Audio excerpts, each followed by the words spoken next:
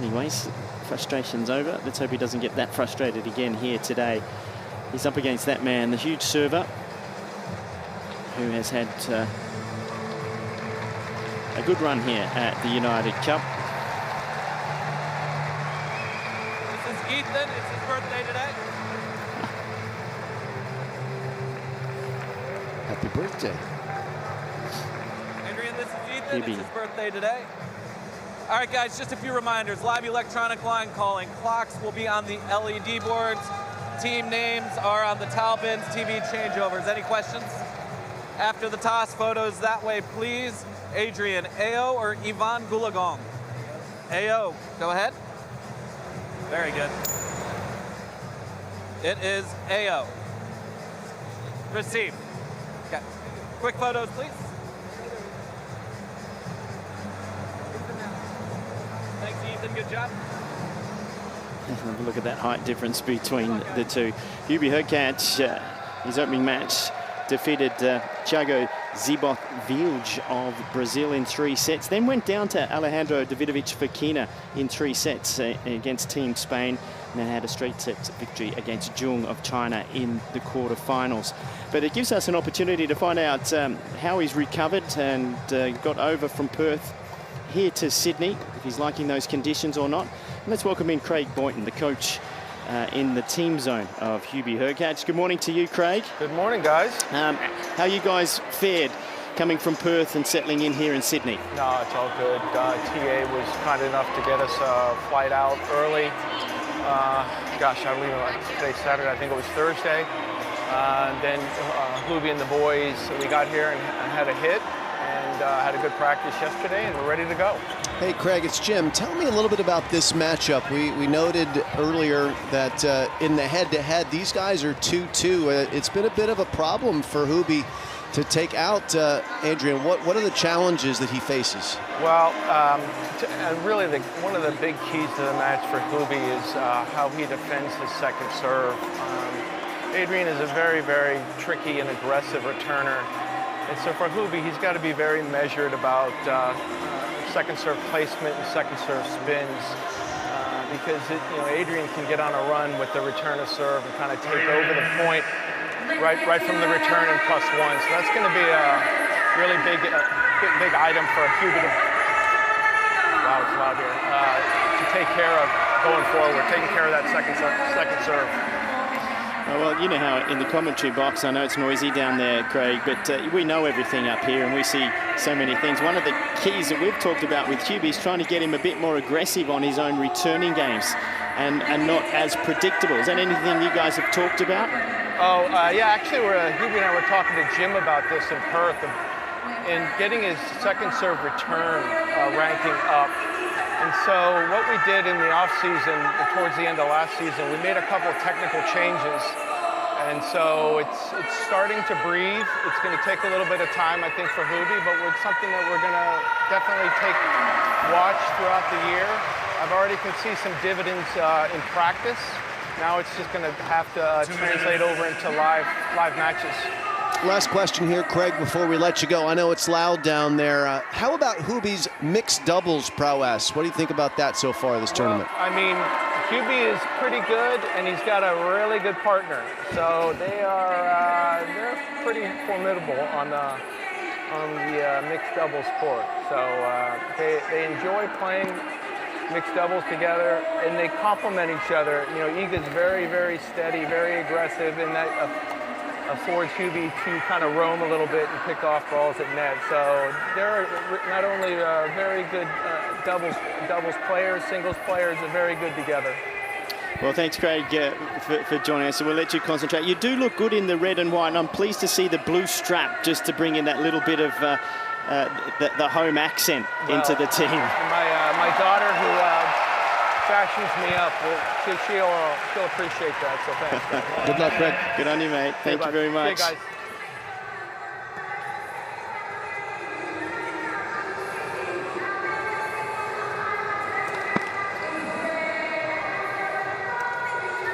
So players taking their final serves, and always interesting to hear from a coach like that, who's willing to talk about what players are actually working on, not giving us fluff and the player fluff too. That's important. And in full disclosure, Craig and I used to work together. He coached me in the 90s, so good relationship with him. He's a straight shooter with everybody, including his players, and super positive, as you could tell. He's very upbeat, but he's very accomplished, and he and Hubie have accomplished a lot together, but they still have goals to do more.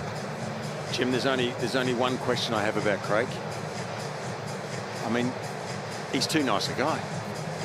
I mean, can you translate Is that a question or a statement? Well, a statement, yeah. Sorry, you're right. It's a statement. He's too nice a guy. How's he going to translate all that niceness across to Hubie? Get him a bit nastier on the court. Well, Hubie should work with you. That'd get him. Craig, what a wonderful guy he is for tennis, and that was wonderful listening to you guys there. Well, as you can see, the bottom strap of your TV there, 23 degrees currently it is.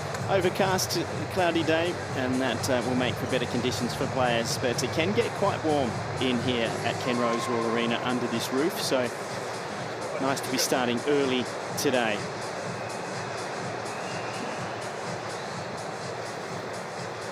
And so we're moments away from getting underway here in the first of the semi-finals in the United Cup for 2024.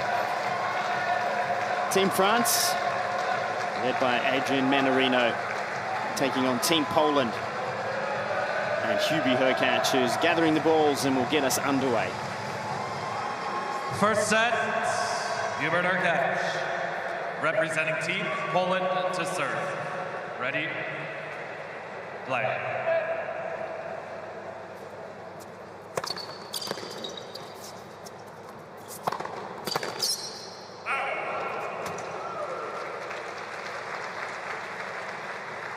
$15 love.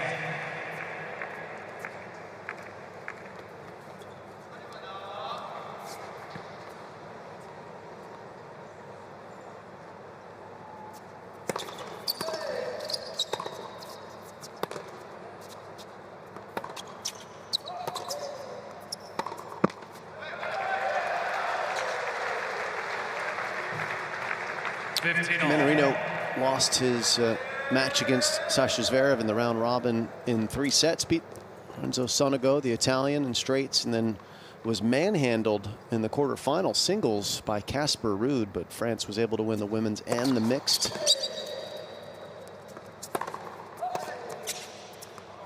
And Kerber played an exceptional level of aggressive baseline tennis, Todd. This is a different type of matchup with Hubie.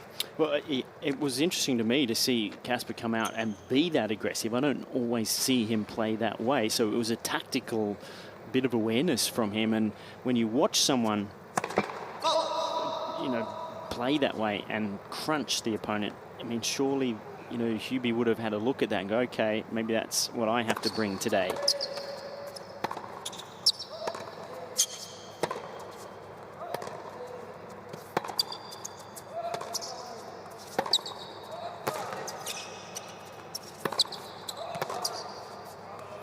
And that was one of the reasons I asked the question to Craig Boynton to see what they would come out with here, because as you mentioned when we were in Perth watching him, it's not his personality to take on a first strike so often. He'll get a big serve in and then sit back and work the point around.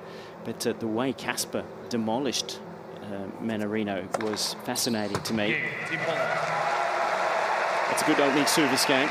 Yeah, Kerber also has one of the most lethal and spinning heavy forehands in men's tennis, and Herreratch has one of the least lethal spinning forehands in men's tennis. It's very flat. It doesn't travel very quickly on average. Neither does Mannarino's, by the way, but that was the big challenge for Adrian, was catching up to the speed and spin and force of that shot. So if Herreratch comes out ripping the forehand today, that'll be something very different.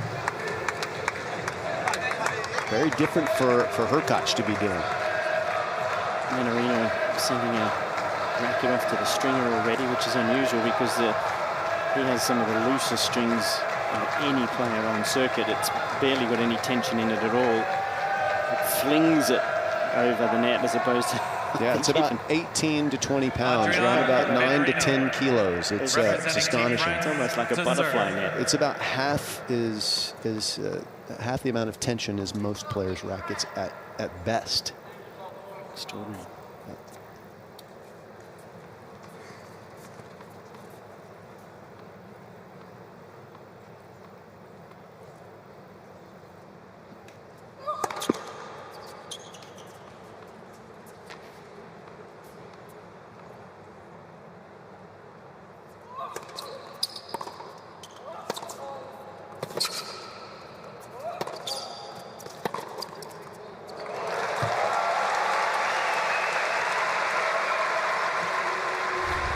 Love 15.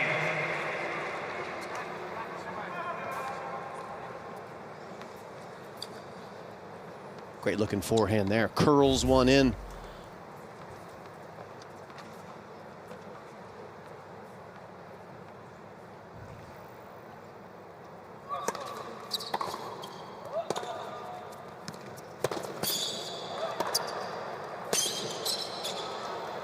It's a typical Mannarino point, manipulating the ball around the court. Just to touch on the tension and how much the equipment has changed in stringing. So go back 30 years ago, 25 years ago, I used to use complete natural gut in my racket, and I would have my strings somewhere around 30 kilos, 68.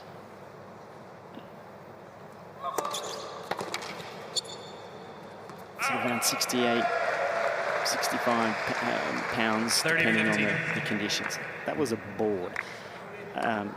What did you used to have yours? Yeah, almost the same. And you had an 85 square inch racket, so a smaller headed racket. Yeah, that racket's closer to 100 square inches that he's using. And that is a significant difference. So you're saying you're about 26 kilos, he's at 18 kilos? No, 8 or 9. 18 pounds. 18 pounds. Pounds, yeah. There you go. Amazing.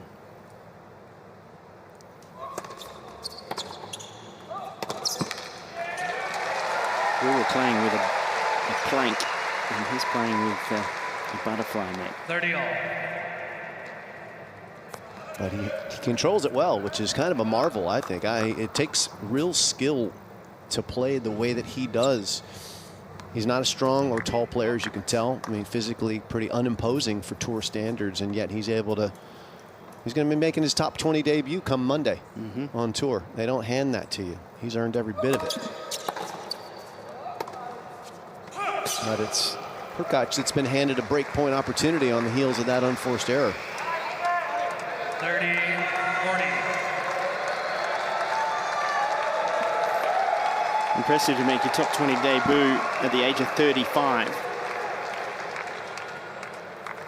Another part of where the game has changed.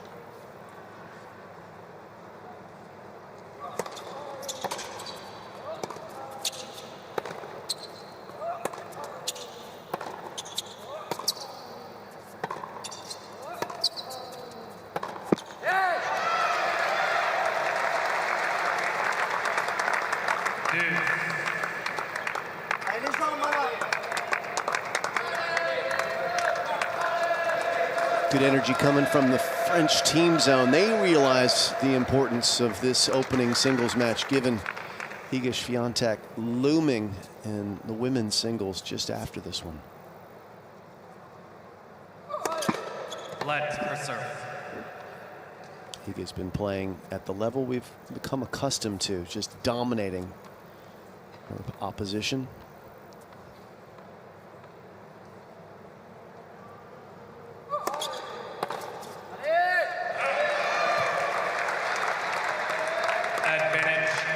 Team France.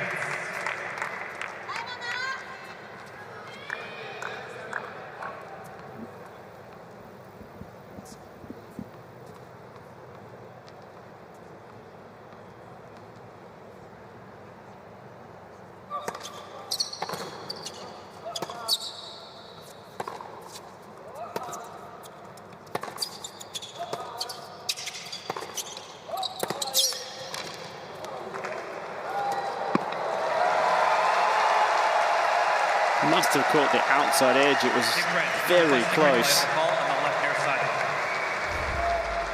Mannarino has requested another look at this in virtual to see just how close it was. That caught the outside edge, didn't it?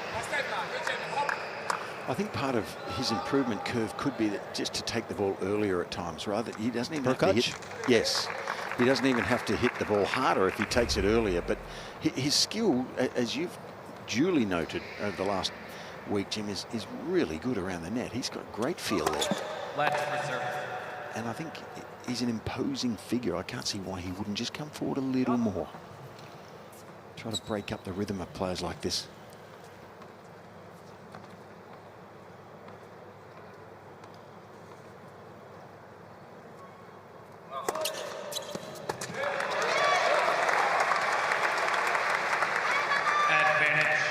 Team France. Sneaky ace, 185 kilometers an hour. Uses the spin to slide the ball away from his opponent. I see him often standing a lot wider here on this second court to swing his opponent out of court, create angles.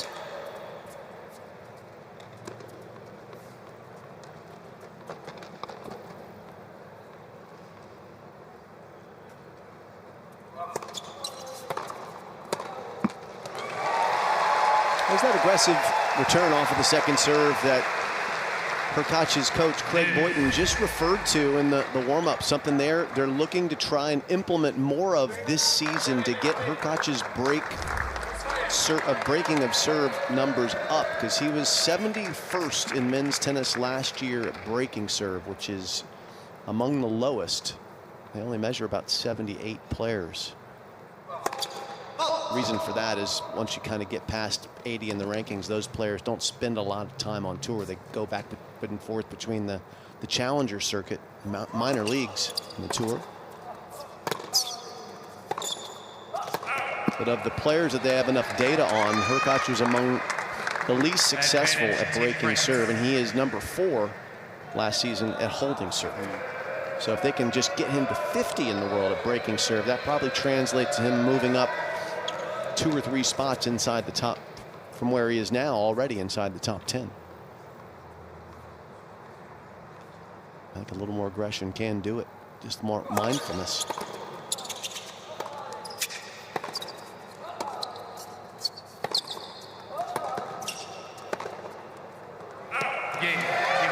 And this is what we're going to see a lot of today.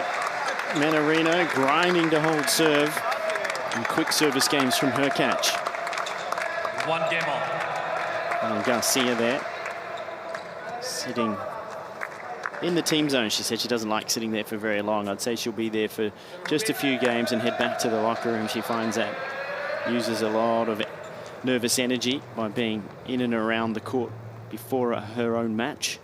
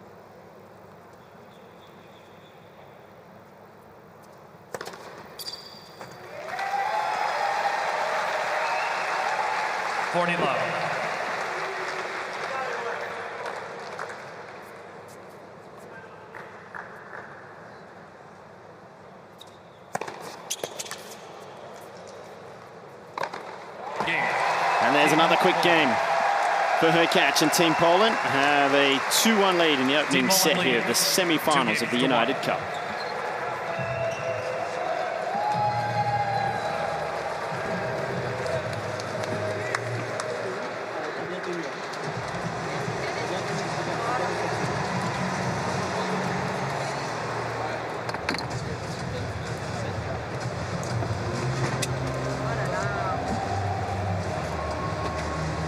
qu'il envoie un peu plus que d'habitude en tournoi, non?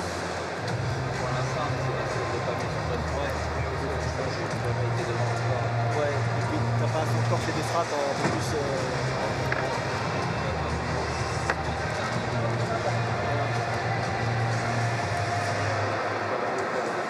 Ouais, au niveau des jambes, c'est tout.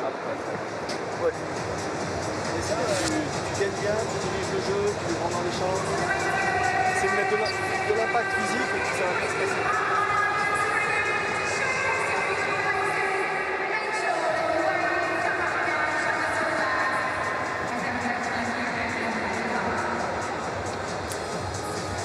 In a very successful United Cup for 2024. Played simultaneously in Perth and Sydney for the group rounds. Semi-finals now being brought together in Sydney for a big weekend of tennis.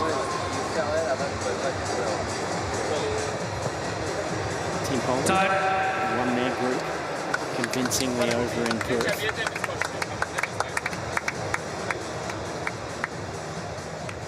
Hologic comes out. Adrian Mannarino trying to bounce back after a loss to Casper Ruud a couple of nights ago.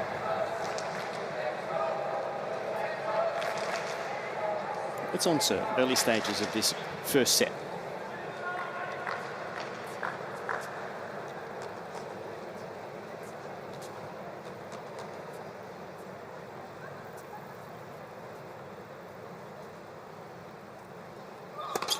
Ledge for serve.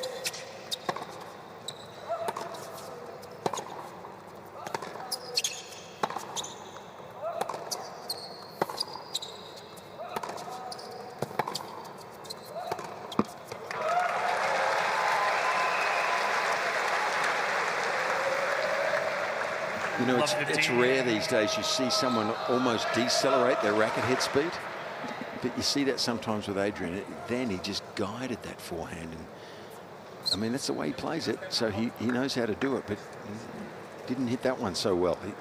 Everyone else seems to accelerate their racket head speed at their racket head at the ball.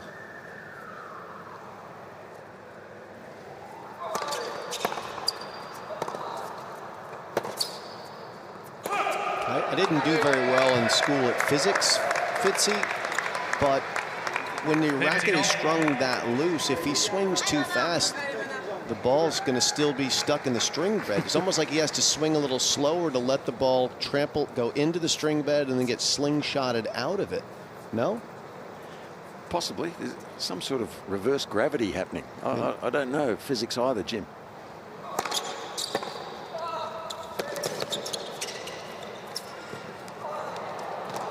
What I do know is that he has the shortest take back on his forehand of anyone that I've ever seen in men's tennis. And that's due to the racket strings being so loose he can get away with it. How much shorter than John McEnroe's? Yeah, I mean, it's right there. Mac had the racket sort of facing back to the fence. This guy's racket is basically at his waist, kind of pointed to the side of the court. It's a marvel.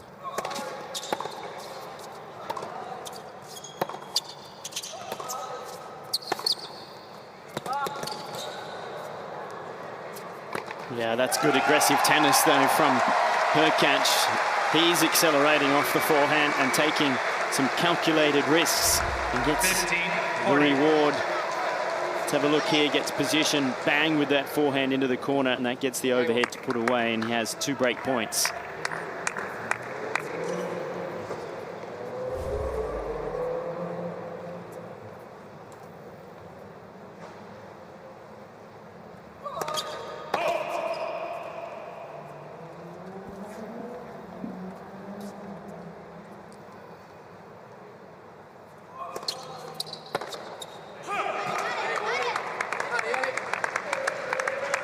30-40. You know, when a right-hander plays a lefty, it's a different angle that the ball comes at, and it takes a while to get used to it. I think that against a right-hander, that's an easier shot.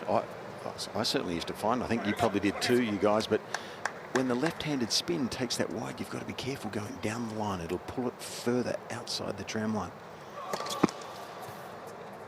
Another chance at a second serve here on break point. Let's see if, I would suspect he'll be a bit more conservative with this return, having missed the last one.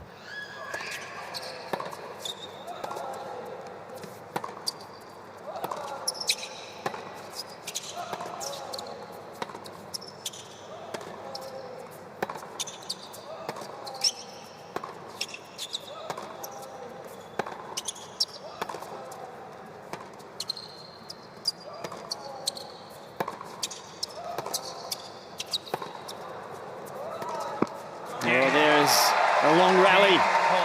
Herreratch wears his man down and eventually, on the third opportunity, gets the break of serve. Team Poland leads 3 games to 1. I can't help thinking that the change of pace is a good thing from Herreratch's point of view. You know, to not hit the same ball over and over, replicate it, go with something different, make it a little bit, make it the spin different, make the speed of shot different. Makes the opposition generate their own. 15 left.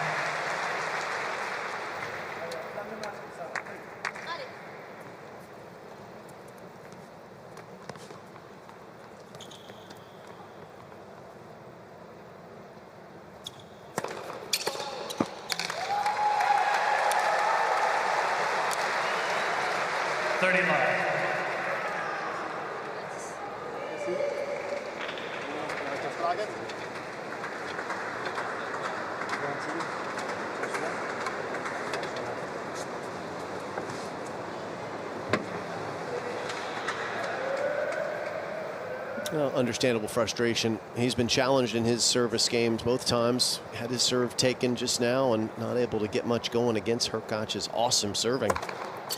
40 left.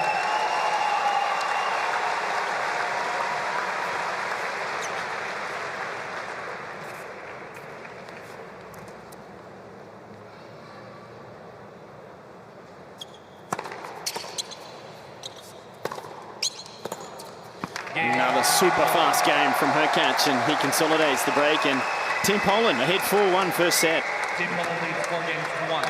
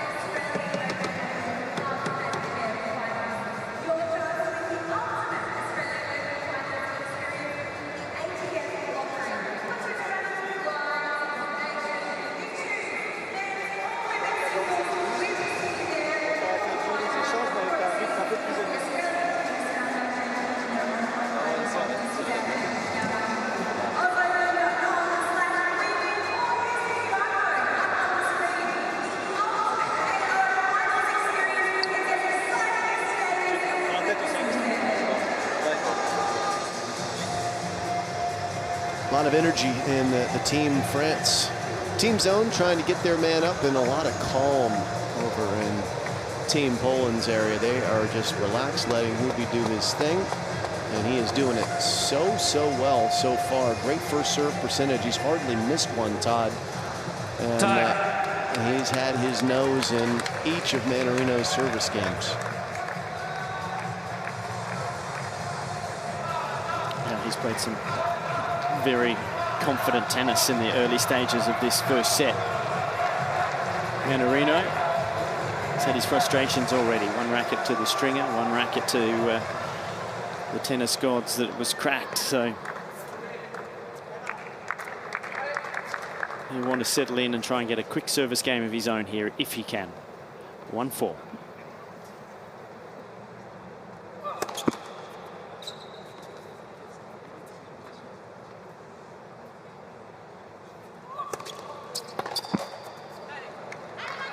15 love.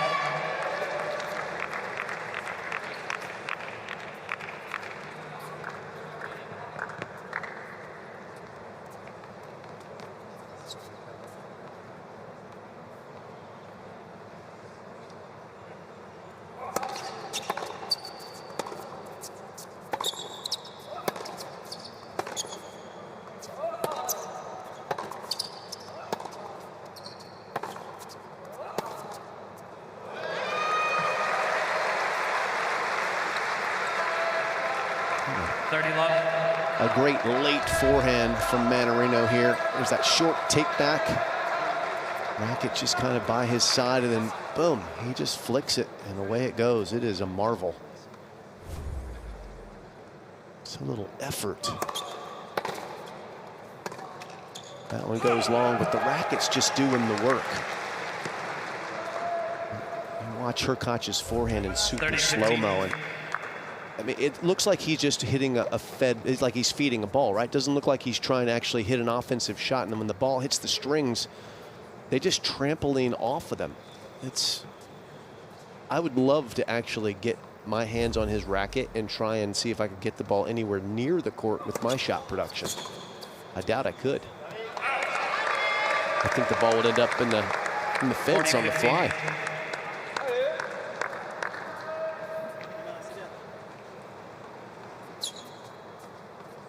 I can get that cracked racket that he might not use anymore. Could do it under the guise of what Andre Agassi used to do to test his opponent's equipment and see what they might be having. He used to say, I need it for my charity auction. Oh, that was filthy. Did he try and hit him? Team Poland leads 4 games. He could have gone anywhere, put it that way. I would like, if I was Herreratch, I'd be pretty upset right now. Would you? Yeah, I would be. I'd get in your grill. No, well, you come at the king, you best not miss. Thank you. As they say in The Wire. If you've ever seen that TV show. Anyway, back to the story. So Agassi used to ask his opposition throughout the course of his career if he could, you know, have one of their rackets to auction off at his charity.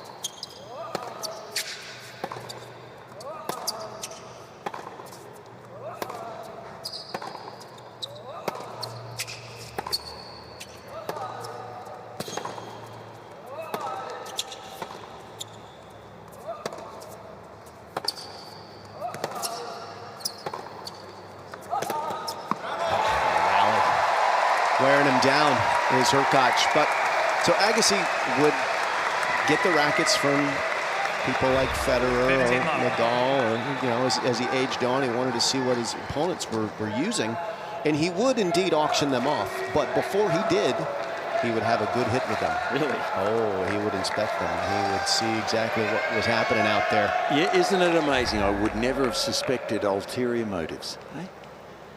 Gee, that was a charity. The money still went to charity. It was still auctioned off. What happened in transit was Andre's business.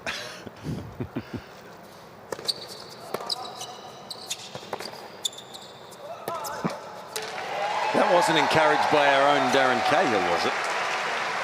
We'll have to ask him when we see him in Melbourne here in a week's time or so. I do know that Darren was the reason that Andre finally changed from the old type of string to the modern string. That was under Darren's guise and urging.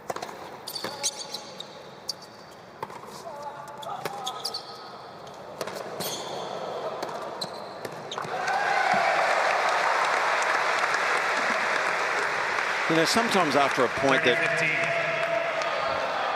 Mannarino constructs, you just take it for granted. But that was magnificent how he defended that ball, and in the space of that shot and the next wins the point. It's without looking like he almost looked like he wasn't awake there. Still asleep, just caressed a couple back. Interesting talent.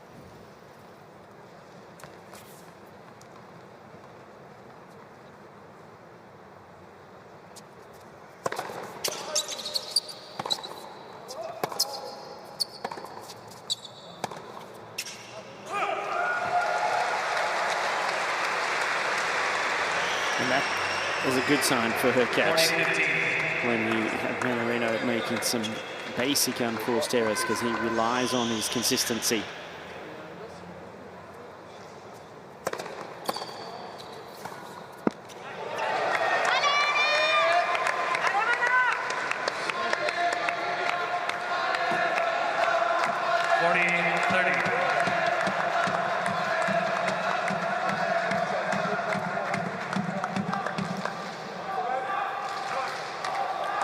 He'll be going to the towel.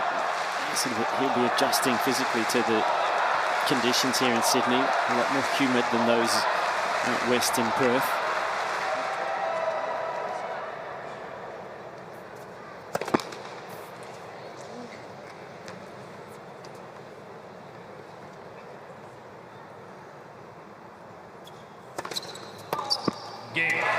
He seems to be handling it quite well. He's got a 5-2 lead in the opening set.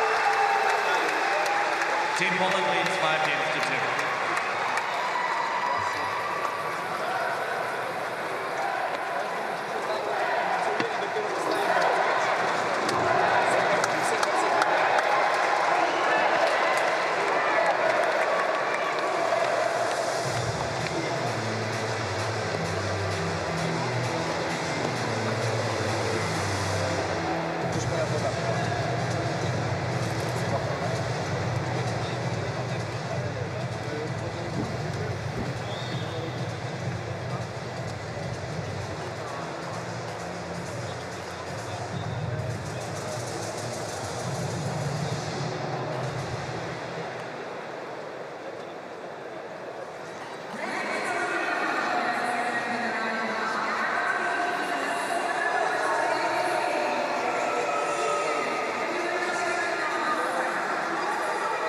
Well, another adjustment that Hubert Herreratch has to make here, coming from Perth to Sydney, is this is basically an indoor arena, which shouldn't be too difficult for him to adjust to, Jim. No, it is slightly more challenging for the overheads here, though. Instead of looking up into the open sky, you are looking at a pretty complicated ceiling with a lot of lattice work, and it's easy for the players to lose track of where the ball is. We've seen some players struggle with that over the years here, so that's an advantage for Mannarino in that little department, but certainly not much breeze down courtside, I wouldn't imagine, Fitzy. No, it's dead still. It feels a little humid today, actually. And I wonder whether that might have an effect on the balls, make it a bit heavier. Pretty pleasant conditions, though.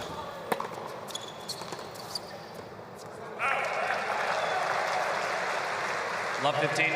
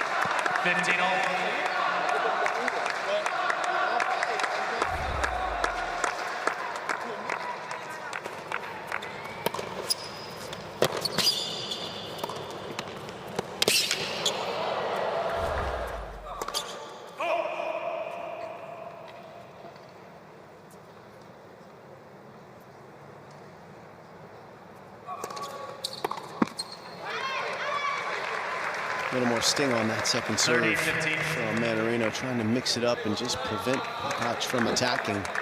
But this is a good game for Herreratch to be a little bit more offensive on those second serve returns. The thing he's been working on to try and improve with that break of serve in hand, a little bit of a cushion for him to take a little more risk.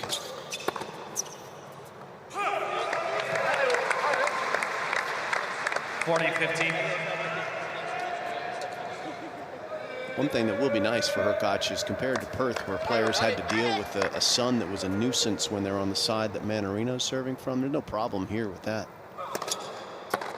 Great serving conditions. Well done by Mannarino. Herreratch will serve for the opening set here at 5-3. Team Poland leads 5-3.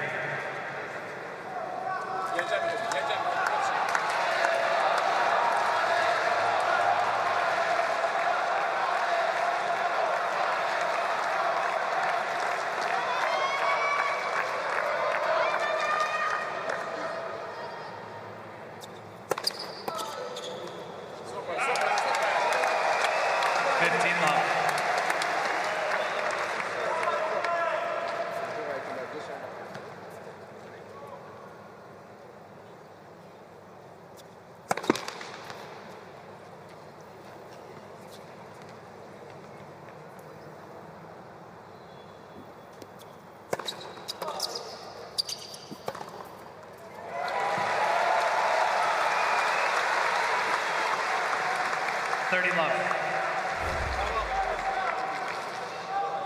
Mannarino trying to take that one early, but it's got such a heavy spin on it. Mishit it slightly. The ball drops short, and then how's the big forehand of Herreratch to dispatch.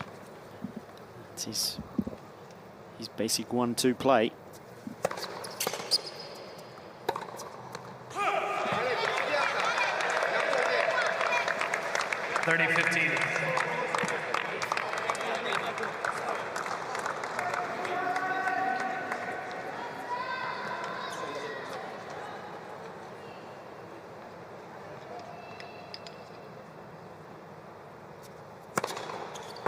Huge.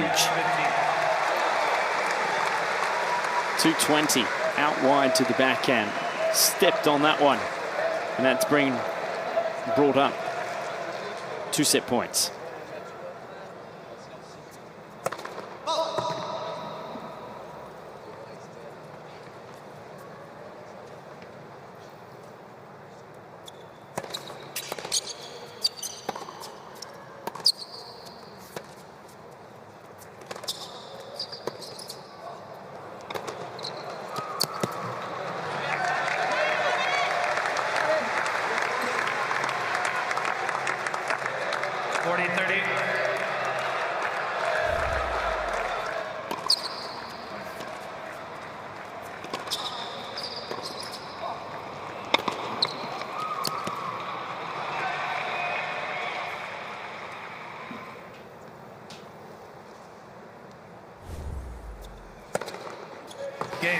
Second set point is sealed with an ace by Herreratch, and Team Poland take the opening set here in the first of the semi-finals, 6-3 in 36 minutes.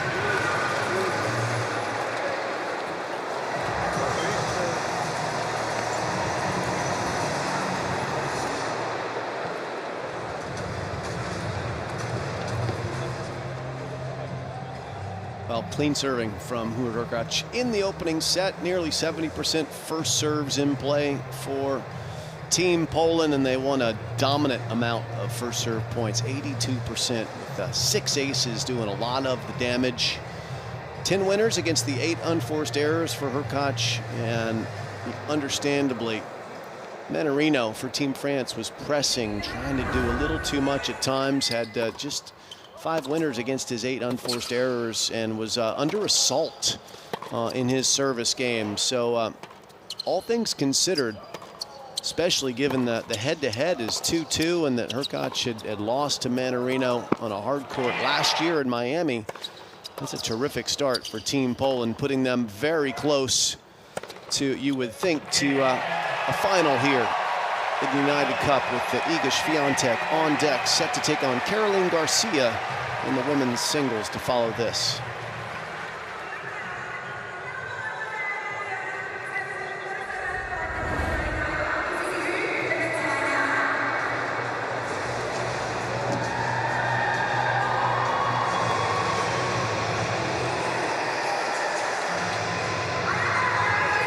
Yeah, opening set under the belt of Hubie Herreratch and Team Poland. 6 games to 3, a very solid set of tennis, everything that you would have hoped for when you start at the beginning of the match, or you're in the locker room with the coach and you're talking through what you'd like to be doing in that set. Served well and used his forehand well to keep his opponent off balance. Adrian Mannarino coming out to serve the opening game of the second set. Second set, Team France to serve.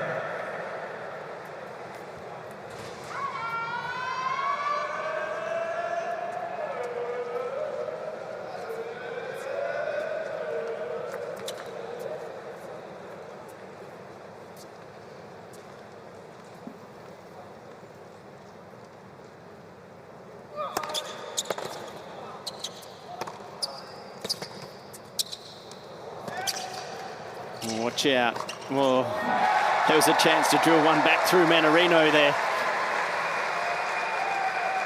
Love 15. Not the greatest of shots, that one, Fitzy. See, Jim and I, that never entered our heads. Yes, it did. No.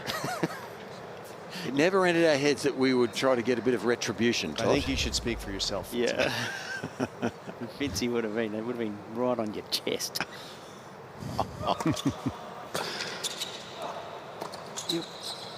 You're painting a very ordinary picture. It's because you're already a Van Gogh. 15 all.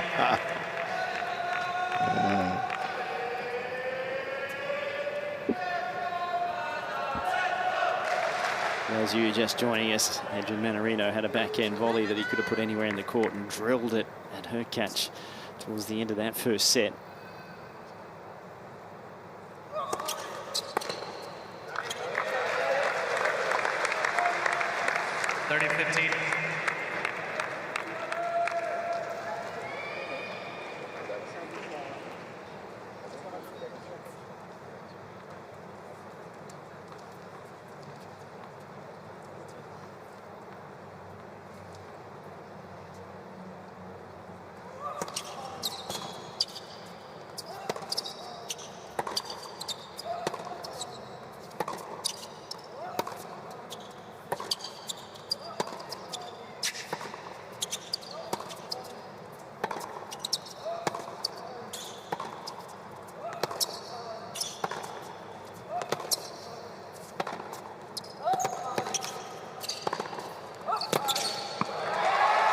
Couldn't play a better point, Herreratch, than he did there. Start with the return of serve. Mannarino hits the wide serve that pushes you so far off the court. And if you hit the return too hard, then Mannarino's quick to redirect to the open court and you can't catch up to it. But Herreratch hit a slow slice return and that allowed him to get back into the middle and then patiently go to work. And work he did. 30 all. More trouble for Mannarino in the service game.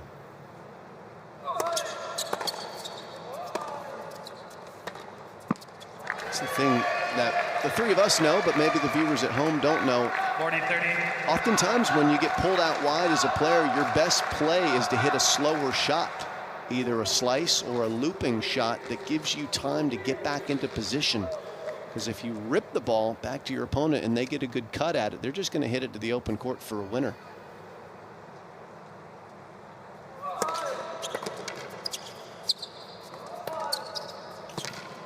Game, Team France.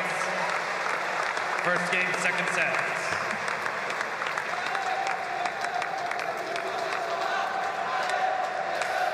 It's interesting, the national noises of the people that support their team, isn't it? Team France here today with that sound we hear during Roland Garros that can't really make it because I don't know how they do it. It's that it'll come up the oh sort of thing, and then the Aussies have the Aussie, oi, oi, oi going. I think the French has a little more flair to it, Fitzy. Well, I think it sounds a little more exotic to us, doesn't it? It's like the hat that you wear courtside. You like that? I do. It brings a touch of class. Thank you. I have to say this. American fans, we're the worst. All we have is USA. There you go. There's no creativity whatsoever. Not like Fitzy's at. We need better songs, more musicality.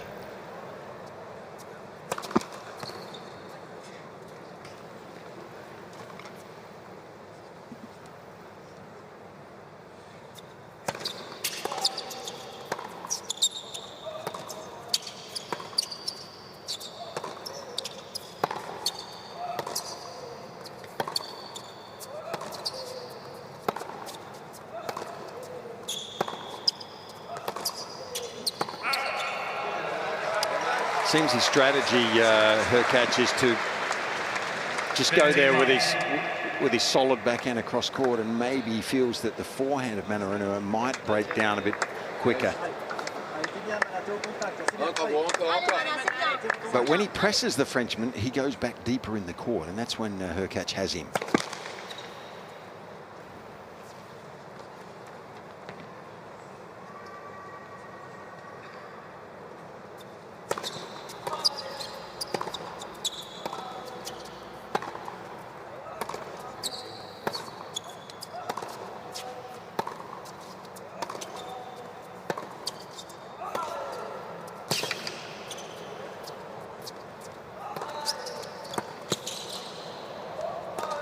Well done. I'm not sure that I like the last 2 points, though, for Herreratch, allowing Mannarino to get into longer rallies and let him maneuver the ball around the court. I think eventually Mannarino will set up plays like this last point. I think you need to keep him off balance as much as possible. That's where the first serve comes in handy for Herreratch.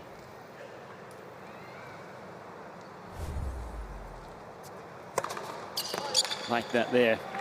He missed his first serves the first 2 points of this game, and that gives Hubie pause because he's got to go to work then. Mannarino's going to make him play, but then he can just bring the thunder on the first serve and get a nice easy point. 40-15. 218. That was a lightning bolt. 220, his fastest of the day.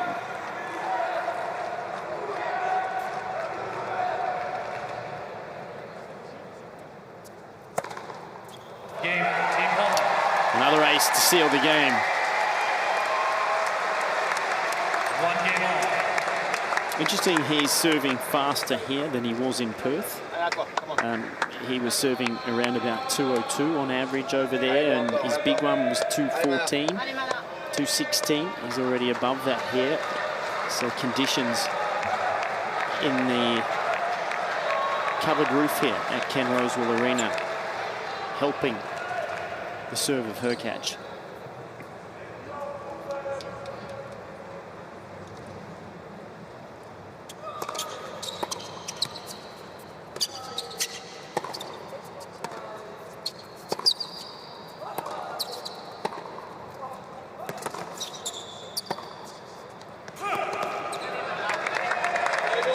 This court, of course, in stadium built for the Olympics in the year 2000, and I played a lot on this court and found it during the day to be one of the most difficult centre courts that you play on. It was very breezy. It had a way of drawing the wind in a circular fashion. It was hard to get a good strike on the ball. Come the evening, though, and it was lovely. It used to settle down. It was a very nice court to play on. Having put this roof on it has made a significant difference to the quality of the tennis.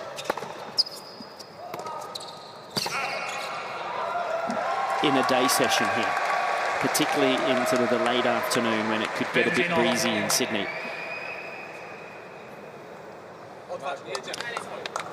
Yeah, it feels classier, sort of, doesn't it, too, with the roof on it? You feel like you're in a really beautiful sports arena. And it builds atmosphere, doesn't it? I think that echoing noise that we can hear there now. Yeah, I agree.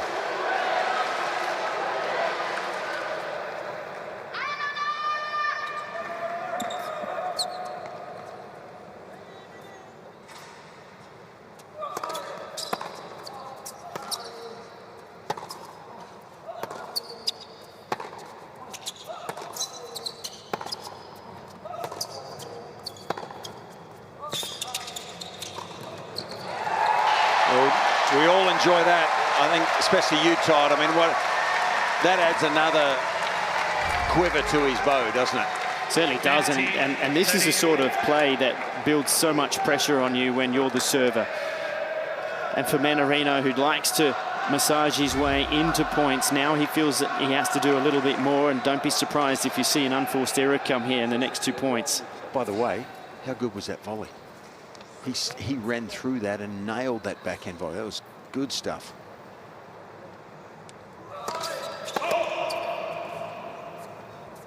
Here's a pressure point now. 15-30, second serve for Mannarino. A real stress test.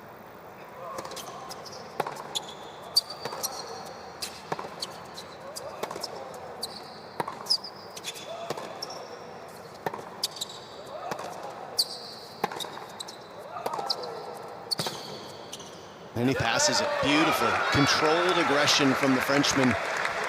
Gets him back to 30 all. It was interesting here. That forehand, as this next one coming, after the same swing, he generates a lot more pace. Caught Herreratch by surprise.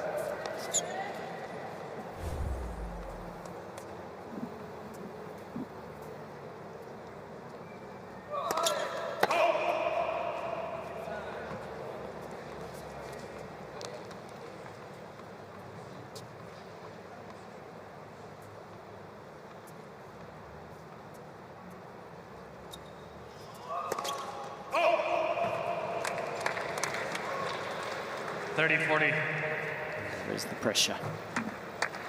Great point for Herreratch.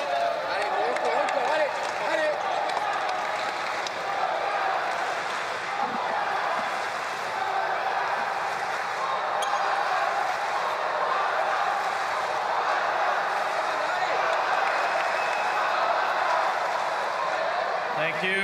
Players are ready.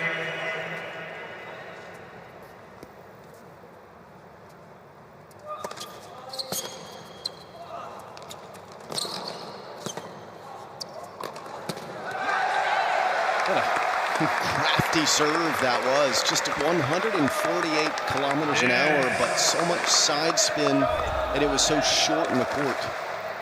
Herreratch tried to hit the deep slice return to buy time, but didn't quite center it on his racket. Great point dispatched by Team France.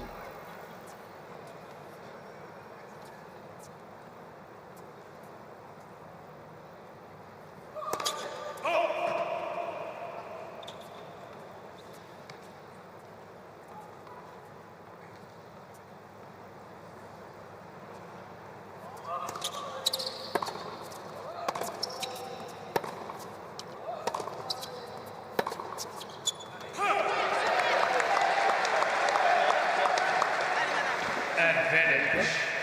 Team France.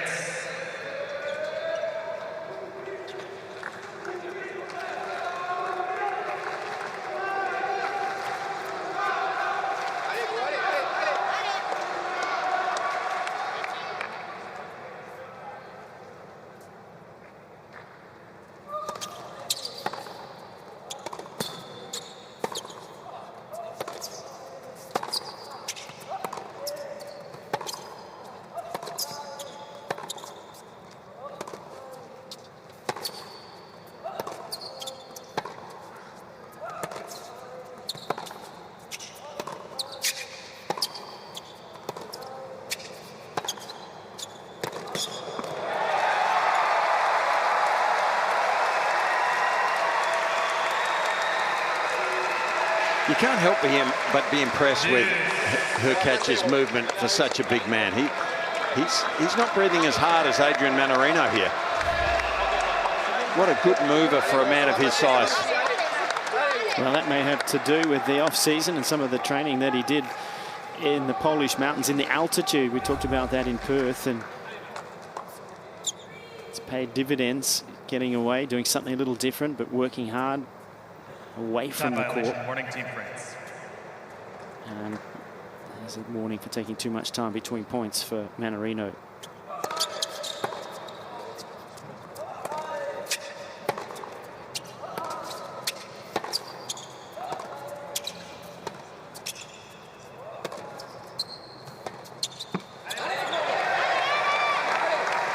I think if there's one minute criticism on the slice is that sometimes his racket head gets a bit too far away from his head.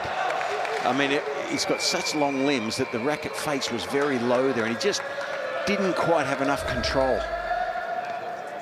It's a long way down there when he makes contact.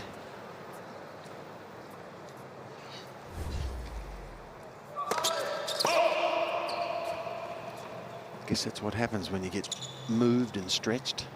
Just lose your form a fraction.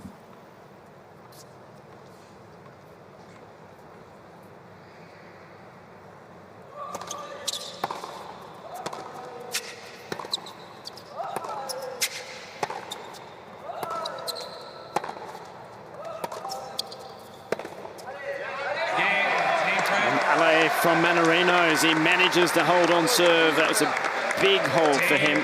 France leads 2 games to 1. It is 2-1 second set, Team France.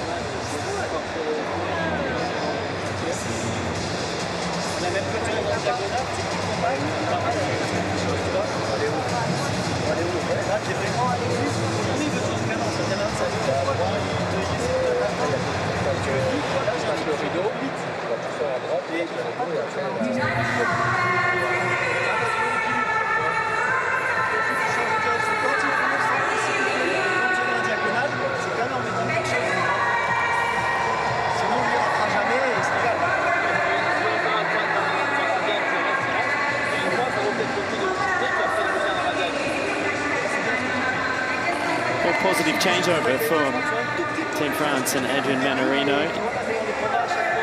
Escaping that break point could prove pivotal.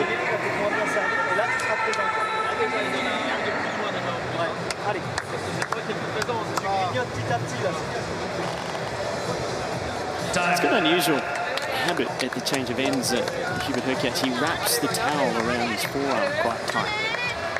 I don't think there's anything significant to it. It's just something that he seems to do as a ritual. Trying to find that one out, perhaps. But so far today, he has not been troubled on serve.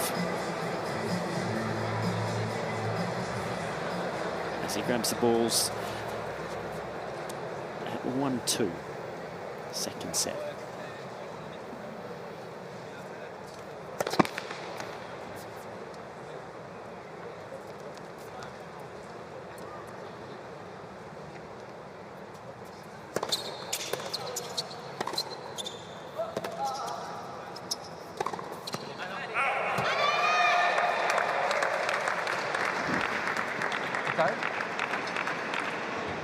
Love 15. It's the right shot by Herreratch. He just didn't get enough topspin on it to bring it down. Mannarino was streaking to cover the open court, and Herreratch had something to say to the chair umpire afterwards, and we didn't catch it. I'm not sure exactly what his gripe was.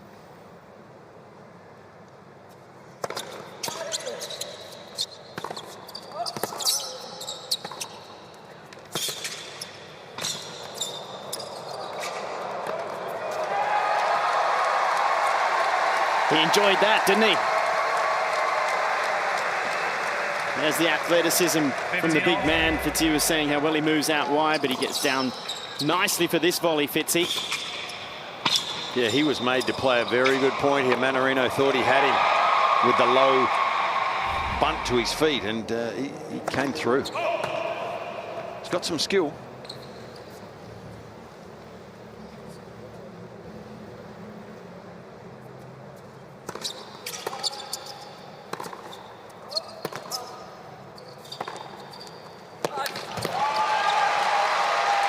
Adrian was trying to make his move there, love 15, and he really did play a good point.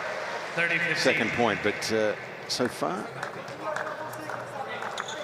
Herreratch keeping him at bay.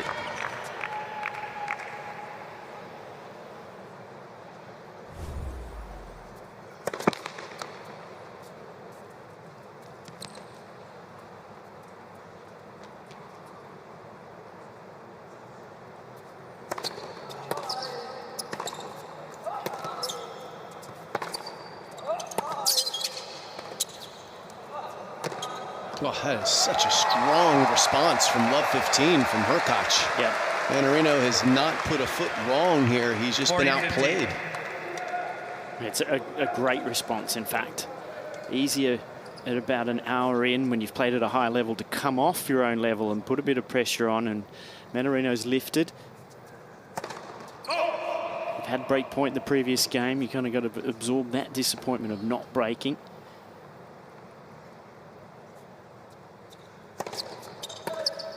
Psychologically, a big boost for Herreratch there. Big time.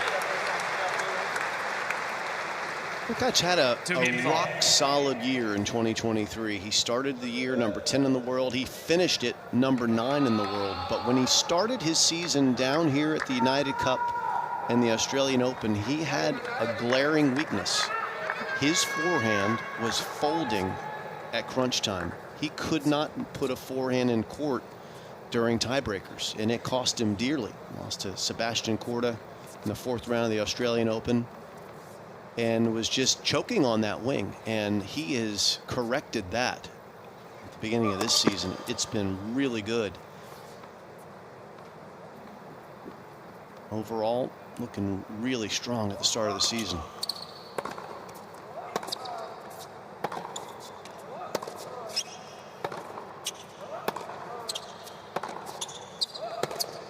One match he lost in Perth to Davidovich Fokina, the Spaniard, was because Alejandro played an amazing level, and he played a very different style. He drop shotted him. He brought him in with short slices and made it really awkward. He didn't allow Herreratch the rhythm that he's getting today.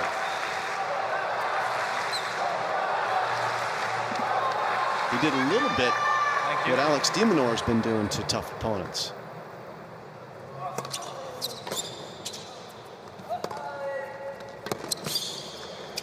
De Minaur's drop shots, slice backhands, and net approaches have been a real feature of his success so far this season.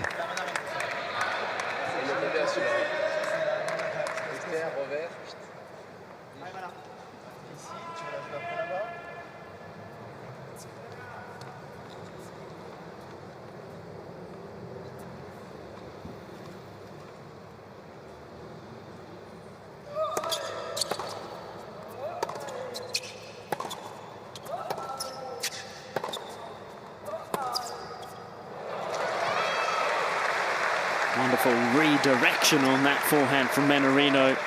Lower percentage, but it pays off for him. A lot more risk, isn't there, when you do that than go across court? It's the safer ball across court. It's an easy shot to hit with a lower net to go over. This takes real control to change the direction with an open face like that and control that ball.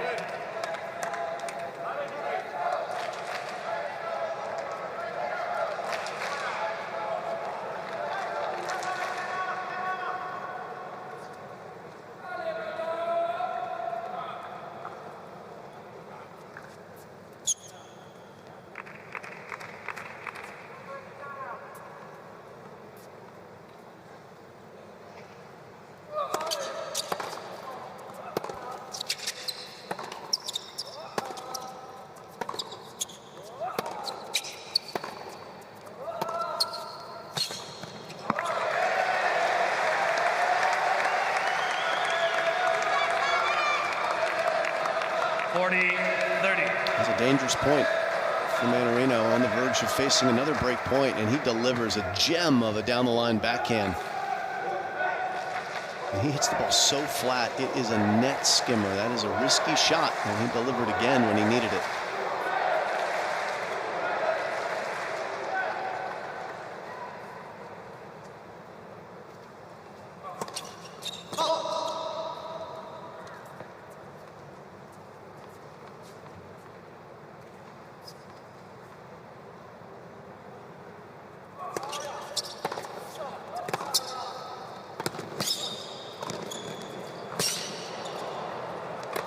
Yes, aggressive play from Mannarino. Keeps himself in front in the second set.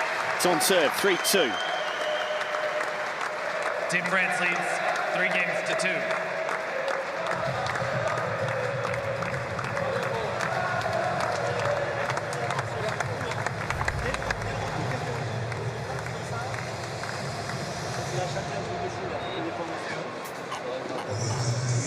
Ouais, exactement. Parce que si tu prends un 15-30, et toi là sur ton jeu de service, t'as pris les longues lignes, un coup droit, un revers, tu y es allé, tu vois. T'as serré les appuis, t'as fait ta roulette là. C'est bien d'avoir pensé lent, rapidement, être assuré, donc c'est à toi de bien sentir quand il faut le faire. Je disais, j'ai un peu de pour l'autre. Quand tu joues ta diag, quand tu sens du ballon ligne, s'il faut, tu restes solide, tu fais jouer.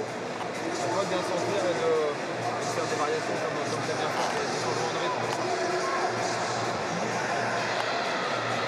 Là, tu es en match, tu commences un peu à lui rentrer dans le cerveau. Well, this match just shaping up nicely now. It was a slower start for Mannarino. Lost an early serve, and that set got away from him quite quickly with Herreratch serving brilliantly, but he's managed to hang in here and build a bit of pressure. Herreratch has been up to the task, but now that he's serving first in this set and kept the lead, given the history between the two, we're in for a tight finish no matter what the scoreline.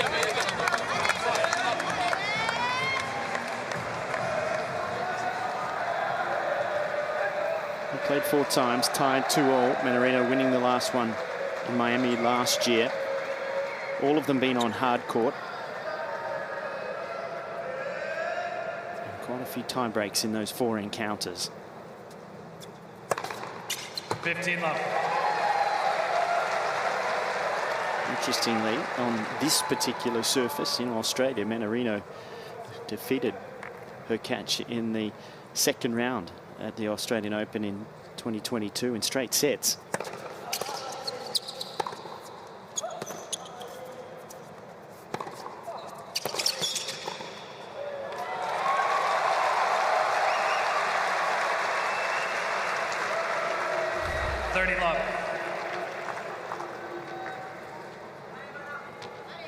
That was a great win for Mannarino because Herreratch has been a top 10 player for 3 straight seasons now.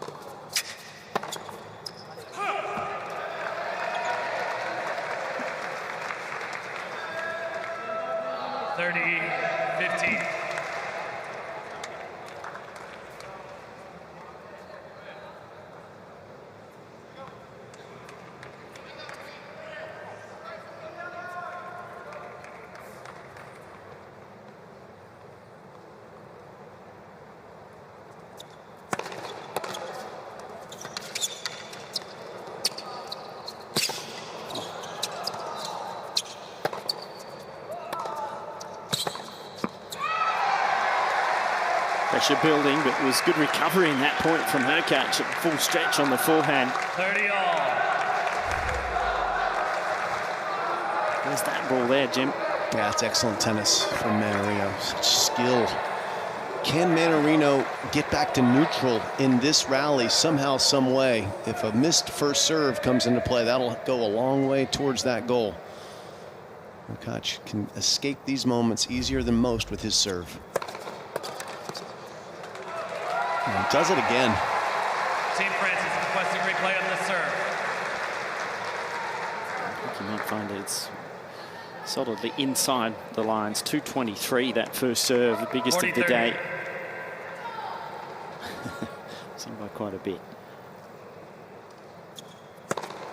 So is that one too. 30-all, no problem. 2 big bombers and all tied up. Life must be much less stressful with a serve like that. Yeah, no doubt. And frustrating for for the poor guy down the other end. Save a moment for him. More familiar with that feeling, Fitz. Yeah, me too. Yeah.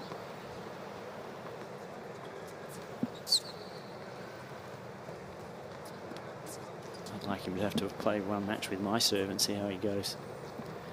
It'll be a struggle. Good luck.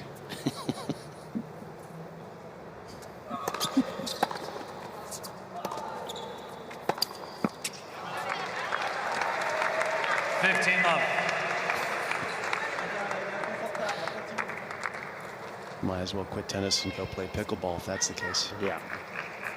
Yeah.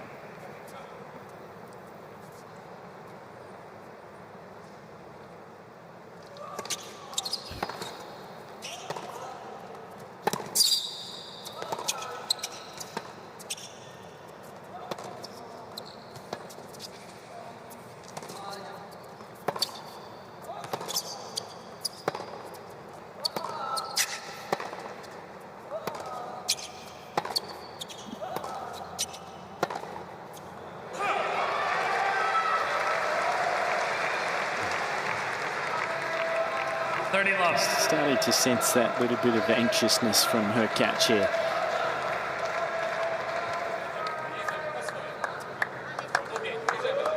Even though he got through that game brilliantly from 30-all, there's just some of the point structures are starting to favour Mannarino now.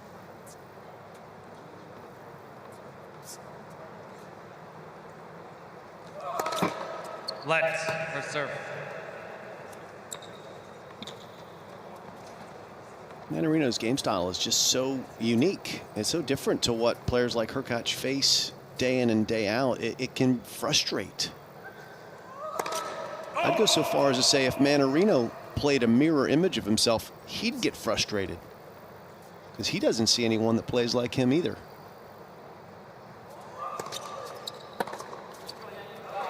This is hard because you're used to people taking big cuts of the ball, lots of spin on the ball. That's the modern game, blasting away from the baseline.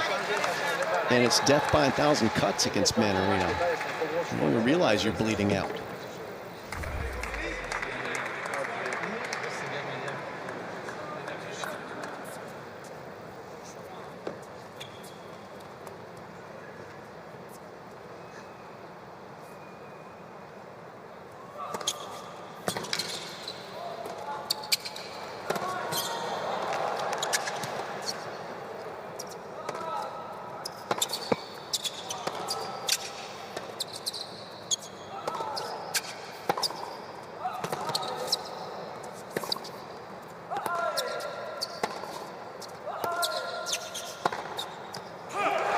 Missed it. A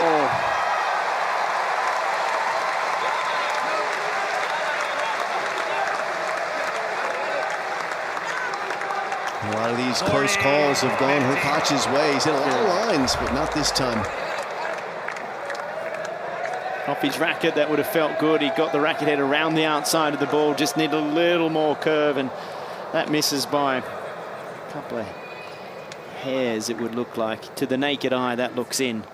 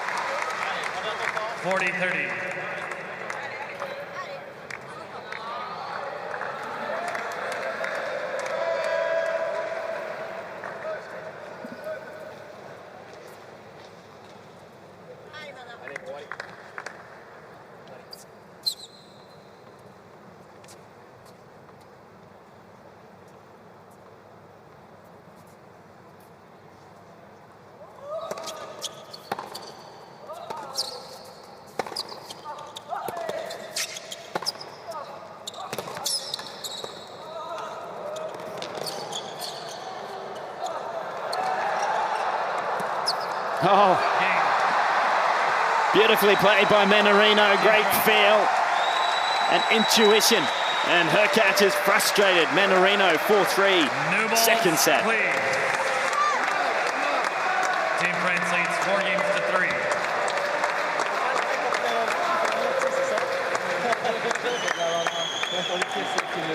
C'est son parent qui te l'a dit.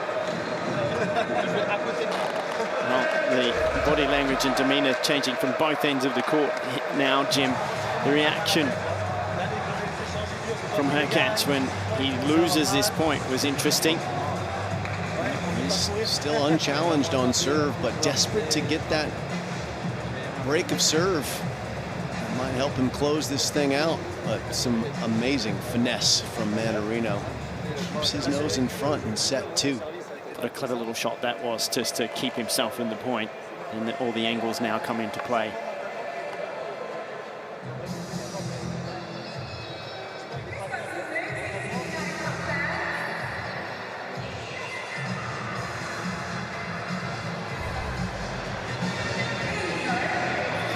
So there's a little throw of the racket from Herreratch at the end of that point, frustrated. And I think they talked about the anxiety, tension starting to build down that end of the court for Team Poland. Craig Boyton sort of up in a different position, trying to maintain the fact that he's played a very good match to this point, but has to maintain the levels. Yep, you got to keep it positive. And say, look, he hasn't gotten to break point on your serve. Just keep doing what you're doing. You're in his service games, and that's a fact. But there is a lot more energy and smiles in the Team France zone at the end of that game. They're feeling better about the way things are going for sure. They've got a little bit of momentum, and they also recognize that they've put a little bit of frustration into Herreratch's mind. Big game coming here. Mannarino takes 2 rackets down.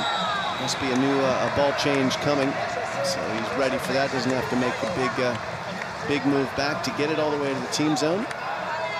Change rackets for the new balls.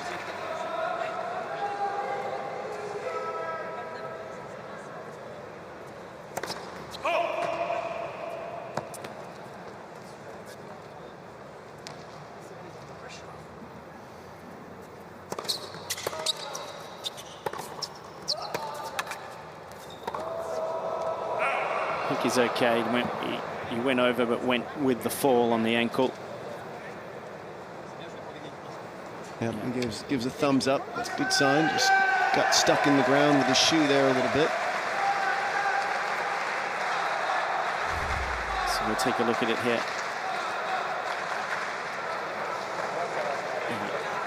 Kind of, is he just there? Almost goes over, but he recognizes what's happening, and it's just better if you go with it. Love 15. Thumbs up, he says, I'm fine. Good sportsmanship from Herreratch coming across the net just to double check. 15 all. Pace count building nicely for Herreratch. That's 11. That number always is deceptive, I think, because that means there's a lot more unreturnables as well surrounding it.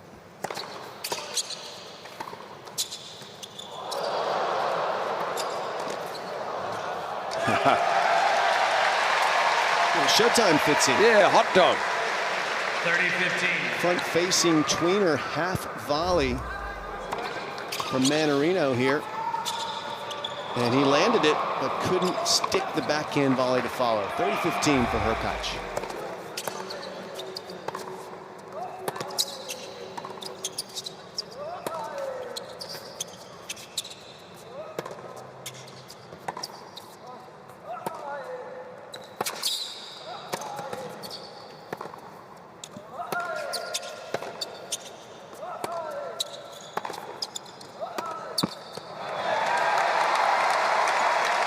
This is another good service game from Herreratch, lifting his intensity or keeping it high is probably the better way to describe it. Both his team captain and his coach on their feet, pumping their fist at him after that point. So a lot of positive energy being sent his way from the team zone.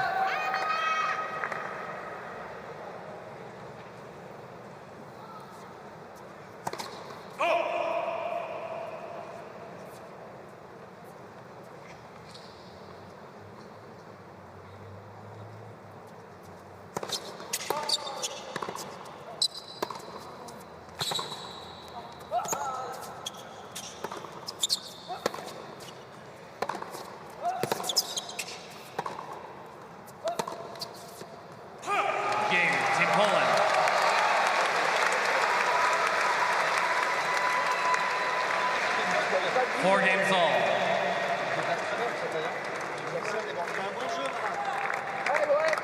Now this is a game I would expect or really sort of hope from a Herreratch perspective that he stays very positive. He's got new balls, or relatively new balls, that are going to come. That means he can get out after and build a bit more speed, push Mannarino through to the corners of the court, open up that next shot with his own forehand. And for Mannarino, he has to negate that. He has to not let that happen.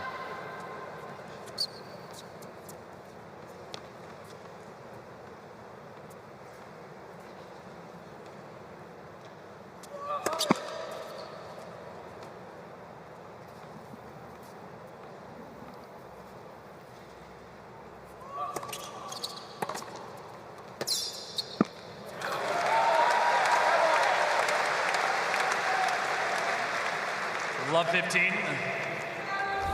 This was a very positive return to serve, wasn't it? It wasn't an outright winner, but it was in the court. It was aggression. Takes it to the corner as suggested. Draws an error. So love 15, pressure on Mannarino.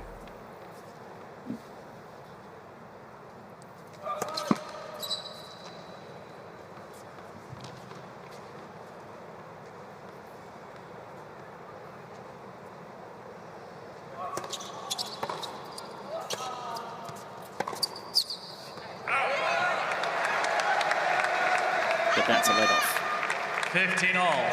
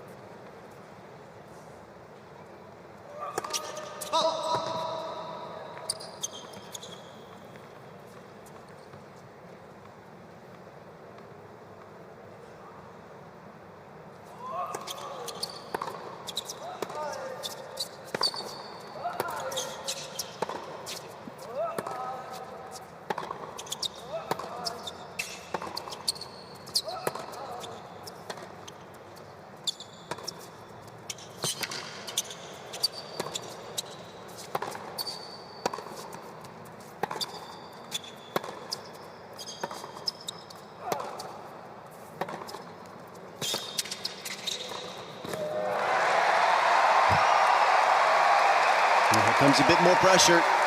Good discipline from Herreratch.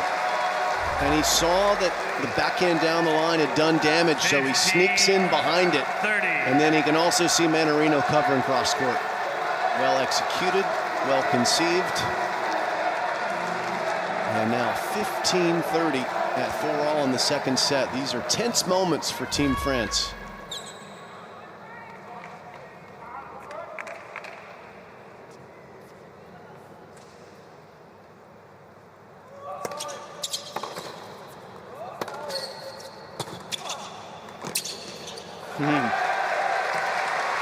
And well played.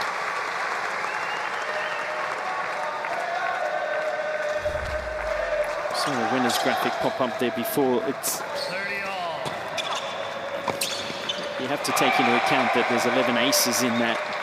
It's not necessarily coming off once the ball is in play. I'd like to see those two separated.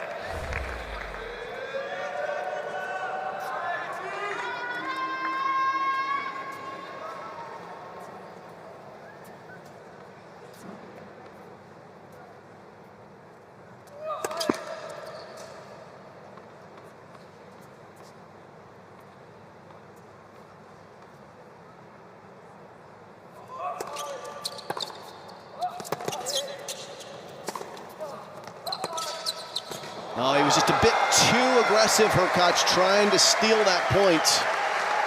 And Mannarino, with his peripheral vision, able to see him coming in and hit the clean winner cross court. 40-30. Gee, he did make him play a good shot, though, didn't he, Jim? And he was a long way back there, Mannarino. That was one heck of a pass.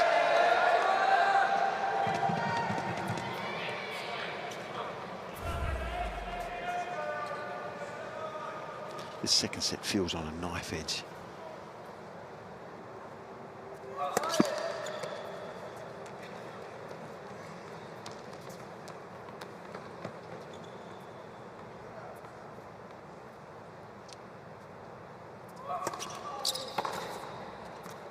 Game, Team France. And that's another hold that's huge for Mannarino. Raises the racket to the sky. He realizes it too.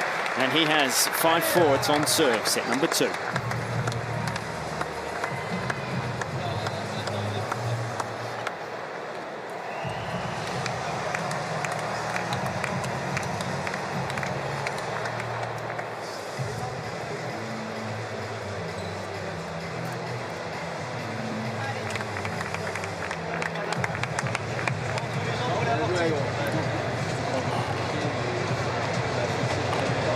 Sur ce passing-là, il a frappé fort aussi, il était dur à contrôler. Normalement, il a tapé, là, il était plus solide. Well, we haven't been anywhere around Sydney. I think it's time to take a look at some of the sights, and this is well worth a visit too. This is Taronga Zoo. It is one of the great zoos of the world. It's located on the northern banks of Sydney Harbour. It's got views back to the Opera House and the Harbour Bridge. It was established back in 1916 and takes care of over 5,000 animals.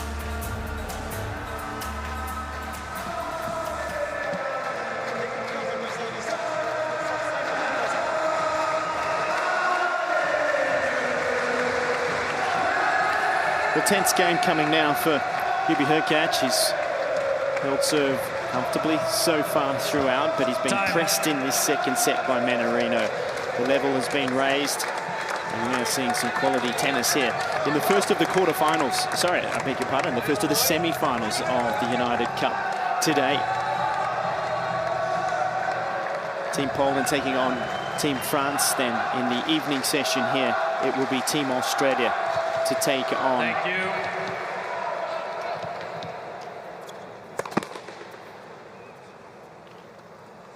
Team Australia to take on Team Germany.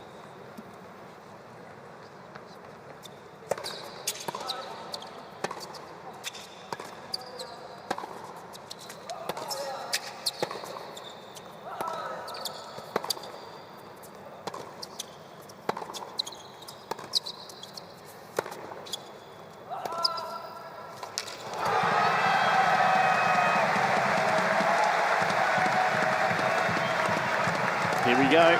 Pressure times for Herreratch. Love 15.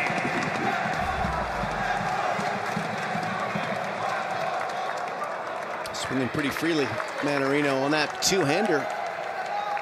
It's the first point for the second consecutive Herreratch game in a row, but this time he stayed on his feet. Remember last time he fell down, Herreratch missed the next shot.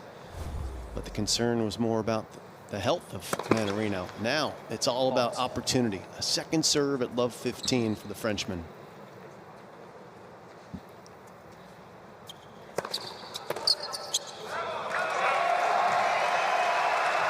I think to Mannarino's credit there, he was trying to seize the moment to be aggressive, wasn't he? But when the second serve has that much bite and kick, gee, that's tough to control.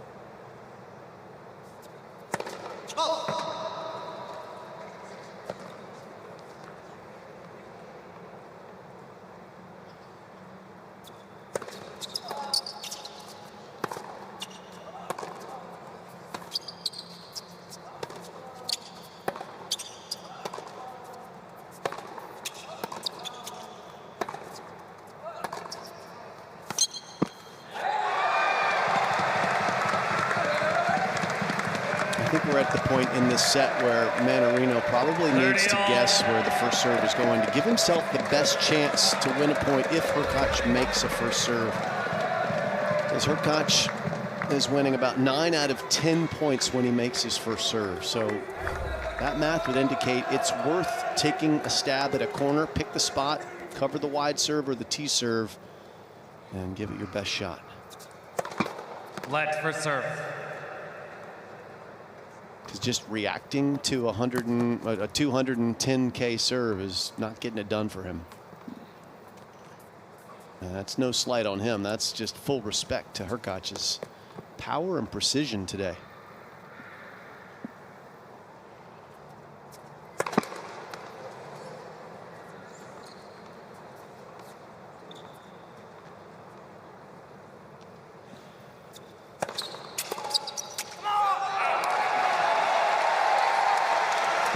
Two very different reactions from both ends of the court. A come on from Herreratch and a bounce of the racket from Mannarino.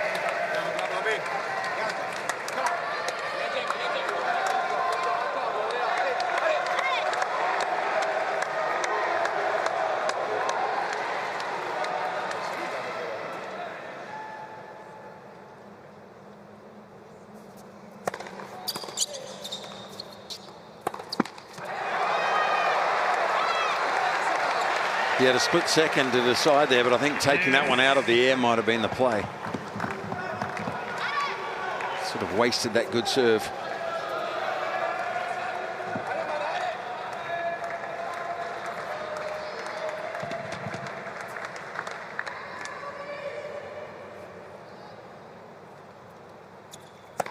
Let for serve.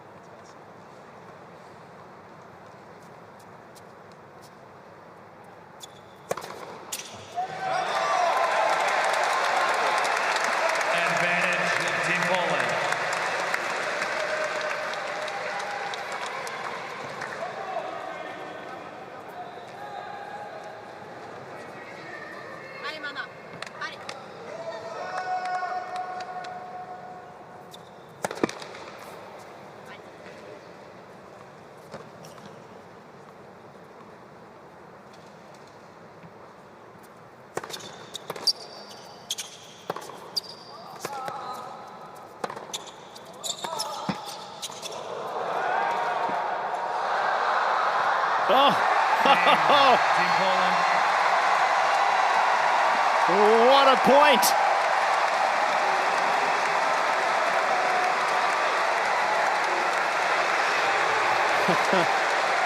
Two let cords, great reflexes on the first one from Herreratch. Here he is, he comes in, and this one clips the tape, pops up as they do when you get a let cord. Racket in the right place.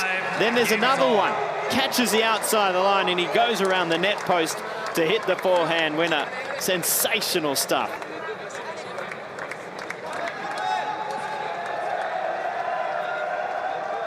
And so we're at 5-all.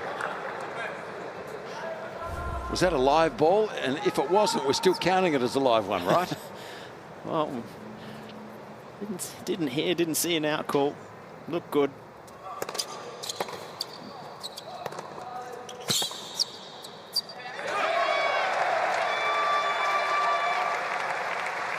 Love.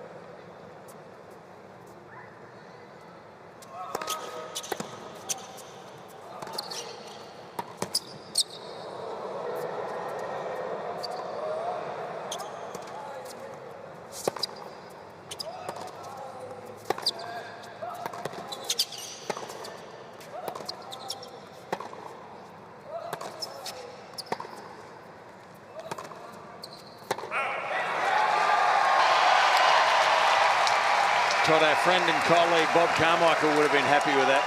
There's value in the high lob. Yeah, and if you're going to put the lob up, throw it as high as you possibly can, get yourself back into the point, and that's exactly what it did. You could say that that lob was nails, boys. Bob Carmichael's nickname, the nail bags. We miss him.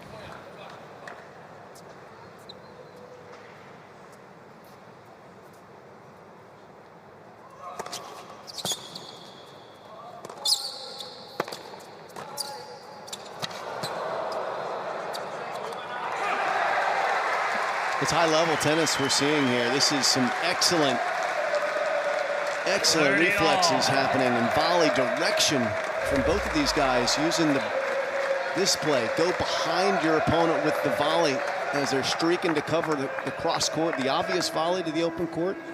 Todd, you've been preaching that all week in Perth, that people should use the behind their opponent volley more often. We're seeing two magnificent examples of it out here this set.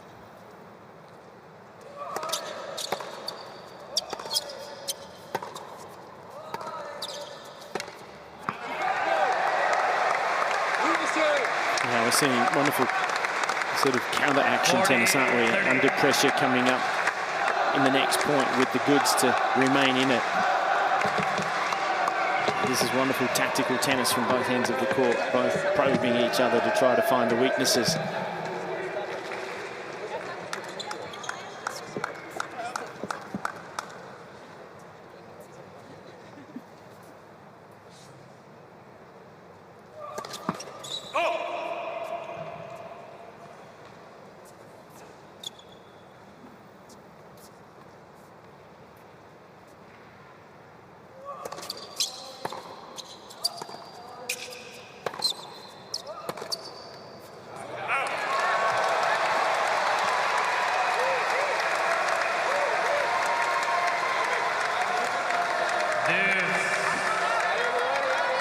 Mannarino cannot afford to make a mistake here.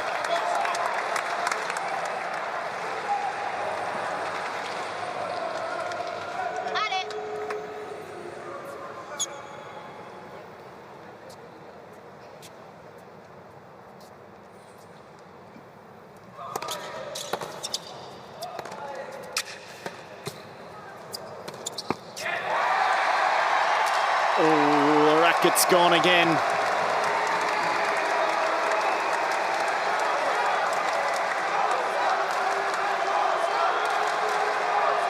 There's a volcano just under there, isn't there? Team Poland. Is he going to change it? Did it stay in one piece? His vibration dampener popped out of it, and the ball kid at the net was able to retrieve it and get it back to him. So he's going to play on with that racket. But here's a real moment now. Herreratch, this is a virtual match point the way he's been serving. Break point for Team Poland.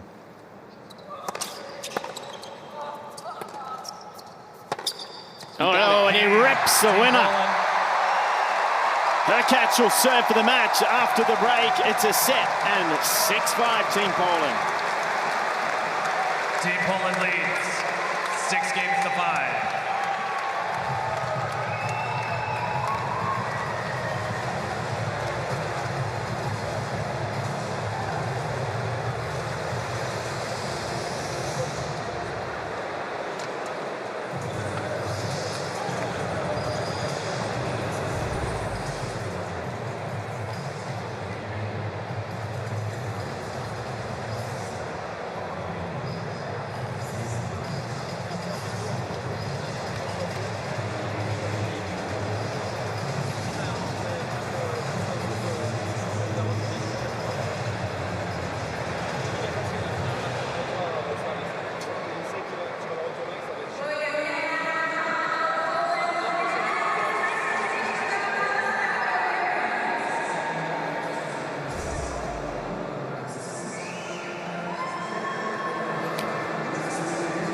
What a sensational forehand that was on the break point from Herreratch.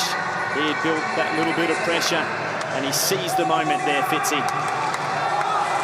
Well, he came up with one of his better forehands, didn't he? I mean, some of these sets, they just rest on a knife edge sometimes. They can go either way, and it's just who plays the bigger point or two better sometimes.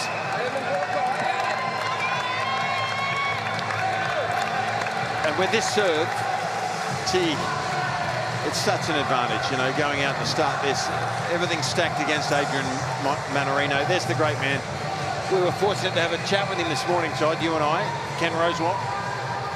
Good to have him here. The stadium's named after him, and he played some of the biggest matches that we can remember. So here it is, Herreratch serving for the match for Team Poland.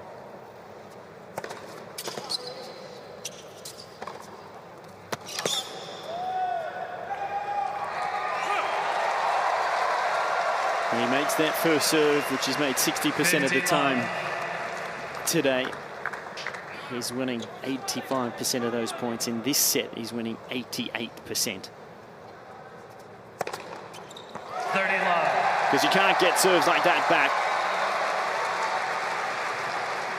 14th ace.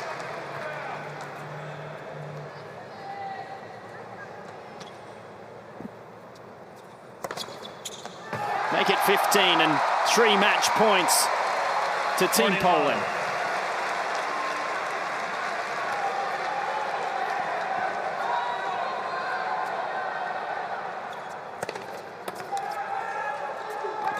And what a way to serve it out.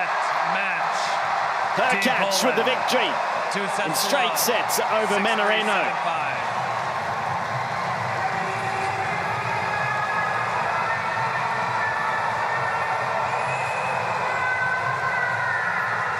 And what a weapon that serve is to come out and clean up a match in under a minute, Fitzy. Wouldn't that be nice? Yeah, I don't know what that feels like, Todd, but yeah, no, it's impressive. But I thought that was an outstanding match, really. Both players there were awfully good, and that was a high level, as you'd expect, in the semi-final stage of this United Cup. Really entertaining. So, Herreratch has set Team Poland off to a brilliant start. First point under their belt in this semi-final. Still to come next here on Ken Rosewell Arena will be Caroline Garcia of France to take on the world #1 Iga Schwantech. But for Hubie, well, they're good signs going into the final tomorrow, but also with the way his form is going into the first major championship, the first Grand Slam tournament, the Australian Open, in just over a week's time. A week from tomorrow, in fact. And Craig Boynton, who we spoke to at the beginning of the match, he'll be very pleased with that. But let's hear from Hubie himself. He's with Jim Courier. Hubie, Adrian has been a difficult opponent for you at times in your career, but you were able to handle him today pretty comfortably. What was working well for you? What was the difference today?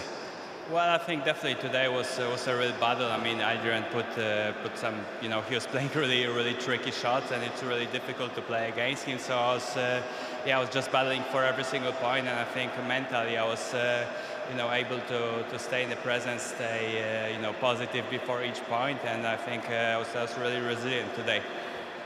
So Team Poland played your first 3 matches all the way across the country in Perth. What are the differences coming across, flying mid-tournament? It's not something you often do, and making the adjustment to play here in Sydney. Well, definitely, no, it's something different, you know, that suddenly you play your next match completely in a different city, different time zone. So definitely that's, you know, the court actually, you know, when you play a tournament, sometimes you play on center court, you play on outside court, so there are some differences. But this year, I think, you know, I really like and enjoy playing in Sydney. So definitely it was, especially it was quite early because 10:30 a.m. It's, you know, with 3-hour time difference. You know, it's not usually you play a big match at 7:30 a.m. in the Perth time. So definitely, you know, I was, you know, able to, you know, get some good night of sleep and play well today. Well, you put your team in a great spot. Poland leads 1-0. You need one more match between the singles and the mixed doubles. You have your teammate Iga Schwantech coming out next to play. What's going to be important for her in this match against Caroline Garcia? Well, I think Iga, you know, she always brings amazing energy on the court, and you know, if she continues to fight for every single point, I think we're in a great spot. So I'll be supporting and cheering for Team Poland. And how about your fans here representing Poland? How about the fans taking care of you? I mean, the fans are incredible, and really appreciate you coming. Dziękuję bardzo, że przyszliście. Dzięki za wsparcie. Kibicujcie dalej.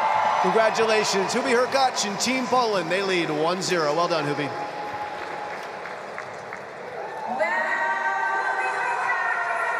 Well, you can always tell a player's happy with their performance, with their own body language. You can win some matches and know that you've just scraped through, you've done the job, but you're still searching for some form. But that's not the case for Hubi Herreratch here in Sydney. That was a superb serving performance, followed up by ripping forehands, and having to absorb some wonderful pressure from his opponent, Adrian Mannarino, Fitzy, who got off to a bit of a slow start, but overall, as you said, at the end of that was high-quality tennis. It was, and he won that match, Todd. He didn't just fall over the line. He grabbed it by the scruff of the neck at the end, and he really shook it hard. And he'll be very happy. That's why his body language was good. There's the match summary. Look, his serving was outstanding. It always is. Maybe not quite that good a lot of the time. And those 15 aces, they mean more than that to me. Yeah. You know, there's a lot of unreturnables surrounding that number, and some of them set up an easy forehand, a short forehand to knock off.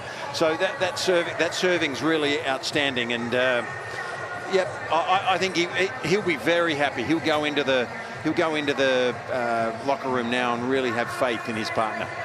Well, you think he should. She's the #1 in the world. She's won majors. She is a force to be reckoned with, as is he.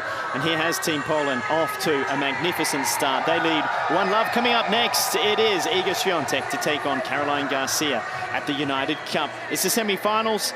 We'll see you soon.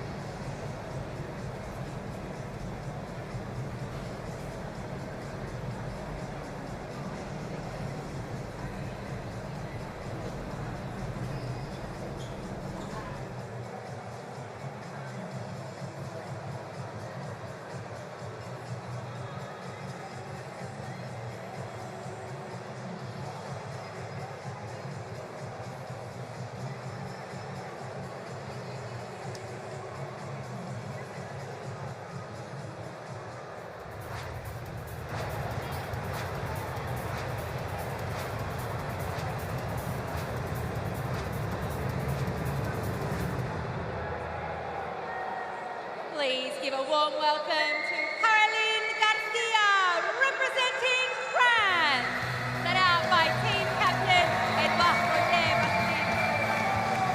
French number one's played an awful lot of tennis so far at this year's United Cup. Great preparation for the AO. And today's opponent, representing Poland, is Iga Schwantech. Woman who finished 2023 in fine form, winning the WTA finals in Cancun, and looking already to make quite a mark on the new season with the coach for a few seasons now, Thomas Witkorowski, who had so much success with Agnieszka Radwanska, another Pole not so many years ago. I'm Sam Smith, and I'm very pleased to be alongside Laura Robson. Laura, lovely to see you this afternoon. Yeah, just gone afternoon. After that, what ended up being quite quick first match in the end. Hubie Herreratch coming out strong for Poland, and exactly the start that the team would have wanted. Just takes a bit of pressure off Iga here. Not that she doesn't like pressure. She kind of thrives in this situation anyway. And she's been the MVP for Team Poland, telling Hubie Herreratch not every set needs to go to a tie-break, which is something that he's been working on. It's a really pleasant day here out at Sydney's Inner West at the Olympic Park. John Blom is going to oversee proceedings. It's a long time since he was a schoolboy in Sydney, and he came down to when this was the Sydney International back in the day, and called a few lines, never realising that one day that it might be his actual profession. So Poland have flown in along with Australia. They flew Thursday now. They flew Thursday from Perth. Had a little practice, had yesterday to acclimatise, so a better transition for the Polish team from 12 months ago. He's going to do the toss for us. Before that, do you have any questions? No? We'll make some photos and then he'll do the toss, okay? Just some pictures? Yeah. And Hugo, just let the players go together. And now, I guess we'll get you to make the call. So we have AO or Ivan Gulugon. Okay, AO. Your call, Iga. Sir? Okay, good match. There's been a reluctance for any of the players to go for Yvonne Gulugon, and she is on the ceremonial coin because it is 50 years, I understand, Casey Delacroix told me, since she won her very first Australian Open title. Back in 1974, a long time ago now. Look forward to seeing her in Melbourne. Been an interesting ride, hasn't it, for Caroline Garcia? Undefeated so far, but just about. We've seen the best and worst of the French number one. Yeah, started against Kerber with what was a very weak first set, but then turned the match around 1-3, then had the win against Paolini, and they beat Team Italy to qualify for the quarterfinals. And then there was the 6th and the 3rd against Norway's Helga, which was just the most emotional, topsy-turvy match. It was great ball striking, great drama, exactly what we want from this United Cup. No such trials and tribulations for the 22-year-old from Russian, which is a little town just south of Warsaw, where she was born. She has just mopped up everything, all her opponents. She opened up against the Brazilian Beatriz Haddad-Maia. That was 2-2 against the lefty. And then won the doubles with her catch. She was 2-1 against Spain's Sara Sorribes-Tormo.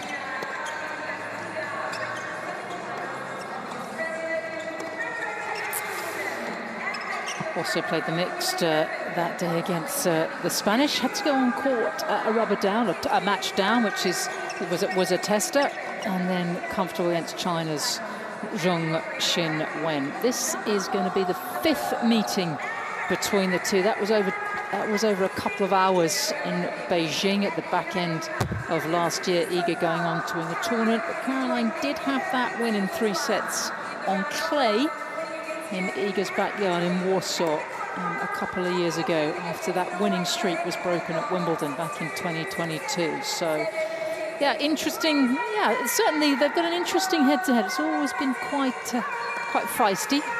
Yeah, and you just look at how close that match was in Beijing. 6-7, 7-6, obviously a one-sided third set, but Garcia definitely had some chances to win the match, which is what she's going to be thinking today. Semi-similar conditions. Beijing plays a lot slower, but it's hot and humid there, and the balls fluff up quite a lot, so there's things that you could take from that match, maybe do differently, and if there's one thing that needs to work for Garcia, it's the serve, and that has been what has got her out of trouble all week, especially in that 6th and the 3rd against Norway.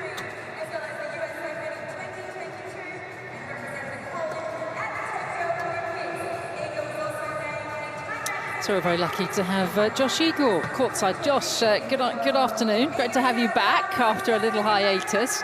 I'm very interested to get a sense of how much of an advantage it is for Garcia to have been in Sydney the whole time, be used to conditions, whereas Iga coming in, and this is her first match in the Ken Rosewell Arena. Well, look, of course, I think there is a slight advantage for Caroline, given the fact that she's been based here in the group stages. Look, I don't think it's a huge advantage, given the fact that Schwantech has been able to come here a day earlier than what happened last year. And I just think this court really does suit Schwantech. I think it's not too quick. I think if it's playing really quick, then that might give Garcia a few extra edges to how she can attack the Schwantech game. So the challenge for me will be whether Caroline Garcia can get that ball hard and fast into the forehand, make it a bit uncomfortable, use her variation and slice. Because if she doesn't, I think Schwantech will just be too powerful and too confident. She's playing great. She played awesome in Perth. Josh, just while Iga's warming up her serve, what do you think of the new action? Different. It's only a slight change. Let's see how it goes under pressure. She hasn't really faced any really big pressure moments in this year's United Cup. So let's hope it gets to that stage and we can see how it holds up under the pump. What's your thoughts on it, Laura?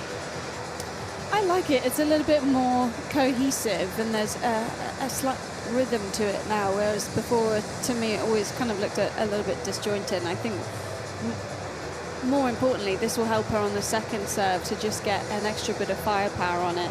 And you can tell that she's been going after the second serve, because that's, numbers-wise, one of the things that's been working for her all week.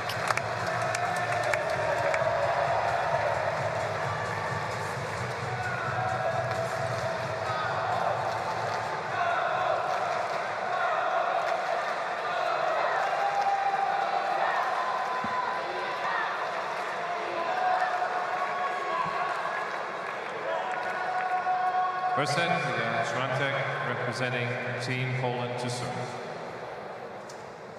Ready, play.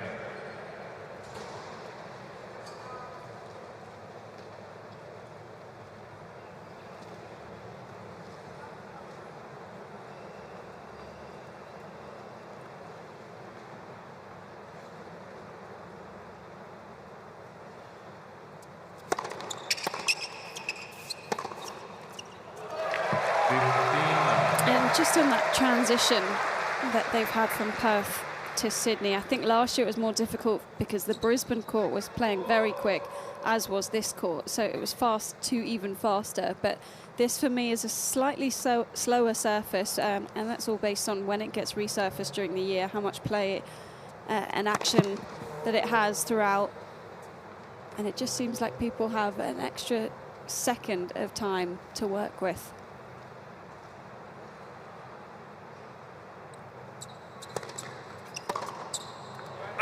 She is sitting at her 84th week as the world #1. She's currently about 500 points ahead of the reigning Australian Open champion, Alina Sabalenka. And there are a lot of points on offer here. I think if she wins every match, she can pop on another 500 points.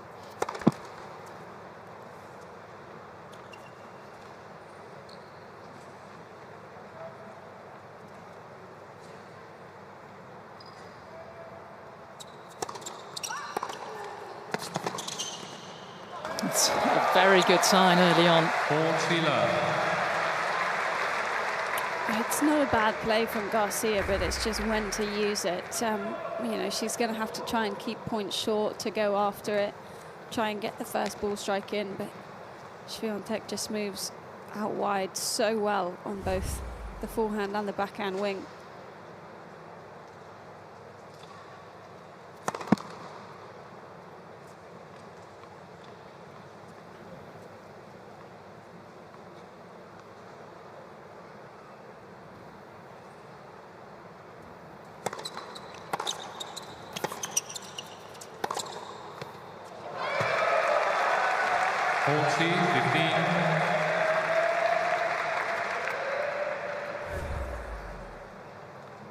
Both women, a perfect record in their singles matches so far. And they're mixed as well, so both confident taking to the semi-final.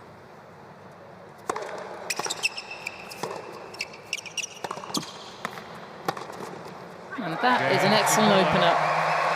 Welcome to Sydney, Iga Świątek.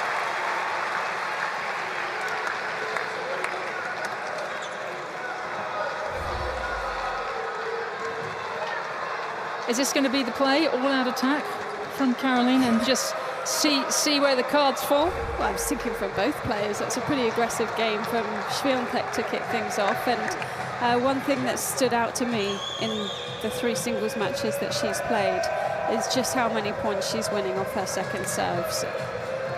You know, 61% against Zhang, 68% against Sorribes Tormo, which of course is always going to be quite high because Sorribes Tormo doesn't try and attack as much on the second serve return, but just something for Garcia to be aware of, that she is so quick off the mark.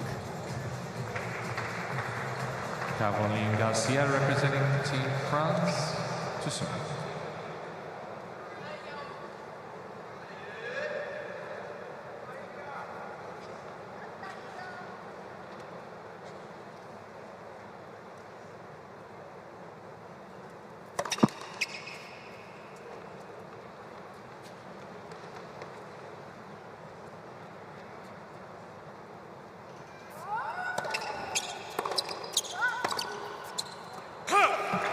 Sometimes those numbers maybe don't mean that much, but if you're serving a lot of second serves, if you're anywhere above 50%, you're coming away from that match thinking, that's a good day for me. Winning points behind the second. Yeah.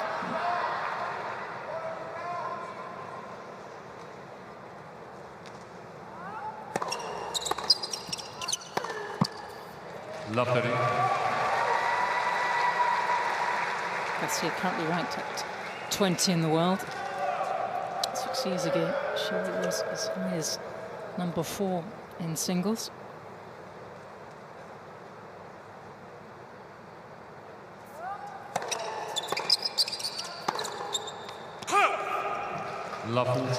More difficult coming out with the team down 1-love, though, isn't it? Knowing that this is a must-win to keep France in it.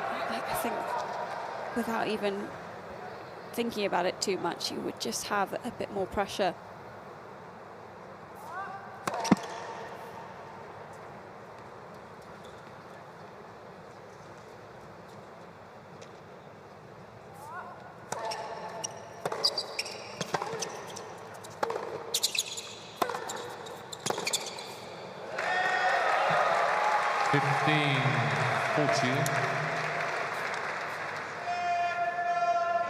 Private coach, Herreratch, for a second spell with the French number 1, who these days, although being born in a Parisian suburb, is now based in Lyon, where she trains a lot at the National Tennis Centre there.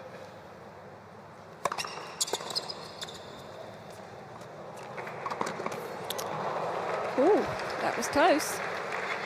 30-40. Bit of relief there. And the great thing for Caroline, she loves this team environment. She enjoys having all the information given to her at the change of ends.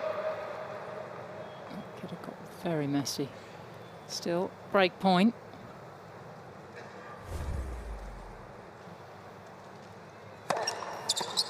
Great serve.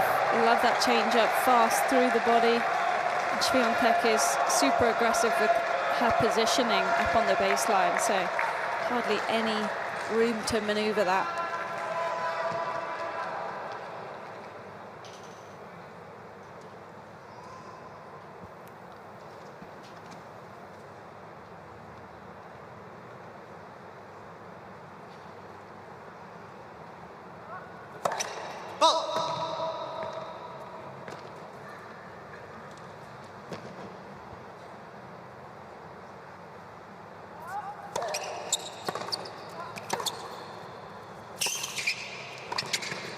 Oh, it's big tennis. It's a bold game plan from Garcia. I know you like this one, Josh. I'm loving it because this is the first match where Garcia would feel a sense of freedom. She's been the favourite in every one of her previous matches here, and this is a chance just to really come out here and go for it. Probably played a little, overplayed it early on.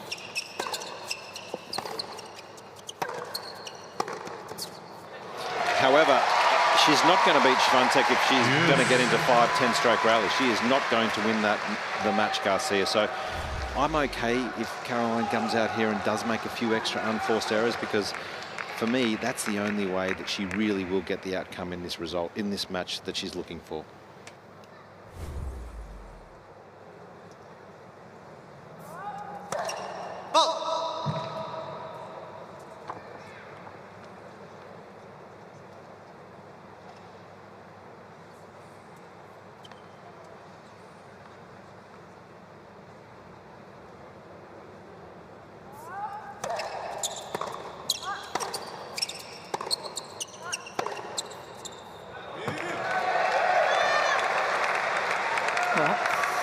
See if there were any after effects of the Marlena Helga battle.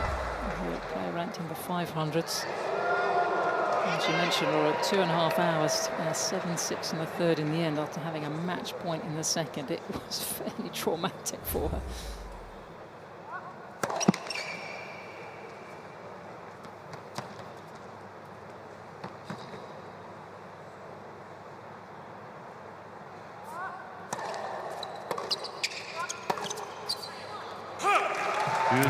Such a relief to get through that one. I actually saw her yesterday, just as she was heading out of the hotel. Went and had some time at Bondi Beach. Her and her boyfriend went off, had a lovely, lunch, coffee down there. So I think it's quite nice to have that day of. Yep. I think she needed Sydney. Yeah. She needed some decompression. You discovered the boyfriend's name is Borja Durand, and we're still trying to work out whether he's a sort of has any sort of tennis background.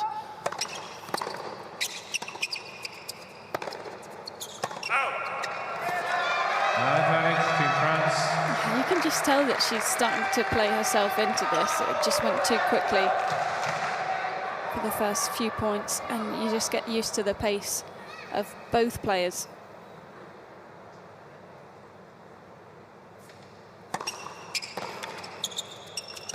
That was very well done, particularly after losing 7 of the first 8 points.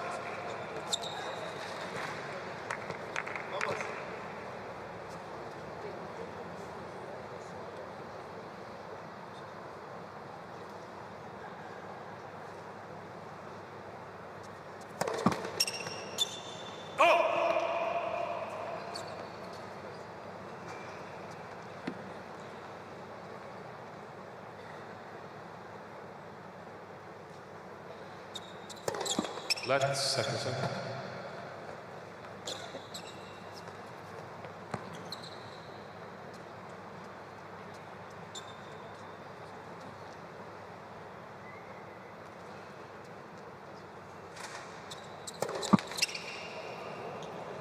15 all.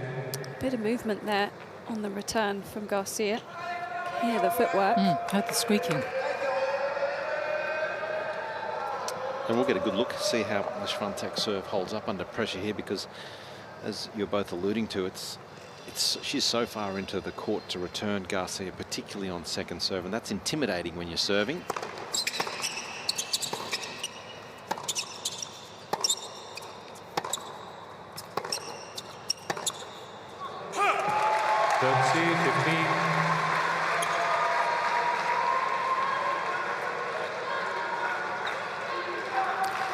I never usually say this about Garcia, but I think she could have gone for more on the second forehand. Just because the return was so well placed, and there was a moment where she could have taken it half a step earlier, opened it up line.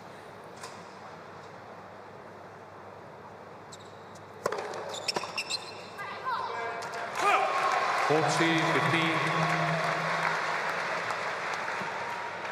it going to be one of those afternoons where you surprise me with various statements and facts and things that have I feel like I've me. used all my good ones this week. No, you've always got something that keeps me on my toes.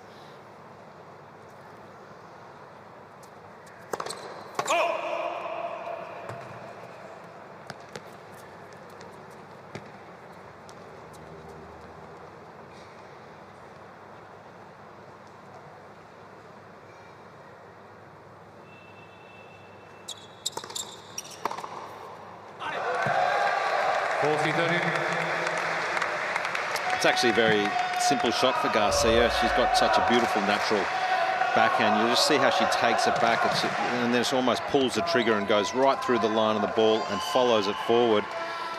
This is a great play.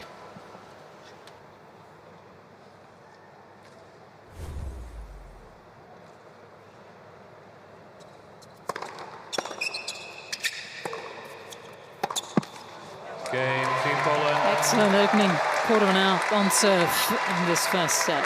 Team Poland leads 2-1.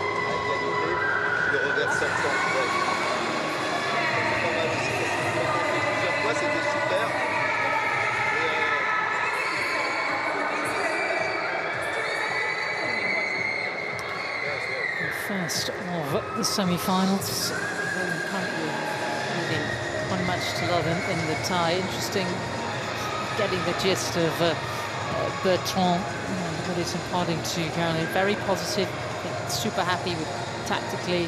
He's talking a lot about her second shot and off the return, and the second shot behind serve as well. I think expect more of the same. I'm just warming up the French. By the time I get to You've had all week to practice. By the time I get to Roland Garros, I'll be absolutely fine. As long as you know how to order a baguette or a croissant, that's all that matters. Then you'll be happy, Sam. If I can't do that, there is absolutely no hope for me at all.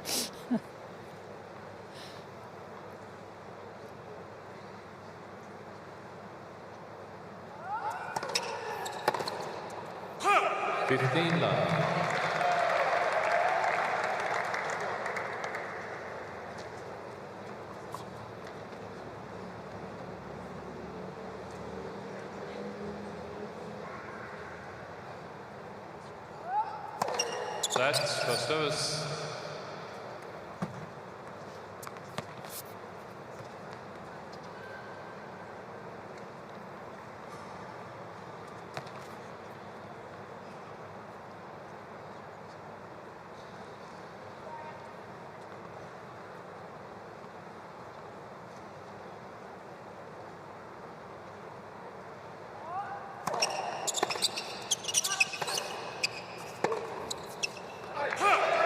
30 love. When you look at Caroline Garcia's career, if you wanted to draw a graph, I think if you did an outline of the French Alps, I think that would describe it perfectly.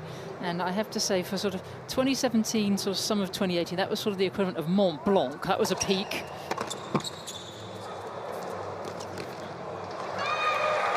And particularly the 2022 season, that was sort of the sort of Chamonix Grenoble sort of area of the French Alps, where she went from 74 to 4 in the world under the tutelage of Perret, and won the WTA finals and all sorts of tournaments, including Western Southern in Cincinnati as a qualifier.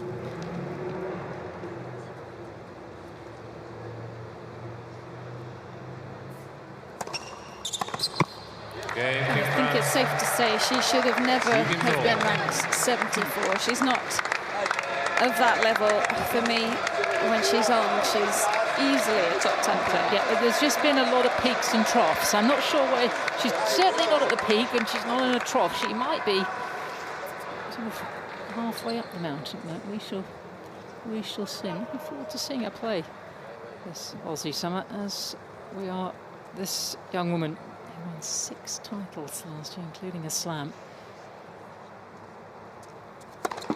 Let's first. Well, the tricky thing about being a Garcia fan is just when you think that she's on the way up and plays 3 really good matches in a row, and then the 4th might be a bit of a dud, but such is tennis sometimes.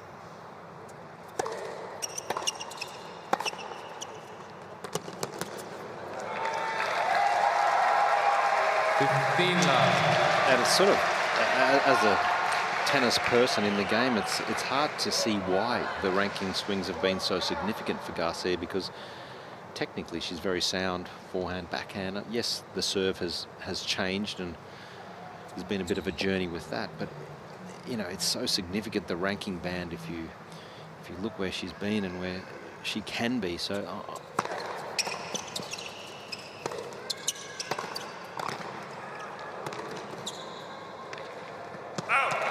I'm hoping this year is a really good year. She's mature. She's really at the peak of her powers, I feel. Age-wise, athletically, she's looking so fit and strong. So I'm really hopeful that Caroline Garcia gets well back into the top 10. A big year for her with the Olympics coming up in Paris. So a lot to play for Caroline this season.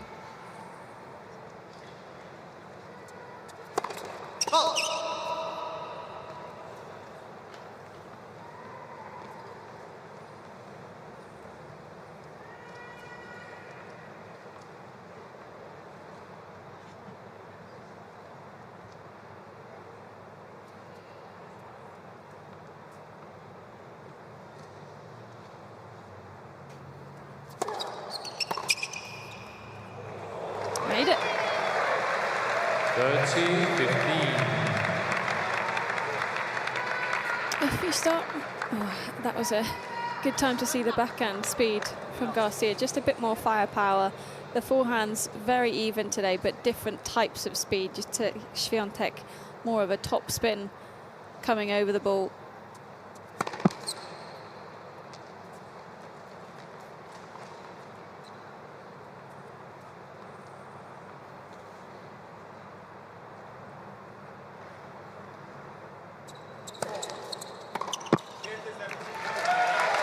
I just think that's the play, isn't it?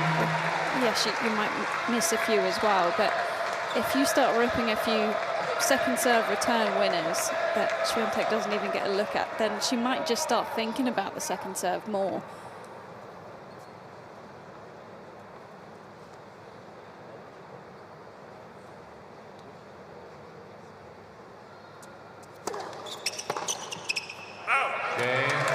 On serve in this opening set. Team Poland lead 3 games to 2.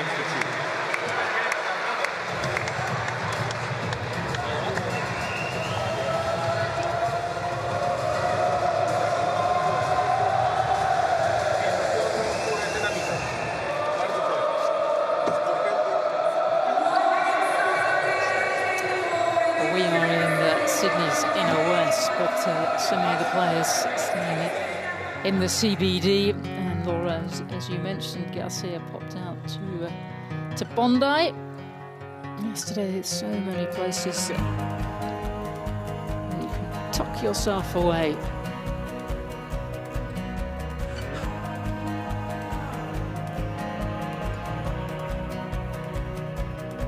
And that's where they film Home and Away.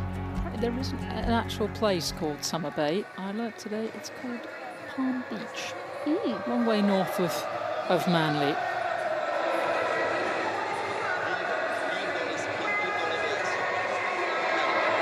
This is very much a feature of the United Cup, having these team zones, and everyone gets to have their input. And Caroline quite likes the combination of Bernard in one ear and playing captain and Rick's doubles partner here, led by Roger Vasselin. A little more of an intro, doesn't really want all that going on around her. Time.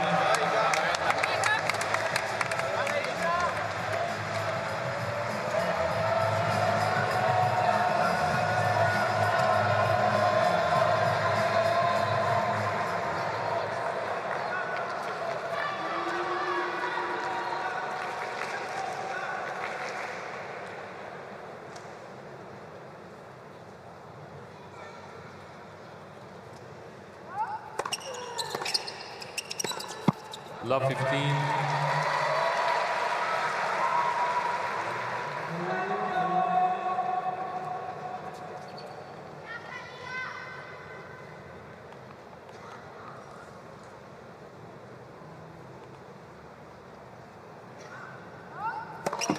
Let's for some.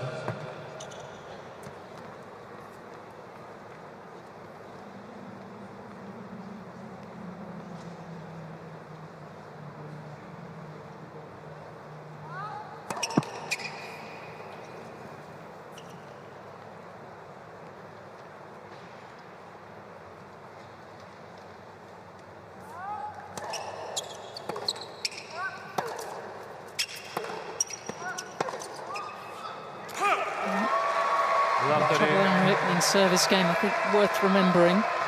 He's only ever beaten one top-ranked player, number one in the world. I don't know how that was going to come out in a very strange way. You know what I mean? In 11 attempts, and that was against this woman in Warsaw a year and a half ago.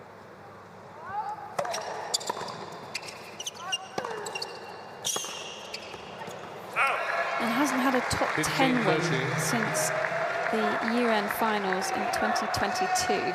So it was against Sabalenka. And so for 5 last year, so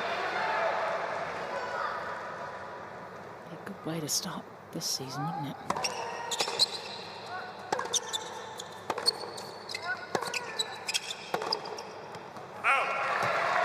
I really think this event, the United Cup event, is tailor-made for a player like Caroline Garcia, because she gets matches, and as you look at her history, when she gets that opportunity to play 2 or 3 or even 4 or 5 and can get on a run or a roll, that's when she tends to play her very best. So let's just see over the rest of the Australian summer as well how she performs, given she's played some great matches so far. 40-30. Serving again, getting her out of trouble. Can make it 36 aces in her first 3 matches this week, so it's been on fire. Yes, because her average was almost 7 last year a match, so she's tracking ahead of that.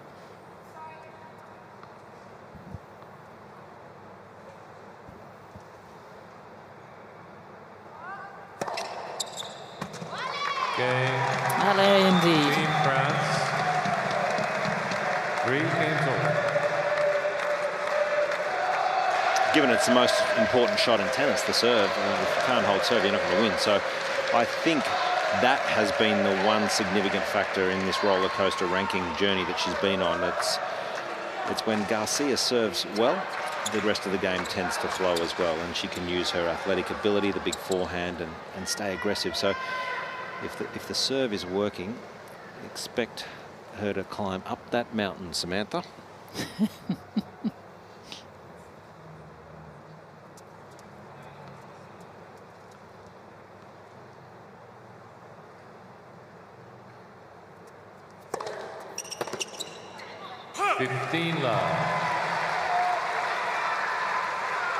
Does anyone call you Samantha? My agent calls me Samantha. And now Josh. And Josh.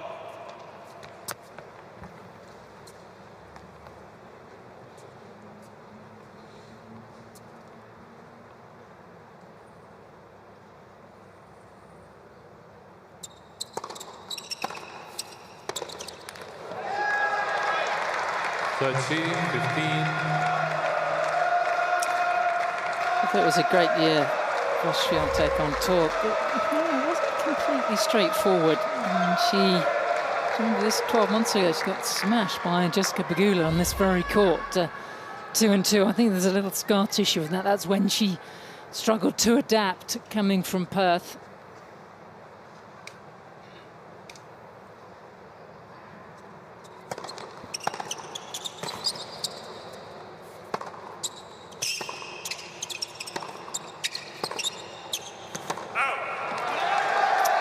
Go as deep at the AO as she would like us to rip back on her in 2 sets, and then she had the rib injury, and Indian Wells had to miss Miami, and then winning in Stuttgart a few weeks later was very important for her. And she got injured in Rome, but then bounced back at Roland Garros, and so every time there's been an issue, she's come back twice as strong. That says a lot about her.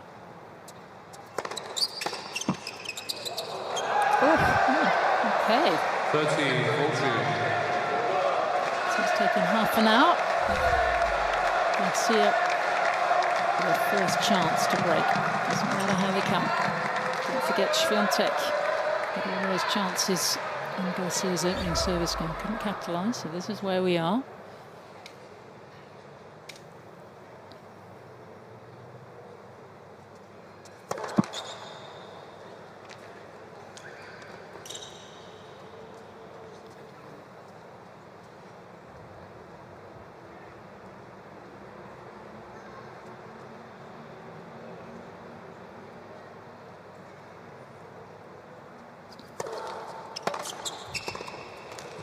Stand and deliver. There's the break.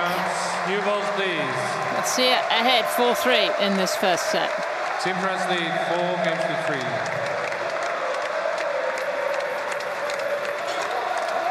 It's a big return to go for, and just the perfect idea on a break point, because you might not see very many of those. So if you don't take the chances when they're there, then can you?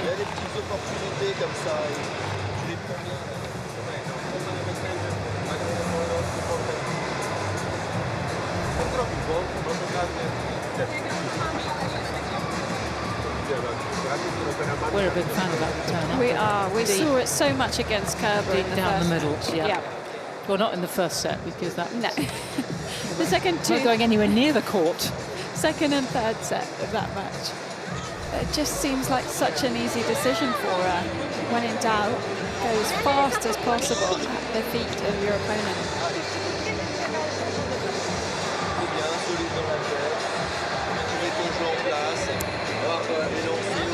France taking on Poland in the first of the semi-finals. Australia, Germany tonight under the lights on the Ken Rosewell Arena. You see bottom right of your screen, Poland have the early advantage, and just a reminder of the format: 2 singles and potentially a deciding mixed doubles. And should we get there, I could argue the French might go in as the title favourites. They've been so impressive.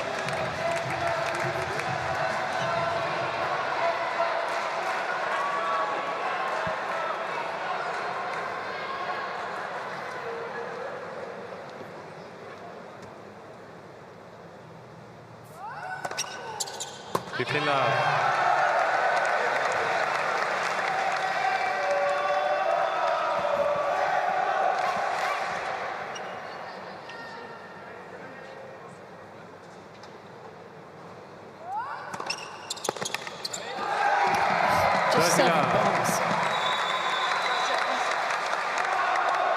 It's the placement more than the speed, because you look at their average speed numbers and both players are fairly similar on that, but she's just hitting all 4 corners and equally can drop into that kick serve as a first serve.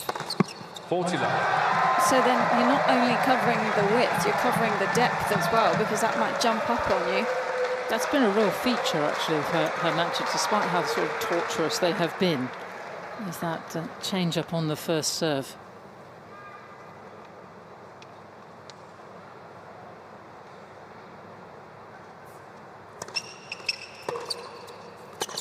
I love it when the players listen to us in the commentary box. Great way to back up the break. Second love hold of the set. So, well now, I feel very equipped to be a Caroline Garcia fan, because I've supported West Ham United, the Premiership team, for many years, and that steels you for when things are going so well and they can all go wrong, and you can do this. A really entertaining half an hour or so here.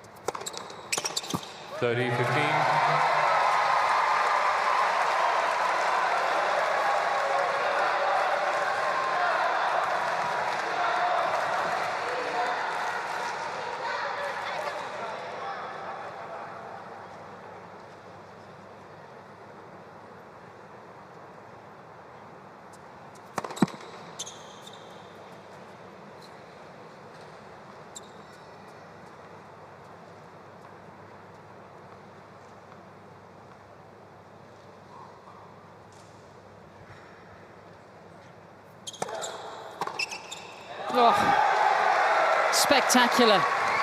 30 all.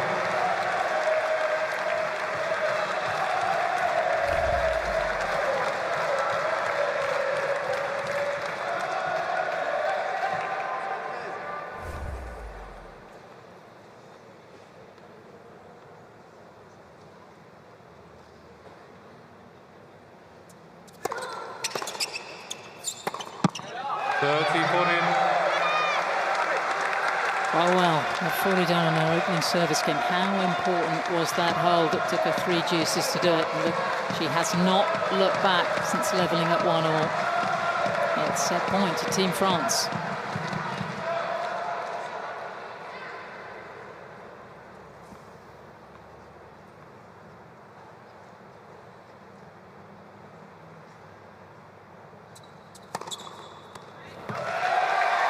Solid.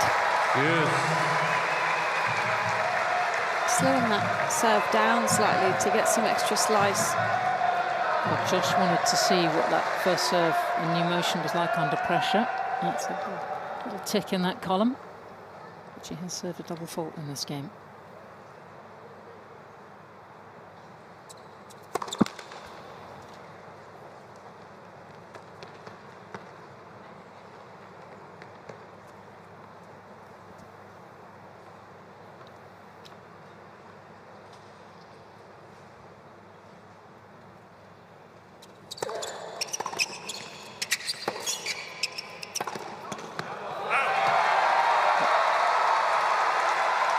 Advantage Team Poland.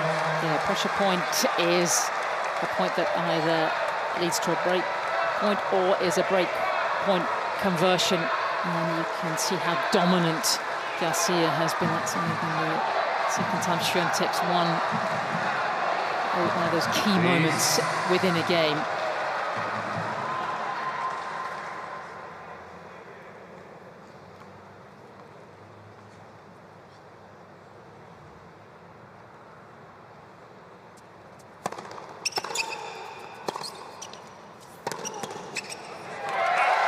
That is a really great hold.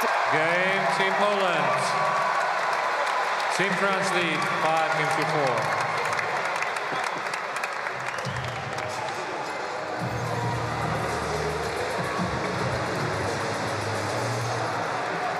A lot to think about at this changeover.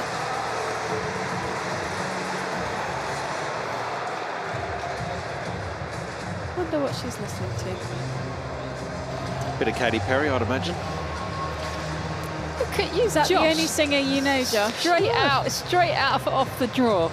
Well, look, it's loud down here courtside. I'm actually struggling to hear you guys because it is just the Polish support is so strong, and it always is. There's a big Polish community here in Sydney, so it's they're urging their player on. But let's see, she just hasn't been able to get any momentum due to the tactical play here from Garcia. So Schwantech, let's see if she can just build a bit of rhythm, get some early points in this next return game.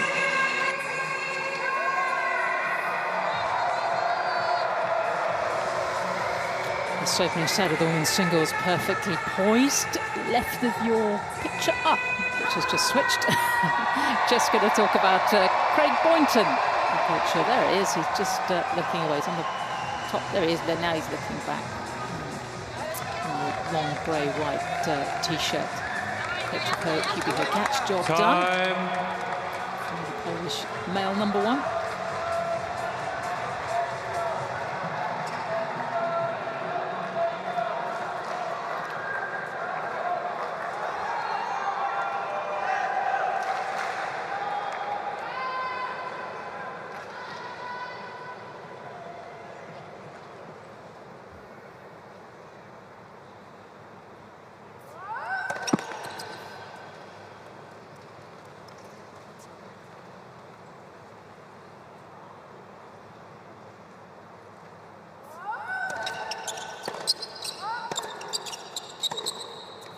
Yeah, she's found it. Love 15. At the moment, it's who's going to get the bigger ball strike in first. Average rallying length. Short and sweet here.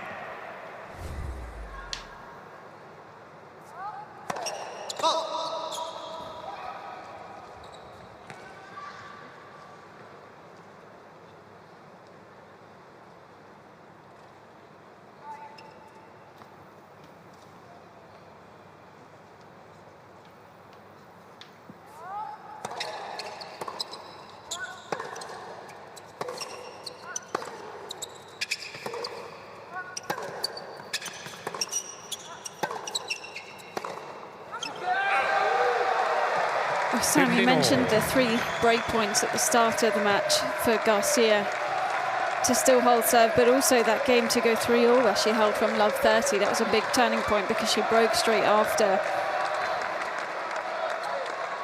And she's really played herself into form. Just shows you, even if you're the world number 1, if you don't take the chances, you can get in trouble.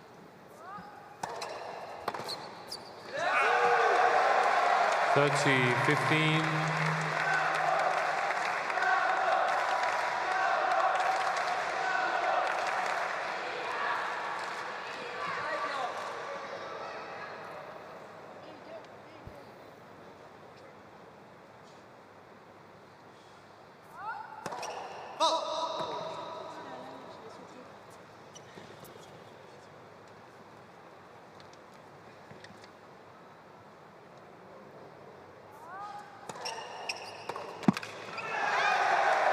40-15. So Team France once again at set point.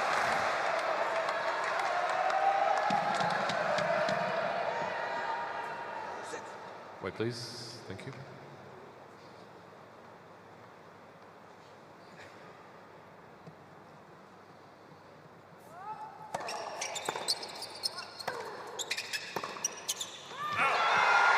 Team France take the opener, and they win it by 6 games to 4.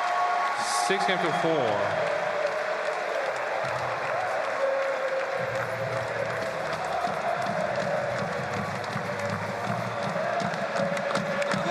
Well. I think we all thought she had this level in her and thought that she was going to make things really tough, but to actually come out and do it in this first set, very impressive. Not much for her coach to say there, just more of the same, please. And both players winning so many points off their first serve. They're 82% and 81%. It is very impressive, but Garcia just helped out a little more with the first serve percentage being slightly higher, and I think the net points actually made a difference in the end, didn't it? Because 6 out of 9, but just that willingness to come forward, to recognise when she had a bit of extra time to really put the ball away. Yeah, it's a point of difference, isn't it? It's an extra area of her game that you feel that Schwantech could use more of, because she's improved her volleys out of sight over the last 2 years. And the highlight reel, not too many long rallies, but some big old ball striking.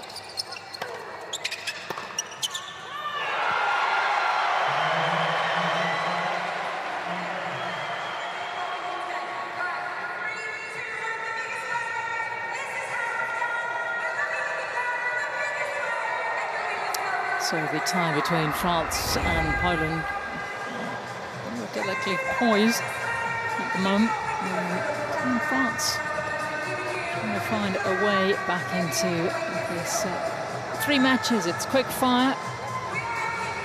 Everything concluded in 1 session. That was one of the major modifications for the second year of this event. It's very good at getting her to relax. He really is. It's been like this all week. And at times, she hasn't wanted to laugh because she's been very stressed about the tennis. But yeah, Team France done an amazing job of keeping things light-hearted.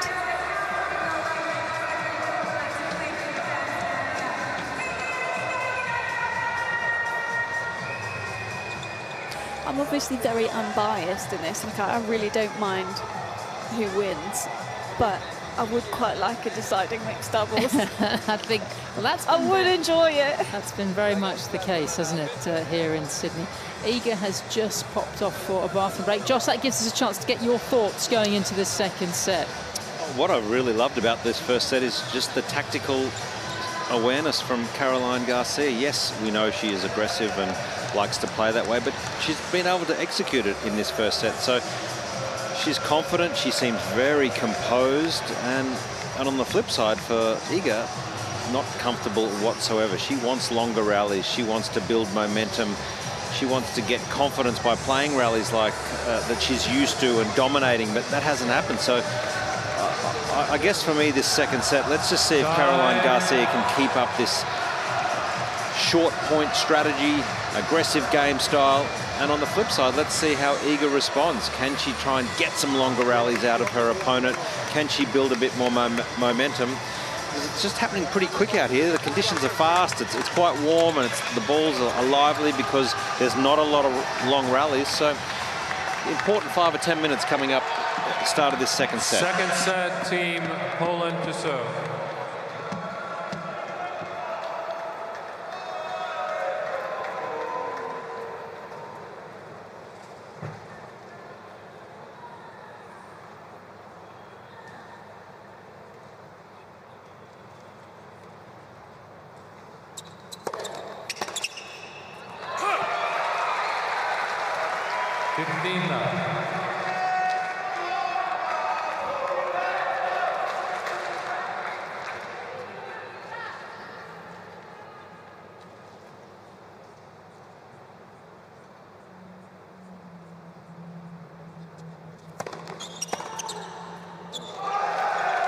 15 all.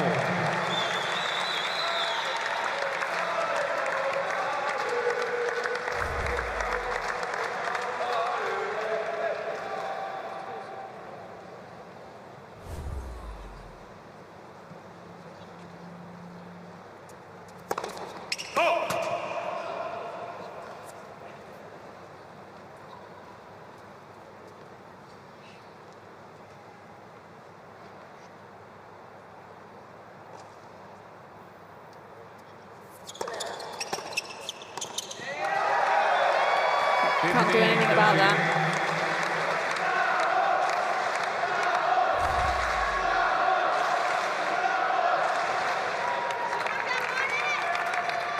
This is becoming a problem to solve. Can she find solutions on the fly here?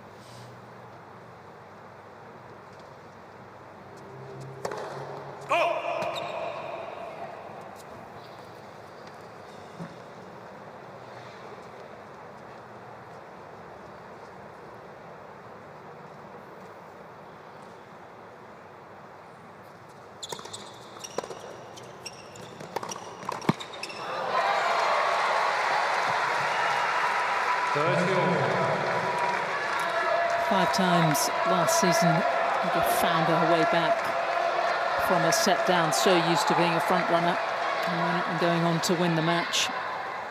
That from 14 occasions. Only once did she do it against a top 10 player, and that was against Garcia in their last meeting.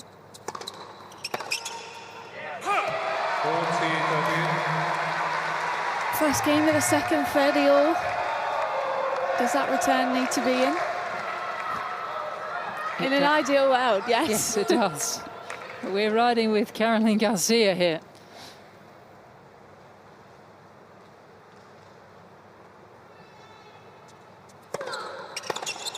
Oh, and then does that. So you never really know what's coming next. You just know it's going to be hard.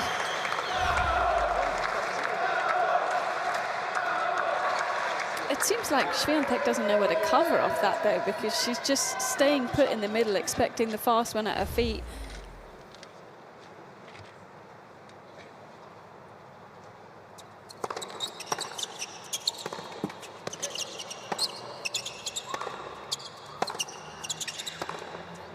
Yeah, found it. Advantage, Team Poland.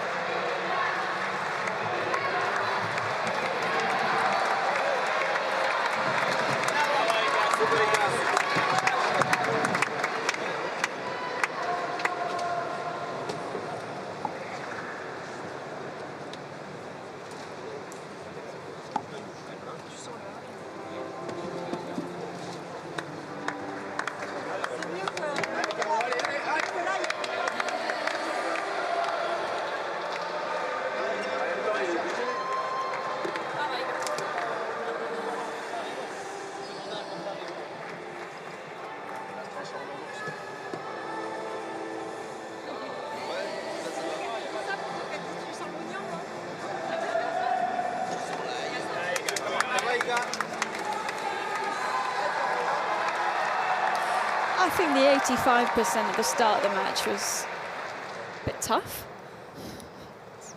a bit bold.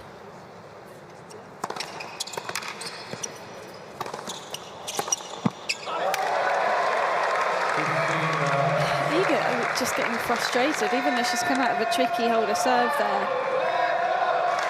It's the patterns of play that she's just not been able to read so far.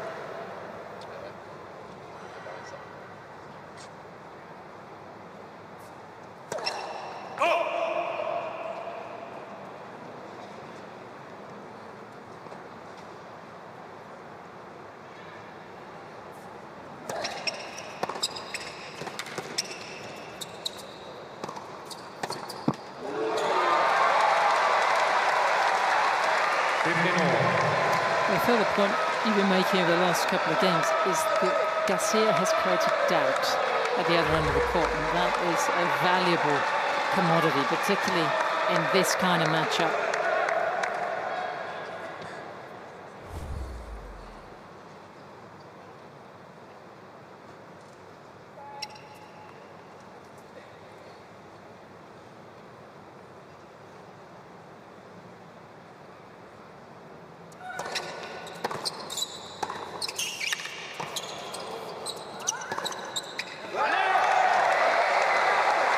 Gorgeous. And we're talking about level here, aren't we? And, you know, not only did she not beat a top 10 player last season, she only took a couple of sets in those 5 encounters, so was well off the pace.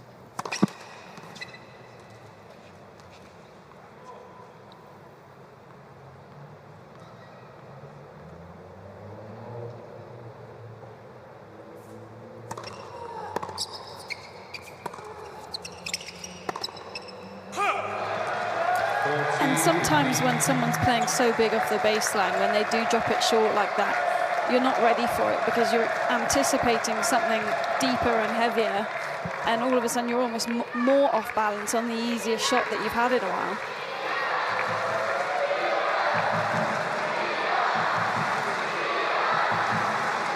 Thank you, ladies and gentlemen. Please, players are ready. Thank you.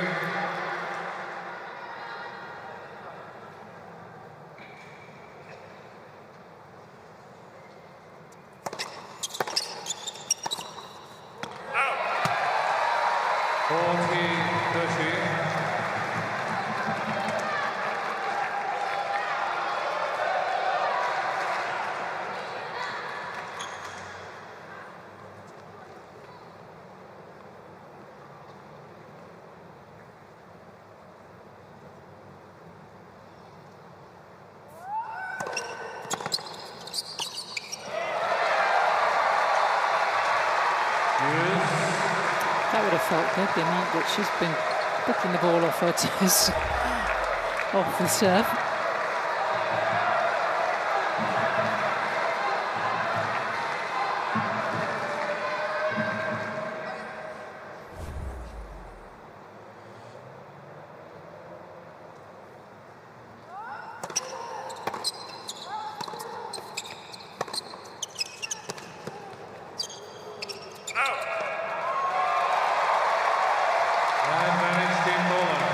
First look at the Garcia serve.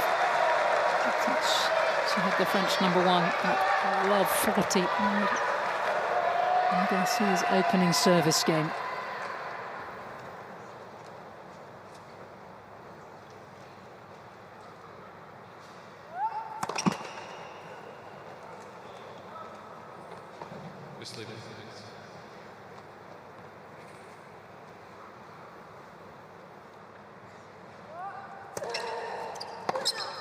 Here we go.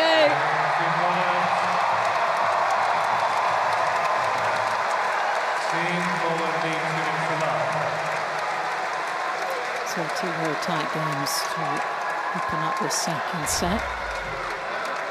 And Garcia had been holding fairly easily after that 3-all game, a hold to love and then a hold to 15 to close out the first set. So there was a few more returns in play there from Schwantech.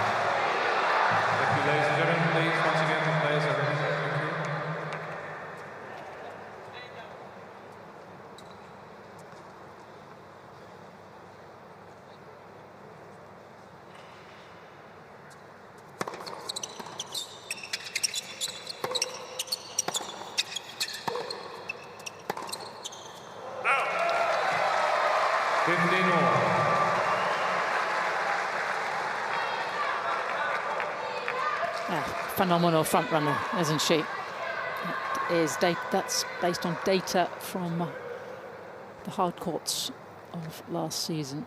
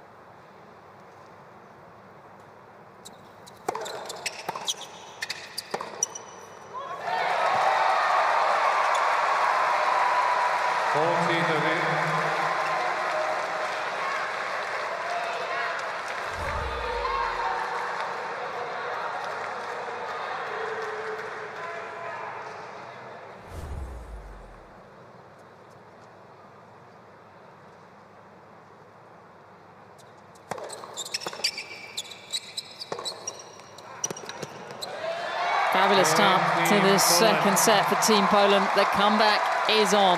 Team Poland lead 3 games to love.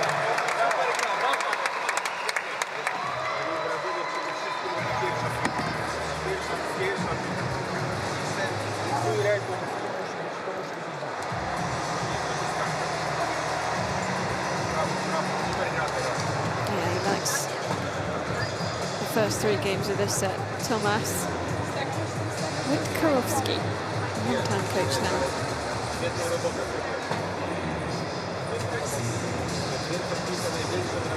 And he's gone from Aga to Iga, hasn't he? Just changed one. Just a single syllable. Simple. He's actually worked very hard courtside here in this second set. Iga looked very uncomfortable after losing the first set, quite emotional. He's worked particularly hard, a lot of communication, and got his star player on track, looking good now.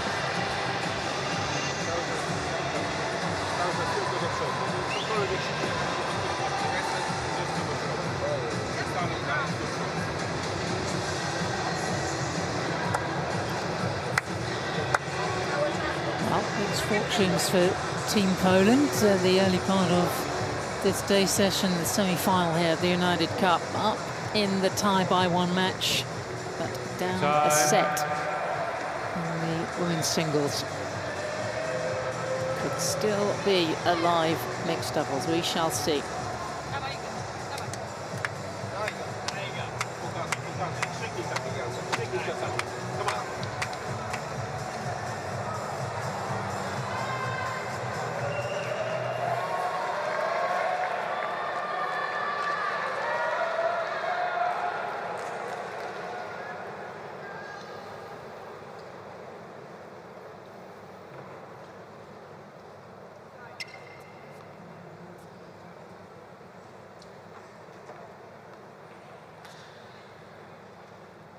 Thank you. That chap, please take a seat.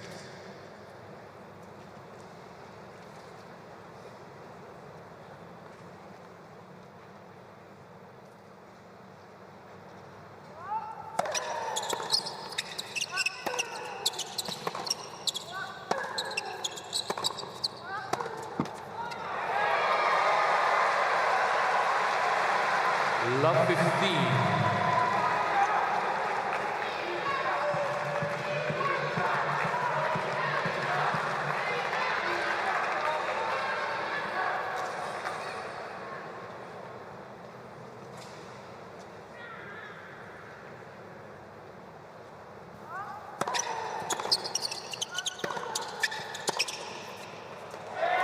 making those at the moment.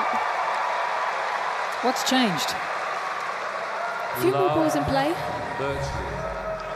And sometimes against Garcia, that's enough to get her to start overplaying. She's missed a few more of those easy forehands.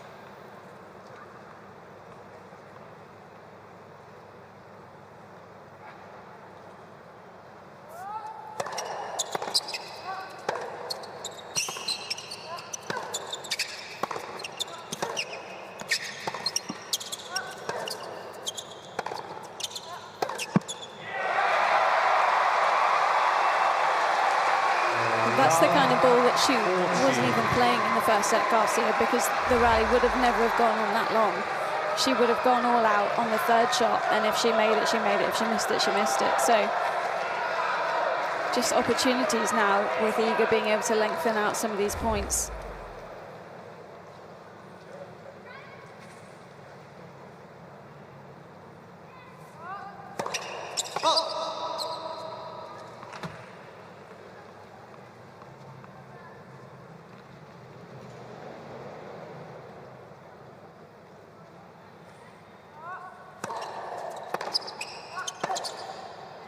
It's a double break in this second set.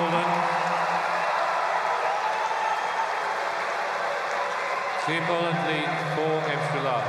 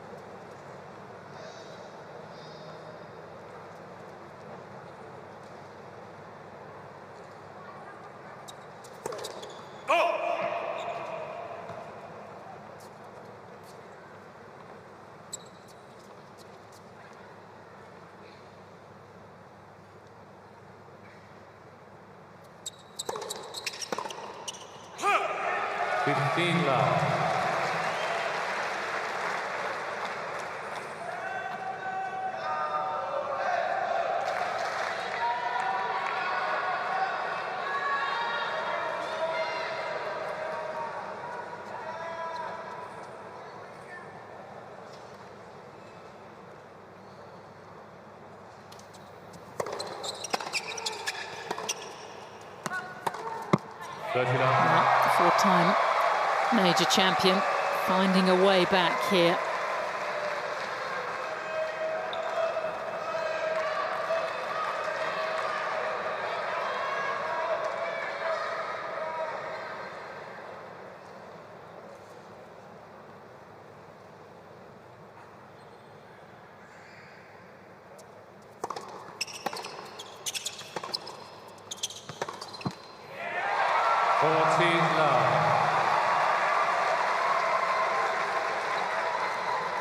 She's just taken the heat out of this contest and out of Garcia's game. It's emphatic now, applying pressure when it's most needed, and galloping towards taking the second set.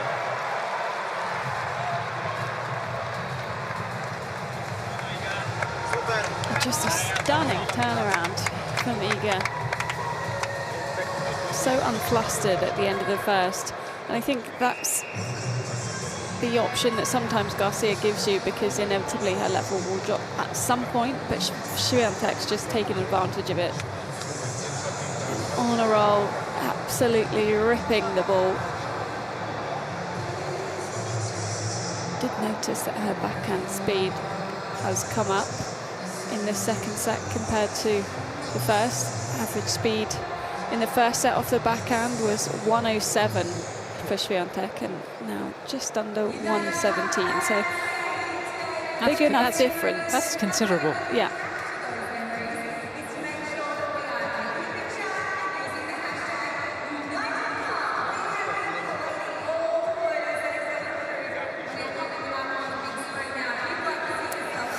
looks as if this women's singles will go to a decider. Iga Schwantech very much in control now of this second set after a really entertaining opener.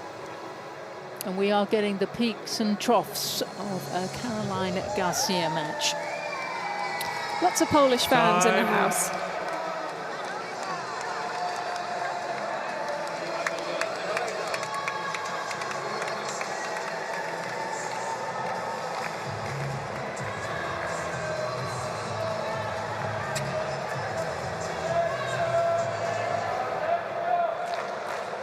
Settle down, please. Thank you.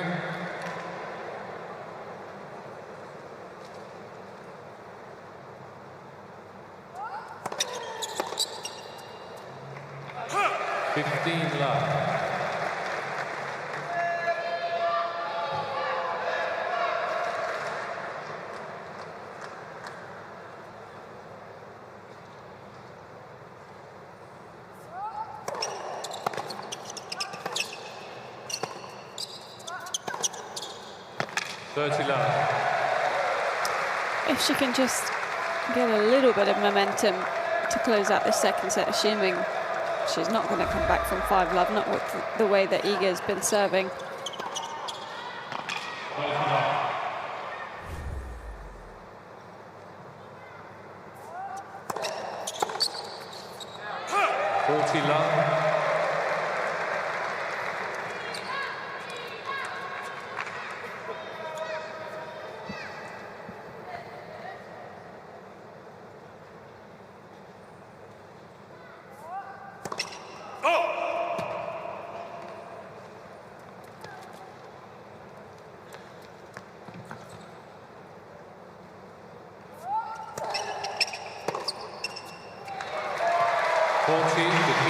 Good camera shot there from behind Iga when she's returning, and you can see where the ball lands. That's right in the middle of the box, not even an adjustment step's required. I just think in this second set, Garcia hasn't had the accuracy on serve where she did in the first. Game, Team France, new balls, please. Team Poland lead 5 games to 1. Hold in many ways for Garcia. She'd lost the previous 9 points in a row, so things were unraveling very quickly on her. Trying to put the brakes on before we head into a potential decider.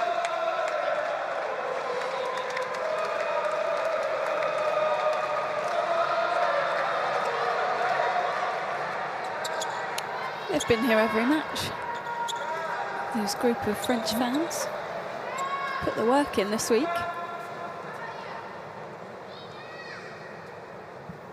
So new balls. Starting to draw level.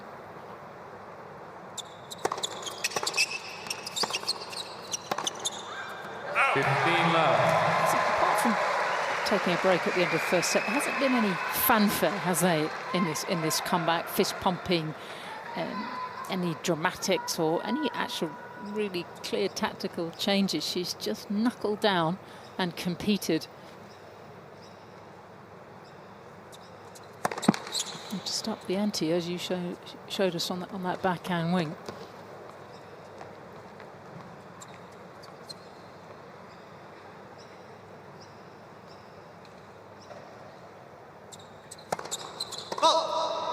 Yeah, I'd say second game of this second set, there was a hint of an annoyance from Schwantech because she knew that she could make more balls and play, and immediately that was the biggest difference. And you make Garcia play an extra 2 shots. It's not much in a rally, but with the low percentages that she's been playing throughout this match, it's going to make a big difference.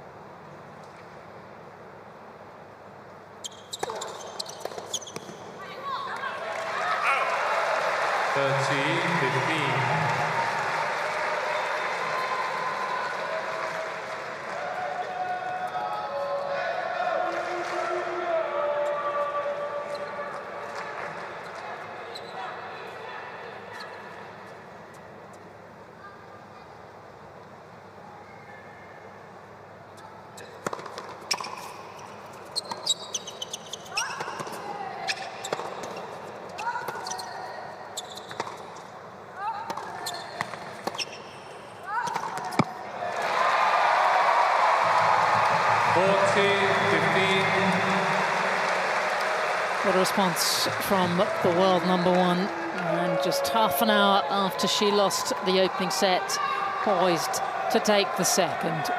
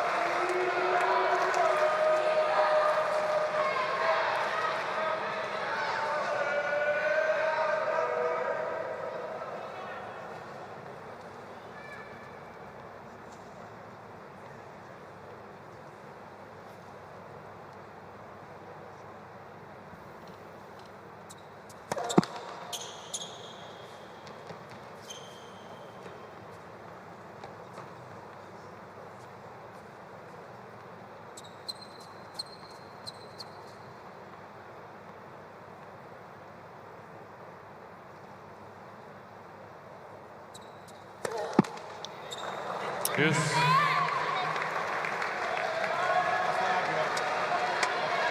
Win this game.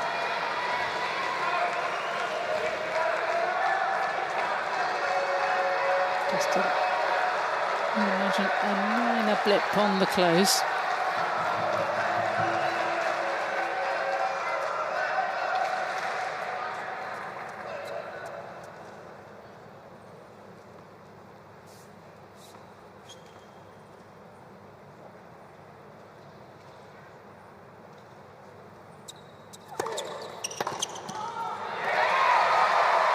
Advantage, Team Poland.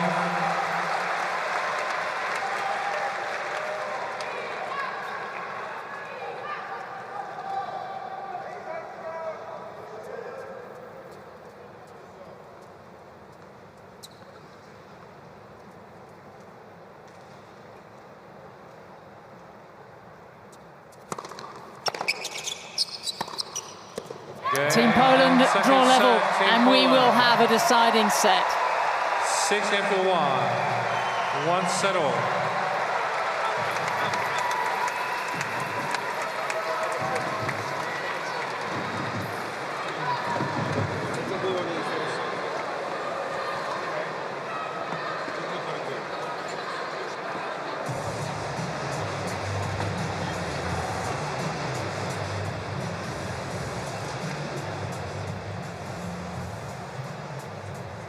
Set 2 summary. I think the biggest difference for me there, first serve points won for Caroline Garcia. The first serve percentage still stayed high, but the difference was Iga was starting to deal with the pace, and yes, maybe a little bit less accuracy from Garcia with the first serve placement. So that's a huge drop for her. She's been well up in the 70s, 80s all week on that first serve points won, and that's really the backbone of her game. So if she doesn't have that, then the rest of it loses confidence, where she just started to overplay the forehand slightly and just didn't really get as many chances to come forward either. So a lot to think about at this changeover for Garcia, whereas down the other end of the net, Schwantech played a pretty perfect set.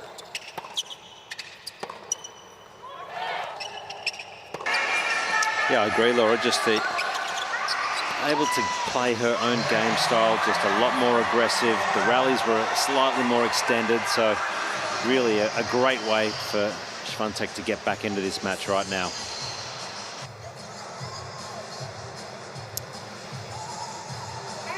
Yes, it would appear that there were two stories in that second set. An uptick from this young woman, 22-year-old world #1, and just a little falling off from her opponent, Caroline Garcia. Let's see if we can get them both playing at the top of the game for this decider. Poland just need the one set now to progress into tomorrow's final. Final set, Team France to serve.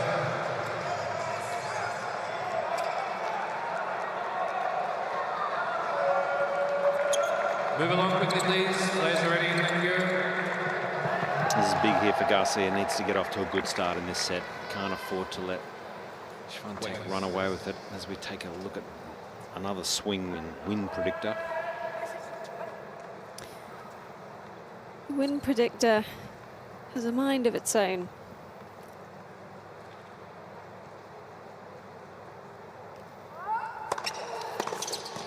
Oh, what a way to kick off the third.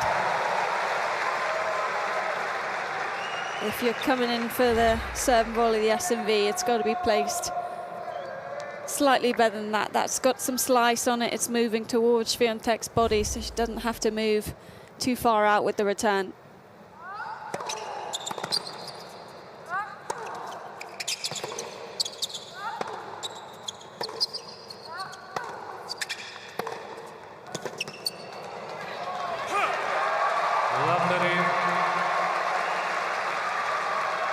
Showing her classy of the world #1.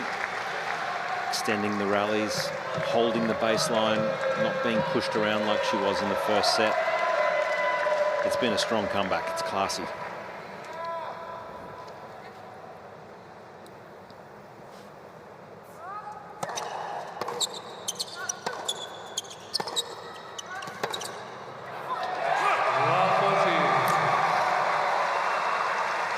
This is going to be hard to stop. And once again, Garcia, as she's done all her 3 previous singles here at the United Cup, playing for France, going the distance. She's done an awful lot of tennis over the course of this week.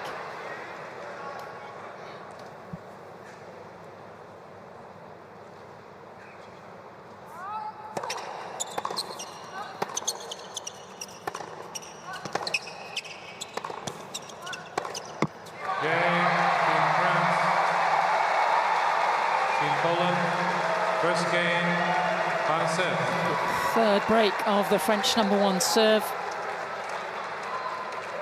More of the same, isn't it? It seems to me like Schwantech's maybe going more line with some of her returns, just to get Garcia moving out of the baseline zone that she loves to stay in, playing the +1 shot, the third shot, already on the back foot, and then the court's wide open. It's kind of what Garcia was doing to her in the first set. Was very successful down the home straight in 2023. 9 of 16 matches that went to a deciding set. Including some big ones, final of the French Open.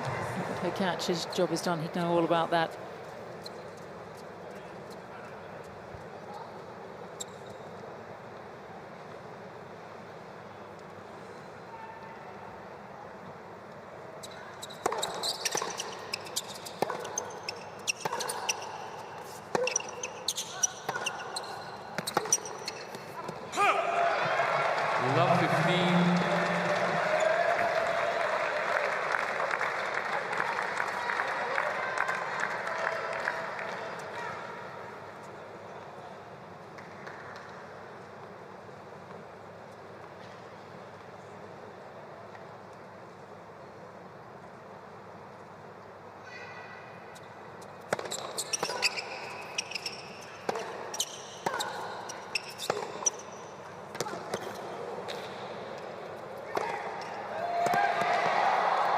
Relentless.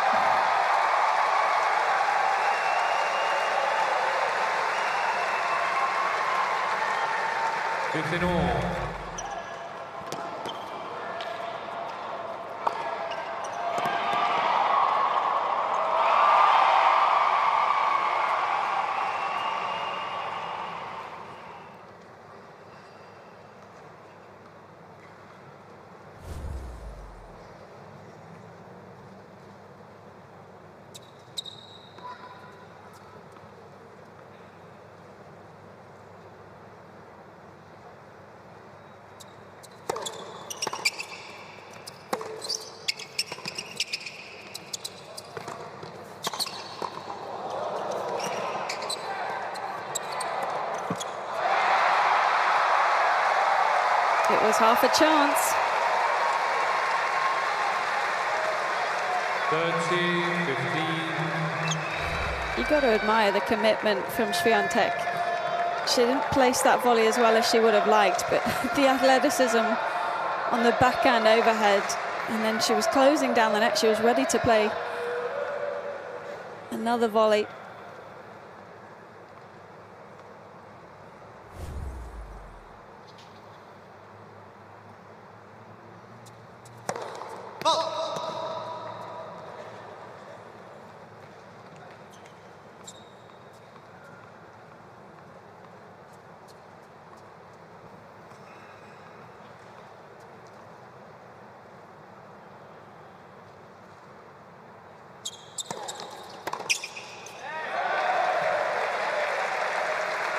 The peaks and the troughs. Riding with Caroline Garcia. And she makes something happen here.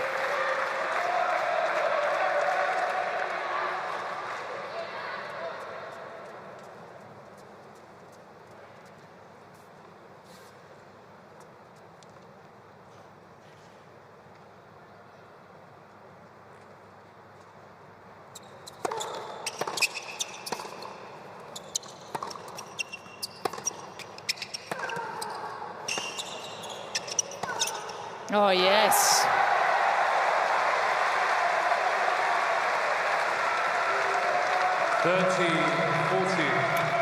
That point for me just shows the changes throughout this match. There's no way that Schwantech in the first set was even making that +1 shot because the return was so big, but she's just getting used to the power. And Garcia having to hit another 3 balls there. Garcia's first chance to break since the 9th game of the opening set. It's been a while.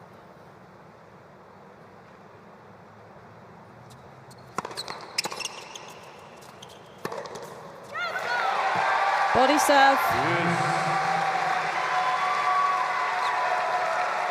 Such a good choice. No angle for Garcia to work with.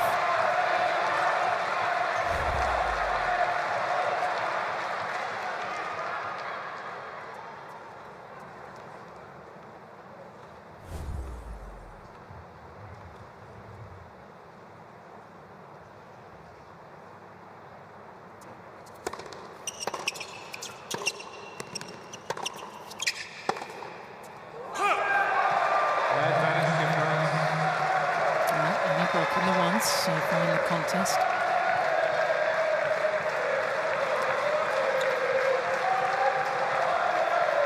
Hope for France here. They've got to win this match to stay in the tie.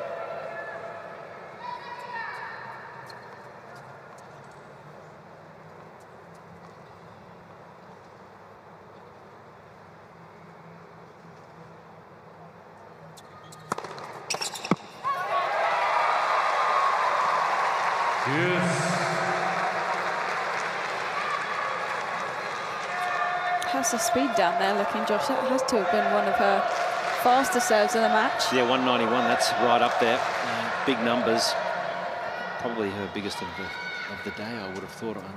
Yeah, I think you're right, Laura. Just starting to use the body serve on the big points, getting it into the backhand, keeping it away from the forehand.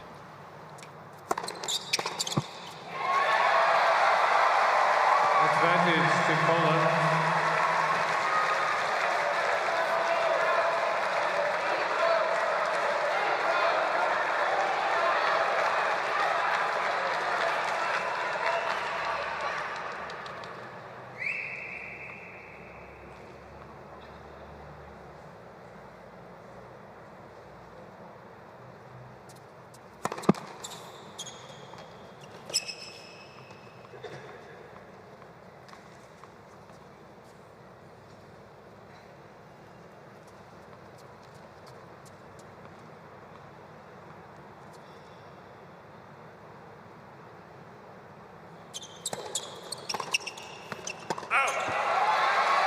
Game, Team Poland. Team Poland needs 2 games to love. Great match play from Schwantech. Got to save a couple of break points in that last service game and did so, finding a first serve on each occasion. Finally looking comfortable for me here is Iga Schwantech. 8 of the last 9 games she has snapped up here. And I just thought for the first couple of sets, the pressure and just felt a little uneasy with the game style that Garcia was producing. But now she's like a high-performance sports car. She's just changing gears and just doing it so comfortably.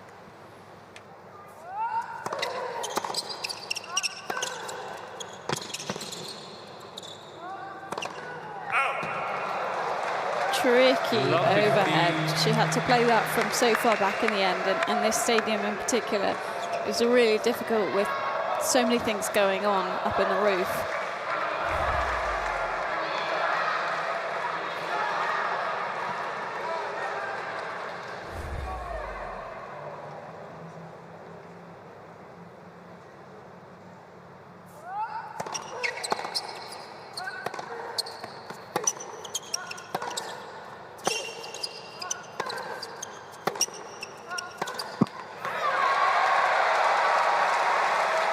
Probably highlights just the slight difference in the levels, the top end level that both of these players have. When you have a look at the unforced errors, of course, they're very similar. I just feel Iga has a little bit more variation and can problem solve a little better when things aren't working. Whereas here we're looking at Caroline Garcia, and it's just more of the same. It's just a few too many unforced errors and hasn't got the ability to make it change quick enough throughout the match.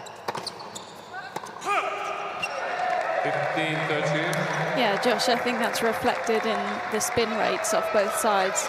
Schwantech, similar speeds throughout the match, but just a difference in height over the net plus the top spin rate.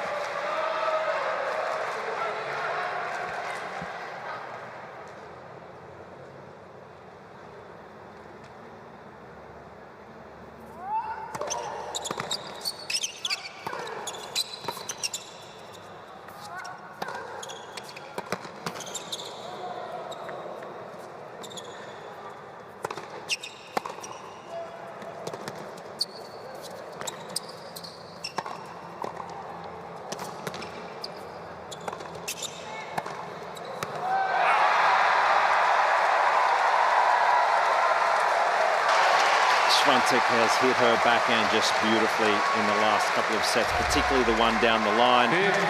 That's caught Garcia off guard a few times, and as we're seeing here, it's allowing Schwantech to get control of the points, and I'm loving seeing her push forward and volley. Another dimension of her game that she's improved so much.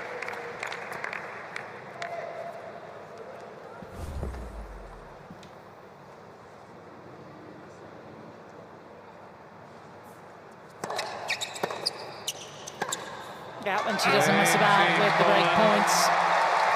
Striding towards the finish line now, Team Poland. A double break to the good in this final set. I think it's a tricky sit down for Team France, because what do you really say to Garcia at this point? You know, she's not doing too much wrong, she's just getting outplayed.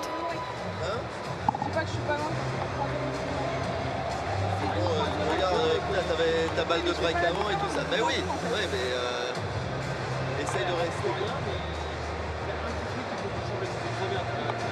Là, pour l'instant, tu vas réussir à faire un point que tu vas arracher, ça peut faire basculer. Là, elle est dans son jeu, elle est dans sa zone, il n'y a pas énormément de choses à dire. C'est à toi de regarder déjà ce que tu fais de bien, essayer peut-être un peu plus si tu peux. C'est possible parce qu'elle est super bien. Elle montre super bien, il n'y a rien à dire. Mais déjà, si tu tiens ce que tu as, toi, tu fais, peut-être qu'il y aura un petit truc qui va se passer, un petit break, on va enflammer le public. Et tu l'as déjà fait plein de fois, donc ça peut retourner. Ça peut retourner. À toi de garder déjà ce que tu fais déjà très bien. L'attitude et puis tes intentions.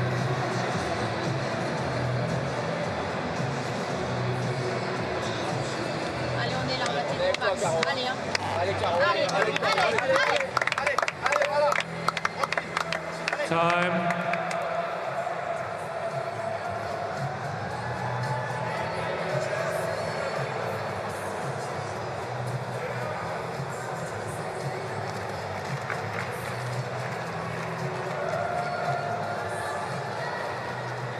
British flag flying high around this Ken Rosewell Arena.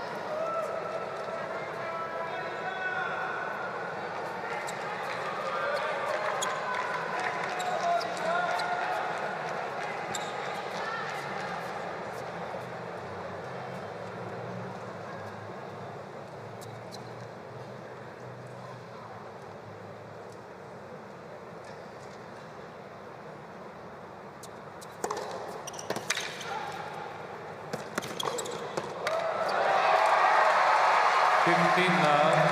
You give her an inch. She's all over you.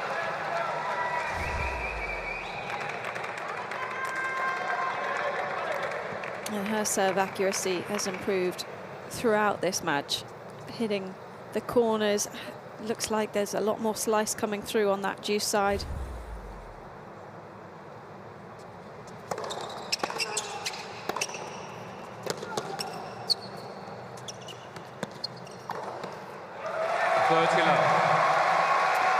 Well, Coach Thomas describes her presence on court as being both that of a cat and a bull, and you can understand that from what you've seen out here today. She is so lithe, but she's also so powerful and so intimidating. She sort of stomps around there.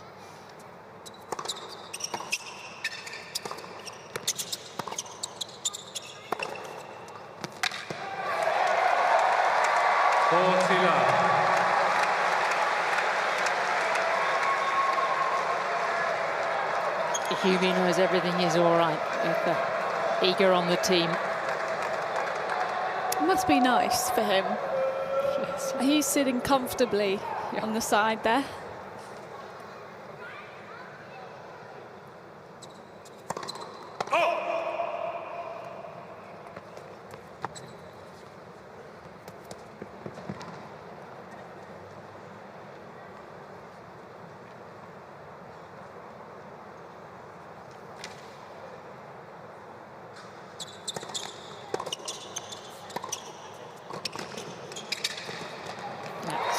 Good enough. Paul taking full advantage. You mentioned it in the warm-up, but one of my favourite moments of the week in a press conference that Team Poland did, and Iga basically said, I'm trying to teach Hubie that you don't need to play tie breaks all the time, and she is showing off right now. Yeah, she has won 10 of the last 11 games since dropping that opening set.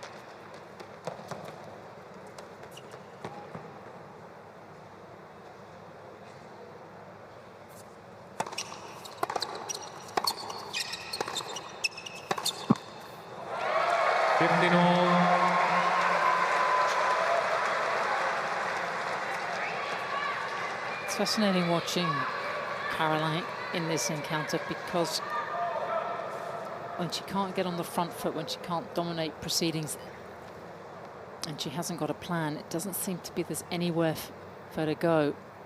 Can't see a way back.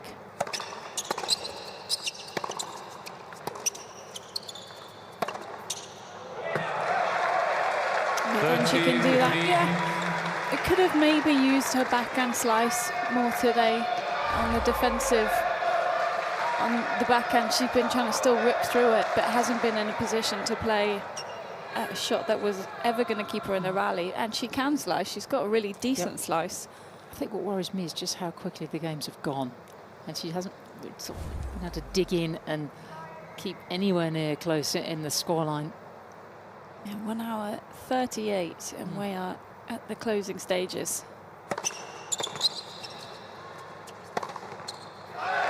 I agree completely. You cannot give the world #1 this big a lead. You can't. It's not that she's gone in and out of this second and third set. It's just her lack of ability to make an adjustment.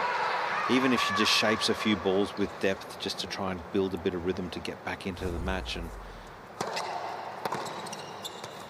that's her best service game in some time. It's still a long way back here in the tie for Team France. I think what I'm trying to say, Josh, is that a player as good as Caroline Garcia should be able to sort of chisel her way, even if she's being outplayed, you know, to hold serve with a great serve like this, you know, to stay competitive in the scoreline, to put some pressure on there, not let this, you know, after winning the first set, not just letting this all frizzle away. It's probably her one weakness, isn't it? I mean, we look at her and technically she's very sound. We know that. Athletically very gifted and has a lot of star quality attributes everywhere you look, except, you know, the great players, the best players in the world are the best problem solvers. Typically, that's what they do, and they do it quickly. They don't wait till the end of the set. So still plenty to learn for Caroline Garcia, and today highlights it, though, especially when you're up against the very best, and you can see what Iga has done to turn this around. So very valid point, Sam.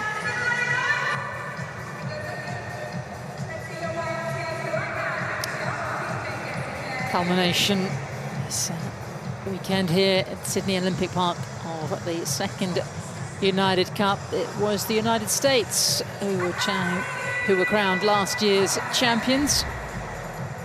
They went out in the group stages in Perth. Australia, Germany tonight.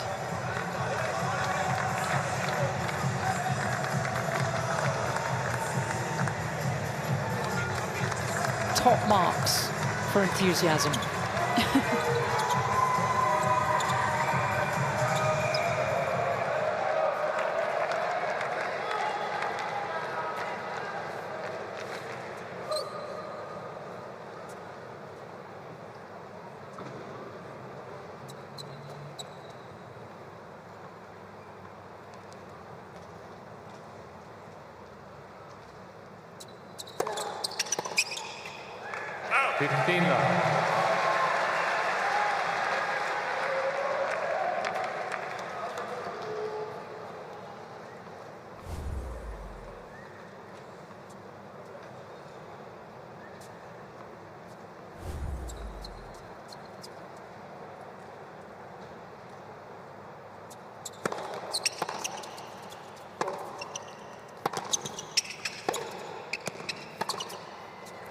You see, that's the one, well, that's the kind of shot that's really not helped, because you really want to go back cross court there, just keep yourself in the rally.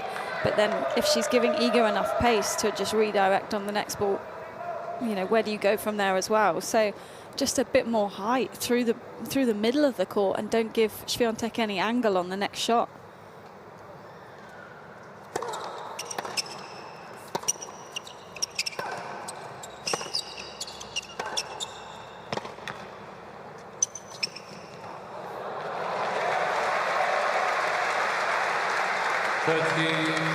When it's good, it's really good.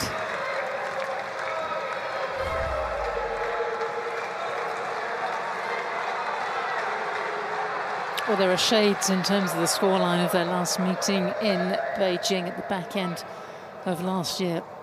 Schwantech going on to win the tournament, but dropping the opening set against Caroline in the quarterfinals, coming back to win easily in the decider.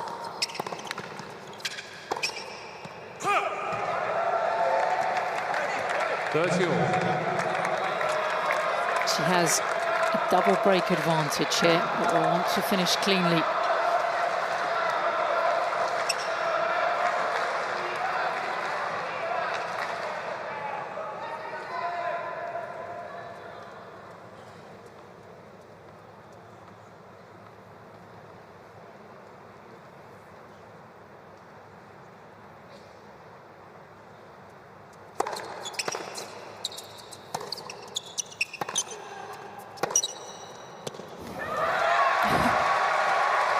She's so good.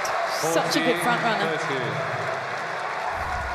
How many people might be a double break up and just let their intensity drop slightly because they think the match is almost over? There's never any of that from Iga.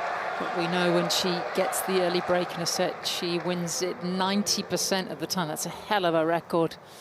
That's based on her hard court performances last year, that number.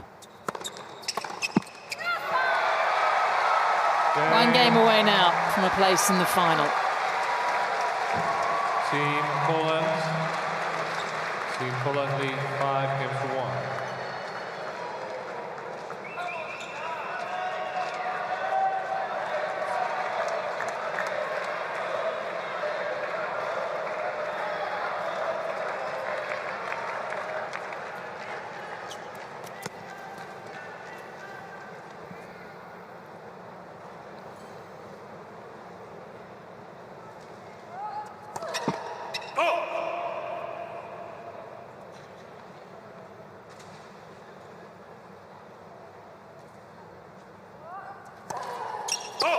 Love 15.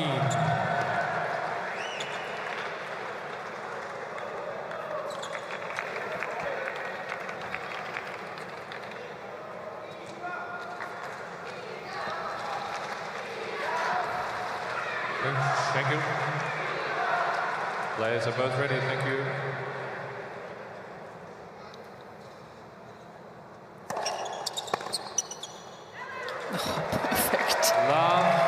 Goodness me, this is a much happier Iga on this court from 12 months ago.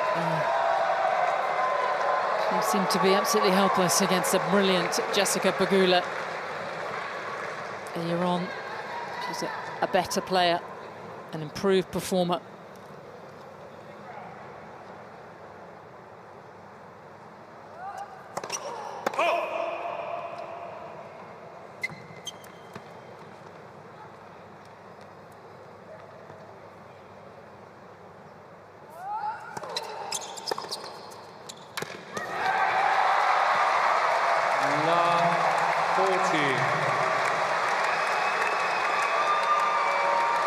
What a comeback.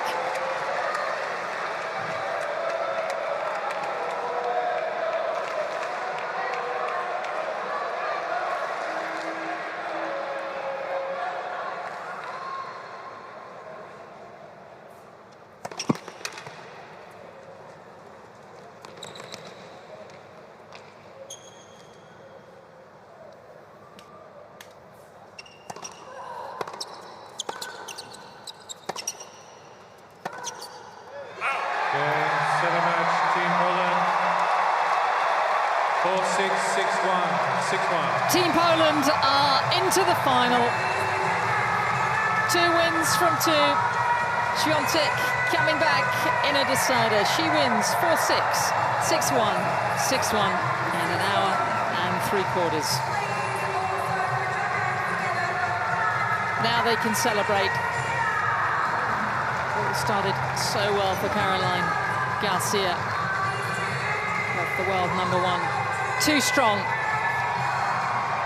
Josh, she's just jumping up and down, waving to her fans right in front of you. It's great to see, isn't it? The world #1 performing so well, just ahead of the first major. Yeah, you can just see what it means to not only Iga, but the whole team. They're going to be tough to beat here. They go into the final and they'll be very, very dangerous. Just so much firepower, both their singles players. Great effort, though, I've got to say, from Caroline Garcia, particularly in that first set, showed glimpses of what she's certainly capable of. But, oh, gee, I thought Iga responded so well. She was not comfortable at all in that first set. She was just feeling a bit awkward, wasn't getting any rhythm. But I just love how she thought her way through that and got out of trouble. It was quick thinking and, again, just showed the tennis world why Iga Schwantech is world #1. That was simply awesome. And you know what? It's about attention to detail, isn't it?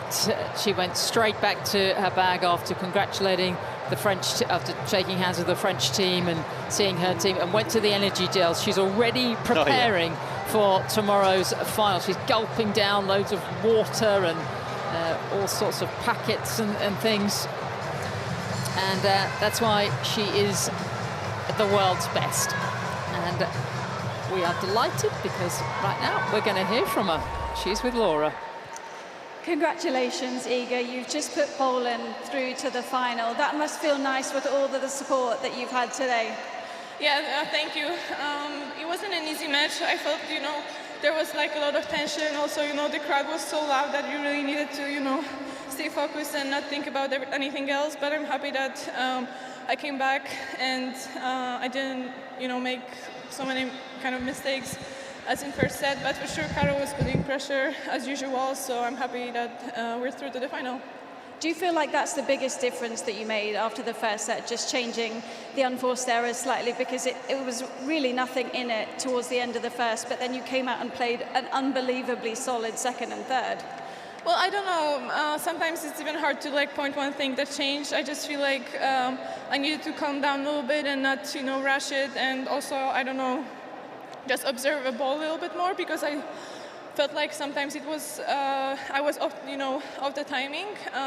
Maybe because we came from Perth, but for sure I needed some time to adjust, and I did that, so I'm happy. And how much easier was it for you to play after Hubie, where he's got the win, you're coming out with the 1-love lead? Does it take the pressure off your shoulders? Yes, for sure it was a little bit easier. So yeah, Hubie played a great match today.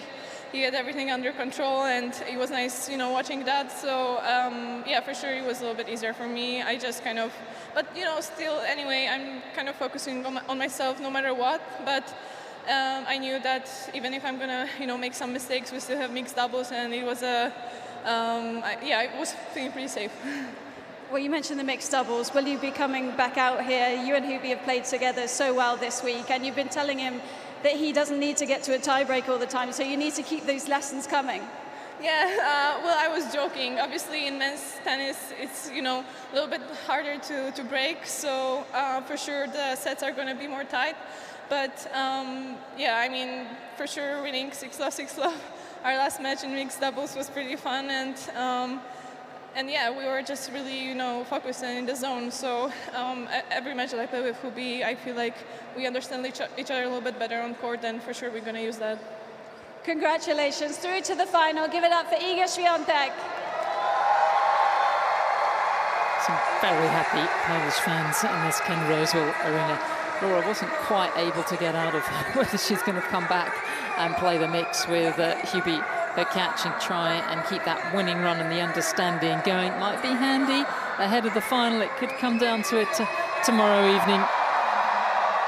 We shall see. Maybe they haven't worked out exactly what they want to do, but she'll enjoy this one. A much better experience for her this year on the Ken Rosewall Arena than 12 months ago, and showing us all why she is the world number one.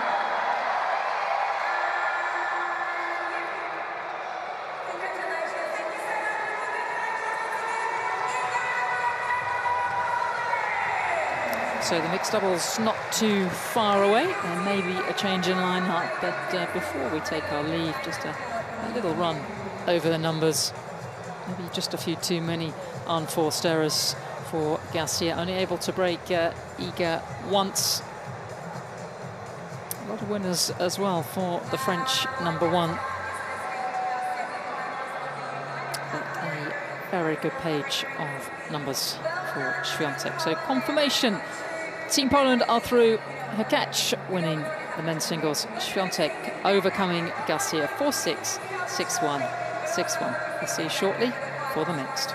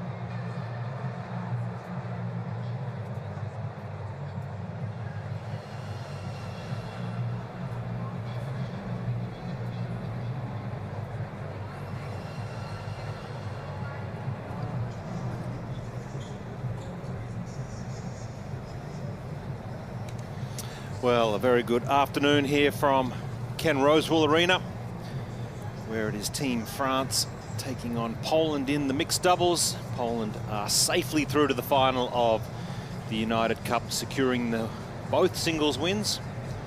Iga Schwantech, the world #1, losing that first set and then was very strong in the second and third sets, just dropping 2 games.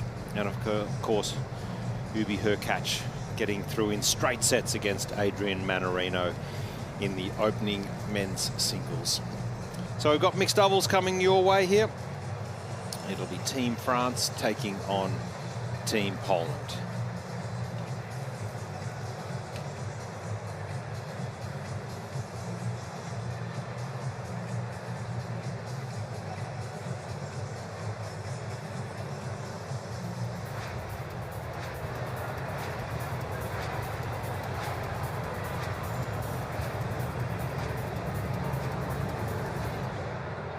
Please give a warm welcome to our first team representing France. It is team captain Edouard Roger Bosselin and Alexandre Lechemia.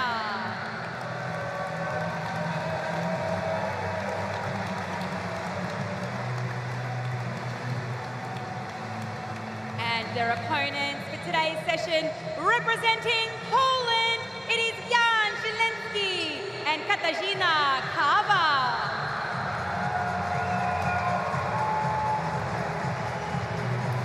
Great to see these two players subbed in. Well, we know that it would have likely have been Schwantech, of course, taking the field with Herreratch, given the strength of their relationship and how well they've played over the years together. Jan Zieliński, obviously a very handy doubles player. He'll be thrilled to have this opportunity.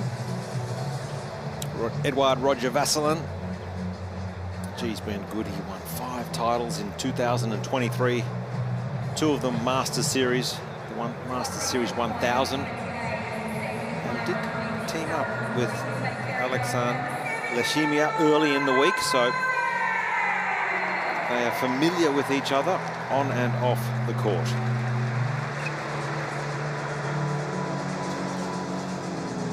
One of the hardest working ladies in world tennis, Laura Robson. Very good afternoon to you. I know you've been courtside on court interviews and... Well, how's a view, Josh? Oh, well, it's what it's all about at the United Cup. You've just got to... Oh, you love it. You got to get amongst it, and gee, we've seen a great day's play so far, haven't we? Team Poland just so strong in the singles, and a nice opportunity to finish it off with some different players on court coming out for the first time. And yeah, I thought this might be the case because I saw Herreratch in the slides. Yeah. So the toes were out.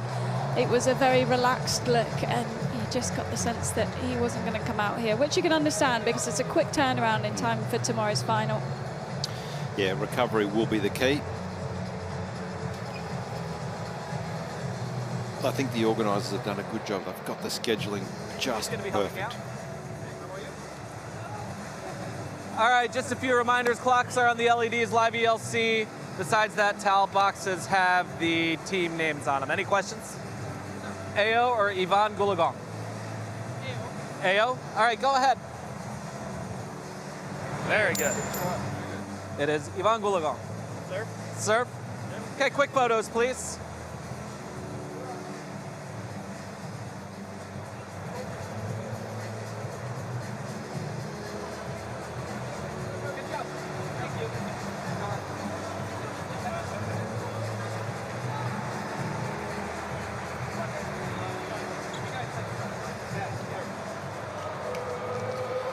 Whilst Team Poland might be safely through to this year's final,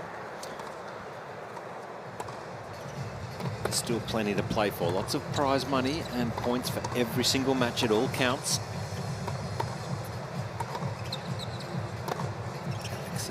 Lechemia, very solid player.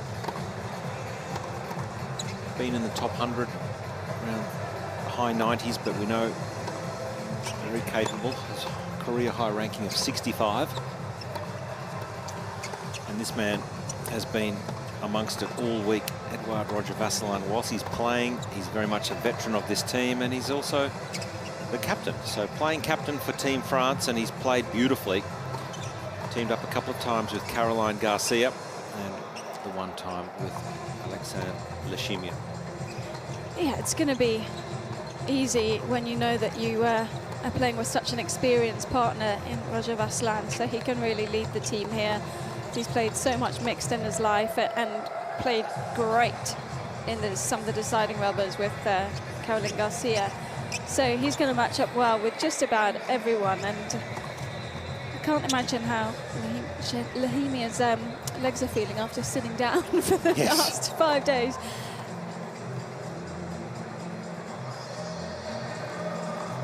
Three minutes.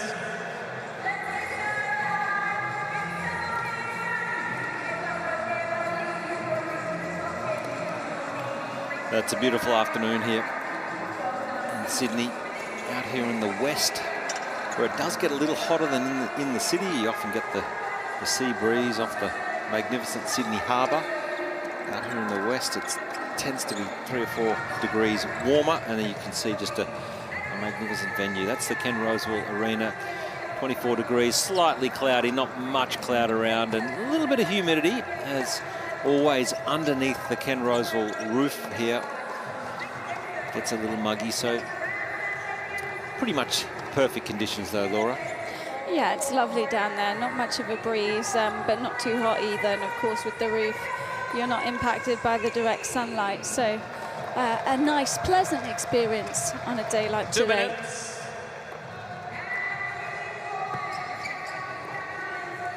A left-handed, right-handed combination, always quite lethal, and as a doubles combination, and really a proud moment here for Alexia Leshimia. She was a bit nervous in the group stages when she teamed up with Roger Vasselin, although they did get the win.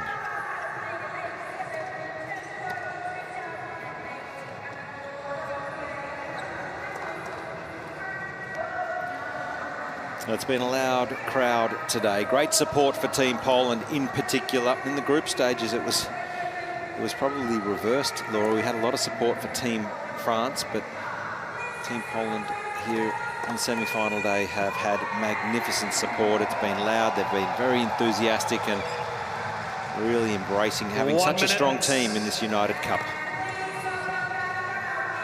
Yeah, lots of flags on show today.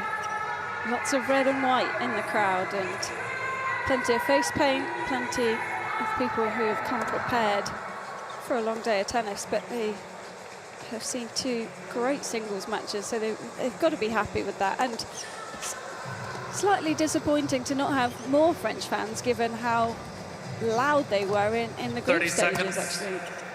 That's right. Ladies and gentlemen, this match will consist of 2 tiebreak sets using no ad scoring. A 10-point match tiebreak will be played at 1 set all. Team Poland won the toss and chose to serve. Team Poland winning the toss, electing to serve.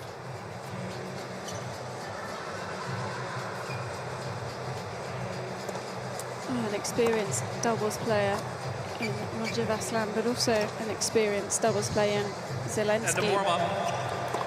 That's right. Made the final of the Australian Open in 2023. We're just triple checking that, but yes, you're right. And the highest ranking of #7 in June last year. So he's right up amongst it. Paris Indoor off the top of my head. Yeah. Did very well. He got to play, Jan Zelensky got to play in the group stages, in the quarterfinals. They had a win in the match tiebreaker against China.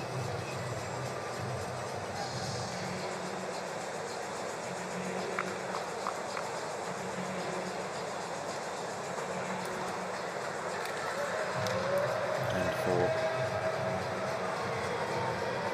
Team France, Lehimia and Roger Vasselin teaming to defeat the Italian team in straight sets in their group stage. But for this final mixed doubles, it'll be Team Poland to open proceedings. Ready, play. Let for serve.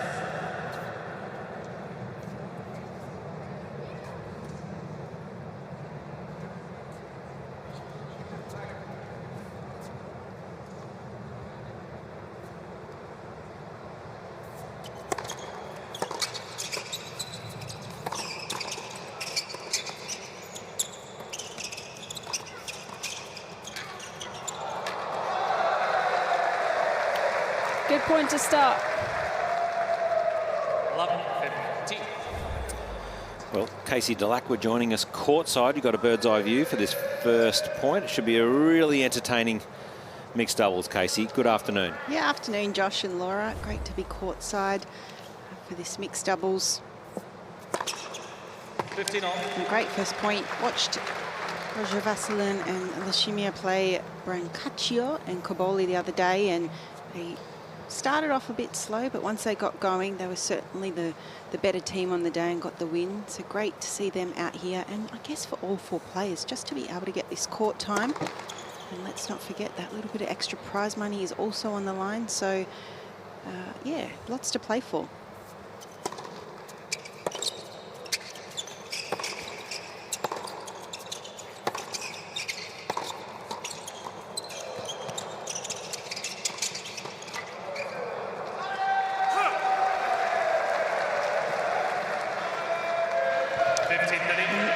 The other day plays that first court as I'm not sure exactly what court side you preferred, Laura, but she doesn't mind returning off that side, and quite experienced, obviously probably playing some of the better doubles of her career so far, and as the match went on you could see her grow with confidence. So she's already started off much better these first couple of points here today.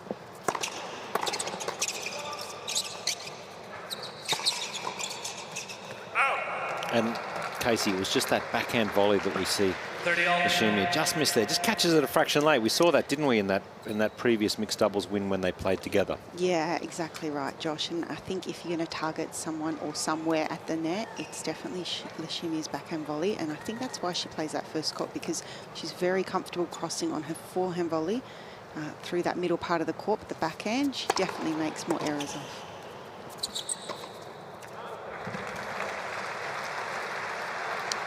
Yeah, as a lefty, 40-30. I always played on the deuce side actually, but it really depended on who I was playing with.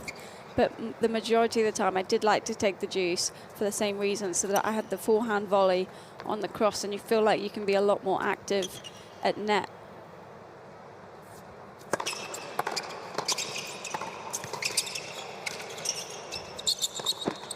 I also think a lot of what I like to call them true lefties like yourself, Laura, that fading forehand return, as we see first deciding point. These are very, very crucial, but they kind of favour that one and like the forehand across their body. So you see a lot of left-handers actually play that deuce court.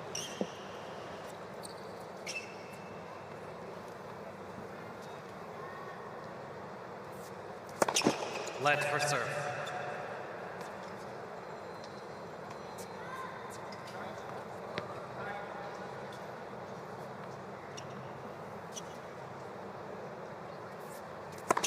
That's huge. Game, Team Poland. On a deciding point. First game. Goes the way of Team Poland, and they continue where they left off in the singles. Loving the fist pumps from Poland and from Thomas Witkarowski on the bench there, getting the fist pump out. Do they know they've already won? Gee, he did a good job. I was lucky enough to be courtside for the Schwantech singles and just sitting right next to their team. He worked incredibly hard after the loss of the first set to just inspire Schwantech, get her mentally prepared, get her ready. She was looking to, she was a little frustrated, of course, when you lose the first set, but I thought he showed his class and his experience of coaching really top players. It's, you know, you got the spotlight on you, you got cameras on you, you only get 90 seconds between changeovers, and I think his messaging certainly hit the spot.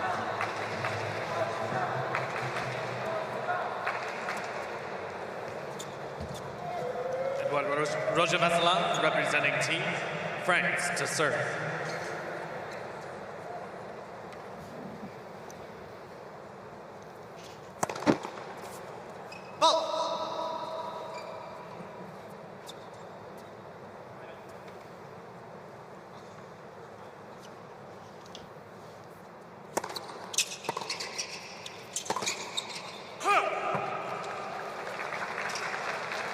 Love 15.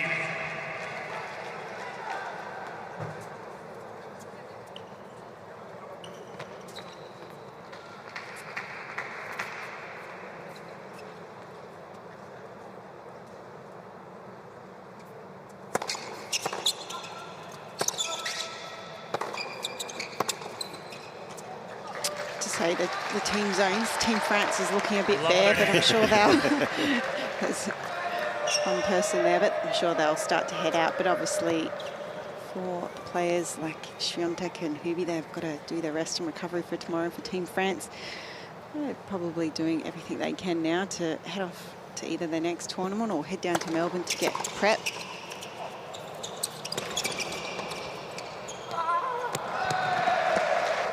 Yeah, we've got the lone wolf over on Team France. I know, he looks a bit lonely. I feel like the mum in me wants to just go and keep him company.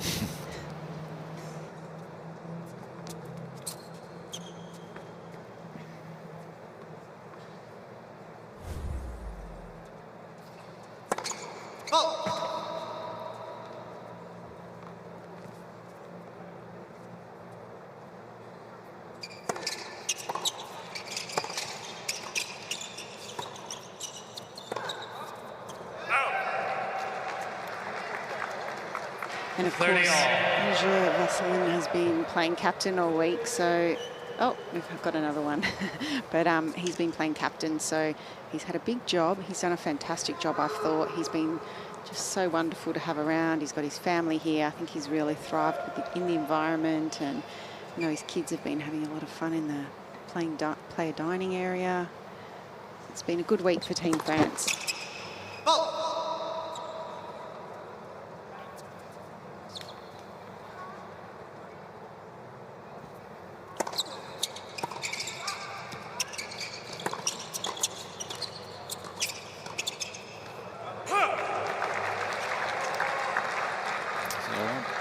Opportunity here for Poland. 40.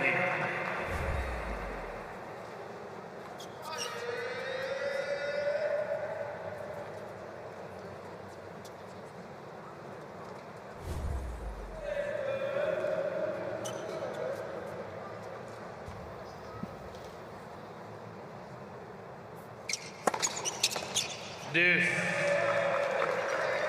Deciding point. So key, isn't it, Laura, to get that first serve in on these deciding points, especially in the doubles format, it makes it really, really important and vital.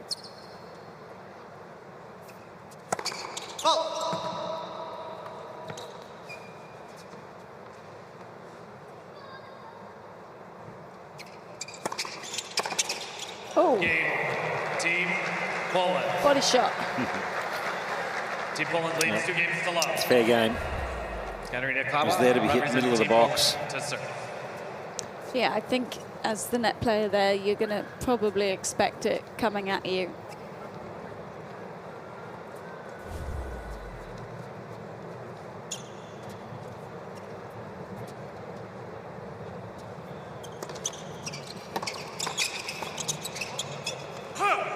He's so active at the net, Zelensky. 15 love. And he's got to beat Cower serve. I wouldn't say is the biggest out there, so if they can just try and keep the points short.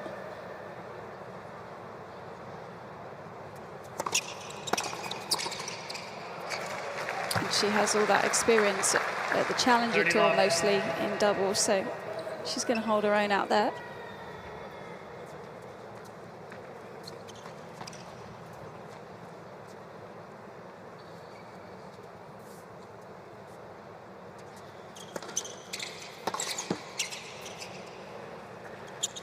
Love.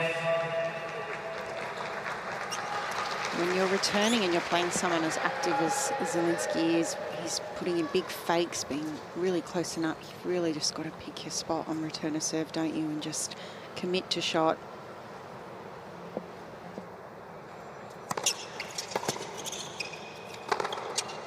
Looking very comfortable is Team Poland. Off to a fast start here. 3 love first set. 3 games to love.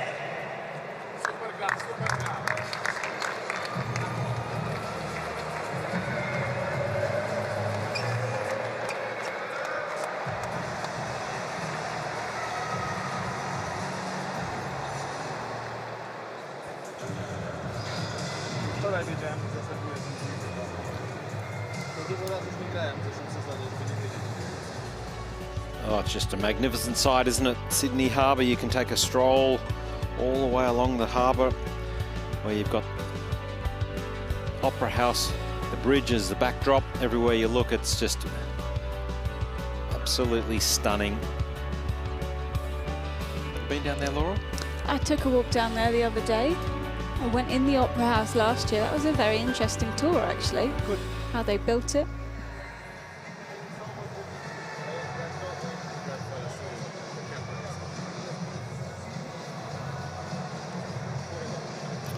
Team Poland have been simply stunning all afternoon.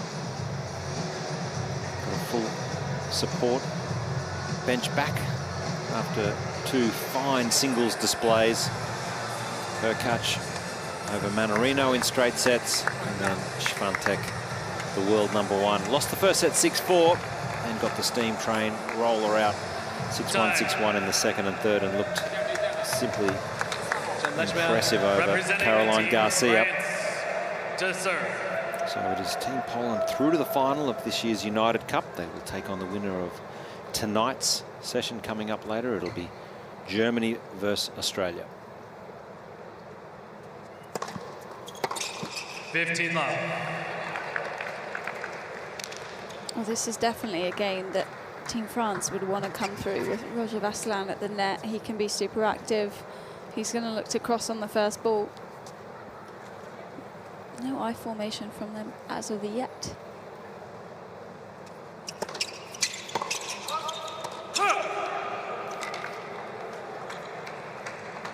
$30 left.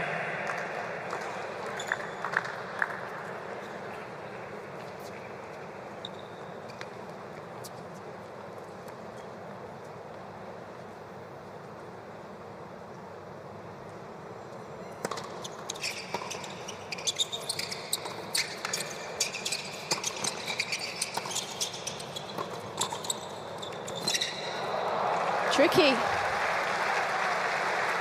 just seems like Team Poland have so much time at the moment.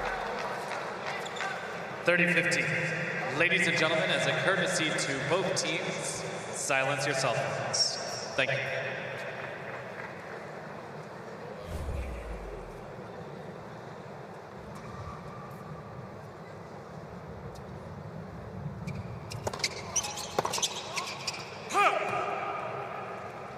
$40-15.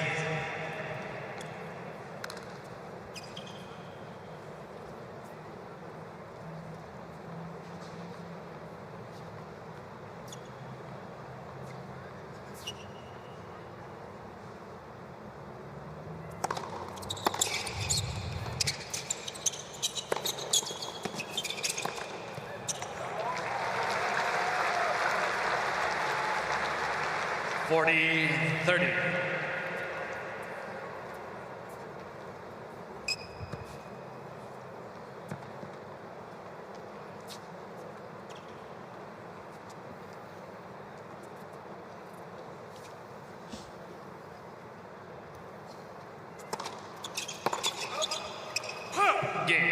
Yeah, good hold here for Lashimia. Needed to get on the board, otherwise the set gets away being down a double break. Poland leads 3-1.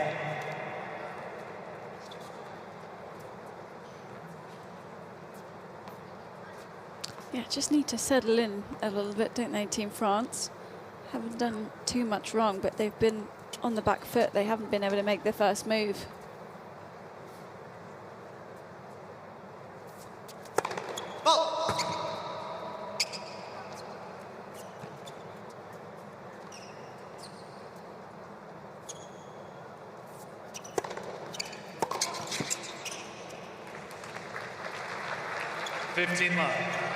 Zielinski happy to serve volley on both first and second. Don't see all the doubles players doing it these days.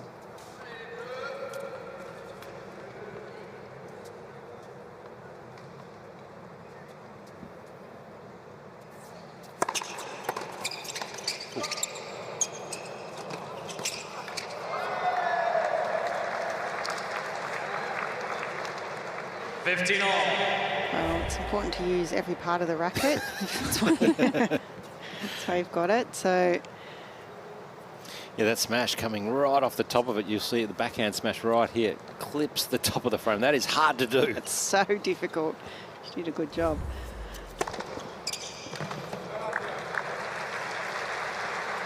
(30-15).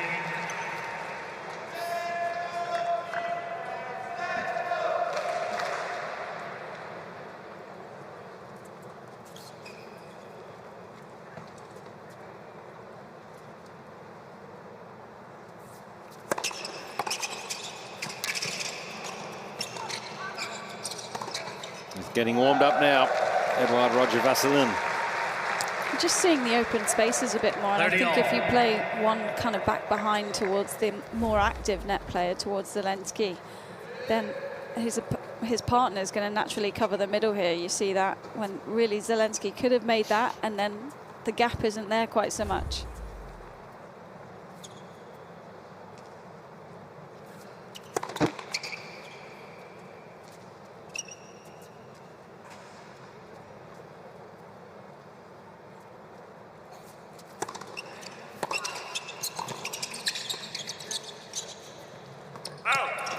Shimia standing so deep to return, and I just think I'd 40-30.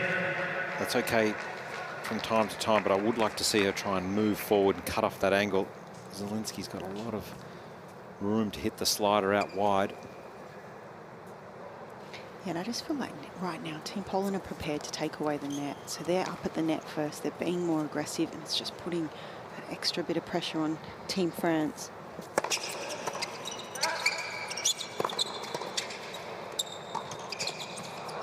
Team Poland. Pretty clean from Team Poland. Team Poland 4-1, one break in the first set. To 1.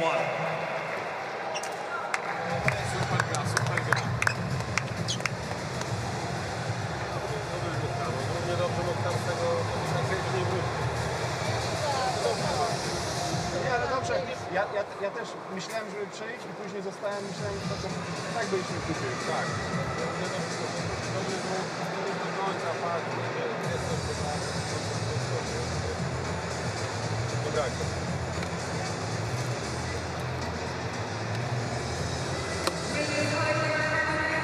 Więcej lewej ręki przy tym backhandi, nie? Nie będzie trafić, ale szybko do tyłu. Taki baseball zagrają. How's your Polish? Non-existent. Yours? Yeah, same as yours. Yeah.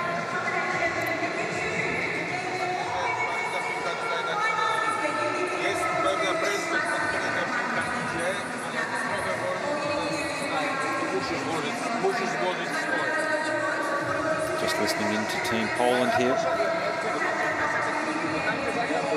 Captain Thomas has been very proactive all afternoon. He's done a wonderful job leading this team.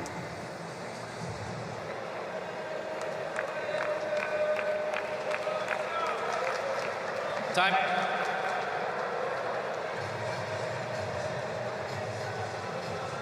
Different teams have different captains, of course, and Roger Vasselin is the playing captain. I think it's the #1 player gets to pick who the captain is.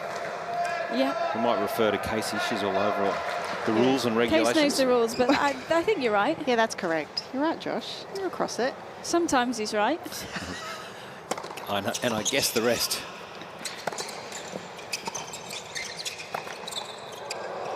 Yeah, Garcia is comfortable to pick. They have a really great relationship. So Roger Vasselin was the playing captain. Obviously, a lot of the players have also their private coaches around. You'll see a lot of the private coaches as well talking to the team captain. So it's a real team environment. So everyone is having input.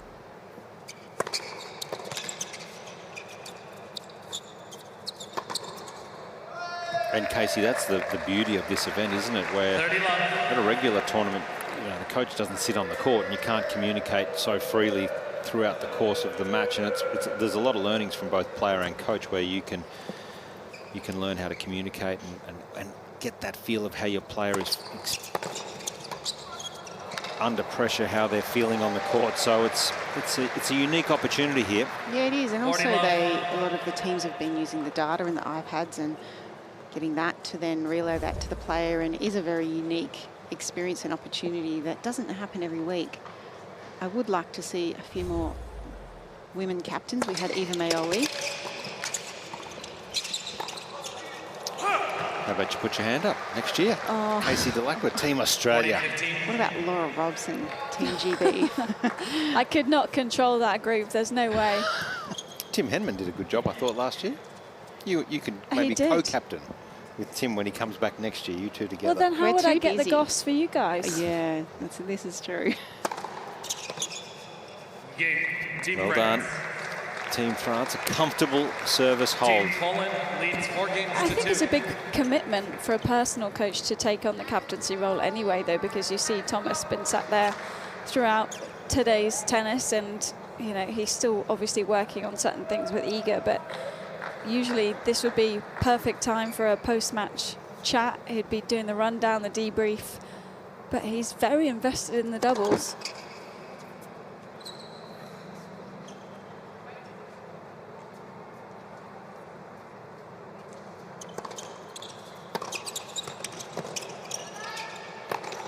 I think you're right. Like that, people may ask, what does a coach do post-match? They do plenty, don't they? Really, they'd be looking at all the numbers, the stats. They'd be poring over any little small detail where they can possibly get an edge. They'd be talking strategy about tomorrow's match.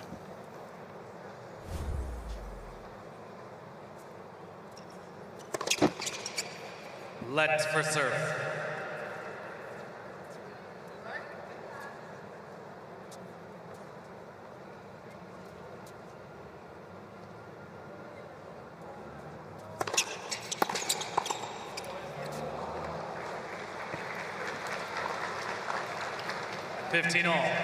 There's a few moves that Zelensky hasn't got a racket on where he's been a bit too ambitious, but it doesn't stop him from going on the very next point.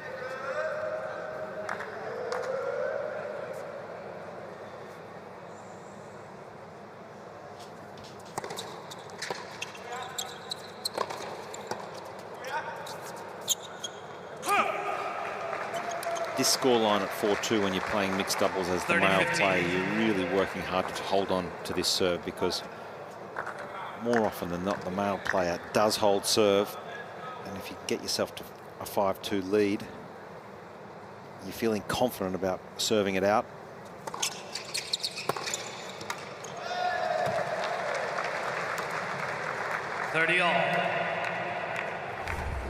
Got to use those line balls, don't you, in mixed doubles? And this one here, Vasilin commits and plays well inside the tram lines there. You've got to keep your opponents honest.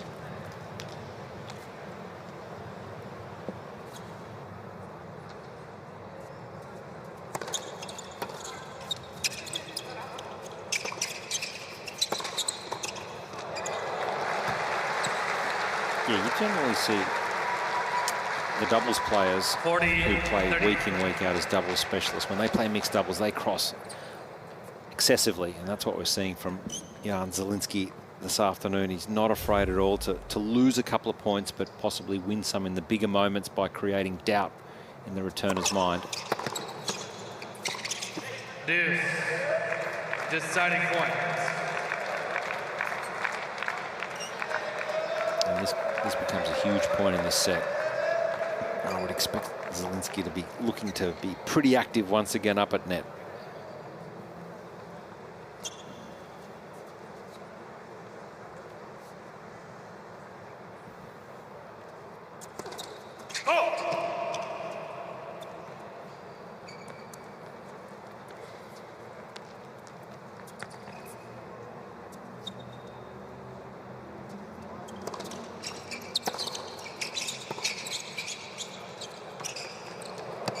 Oh, it's the perfect lob for Team Poland, winning the deciding point and have a comfortable lead, 5-2 first set.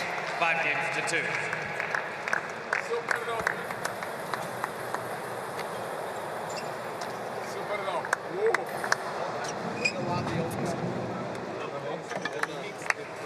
Laura, they're not just happy with a 2-love lead, they want to win it all. Yeah, they're going for for 3-love, and you can see that in the intensity in which they're playing, just being super active out there. Kawa recognizing that she needed to go for the lob, which was a nice change-up.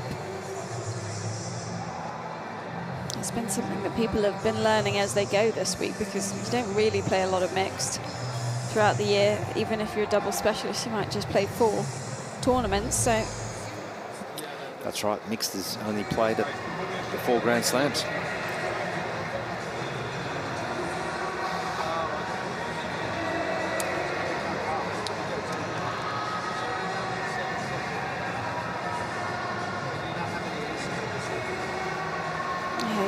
play potentially 4 mixed tournaments a year, but even then, if you're a double specialist, are you really practicing the mixed? You would generally be practicing either women's doubles or men's doubles with the partner that you probably play with long term, rather than someone that you're just kind of matching up with for the week.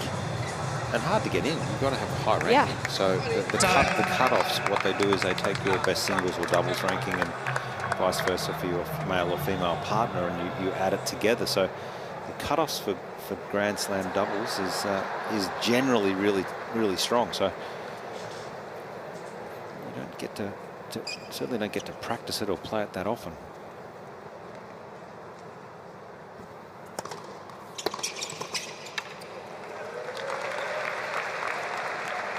$15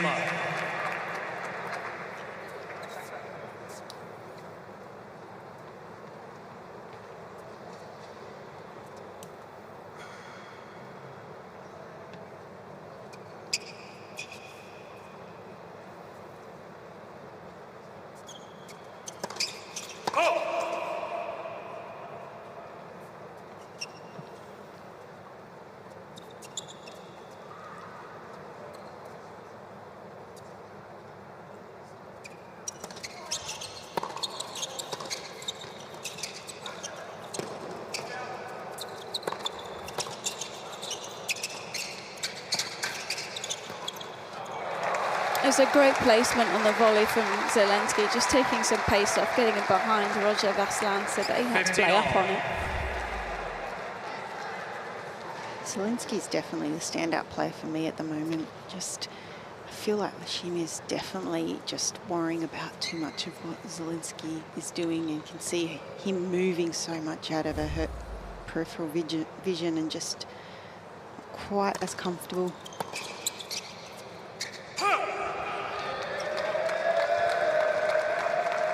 And they're just willing to take a few more risks, aren't they, Team Poland? They're willing to come forward as a team together.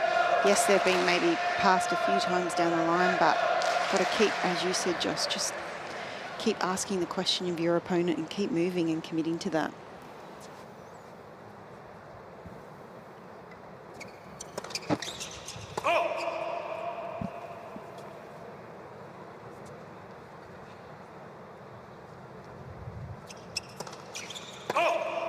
This does also, Casey, become a big game, doesn't it? When 30 all. If you can serve first at the start of a set. Yeah, it puts so you're always chasing from behind then, aren't you? And can make it a little bit more difficult.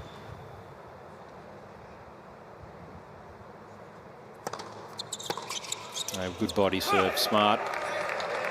40-30. Using that slider lefty. It's a nasty serve to return, Laura, that slider. Casey would know. And you as well. Don't often get to work with 2 lefties. Sam Smith has been on fire with the lefties this week. Game. Yeah, nice serving Team here. France. I think she even said that perhaps lefties should be banned or something along those lines. Well, I think if you ask most right-handers on tour, they would agree with Sam Smith. We're just special. Yeah, we are. I'm with you, Laura. We Team do lefty. need different scissors, though. I'm so left-handed. I need my proper left-handed scissors. Same with me. And when I had my left shoulder operated on, there was no chance I could do anything with my right hand. I struggled. Out. 15 love. Yeah, it's hard to see them getting broken here, Team Poland. Zelensky with the serve and volley.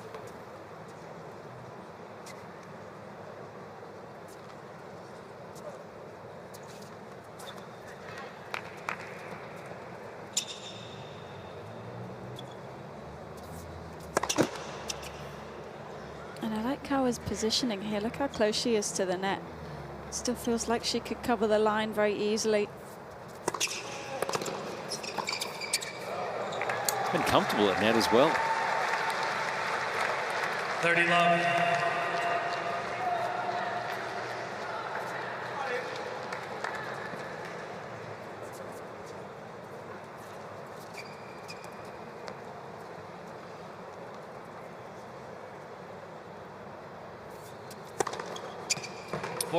Brings up a whole handful of set points here, Team Poland. They've been the better team.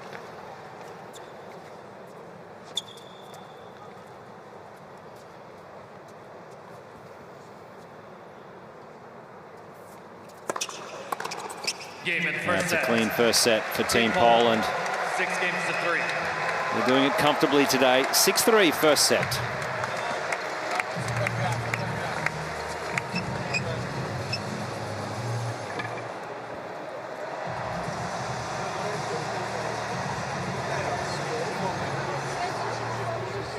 Drop in intensity whatsoever from Team Poland. Pretty good serving from both teams, but in particular Team Poland up at around 80% of first serves in. A couple of breakpoint chances that Team France had, those deciding points. Poland taking one of their 2 opportunities, and a good clean set there, a clean sheet for Team Poland. They have come out, they look very, very keen to try and win this 3-love and take some momentum into the final tomorrow here for the United Cup. And Jan Zielinski has really been the captain of this team out here today. Yeah, what the stats don't show you is the volley winner count, which has been exceptionally high for Team Poland because they've been the more active pairing. They've been covering each other really nicely. The placement of both of their starts to the point have been great because you see Kawa closing it down, being super close, and then she knows her partner's going to follow her up. But it does also seem like they're kind of covering the lobs as well. They're just anticipating very nicely so far.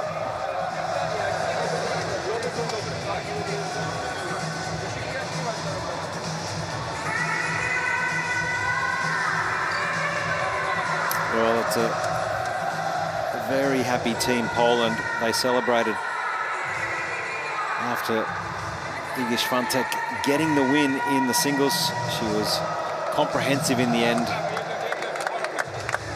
over Caroline Garcia, winning 6-1 in the 3rd set, putting Team Poland through to the final of the United Cup. And Laura, they'll be hard to beat.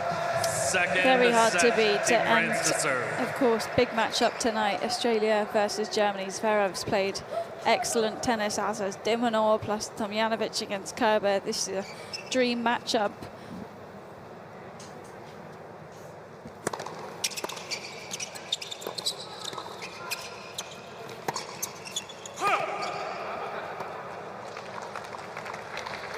Schwantech and Herreratch tomorrow.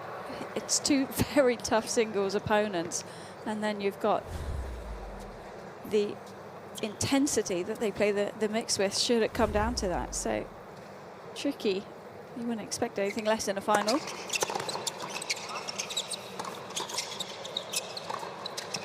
Ooh. Could have kept going back there, I thought, to the next player. I think so too. Someone told me, Josh, back in the day, might have been even Wally, but you go one, you've got to expect one to come back, one to come to you, the second, the third, the fourth. I think Zielinski just should have gone one more back to Lashimira. She was backtracking, wasn't yes, she? Exactly.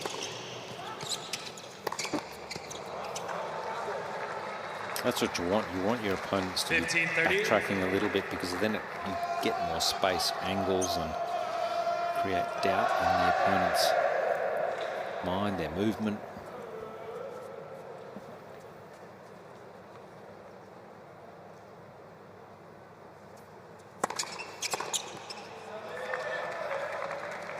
All.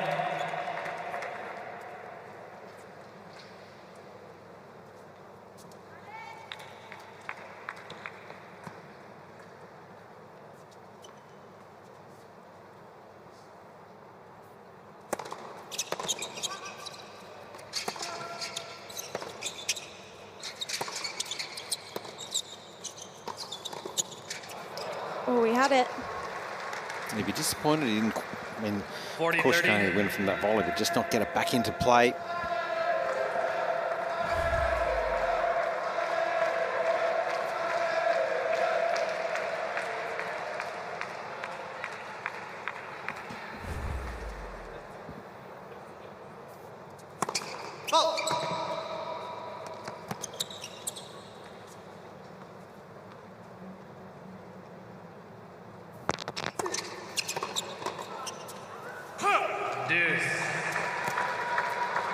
Deciding point.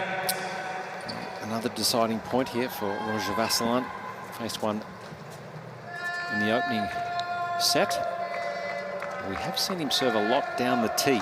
I formation, and he serves a bit of a slider down the tee on these big points. That's his go-to play. Not this time, though.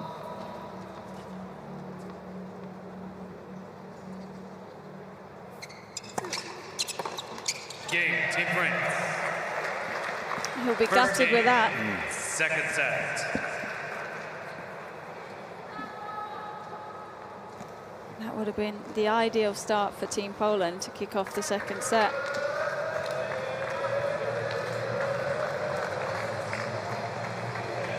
But just the fact that they're getting those chances on Roger Vasselin's serve, that's such a confidence boost.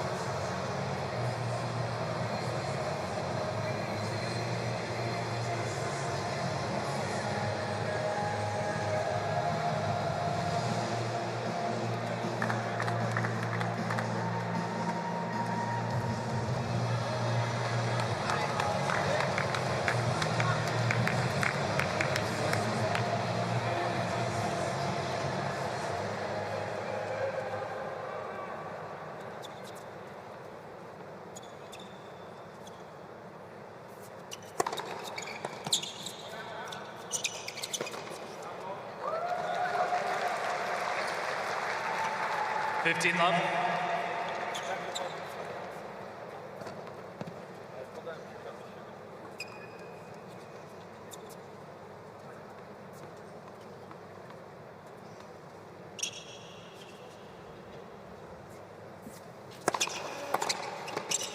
Huh.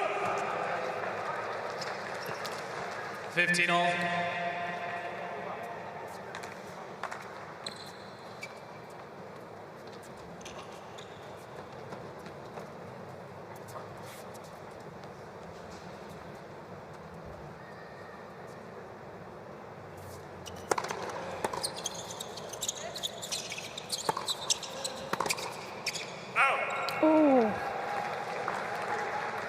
He just overplayed a little bit this afternoon, Roger Vasselin.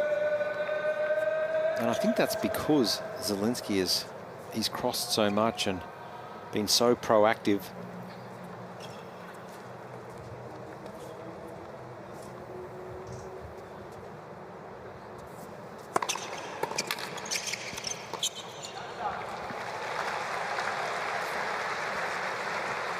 (40-15).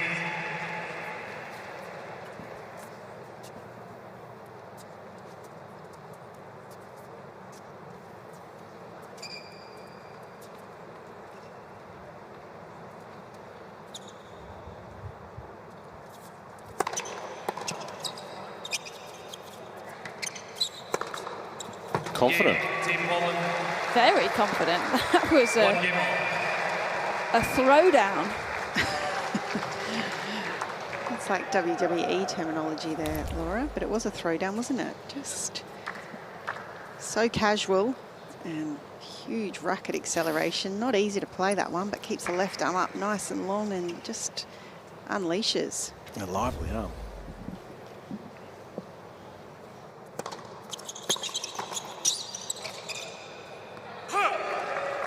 That first point 15 love. Here for Bohemia, you really have to hold on here just to try and keep a bit of momentum here for Team France. Otherwise, it's all happening a little too quickly.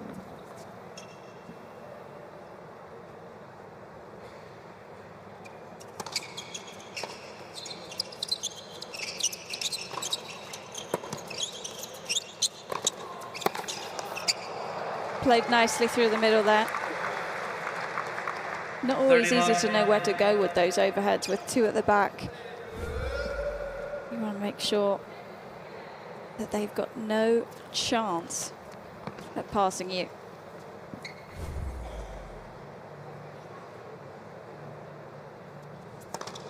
Out.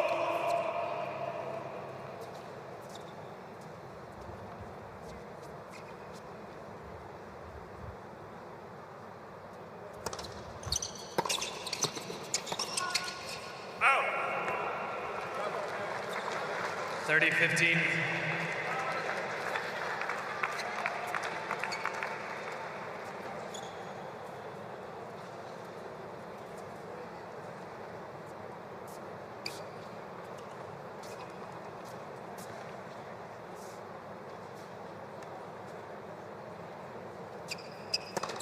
Let for serve.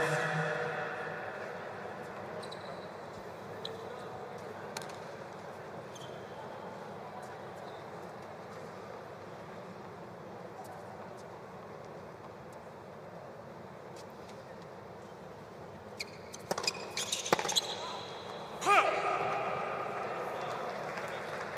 40-15.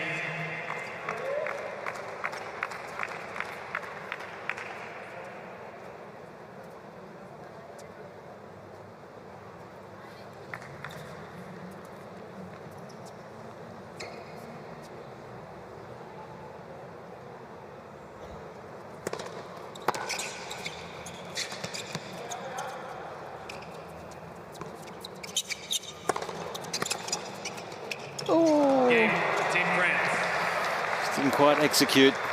It's a nice hold from Team France. Poland in the box seat, a set and 2-1.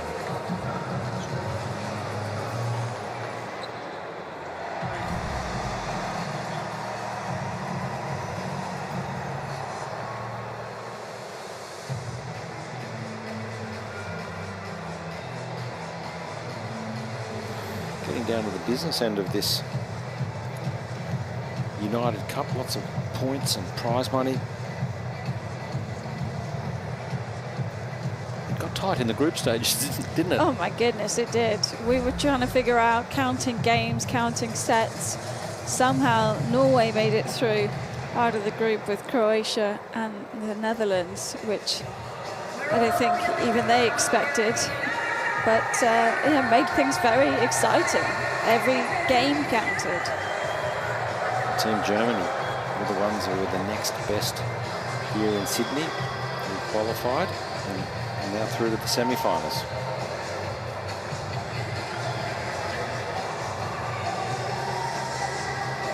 They've been dominant, Team Poland, right from the start here at the United Cup. Played the group stages over in Perth. Spain and Brazil were in their group.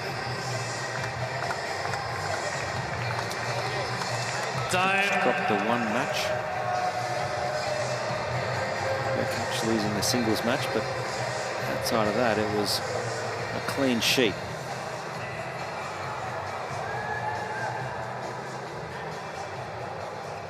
Team France, well, they had to do it the hard way. They had Germany and Italy in their group, and only dropping the 1 match as well.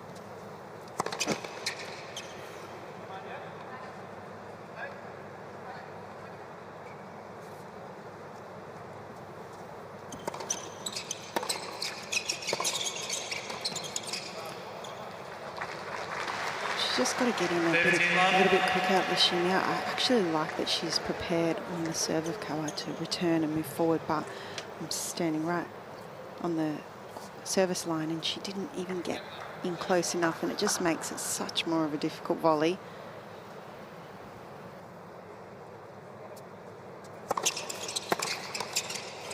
Out. So close to the net here. Zielinski, you're seeing this replay. Wow, almost hanging over the net. I don't know how they don't touch it sometimes. Got to be so careful.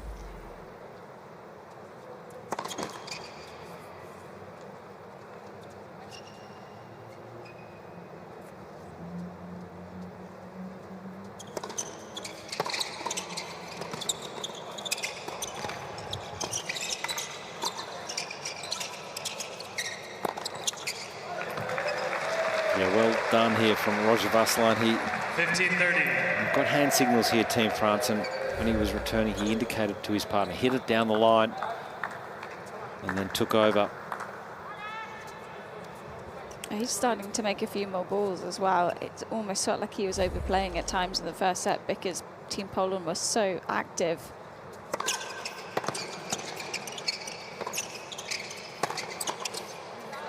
I don't know why you'd go there though, when Zelensky is that close, able to just barely touch the ball.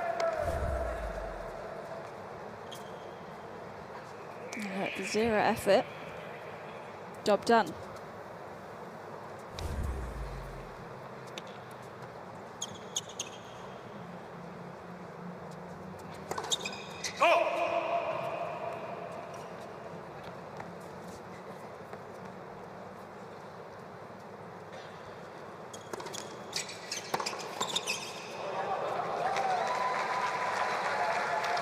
I get the feeling Laura 40-30.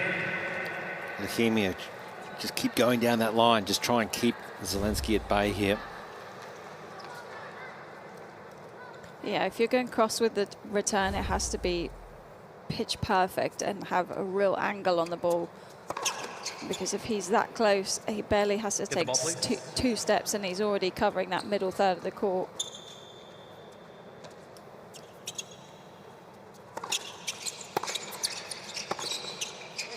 And here's a chance. Deciding point. I just wonder if Zelensky would be keen to have another look and cross again.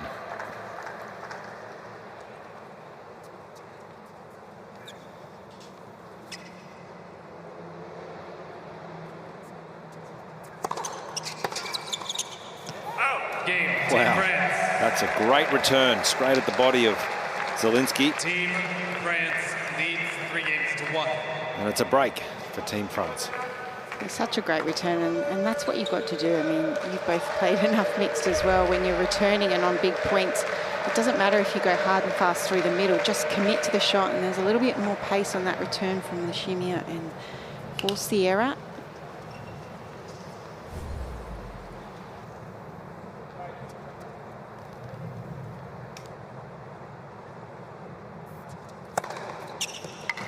I was just having a look at Zelensky's mixed doubles results at Grand Slam, but correct me if I'm wrong, but I don't know if he's made it past the first round at a slam yet. So maybe after this week, just playing a little bit more mixed doubles, and obviously specialises in doubles, might be time to win a few rounds at some mixed doubles at some slam events. Might get the monkey off his back at the Aussie Open. Yeah.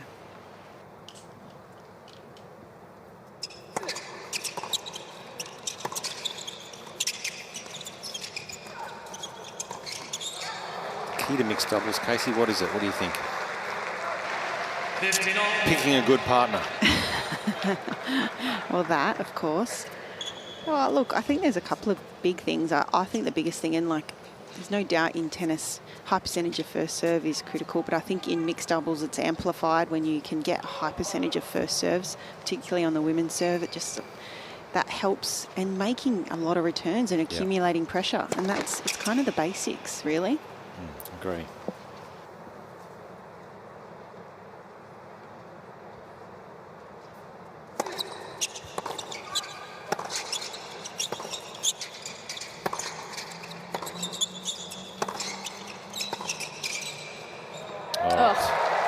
Superb. Stunning. Could not read that one at all. 30. Changed the trajectory of the ball so last minute here. I forgot the other key. I think it's having fun. Don't you reckon in mixed doubles? I feel like it's one of those, yeah, you should get out there and also enjoy the experience and have fun.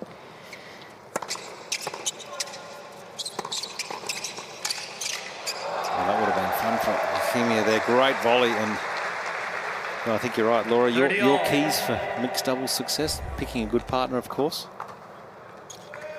Yeah, picking a good server as a partner always helps. No, look, it's very different to women's or men's doubles, and as Case pointed out, Zelensky losing first round of all 4 slams in mixed last year, meanwhile made final in the men's doubles of Australia. So I think, you know, trying to be as active as possible as the female net player at times is key.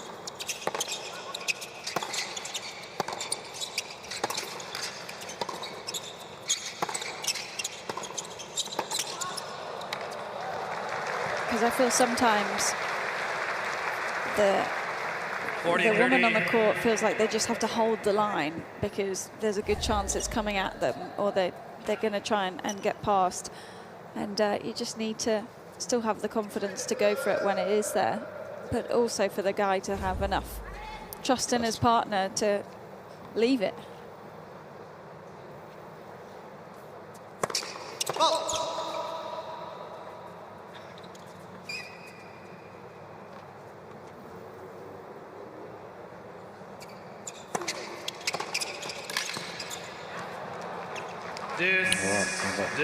Deciding point for Roger Vasselin. He's faced a few this afternoon.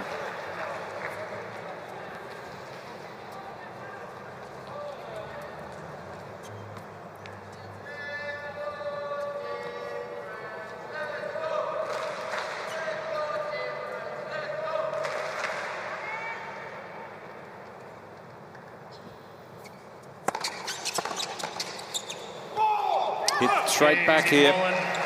Strong return from Team Poland when we're on serve in the second.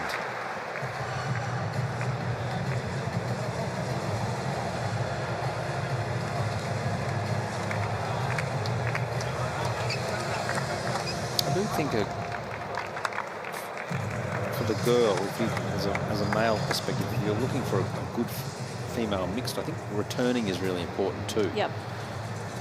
Because they have to return a male serve, which they're not necessarily used to. And I think if they're comfortable doing that, then it becomes really dangerous, because you look at Zelensky, who's crossing a lot. And if female returns well, they won't be as overawed as perhaps other players.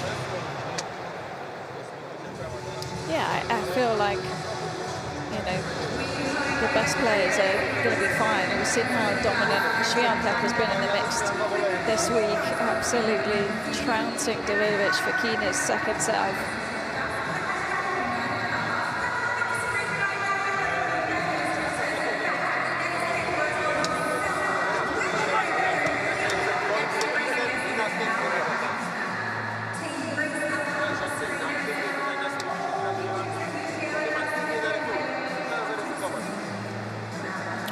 Communication in the Polish team zone.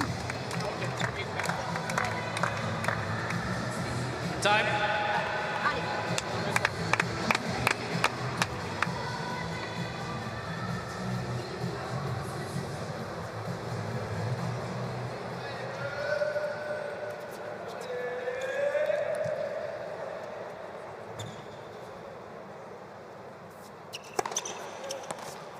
$15 left.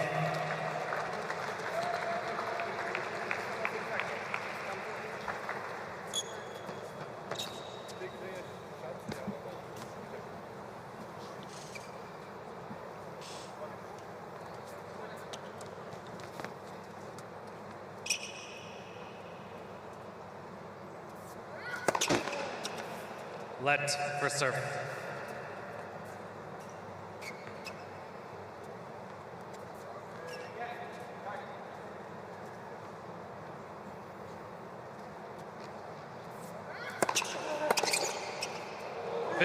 Banger. Perfect, isn't it? It's almost a slap forehand, but he gets it. Gets that racket head vertical upon impact. And she's still in a good position there, Kawa. She's not too far over. 30-15.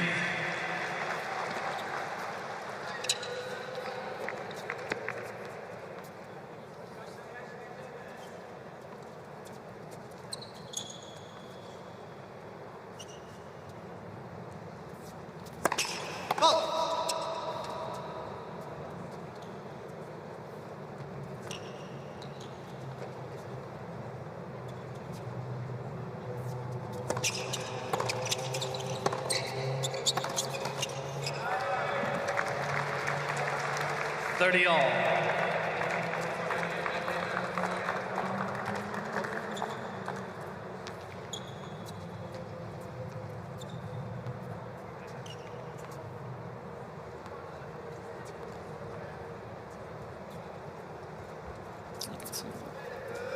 Kimia standing really deep, and she's moved right over to the left. Oh, too good. But they didn't know where to cover there, Team France. Roger Vasselin was wanting to cover the middle, but this could have easily have been a short inside-out forehand.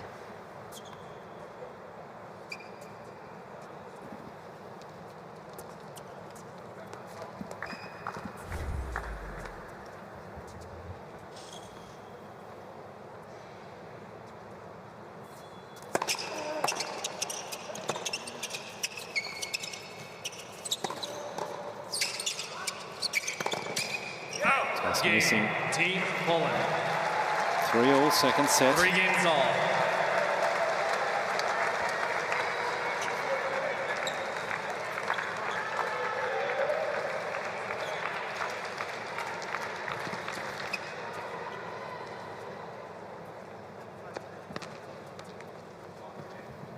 Yeah.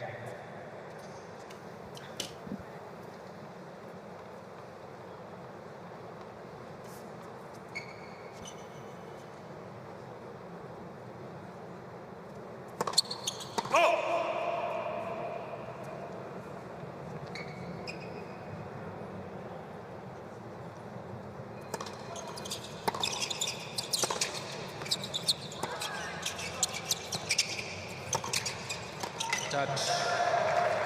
It was a great lob from Kawa. 15 love. Ladies and gentlemen, once again, please make sure your mobile phones are switched off. Thank you. Chimia just playing it as low as possible here with this lefty forehand.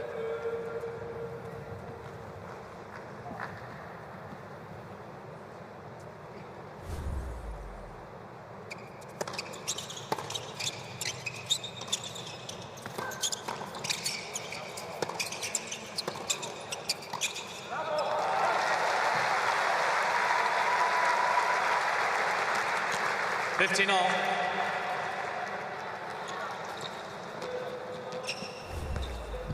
Great job here of closing the net down, taking control of the net.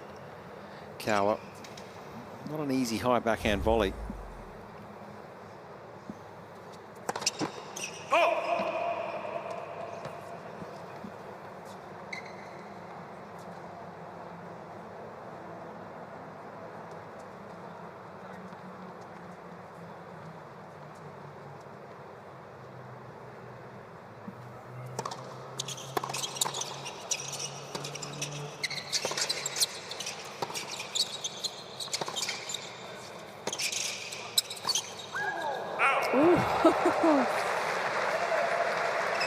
Ducked in time. 15-30.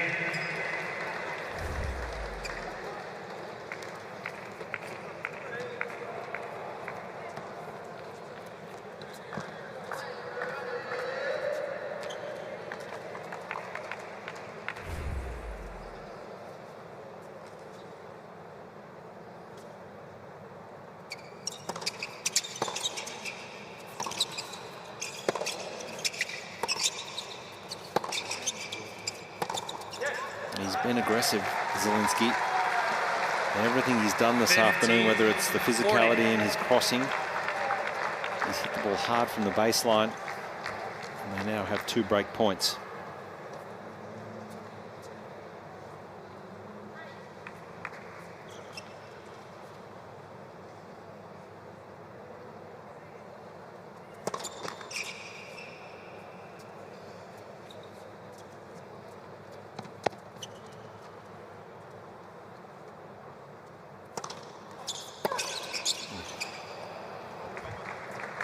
.40.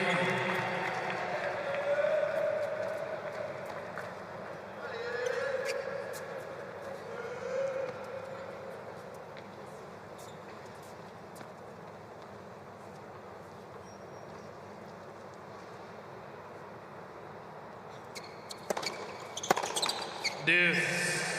That was a big chance. Deciding he point. knows it.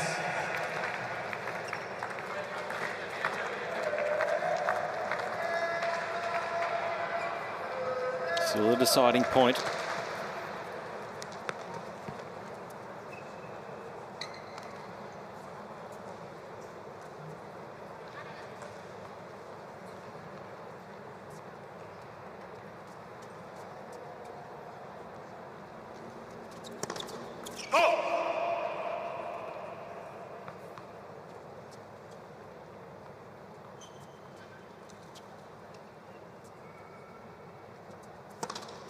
Oh, it's a gift for Team Poland. And they move ahead with the break. They've taken the first 6-3. 4-3 second set.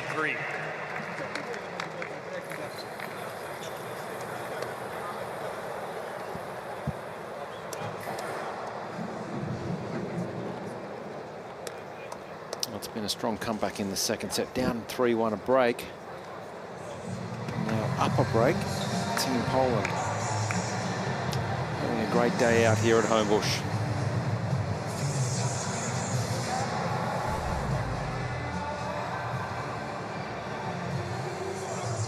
Been the best player on the court for the majority of this match, Zelensky. And it's great that he gets to play today. You never know. Yeah. Whether he's needed tomorrow.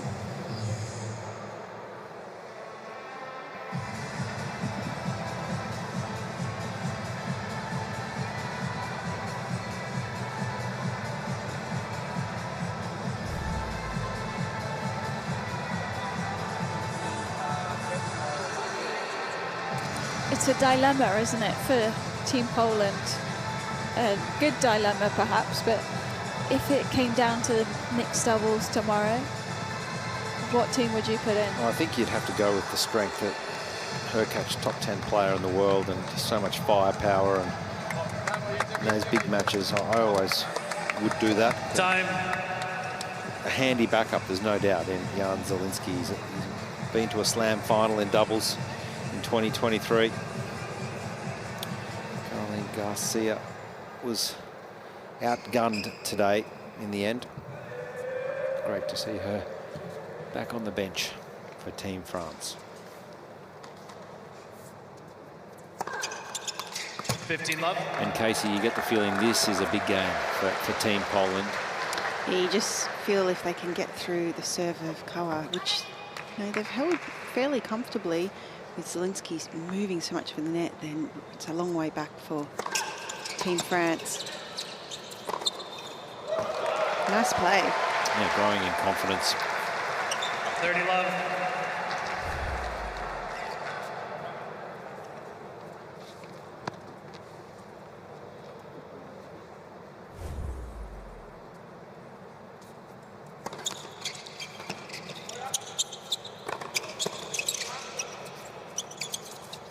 Used that slider wide serve on the first point so often.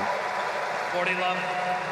It's just given them, it's almost gifted them the first point each time they've served, so it's been a luxury.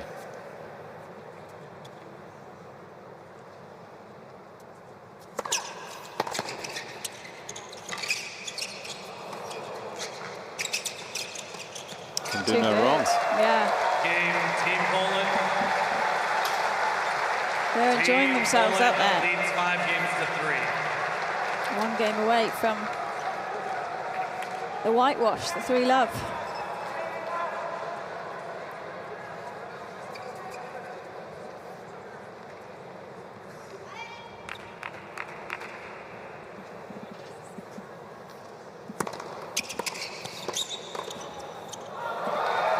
Unbelievable hands. Maybe a little bit of luck involved, but when you look for it, you sometimes get it. It was a proper swing as well, wasn't it? 15 all.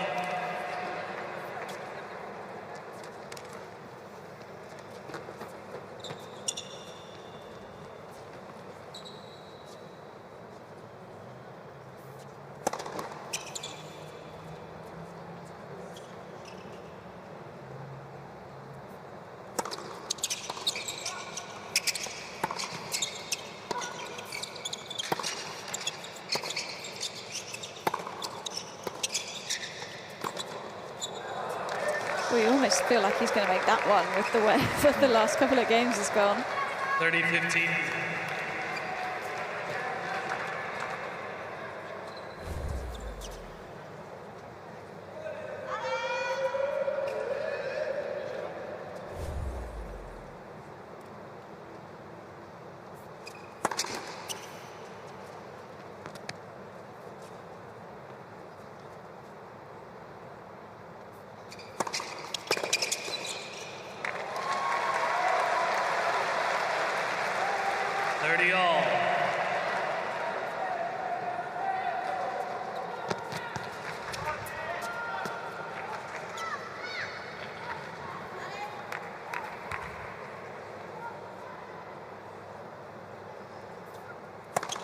All.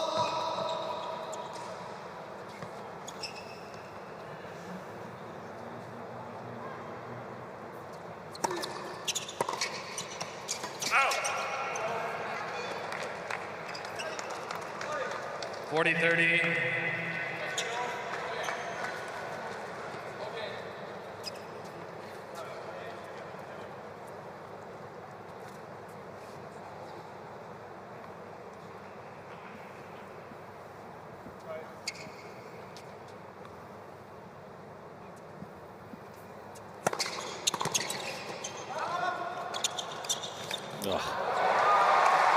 Brilliant hands from Zielinski. He's just full of confidence. And he has earned his team with this deciding point a match point.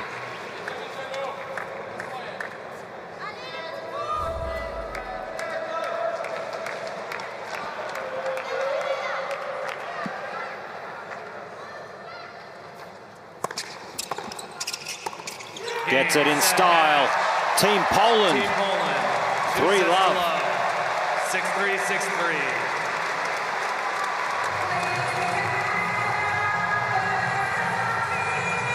Well, I could do no wrong today, Laura. They were simply dominant right from the start. Yeah, they were phenomenal today and had the early lead in the first, but never let up and just played super active, super aggressive. They found the open spaces, and Kawa actually holding her own very well at the net because she was giving her partner the opportunity to cross, and it's a two-way street, so they just gelled exceptionally well today. But you just got to love their intensity. Obviously, we know it means a lot because they haven't played much tennis this week, so to get the chance to get out there and show what they can do was really important. But already having the 2-love lead, and they're getting the fist pump out. The team captain's getting the fist pump out. It's what you love to see. So very well-deserved win. Yeah, and that's nice reward, absolutely. And that should give them so much confidence that they can go home, they can recover. They're into the final of the United Cup. A really perfect day at the office. Jan Zielinski certainly was the leader for Team Poland in the mixed doubles. And absolutely will they enjoy this win.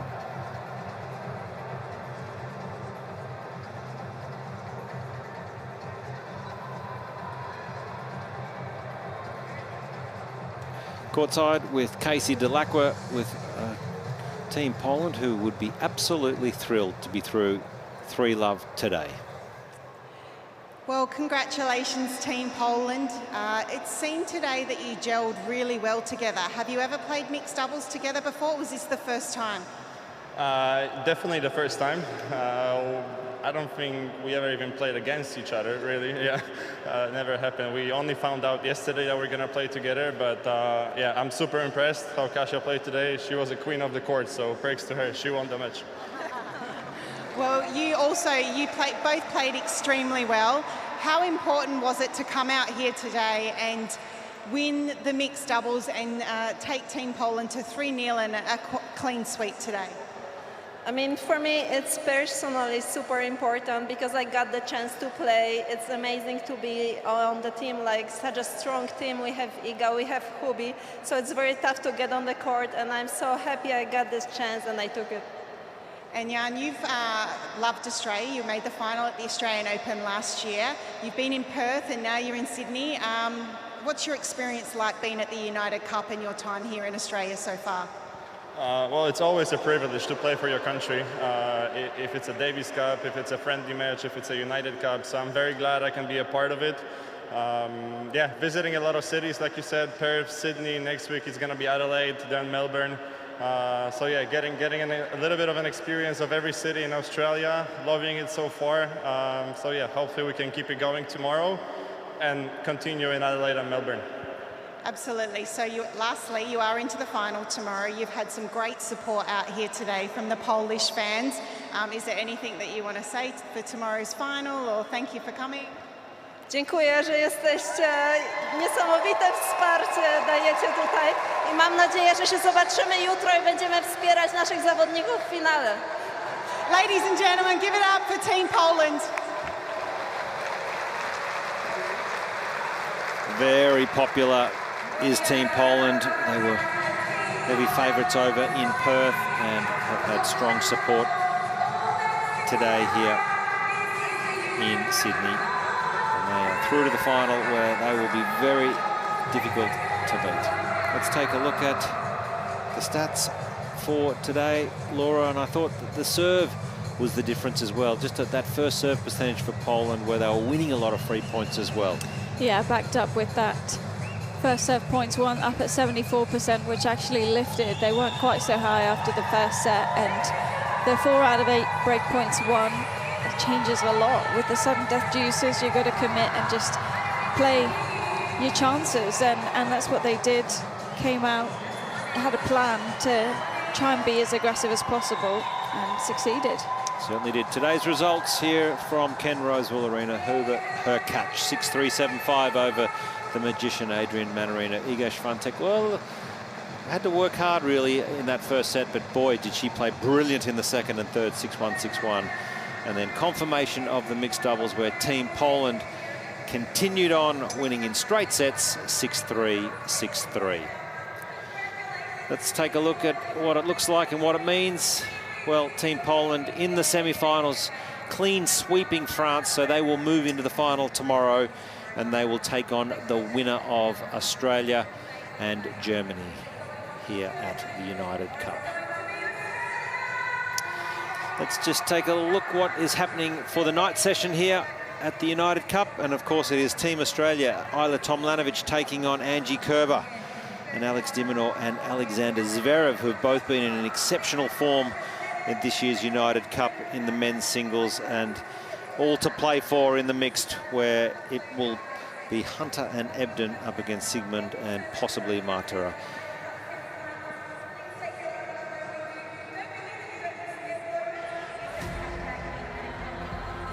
Well, it was a wonderful day session here at the Ken Rosewall Arena.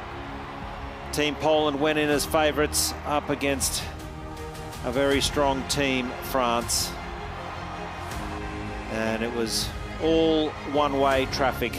The big guns, led by the world #1, Iga Schwantech, and Team Poland are through to the final of the United Cup.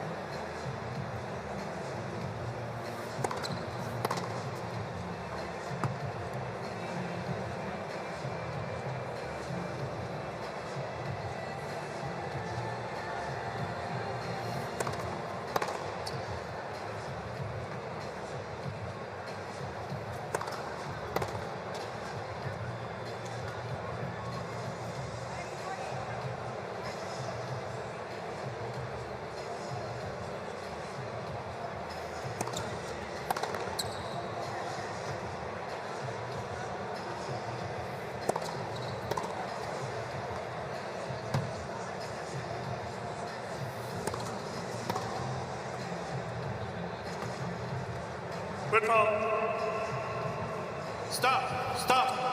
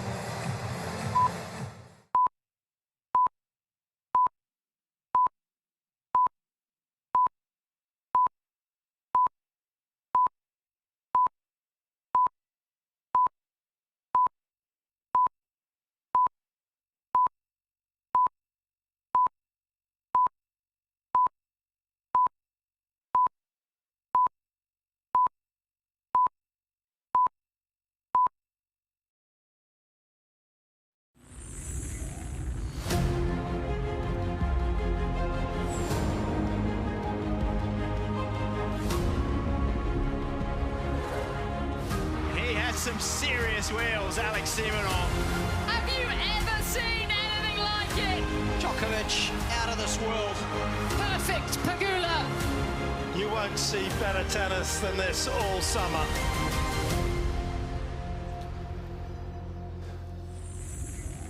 Welcome to Australia's oldest and largest city. Yes, Sydney is playing host to the second edition of the United Cup Finals once again.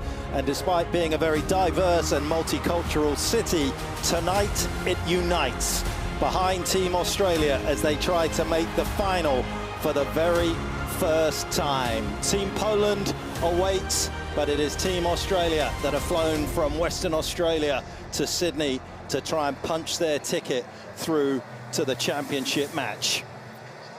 It is going to be a packed house here at the Ken Rosewall Arena. The Aussies have been flooding in and they are excited, and so they should be. There has been some masterful performances from Team Australia, none more so than Alex de Minaur's win over the world #1 Novak Djokovic in Perth. Can he bring that form with him? Let's just take a little look at that particular road to the final for the various teams at this, as I say, second edition of the United Cup. Confirmation of what happened earlier today. Poland getting past France 3-0. Some good wins for Herreratch and Schwantech, the women's world #1 in 3 sets over Caroline Garcia.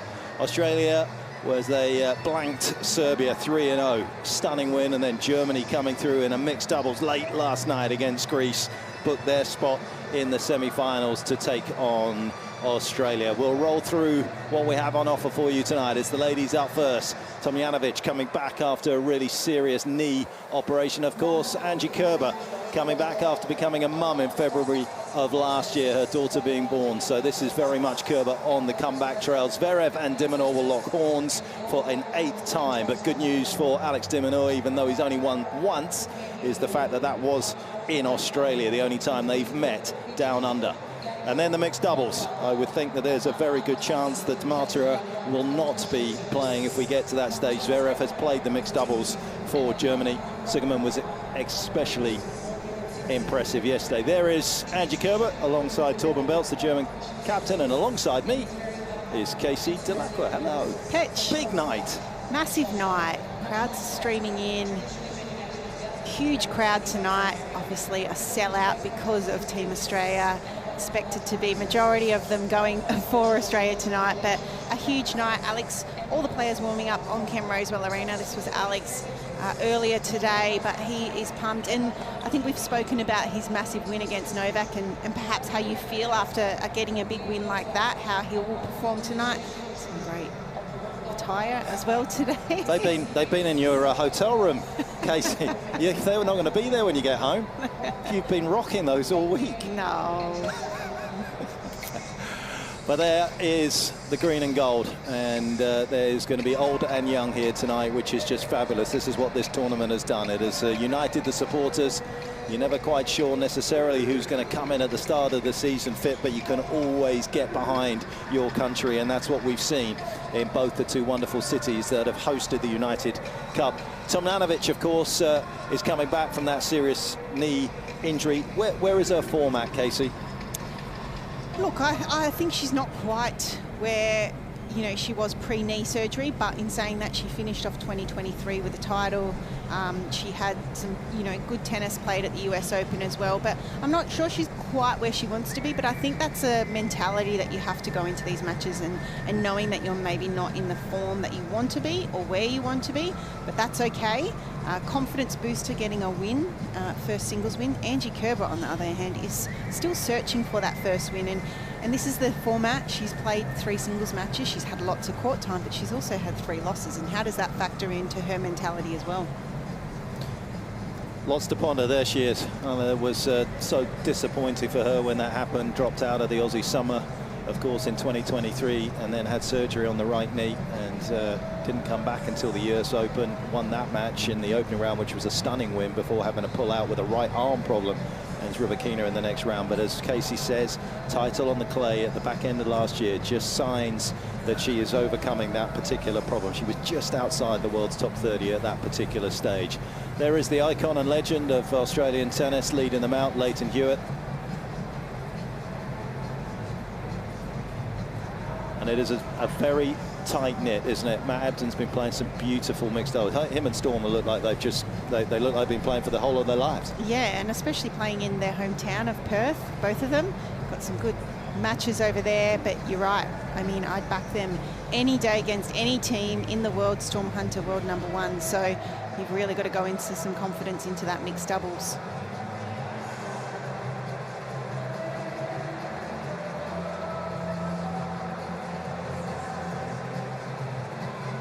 Everybody waiting patiently. Laura Sigerman, who won the WTA finals in the doubles, was inserted into the mixed and did very nicely against Greece last night. It was an important change for Germany. There'll be some tactical moves between these two teams as we move towards the opening match of the night session. Please welcome our first team representing Germany. Captain Torben Belz, Laura Siegmund, Kai Winnell, Tatiana Maria, Maximilian Matera, Angelique Kerber, and Alexander Zverev.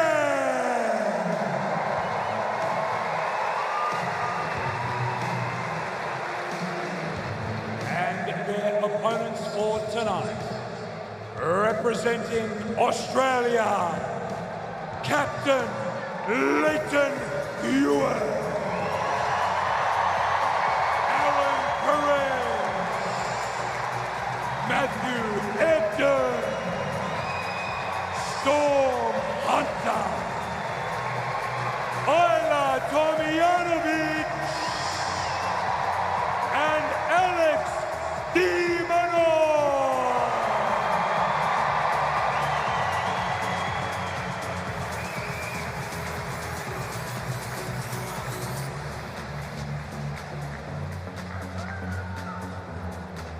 And if you are able, please be upstanding for the national anthems of Germany and Australia.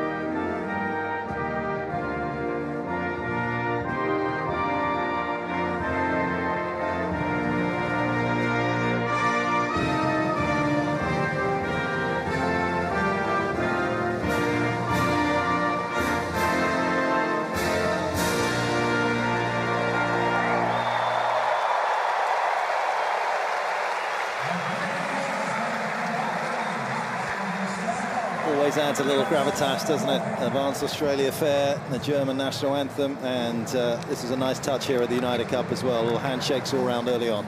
Yeah, it was certainly the biggest roar that I've heard throughout the week. Not everyone's still streaming in, but it was loud after the Australian anthem finished. I got always a bit biased, of course, but get a bit goosebumpy when I hear the Australian national anthem, but there's nothing better than wearing the green and gold. Nothing better, and yet it does come with a high degree of pressure as well. And I would imagine that Tomljanovic right now is feeling a little bit of pressure.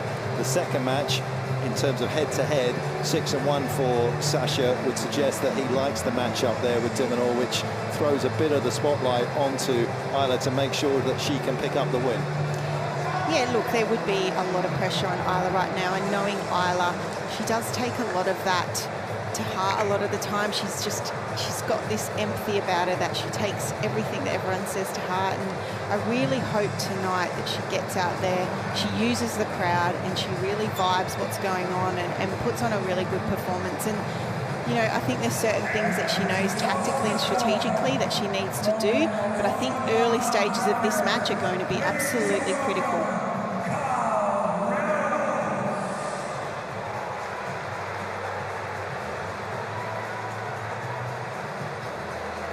Different shades of yellow there. Yeah. Shades of gold. Nice to see.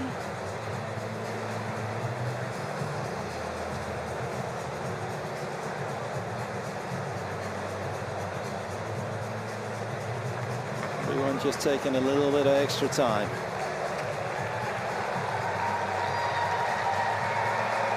Torben Belt's back on Angie Kerber's bag after she made the return to tour. He's been there with some of her highest highs. Ladies, just a couple of reminders. At the back in the corners, we have surf blocks, and as well on the small sideboards in the back. Towels, name of the countries. Please stay seated till announced time as we have TV changeovers. And system calls all lines. You can ask for replay. That's it. Please stay with Carl facing that way for a photo, and then one photo only you two. Any questions? If you need anything, something wrong, let me know. Angie, AO or AO it is. Carl.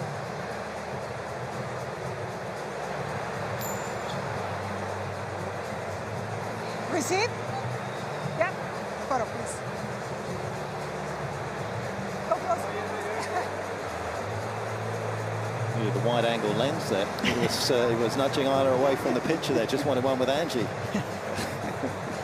Two players up close and personal, as they have been before. 3 times they have played each other. Kerber has got the win every single time. They've come in big tournaments as well. A couple of times at Slams, Roland Garros 2015, US Open in 2020, and Indian Wells in 2021. And I'm delighted to say that Torben Belt, who I'm sure was there in 2021, is going to chat to us. Torben, how's the atmosphere and the confidence in the Team Germany right now? Yes, hello. First of all, hello. I think Team Germany is very happy to be in the semi-finals, and we're looking forward to play Australia on their home turf. It's going to be a very exciting match for us with a big crowd against us, so I think it's going to be a great match.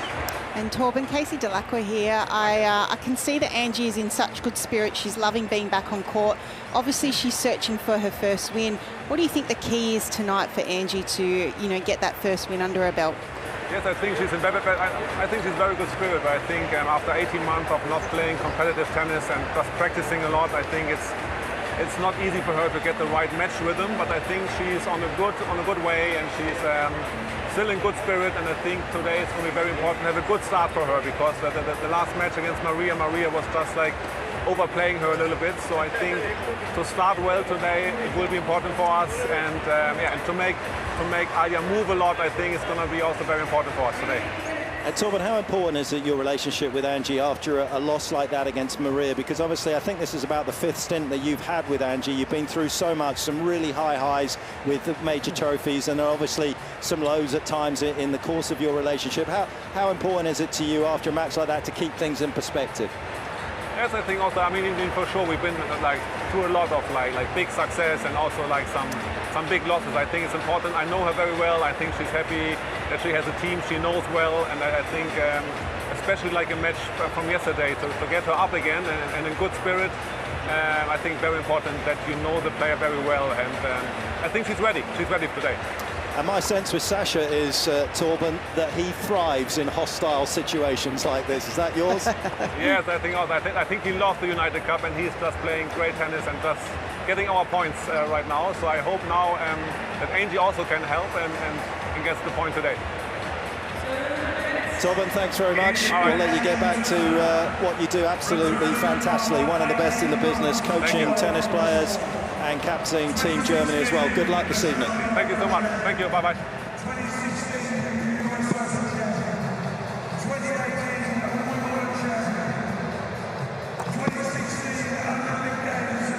This is the area that there's concern about for Kerber at the moment, the serve, isn't there, Casey? Yeah, absolutely. I mean, it was never ever her biggest strength giving birth to her first child and having that break, but I felt like she was so quick off that next ball. She was ready to redirect. She could absorb the pace really well. So I think Isla really, I would put Isla up there as one of the better returners in the women's game, and I really feel like she's got to take advantage of that second serve and get on top of the points early out here tonight. And she's going to get that opportunity. I saw a lovely, a little bit of a sort of statistic on Kerber as a confirmation that head-to-head we talked about, saying that maybe the game's moved past her a little bit. She does very well once the rally goes past about 7 shots. Obviously, the women these days are so powerful that they're finishing between 3 and 5 shots. How does she find a way to implant her game?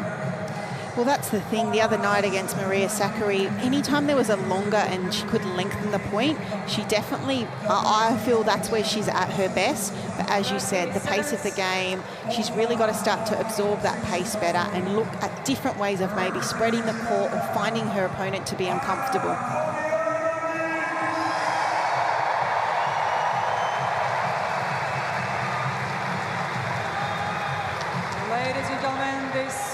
Played best of 3 direct sets. Team Germany. Such a fickle sport at times in terms of your confidence, and it can also be incredibly tough in terms of injuries as well. For Tomljanovic, of course, she was absolutely flying in 2022. She'd been the first Australian since Yvonne Goolagong to have reached the Wimbledon and US quarterfinals in the same season. That's how well she was playing. As we touched on earlier, the Australian was just outside the world's top sort of 32. She was close to getting a seeding as well for Australia last year, and yet the knee injury that needed surgery in the end kept her out until the US Open. So these are small steps back into the big time for Tomljanovic, but there's no question she can be big time. Had some huge wins over the course of her career. 6 top 10 wins as she takes on a 3-time major champion, a silver medalist at the Rio Olympics. For Team Australia, Isla Tomljanovic to serve. Ready? Play.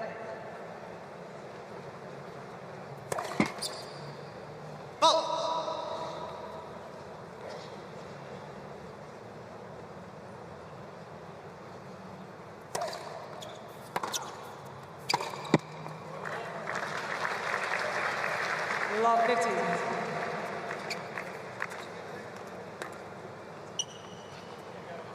Sakkari showing a little bit of the blueprint the other night about how to play Kerber. There was some very good discipline going cross-court until she saw the shot to go for down the line.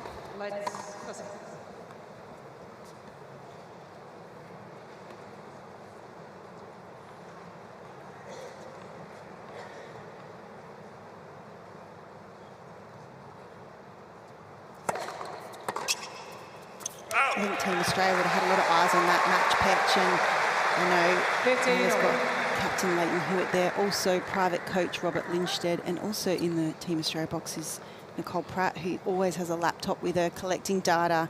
They would have been watching how Sakkari broke down the game of Angie Kerber the other night.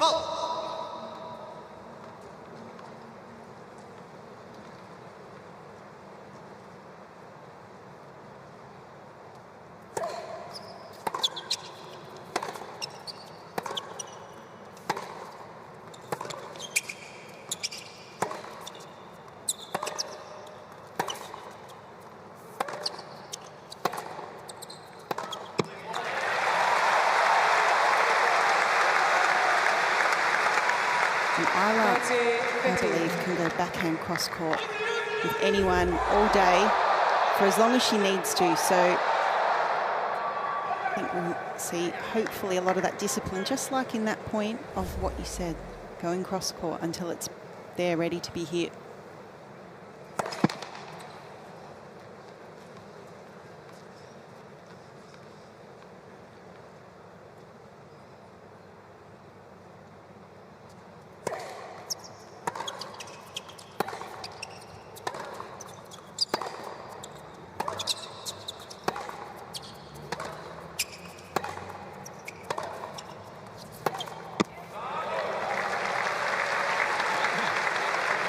One concern though, Petra, about hitting Kerber into some form. We know that she likes the ball at hip height, so it would be great to see Isla early put some shape on the ball, get it out of the strike zone, because you do not want to play Kerber into some form off the back of the court.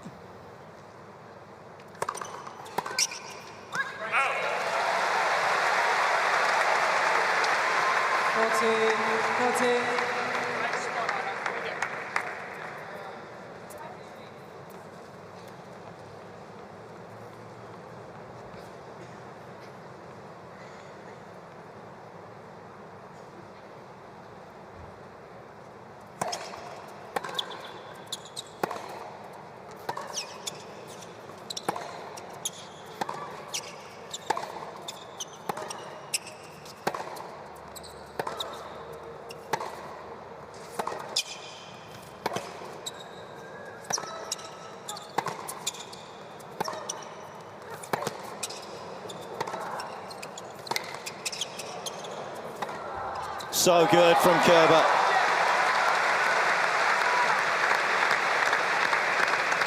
Well, that's trademark Kerber, isn't it? This forehand down the line.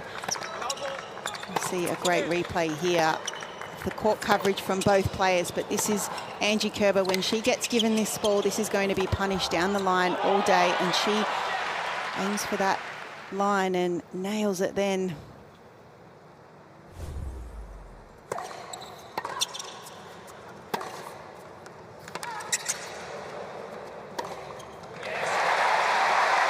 And that's nice from Isla. Love to see it. Took a little bit of pace off. Just rolled that forehand, got a little bit more width. Sometimes you don't want to give Kerber too much angle, but this was played perfectly. She really got her at stretch and then opened up the court and went back in behind her.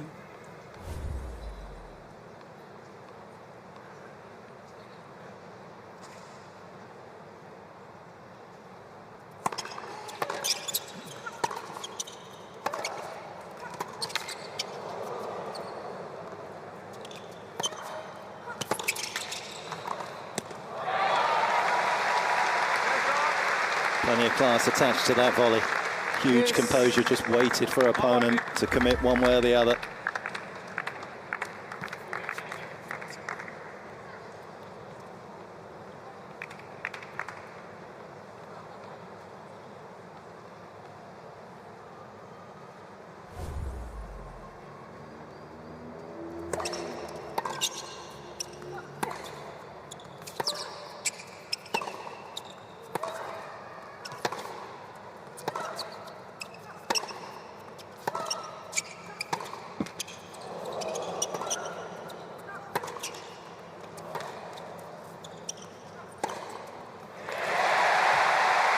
Oh, beautifully played. So disciplined from Tomljanovic. Waited for the right one. And Petra, you know, as commentators, we obviously speak about tactics and strategies and ways of breaking your opponent's games down. But at the end of the day, for me, this match is so much about belief. For Isla Tomljanovic, it's about coming out and believing that she can win this match, even in tough moments, because there's no doubt she's had trouble at different times throughout her career.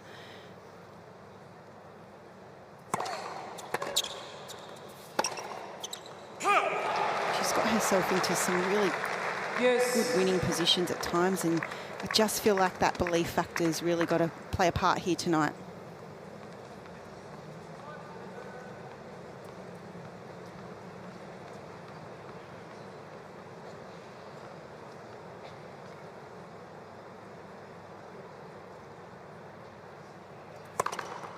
That is a quick serve by her standards.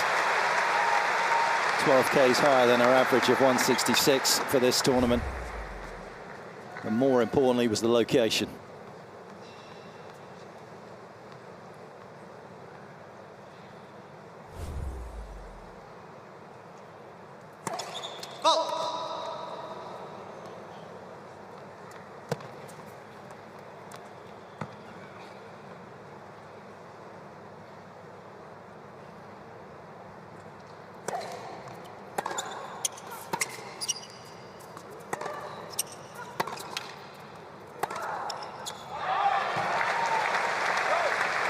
Favourite shot for Kerber, forehand line.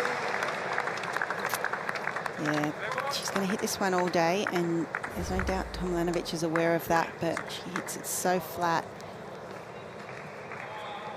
That one going down at 134 Ks as well.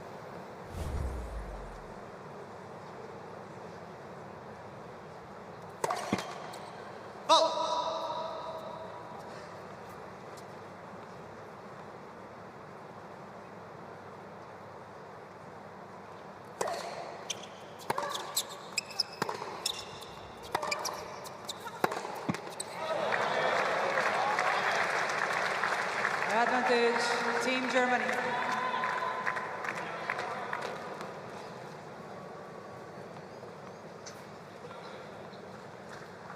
Difficult opening 8 minutes for Team Australia. Tomljanovic's serve under siege early on.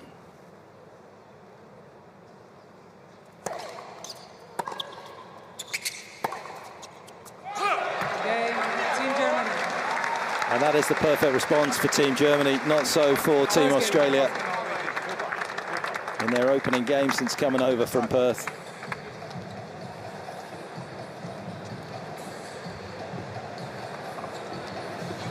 Let's go, come. Another lefty joining us, not just the one in between the rectangle, the one just outside the rectangle. Laura Robson, hello. Hello, yeah, atmosphere down here is buzzing, and there was still, as I made my way down to the seat, still a few people outside waiting to get in. Unfortunately, they've got to wait till the 3-love changeover now, but there was a last-minute dash to get some drinks involved, get some beers, because it's a gorgeous summer's day and a gorgeous night of tennis. Aren't you a part of Wimbledon these days? Can you not change that rule for us? I would love to, Patch, if only. Oh, have you not got enough power? Unfortunately not. Oh, okay.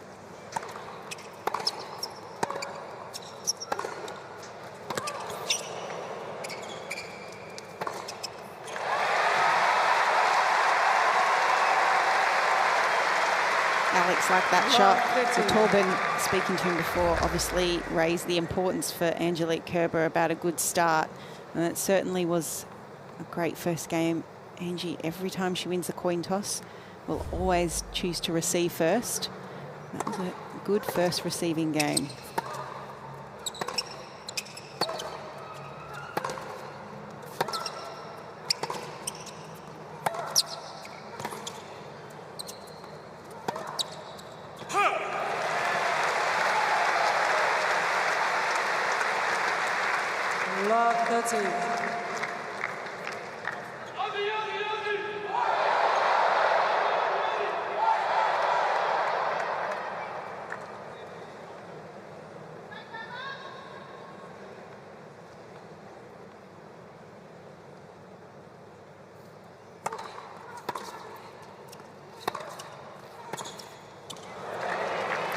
Disappointed that she was late to that, as we've been saying. Highlighting the forehand down the line, still Kerber's favourite way to go with that forehand. And you kind of give her the one cross court and let her hit it a few times and make her know that you're waiting for the one down the line.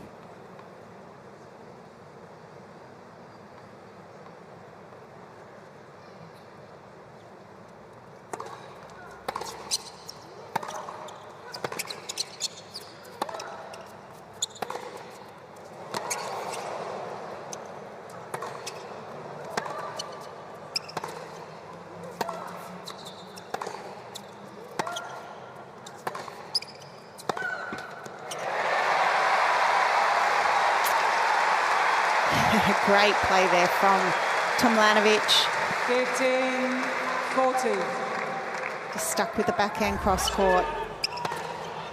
Having some long extended rallies. And this one here going through the middle part of the court and forcing an error from Kerber.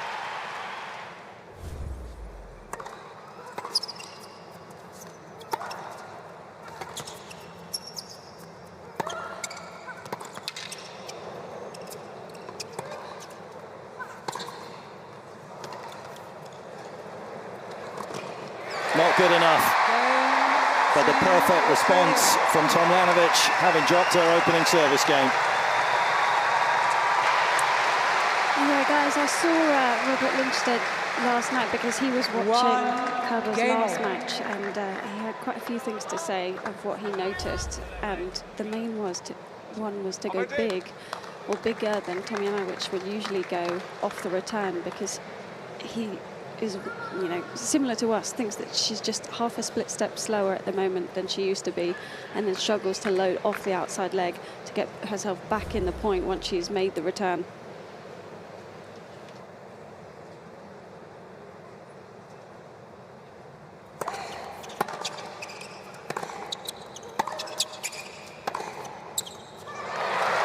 Beautiful from Tomljanovic, that backhand cross court. Talk about Kerber's forehand down the line being trademarked. Tomljanovic loves this backhand cross court and strikes it beautifully. New partnership, as Roxanne mentioned, with Robert Lindstedt and Tomljanovic. First tournament she won. They teamed up and she went and won, so a fairly successful start to their partnership.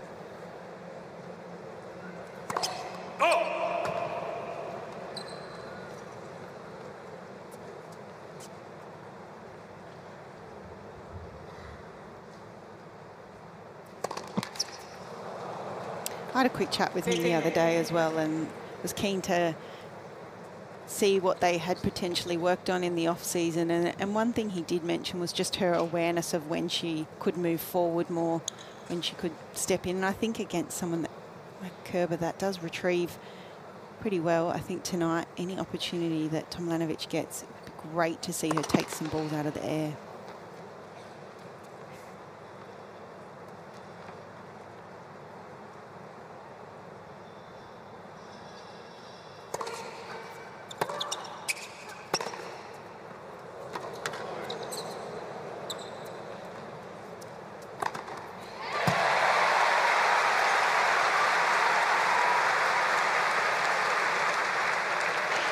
She's just got a bit more firepower off the baseline, hasn't she? The ball strike sounds different from the side here. There's a bit more weight to it.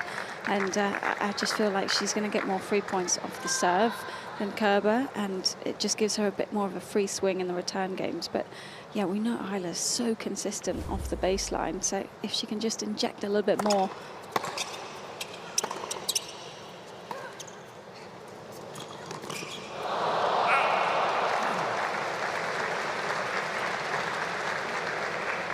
Too much injection there. She just had too much time, didn't she? Too much time to think.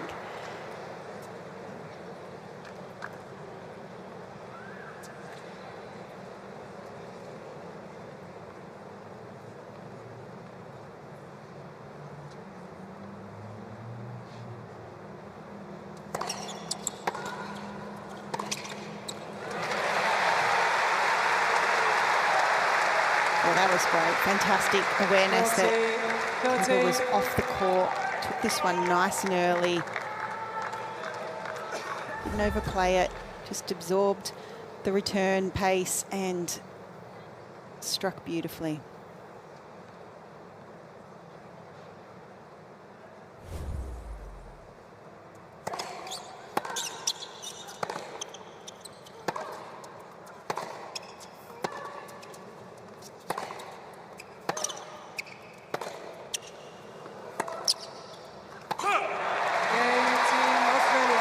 Perfect sequence of 2 games for Team Australia.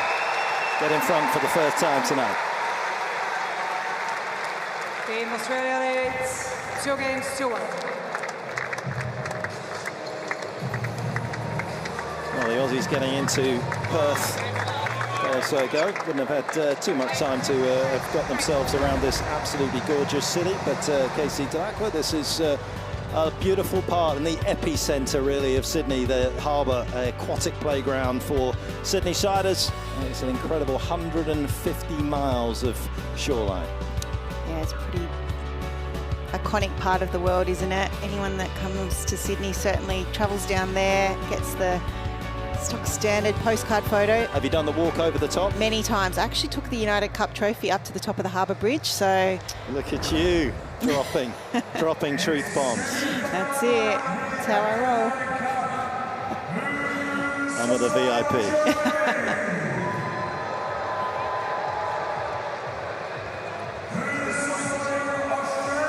That's the sort of racket I should have played with in my career. Might have been able to find the middle of the racket once in a while. As for Tomljanovic finding the middle of the racket finally after that opening game, where understandably just looking a little edgy, but when she is good, she can be absolutely excellent. 6 top 10s wins for Tomljanovic in her career. Last one coming in Cincinnati when she was playing so well against Badosa. First one coming all the way back in 2014. Took care of Radvanska at Roland Garros on the clay courts. Lower levels, please. First seat available for now. Thank you. And this is one of the downsides of keeping the fans out for 3 games. And we have talked about it for many years since the rule change came in. But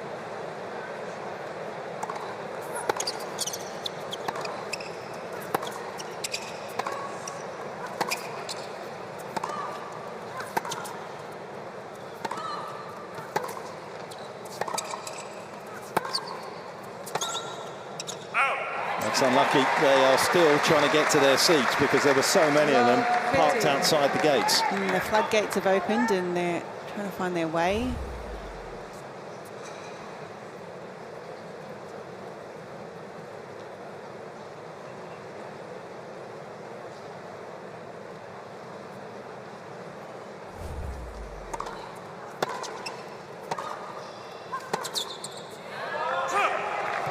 The one where you need to be disciplined on when it's skipping through low like that, and just need to make it to a good length against Kerber cross court. She's not going to hit too many winners off that backhand. Don't want to be giving away too many free points.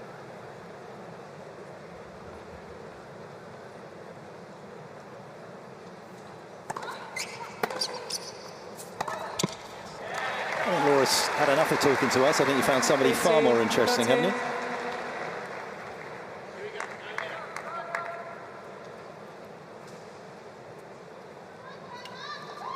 Maybe Laura's, I don't think you're ignoring me, are you? But you just found somebody more interesting that's probably having a good conversation with, but wasn't worth answering my question.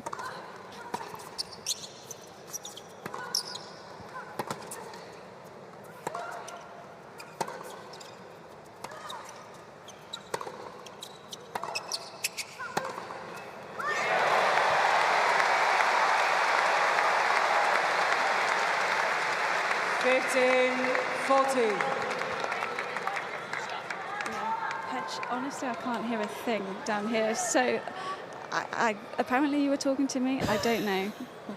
But yeah, I've got someone interesting to chat to at the end of the game here.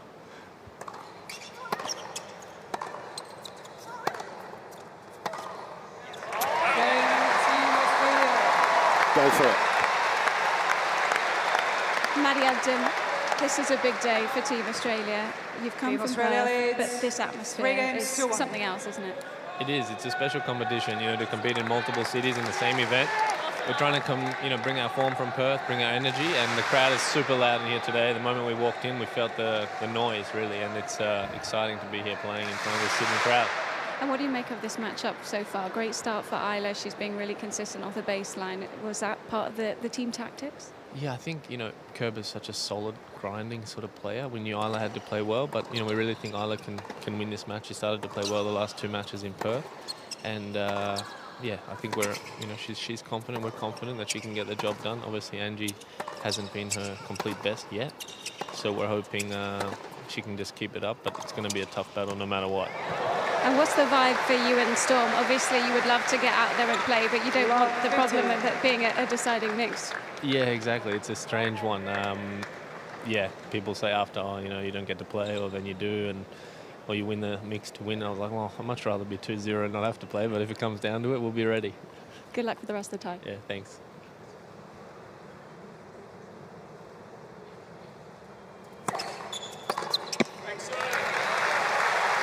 Great to hear from Matt there, and having him and Storm being impressive in the mixed doubles. And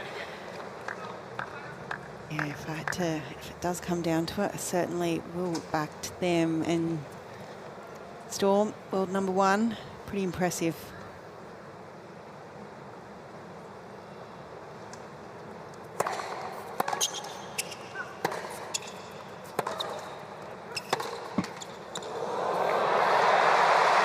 Oh, net.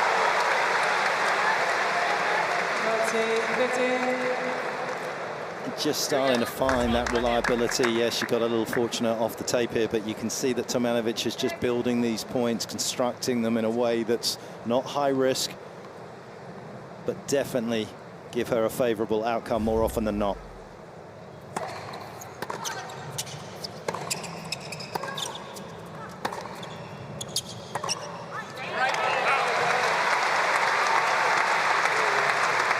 She seems really clear to me what she needs to do out here, and as you mentioned before, Perch, that backhand of Kerber's not really going to do too much damage. It's almost 10k less in terms of kilometres per hour in pace, and Laura's mentioned the pace courtside as well.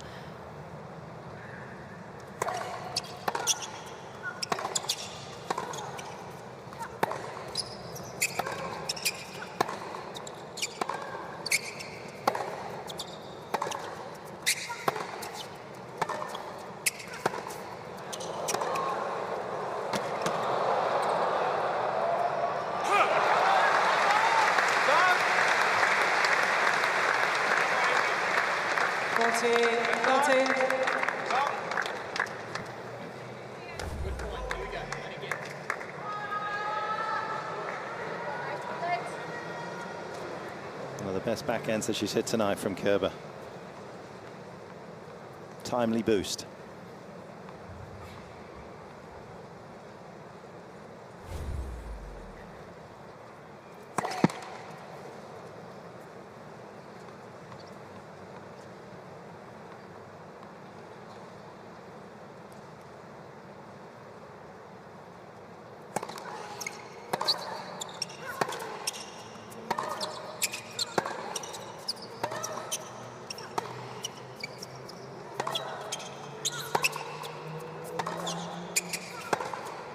That is the sweetest of shots. 4 straight games for Team Australia. Team Australia leads 4 games to 1. Had a pretty decent two-hander as well that was just clapping it. Aidan Hewitt, he will be very impressed. I'll tell you the one thing that impressed me about Isla, how low she gets to the ball. She sinks into her shots beautifully. She absolutely does, and let's watch this one here. Oh, this is the one where she was disciplined, went cross-court, but this one, she steps into it across her body, and as you said, keeps her head nice and still. And as you said, just leans into it, gets down nice and low. It's a beautiful shot.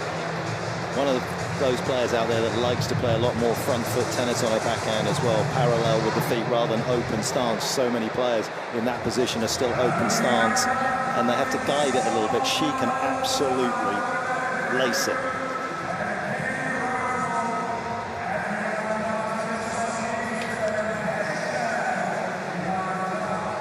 Well, it's green for go for Team Australia right now as they hunt for gold at the United Cup. Place in the final beckons, and some celebrities not just on the Aussie Open bench but up there. Rebel Wilson in the house. Yeah, really good friends with Matt Reed, who's on the support team this week. He's been travelling a lot with any Aussie who needs a bit of help. He was with Jason Kubler at the... Are you saying Matt's a renter-coach? Well, I think he would agree with that at the moment. You know, he was coaching Hewitt's son for a good while, but now he's kind of mixing around, but he likes it that way. All right, Manny, we've just absolutely torn up your CV there. Sorry about that.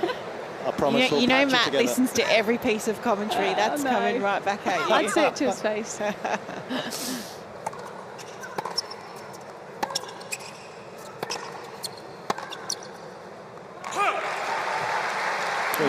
Sorry. No, I was just going to say, beside Rebel, Yeah. he's Leighton's wife, but in my heyday, loved watching her on Yep. Home and Away. Beth Hewitt, great to see her out, also supporting Team Australia.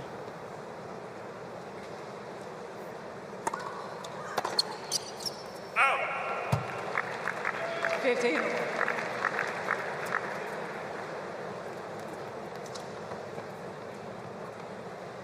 Three majors for Angie, 3 quarterfinals at the Grand Slam level for Tomljanovic.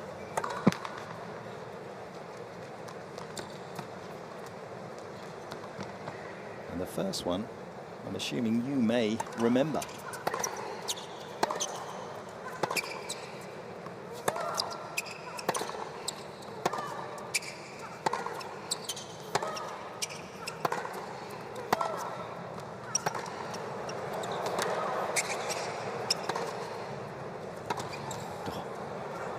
That is so good.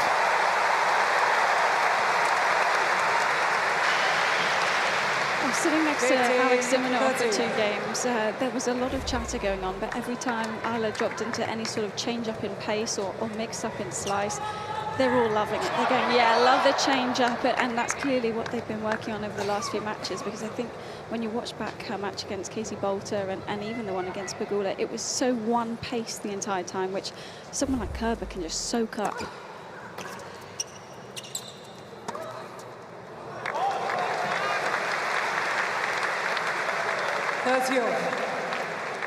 Kerber looking to try and find a few ways to punch through those defences and stop being on the defence herself. That was better. Yeah, Ash Barty, a good friend, was at Wimbledon in 2021 for Tomljanovic. Went down 6-1, 6-3. Good to see Ash around and about at the Brisbane International. Absolutely. Great to see her around the tennis courts again, and little Bub Hayden.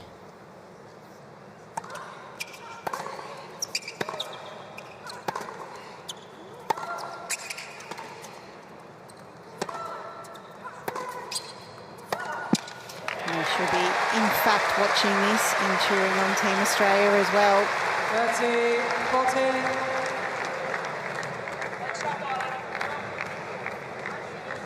Well, it has been the soundtrack to the evening so far at the Ken Rosewall Arena is cheers for Team Australia.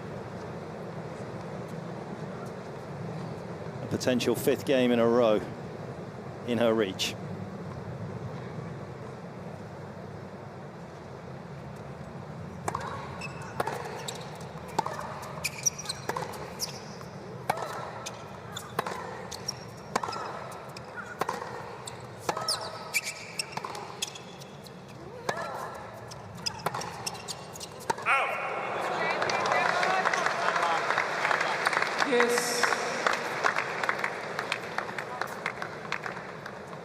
A lot of tennis fans also have probably got to know Isla Tomljanovic a little bit more because of her appearance on the Netflix doco, Breakpoint, even myself. It's great to see her there and learning more about her and learning about these players off the court. She featured pretty heavily.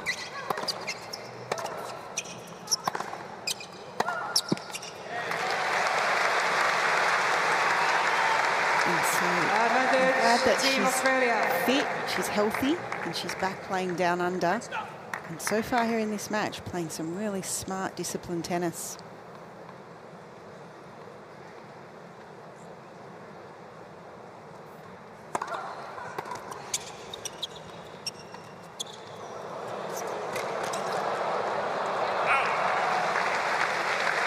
Kerber's got to do some more of that, whether it's the backhand cross-court angle that she can get really flat, or maybe the drop shot.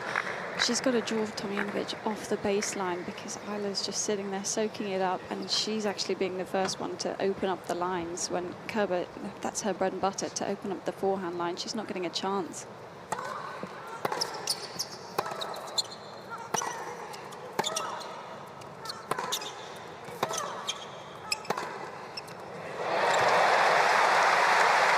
Glued it to the line. Advantage, Team Australia.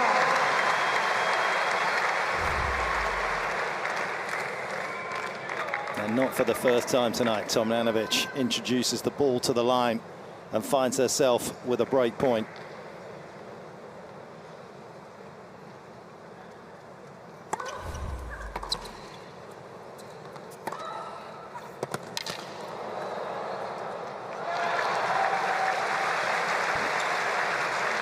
We've seen that many times before, haven't we?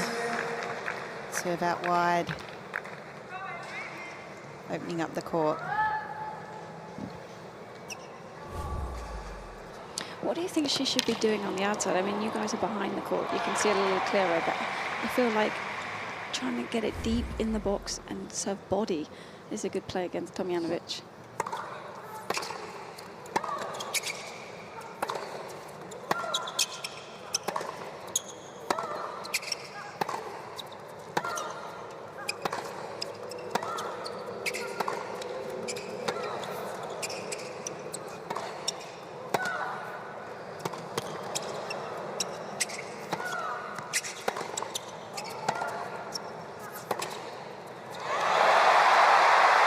Everything she touches turns to gold.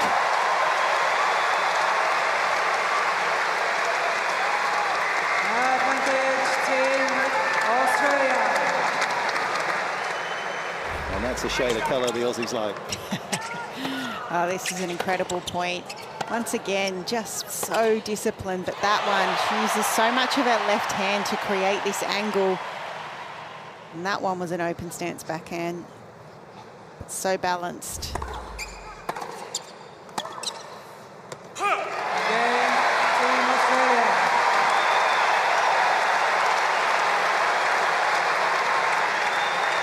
cheers cascade down from the higher echelons of this wonderful stadium. 5 games to 1. And that will be music to the ears of Tomljanovic as Zverev takes his leave of the court as he gets himself prepared. And at the moment, it is looking as though he is going to have to come out and salvage the situation for Team Germany once again.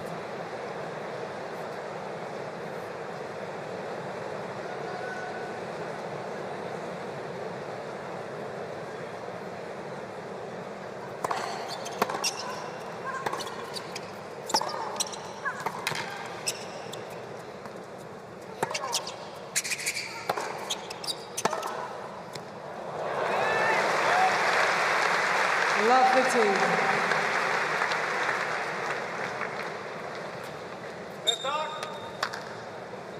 She's played a blinder there, but I like the combination of the shorter forehand cross court here.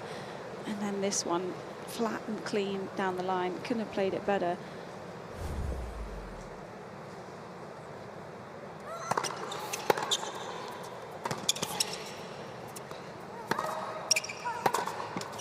Yeah, like you said, Laura, I think on the flip side, Kerber needs to start to find ways to get Tomljanovic from just moving laterally across the back of the court, because she's so good at doing that. So like you said, that short forehand cross court, opening up the court, then flattening it out.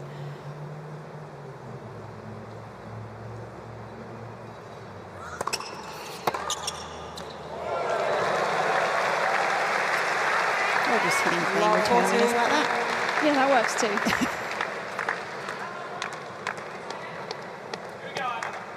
She is trying to hit the ball a little bit harder. She's 6 Ks up tonight, Kerber, off her forehand side than she has been.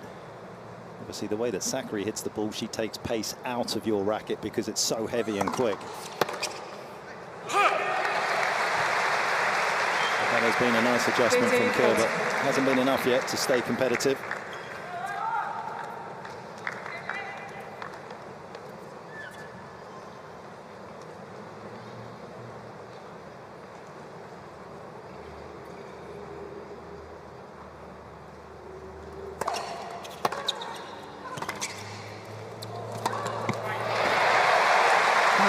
Good dig there from Isla.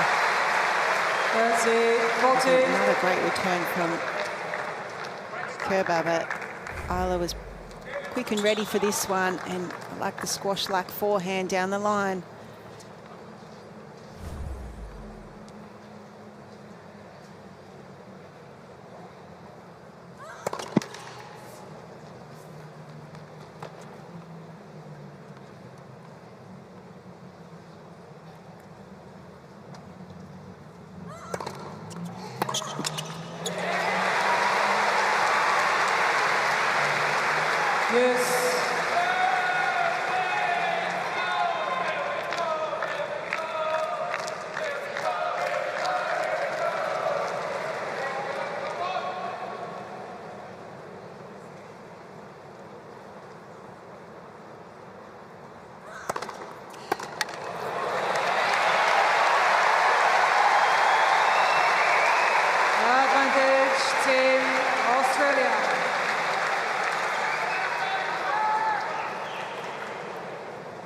more KPHs on that first serve. Brings up set point for Team Australia.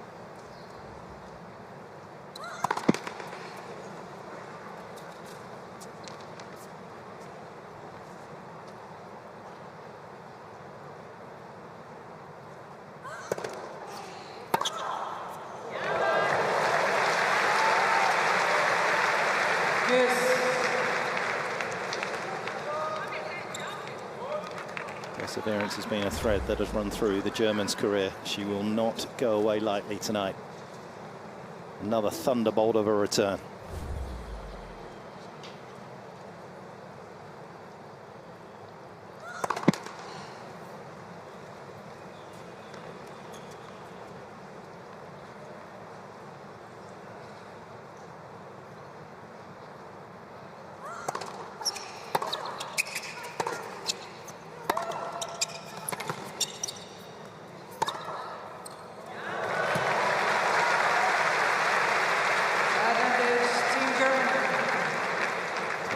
Just may have thought that the net was protecting her from the down-the-line shot and that the German was going to have to go cross-court here. Kerber had other ideas.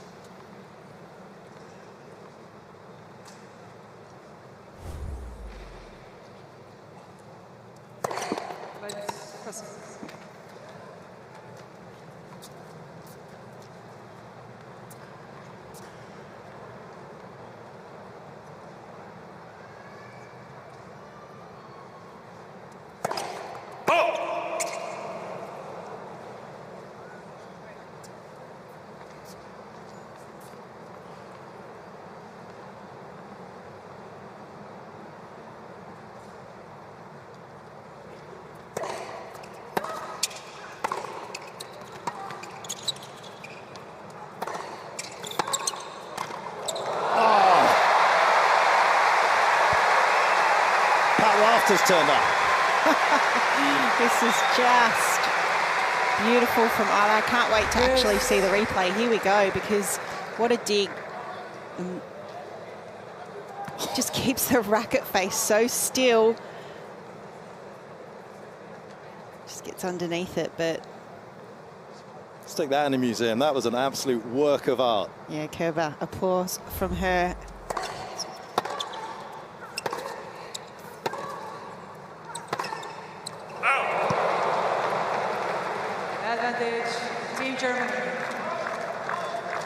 He's very comfortable around the net, Tomljanovic. I've played doubles with her many times, and I used to always say to her, you have great volleys. You can be up at the net, and you should be up there more. And that was a ripping one, but... and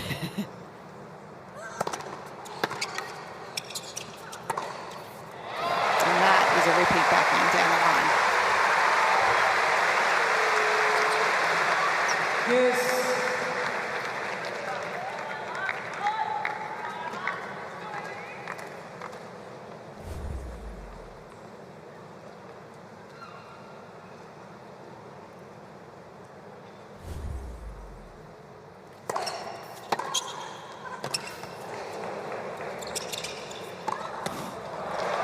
This has been such a great game to watch. Advantage, Team Germany. Both players bringing the best out of each other.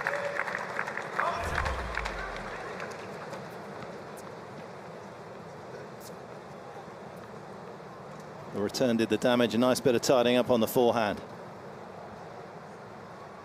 Yet another break point, number 6.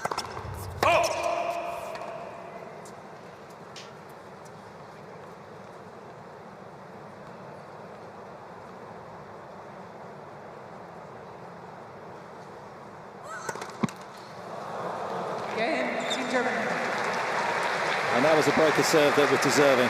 Some world-class shots from Kerber and great determination to stay involved in this opening set. Team Australia, though, lead 5-2.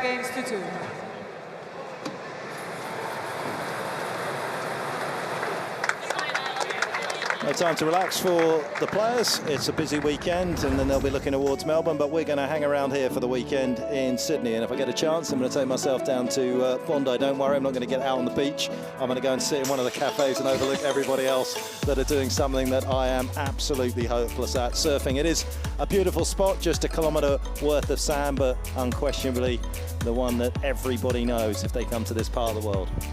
That's where Iga Schwantech is heading. She said after this weekend, she's going to try and spend a couple extra days in Sydney and head straight down to Bondi. There you go. I'm sure there'll be a camera following her around and her every move. She was surfing over in the Western Australia, wasn't she? Yeah, she said it was more body surfing.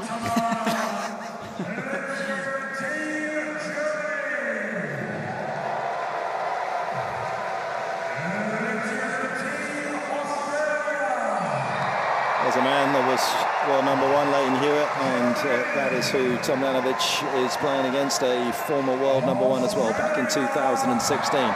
Kerber rose to the top. She still remains the oldest woman to have debuted as world #1. She managed that at 28 years old, 238 days after Serena's loss to Pliskova in the semi-finals of the US Open. Serena had held that spot since the 18th of February 2013, finally fell off her perch, and Kerber took it and then took the US Open title. Second of that season as well against Pliskova from 3-1 down in the final set against Pliskova. Don't write Kerber out ever.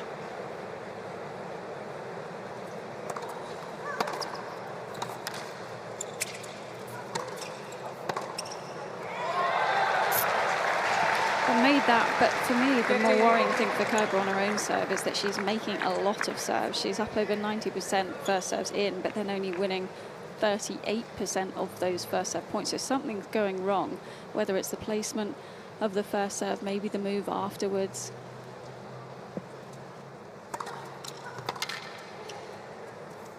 How many great servers have there been that have played this game with the other hand? I mean, Kerber is a natural righty, but obviously plays tennis left-handed. Rafa?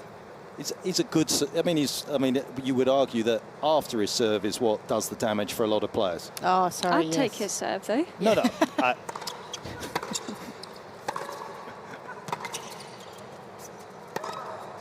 I'm talking about it in isolation, in terms of like just raw power, you know, just cheap points that come your way as somebody that's played this game. I mean, Sharapova was another one that comes to mind. Robin Hasse was another one. I think Lauren Davis is also. Team Germany. I'm missing someone, I know. I'm trying to think who it is. Somebody else out there at the moment that plays with the other hand. But it is. Are you thinking Fernandez? Layla? Yeah, there's another guy that plays the other way around as well, or writes the other way. Anyway, it's just got to be incredibly tough. The most important shot that we have.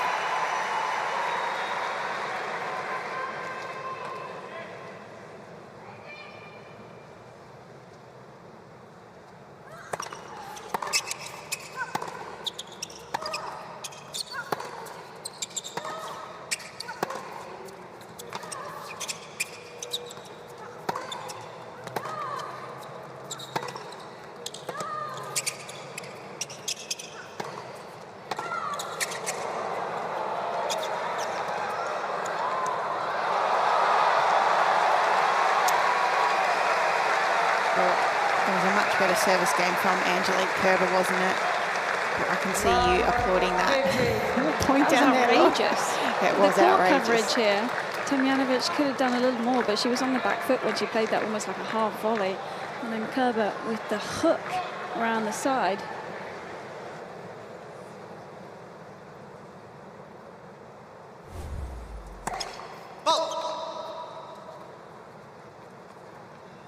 I think I was only one of 10 applauding that shot.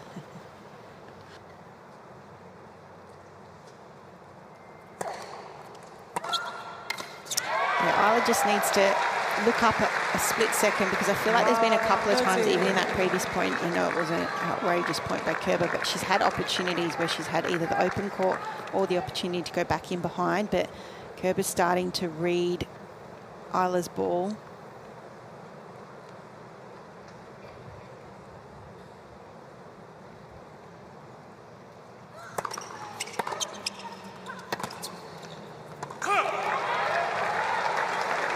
said to not ride her out.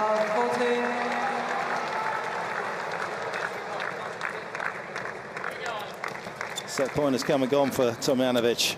3 break back points coming for Kerber to keep this opening set alive.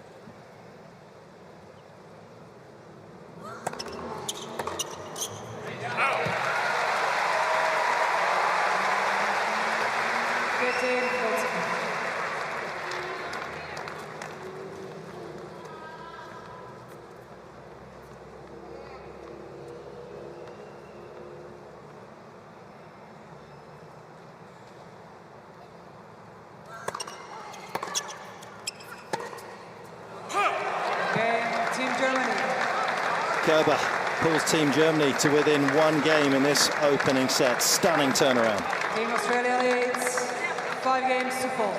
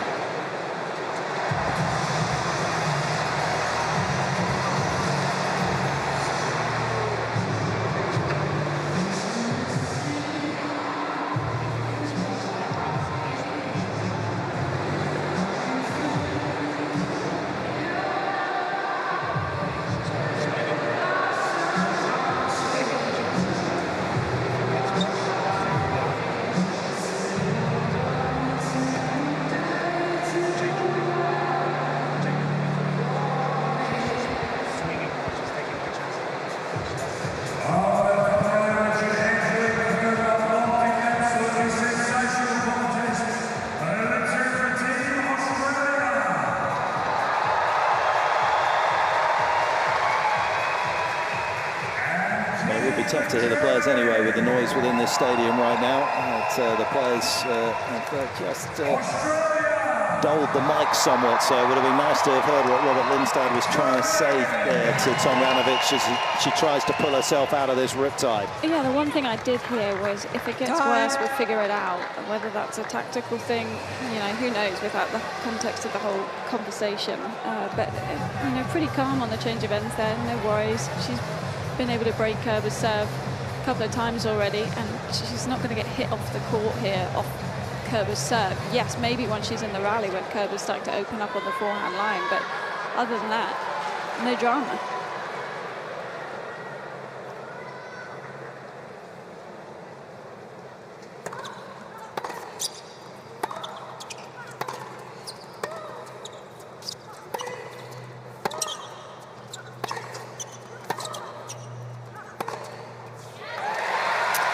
Also, I think just honing in on her discipline a little bit. I just feel like the consecutive string of points in these last couple of games is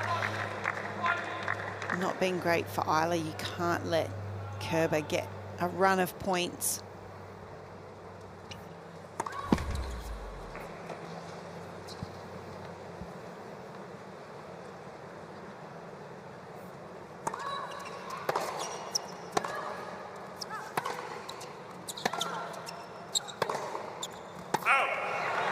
Circling back to the people that play with their non-sort of dominant hands. The one person that I did forget that a couple of people reminded me, of course, is from where Tomljanovic was originally born in Croatia. I was choking on it. I wasn't 100% sure of my own right. Borna Coric is another one that plays with the opposite hand.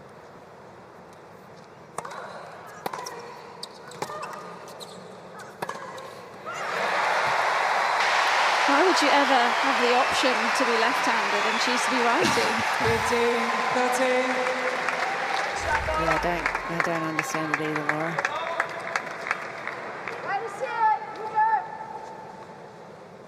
Well, Tomljanovic trying to right her world. From 5-1 up, she's been pegged back to 5-4.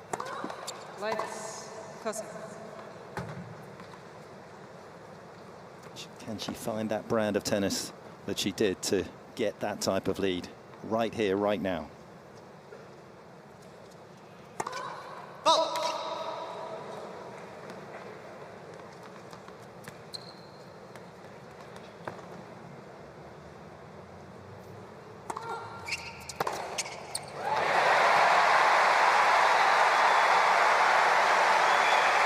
Love to see it. 14. probably taken another step in this entire game. Got what it deserved.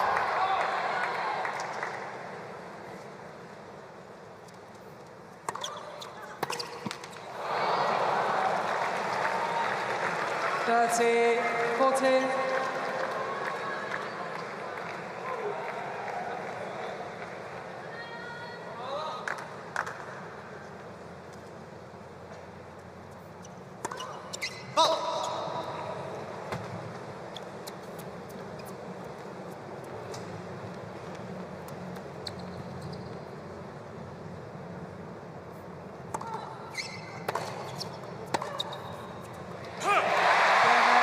After all the endeavours that Kerber put into that opening set, it is Tomljanovic who gets it in the end, 6 games to 4.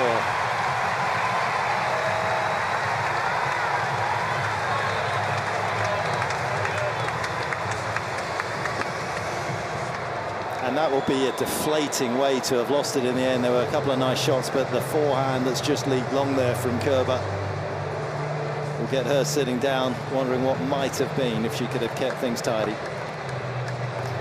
Yeah, it was an important passage of play for Kerber, and I just felt like the momentum was shifting just slightly, but that was a little bit of a freebie there. As we take a look at some of the stats throughout that set 1, and I mean, that's such a huge percentage of first serves in, 84%, but as we say, she's only winning 44%, so she's clearly not doing something right off that first serve. Obviously, both players had some break point opportunities. There was a fair few breaks throughout that first set from both ends, but it was Isla that just had the edge there in that first set and was able to get across the line. Laura, at the moment, it looks as though it's Kerber that's not doing something right with her serve, but how do you protect a serve like that in the modern game quickly? I mean, I think you're going to struggle with a hitter like Tomljanovic, where she's just not going to miss that many returns. I think that's more the difficulty, that she's just getting herself into the rallies all the time.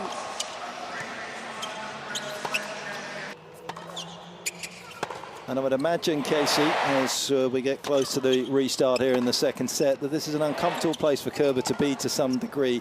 She doesn't mind reacting to what opponents have done. We've seen the way that she got to the world #1 spot, reacting, redirecting everything else. But there's been a couple of times against Sakkari and now with Tomljanovic where she is getting the racket taken out of her hand. Yeah, and we all spoke about that in terms of her coming back. Would that be the case? And I think we have seen that, where it really isn't on her racket anymore, and she doesn't almost have the option to elevate her game, to play with more pace, to get up and serve some bombs, or to, you know, unleash on the serve. So it's a very difficult position for Kerber right now.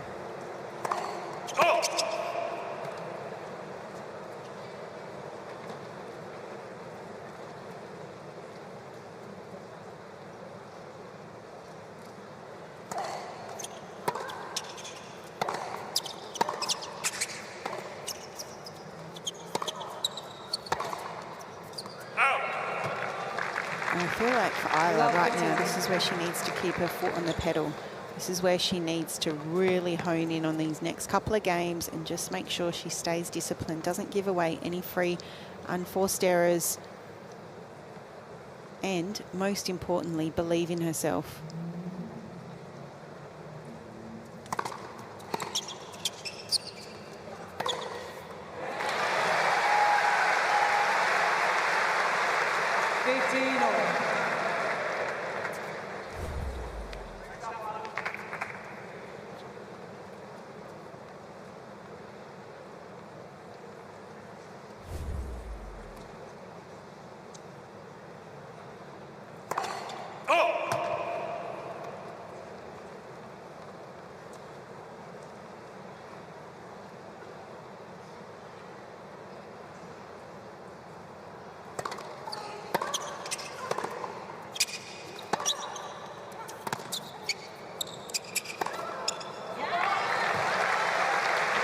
Losses at this stage of the comeback are definitely not fatal, and they will lead to the truth for Kerber in terms of how she is going to need to play for the rest of her career.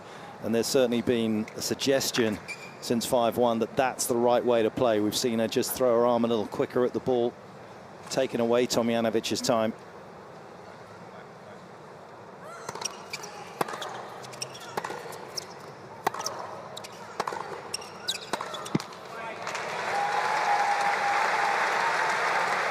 But in doing so, she's perhaps going to have to accept the fact that there is going to be a higher number of unforced errors than she's used to committing. Well, you look at what Svitolina's been able to do with her game in the last 6-7 months, you know, especially over the Garcias, a surface which she traditionally wasn't great on.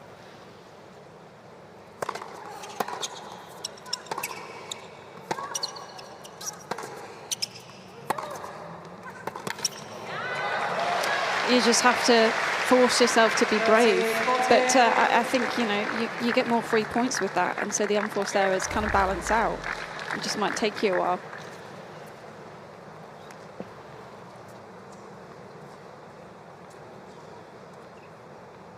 Be an ideal start here for Team Germany.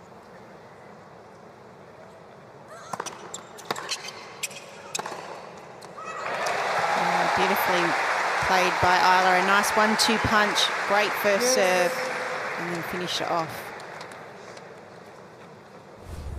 I feel like there's some risks that Kerber can take off the back of the court and being a bit more aggressive and accept those unforced errors, but the serve is definitely a concern. It's a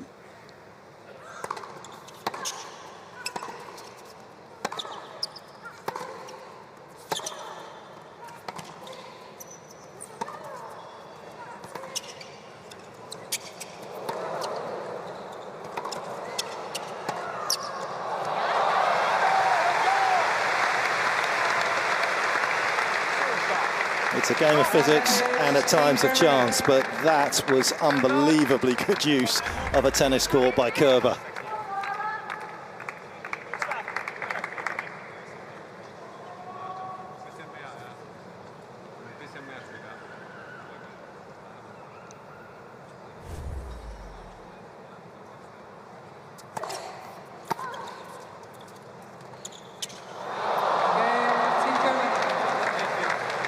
And the ideal start it is for Team Germany.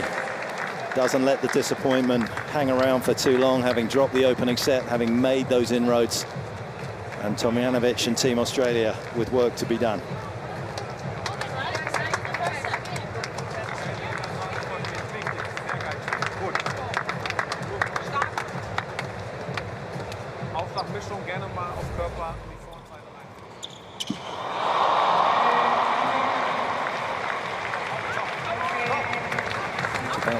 Numerous times that Torben's worked with Angelique Kerber, was with her from 2003 and 4. Then he had another couple of actually 3 years, 2011 to 2013. He then, through her peak of 2015 to 2017, was with her from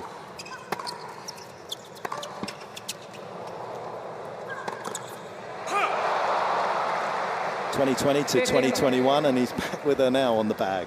Not often you see somebody keep recircling back to the same player like that. Not that many times, no.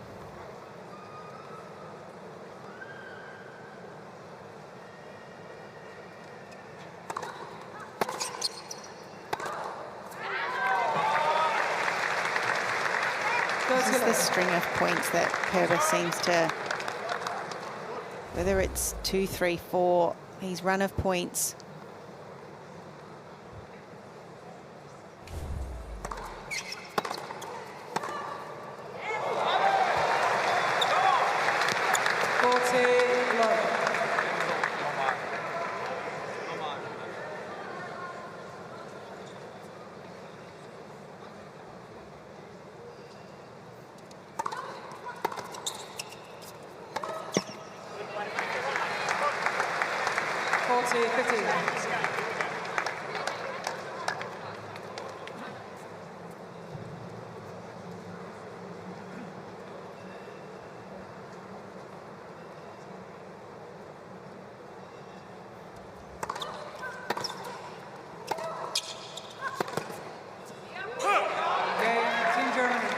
Things are flipped around here. It is Tomljanovic who's going to have to work hard to pump the brakes. Kerber accelerating away at the start of the second. 2 games to love.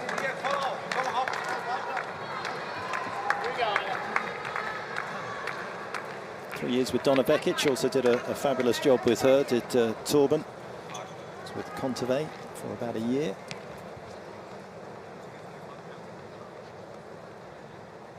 A couple of months with Emma Raducanu. Yeah, I was going to say a little less time with Emma.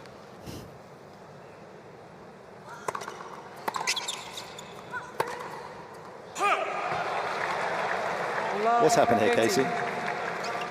Well, I think it's always on Isla's racket, it just feels for me. I mean, I feel like there's no doubt Kerber's up the ante a little bit, maybe taking a few more risks, certainly hitting with a little bit more pace. So a combination of both ends.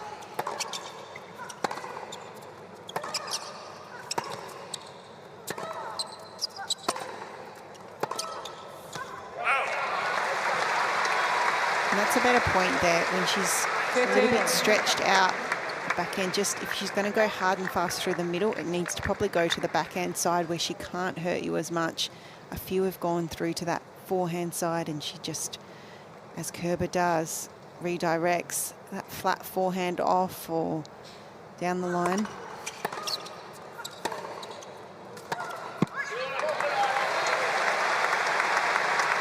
That's it, 15. Great stuff.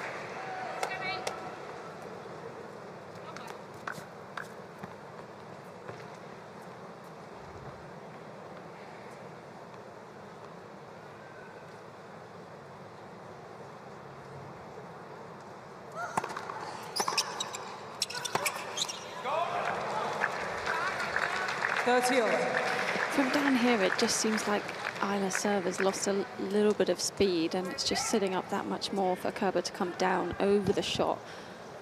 And Kerber loves playing slightly above the shoulder to then bring it so flat and low.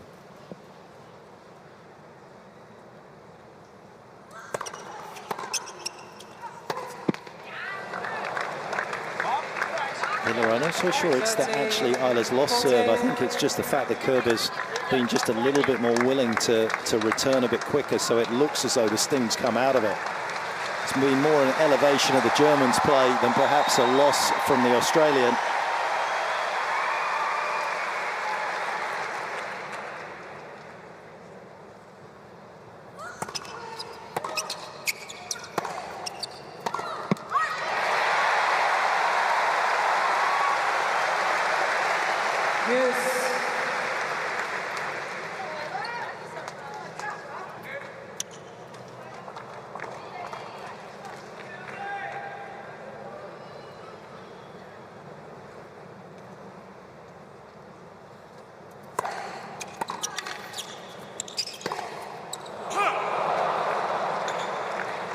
Advantage, Team Germany.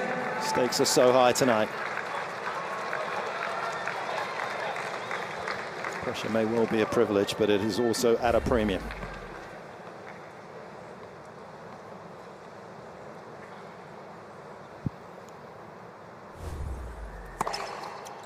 Yes.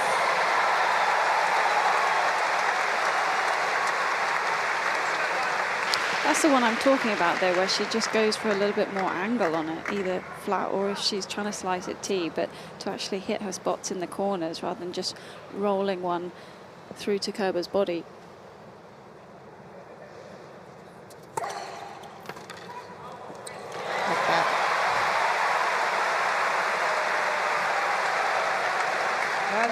Because of course Kerber's going to be able to hit faster on the return if she's got the time to do so, and it's coming onto her racket.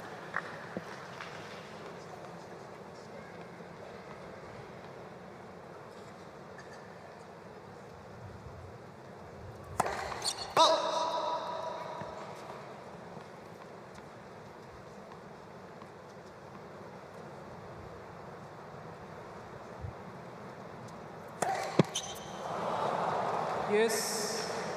That one, she certainly, I mean, you're right there, courtside, Laura, but did not accelerate through that second serve at all, did not get any leg drive, just looked tentative. almost already in recovery mode as she's still in the motion. You can see her moving back behind the baseline as she's still following through.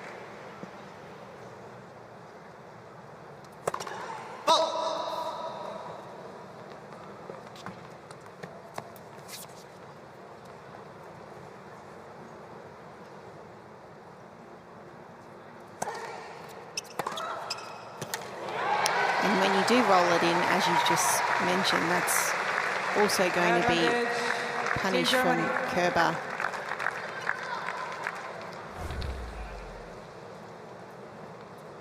Just sitting in the middle of the box.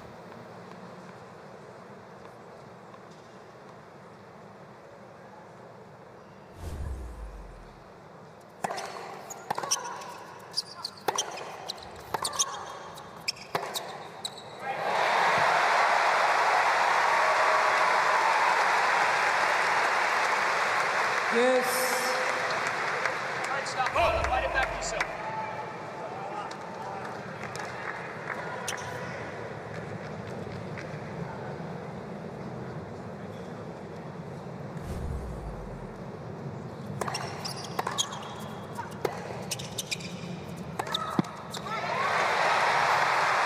I can hear a lot of back yourself and those type of comments coming from the team zone of Team Australia, because, as I mentioned earlier, so much about the way that Isla goes is about self-belief, believing what a quality ball striker she is, backing herself at the back of the court, her serve.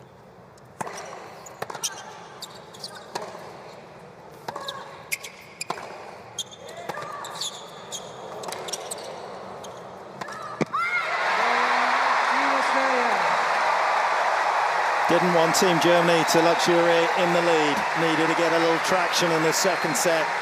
Tomljanovic has done exactly that. Trails by the break. Germany leads 2-1.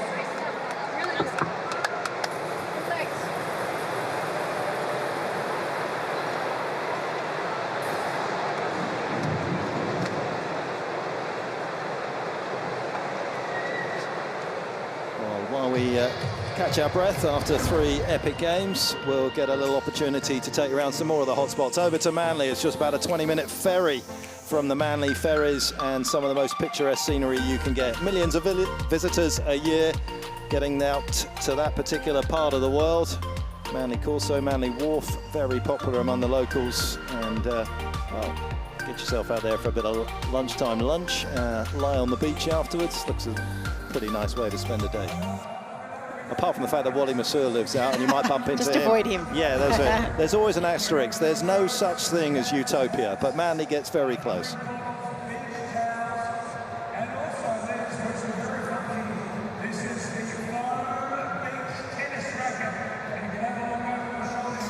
There's the Ken Rosewall Arena that we are enjoying this wonderful contest tonight between Australia and Germany, and it's been a fabulous tournament, well run. There's been some nice coaching clinics on the outside. Tennis Australia doing a very good job in terms of that side of things. Also loads of kids over every single day out there on the courts, getting them enthused about this wonderful sport. Can be challenging, has its ups and downs, not always kind to the mind, is it, Casey? No, it certainly isn't. But it has been great to see so many activations out on the back courts. It's what it's about. Look at all the people here in Ken Rosewall Arena as well.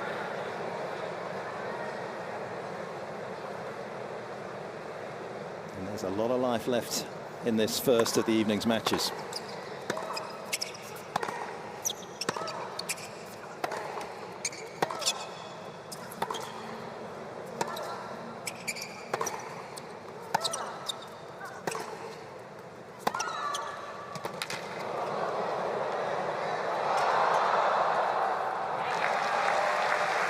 Without a doubt, this is the best we've seen Angie play all week.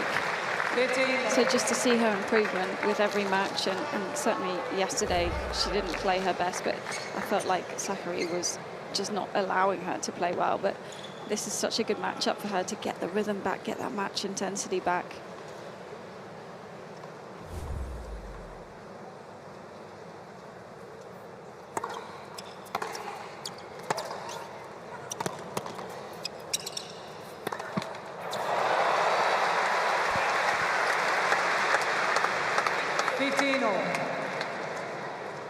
missed that one, but still a really positive play. This is, again, her trademark shot. Forehand down the line, and just clips the tape with that one. Well, you thought another couple of weeks of matches, there's no way she's missing that.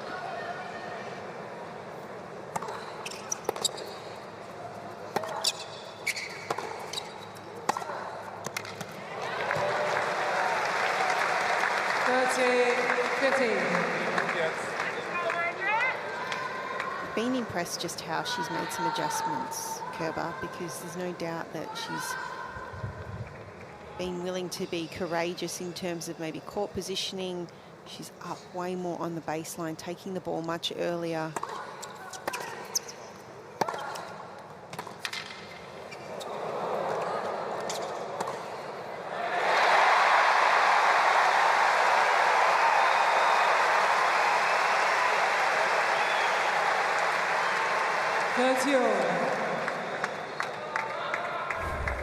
This was a great dig here from Isla, but again,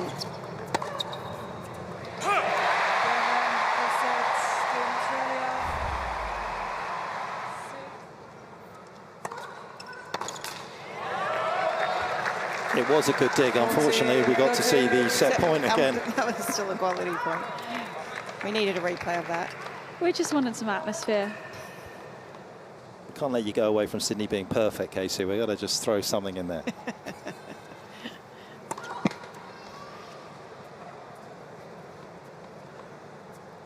Very adaptable. It's all good.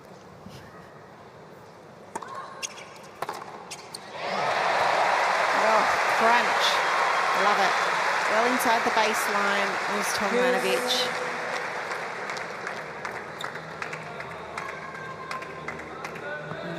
See 9 more pressure points won. There's 30, 40 points, bigger points. Juice points, 30 all points, those type of points where Tomljanovic has collected many more. Advantage Team Australia. And she would dearly love to grab this one too.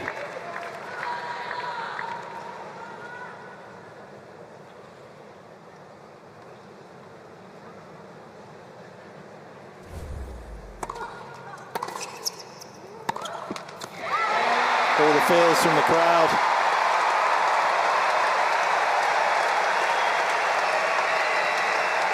Some ferocious hitting in that game from Tomljanovic, and Kerber struggling to contain her.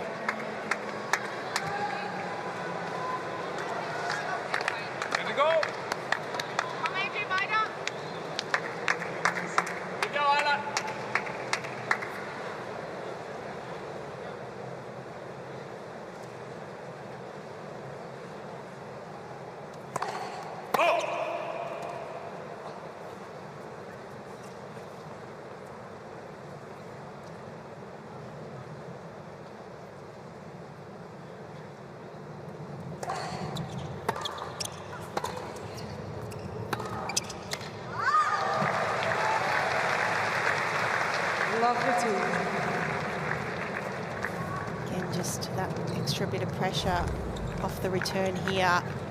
Didn't quite do enough with this one.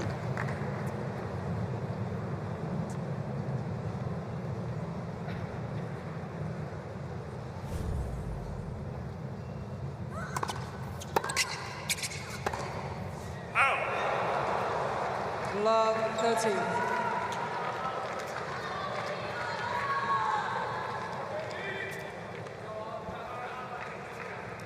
Going to give that as a earned unforced error from the way that Kerber's been playing since 5-1 down. The fact that Tomljanovic felt as though she needed to go that big into the forehand side.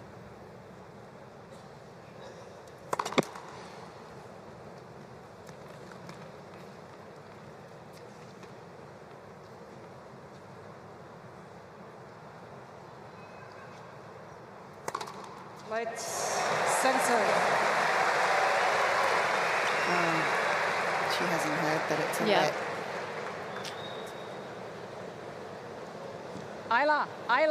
Ajla, net je bio. Da. Zvala sam ja, i mašina i ja.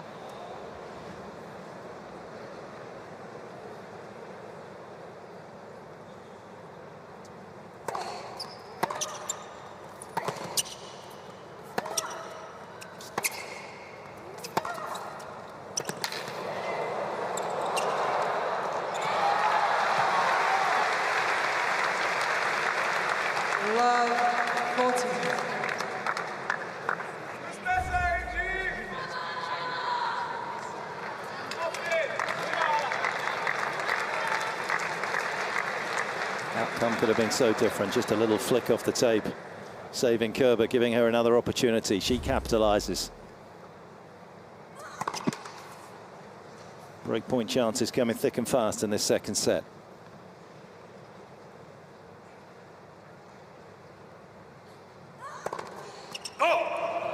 Game, Team Germany. And Kerber once again forges ahead, courtesy of a double fault from Tomljanovic. Team Germany 3-2. 3 games to 2.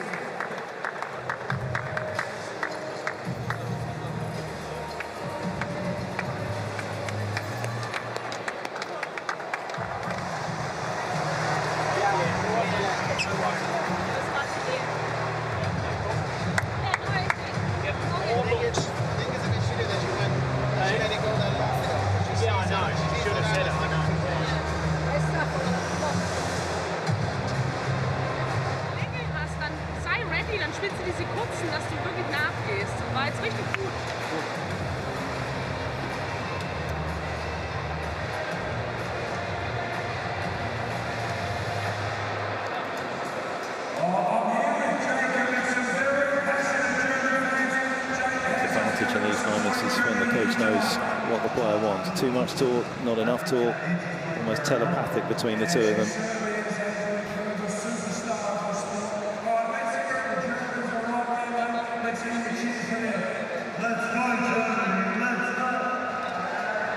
Comes from a generation, of course, Kerber, where coaching wasn't allowed on court, and just maybe looking at the way that Torben and her sitting side by side with very little conversation as somebody that wants to work it out on her own. Yeah, problem solver. I would say that Angie Kerber is a problem solver, and Torben knows her better than most. And you've done enough coaching as well, Petch, to know when to speak, when the right time to maybe just pull back. That's the art of coaching, and Torben is one of the better ones.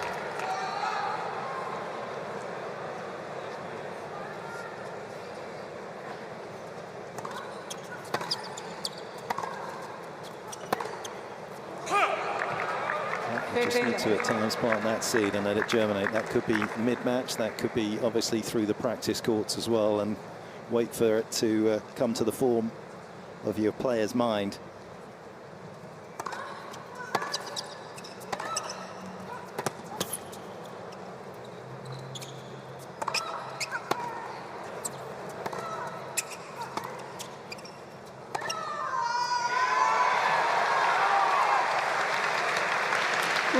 Does the extended come on, you know she's feeling it, and you know you're probably in a bit of trouble. Yep, she just pulled the pin out on the grenade as the German. That one has detonated off the strings, and look at that passion.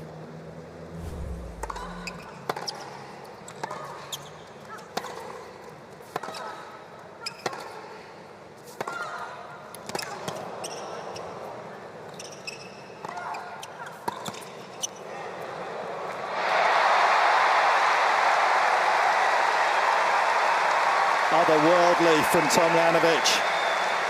30-15.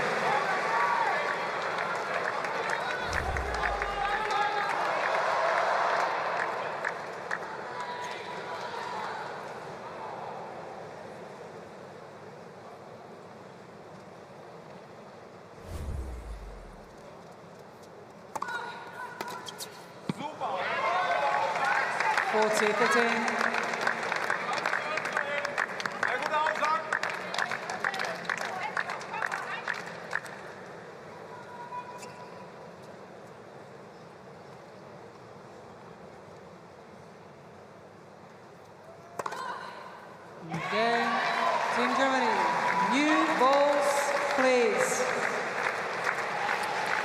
I don't feel like we saw that serve too much in the first set. The flat one out wide on the due side where she really pronates round on the wrist, and it just seems like I was kind of expecting the body and the slice tee, but not moving out wide to that ball.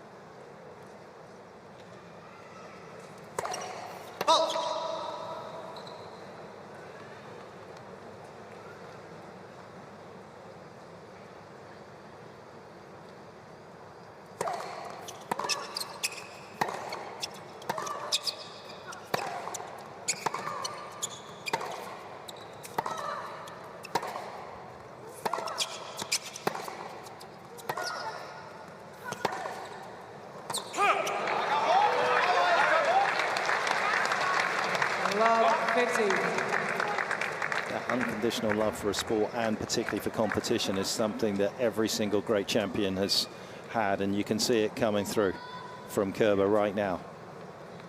Dripping out of every pore. Desperate to rescue the situation for Team Germany.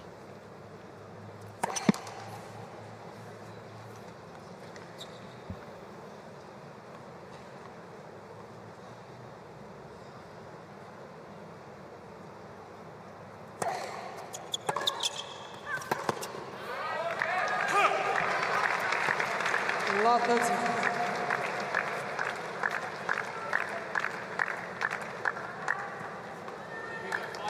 Pretty much everyone in the stadium disliked that, except Team Germany's bench and Kerber, and understandably so.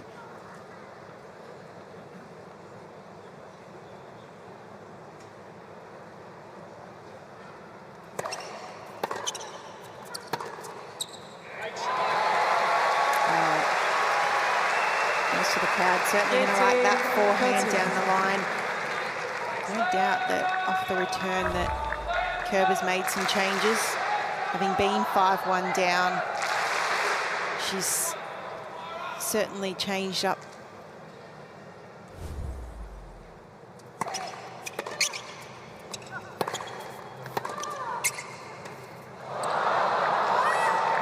A bit of frustration there. 15, 14. There's no doubt that there's more traffic going into the forehand of Isla Tomljanovic. Kerber has done it off the return, off the back of the court, just directing traffic there into that forehand side, and it's starting to break down, and that was a clear example right there.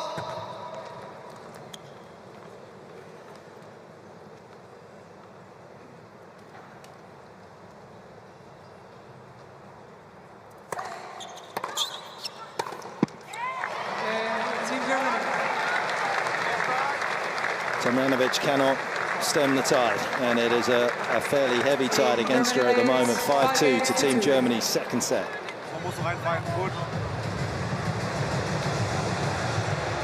Actually, from 5-1 up in that opening set, been struggling to pick up games. What's that now? It's 8-2 in favour of Team Germany in terms of games won and lost. Sasha backstage in the gym. He spends an awful lot of his day in the gym. We're lucky enough to be staying in the hotel where the players are, and he is up on the top floor with his trainer most of the time when I've been up there, which makes it sound like I've been up there a lot. You've been up there, okay? You just trying to tell everyone that you go to the gym all the time? Is that what you're trying to do? That's I am, yeah. I may be fibbing. What is it, 10 minutes a pop? Well, what I do is I tend to go in like at a sort of 20-minute interval and see which players are in there, so that when I come on the microphone I can say that I saw them in there, and it sounds like I've bumped into an awful lot of them. It's a smart move. Dear.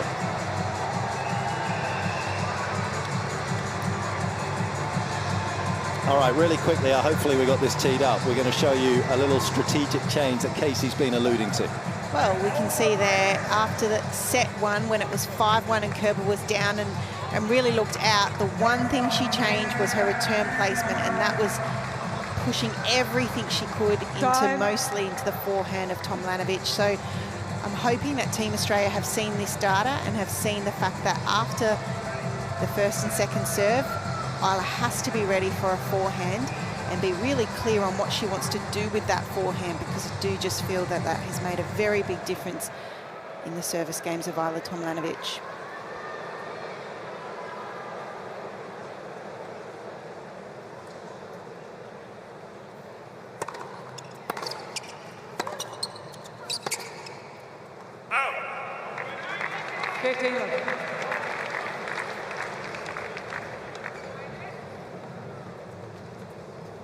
There was clarity, a little confusion for Team Australia currently. Oh, absolute firecracker.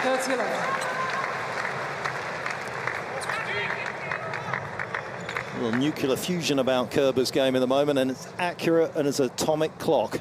And there is not a lot that Tomljanovic can do about it.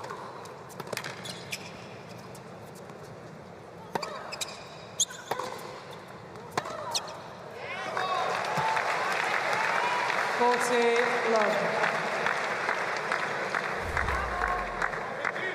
This is hugely impressive.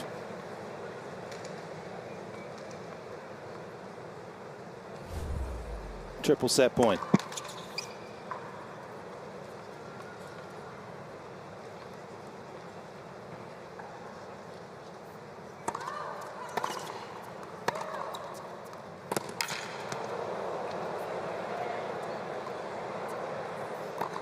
A set of tennis that allows us to reminisce about just how great Angie Kerber was and potentially can still be. 6-2, Team Germany.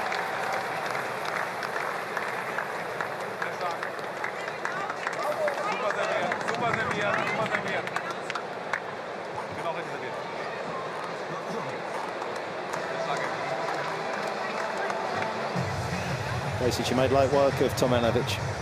Certainly did, and it's one thing to make changes and do that in your head, but it's another thing to execute that when you're one set down and you're in a semi-final of the United Cup.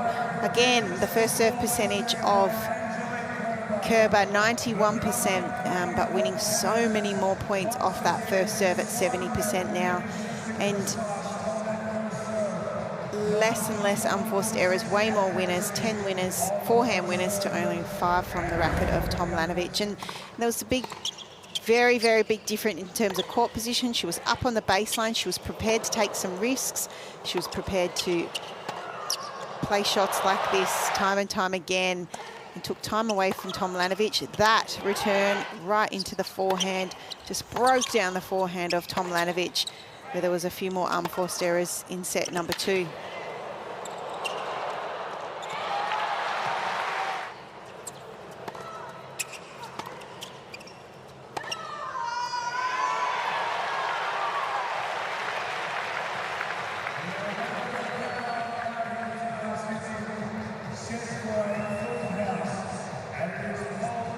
We've seen both sides of what a tennis match can be out here. There's been some sheer excellence from both. There's been fortitude, there's been a little bit of frailty, but it is Team Germany very much in the ascendancy currently.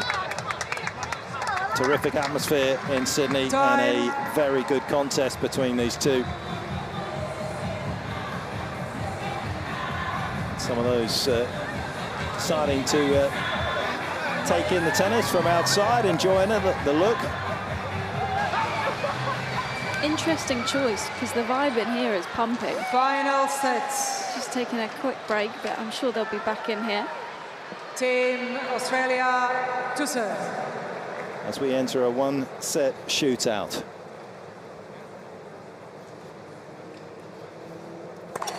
Let's proceed.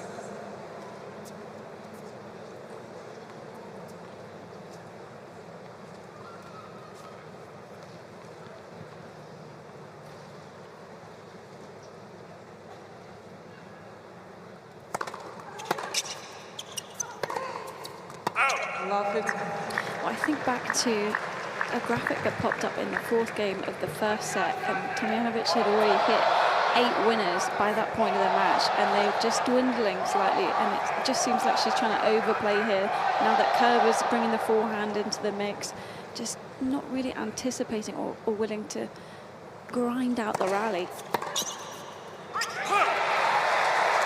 Yeah, I agree, Laura. I'd love to see, especially early in this 3rd set, just her dig out and just grind and just extend the rally as long as possible. We really discipline once again, even mix in some shape, which I don't know if we've seen much of as well.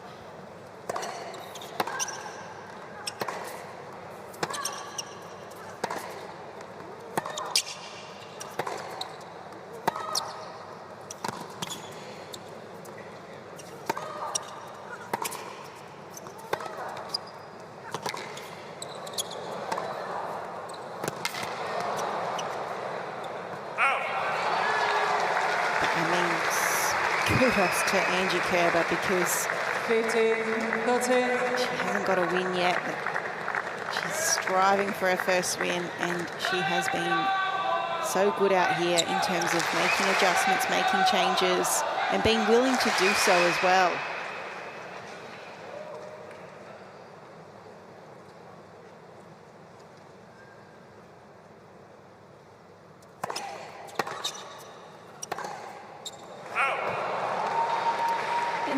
can't fault anything really in Kerber's game at the moment. She is rock solid, but I just feel she's playing she's being allowed to play too many forehands in that middle third of the court, where Tomljanovic needs to bring the width back in, get it wide on Angie's backhand side. And sure, if she passes you cross court with that low angle she likes to go for, too good, but more often than not, it'll get you in. Game, Team Germany. First game, foul set. And on she rolls as we go once again. That's not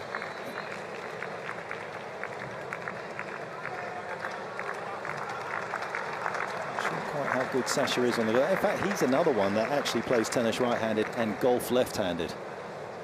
That just reminded me when I saw him putting out there. That goes back to that. But I tell you, one of the big shifts here, Casey, just looking at some of the numbers from what happened over the course of the opening set.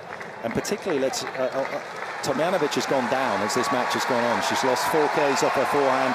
She's lost 12 Ks off that reliable backhand from set 1 to set 2, which is a huge shift. Part of that has to be attributed to the way that Kerber's played. She's upped her speeds on her forehand by about 3 Ks and a massive 7 Ks off her backhand side. So she's taken the sting a little bit out of the Australians' game.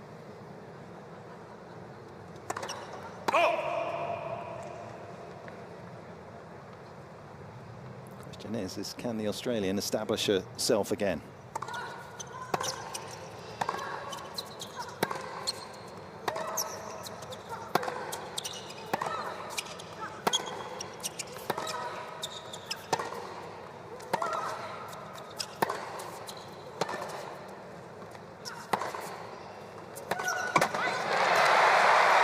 Well, yes, it's clear that Kerber has taken the sting out of Tomljanovic's game. There's no doubt about it. But I think we all agree that it's also Isla's probably maybe a bit her mentality as well, and being able to step up and still get up and crunch some balls as well, because it's quite a you know, in terms of pace, it's a big drop. 30-50. And just a few too many returns not in play. You know, Kerber's not got a huge first serve. Yes, she's doing incredible numbers getting it in, but she's not killing you with that.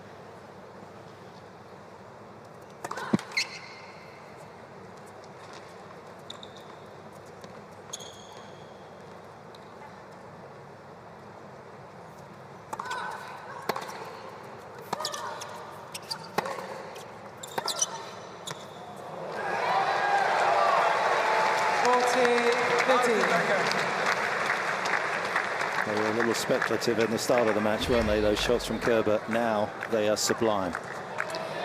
Case, you would probably agree that was my least favourite when I played her. I always thought she had no right to hit a shot like that.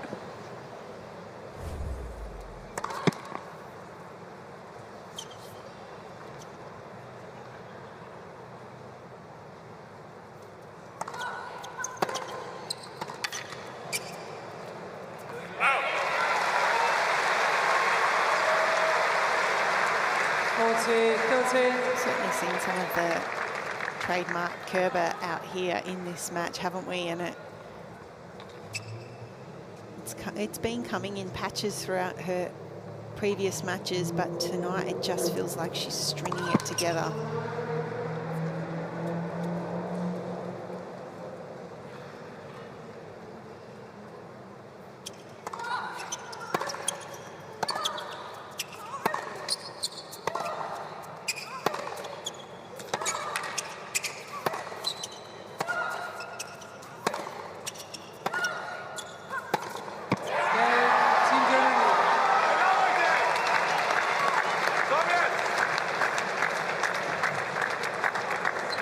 Germany leads 2 games to love. The passion. And once again, the accuracy. You know, we've seen it so many times tonight. She's just been owning the paint. The extremities of the court being hit time and time again by Kerber.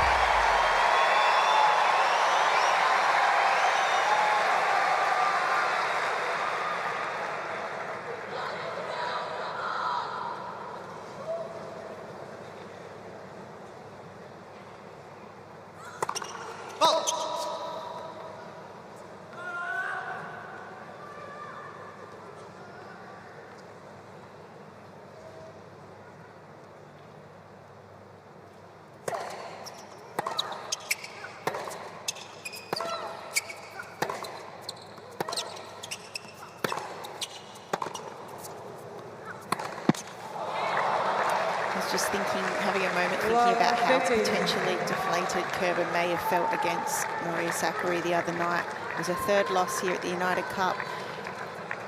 So desperate for that win. You've had so much time out of the game, and to see her out here tonight, I think it's such a good life lesson, particularly if you're a young player out there, in terms of attitude and how you come out and perform and just keep trying, and sometimes it can just come together. She obviously hasn't got over the line tonight, but it's super impressive.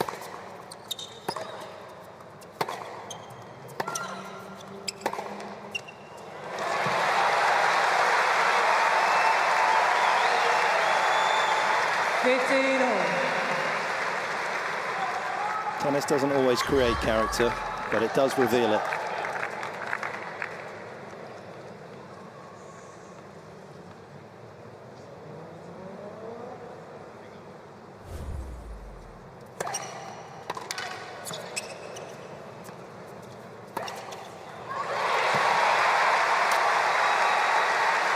This is a must-win game for Tomljanovic, her 15th forehand winner for the match, and you can see there 19 off the racket of Kerber, which I'm sure a lot of them have come since 5-1 down in that first set.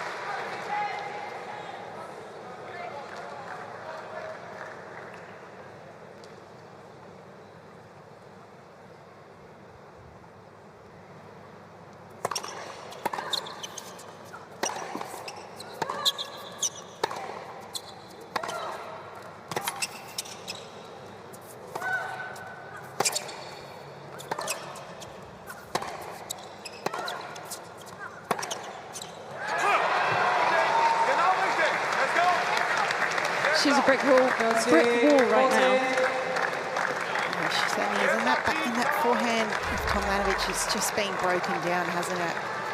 Kerber has just directed almost anything possible into that forehand of Tomljanovic, and she's just now pressing, panicking, and creating a lot of unforced errors off that side.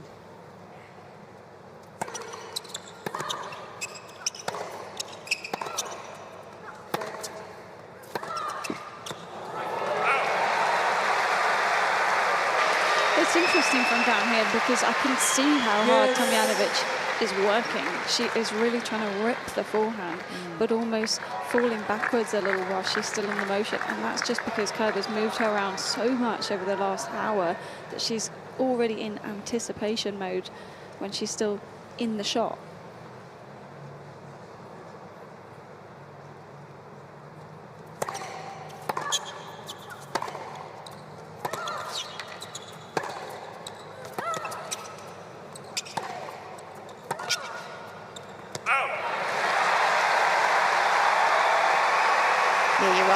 She almost hasn't completed one forehand and she's thinking about the next shot because Kerber has just placed so much pressure and accumulated so much pressure by being that brick wall, stepping up in the court, up on the baseline.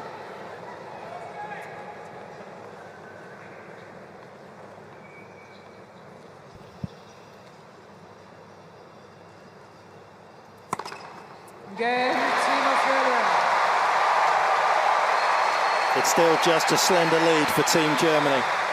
2-1. Team Germany leads 2 games to 1.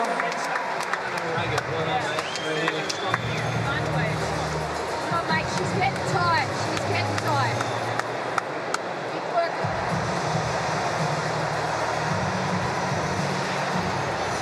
Nicole Pratt saying she's getting tired. Whatever it takes, Pratty. Exactly, those marks are going to pick up you, Pratty.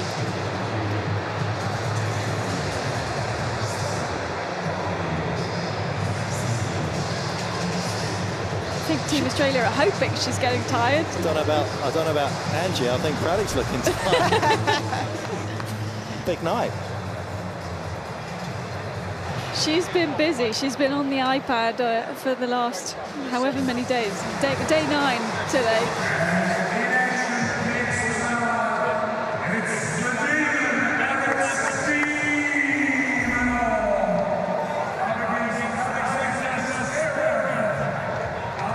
Once again, we'll weave our way through the many thousand of fans that have made their way out to the Ken Rosewall. Well, that last game, rather than the beer, giving them a little bit of optimism that Anna can still turn this around. Kerber could have been coasting at 3-love. She was denied that opportunity. Ladies and gentlemen, find your seats quickly, please. Thank you. Time. Look, if you're Team Australia here, you're just saying, hang in there, because what a win this will be for Angie Kerber. 18 months out of the game. She's lost all of her matches this week. This would be huge for her to get over the line, and inevitably there's going to be a situation where there might be some nerves in play.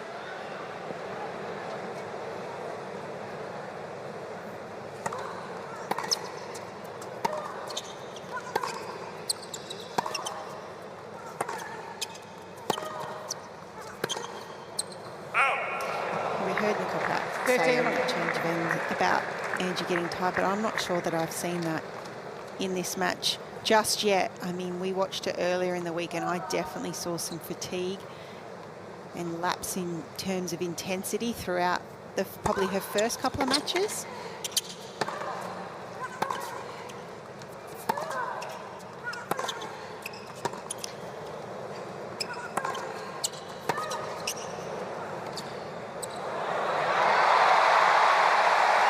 She totally stopped, and I mean, I'm right in front of that line. If it did touch the line, that is like a tiny, tiny amount.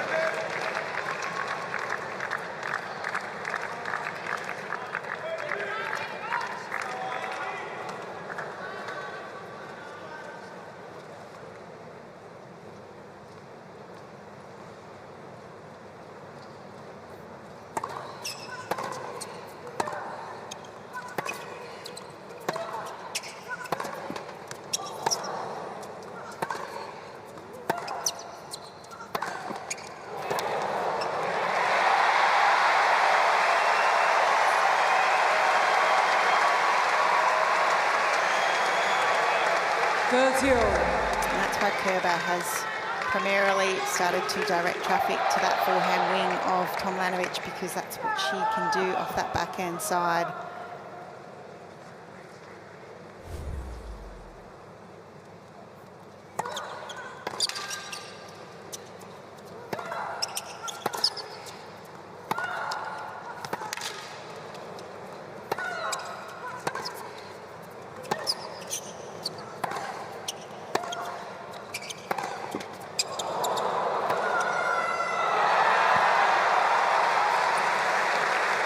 Even the Aussie fans had to appreciate the effort that went into that particular rally.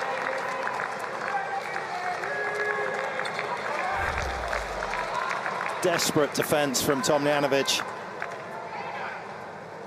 But another shot of pure dynamite from Kerber off that forehand wing, her 20th forehand winner.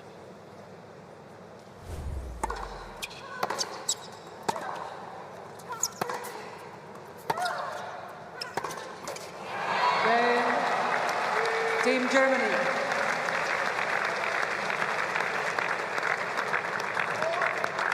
Team Germany leads. Team Germany rise 3 games to 1. Kerber keeps Tomljanovic at bay. Well, it's obviously the Kerber forehand that's doing so much damage, but for me, the backhand cross-court has been excellent for the last hour, or since 5-1 in the first set, actually, because she's keeping it low. It's getting Tomljanovic up off the baseline because it's bouncing around that mid-court. And then if she doesn't get it fully on the line. Kerber's right on the next forehand.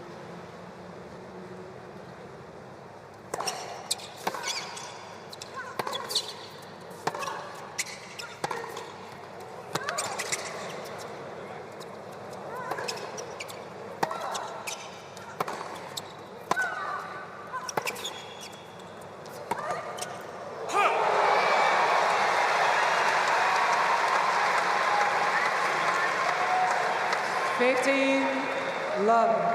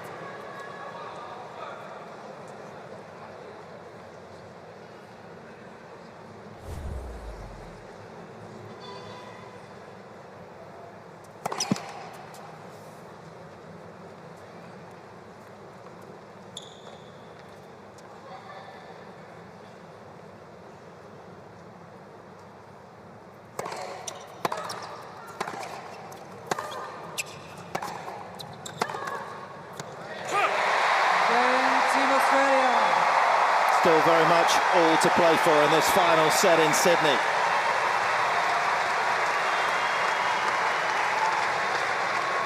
Team Germany leads 3 games to 2. Really good look at determination on Tomljanovic's face after that last game.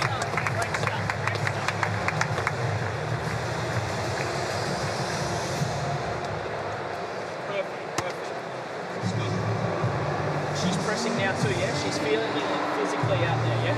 Good. Way to keep her working every single point.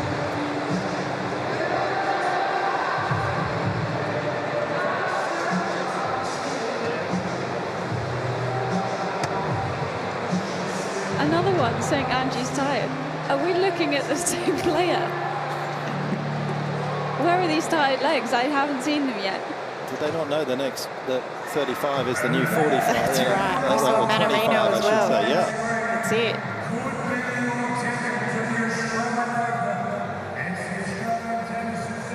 The light's diminishing here in Sydney. They'll be hoping that it's not diminishing at the same rate as Tomljanovic's chances in this final set, but it is golden hour. And the green and gold battling hard in this final set, having started so brightly.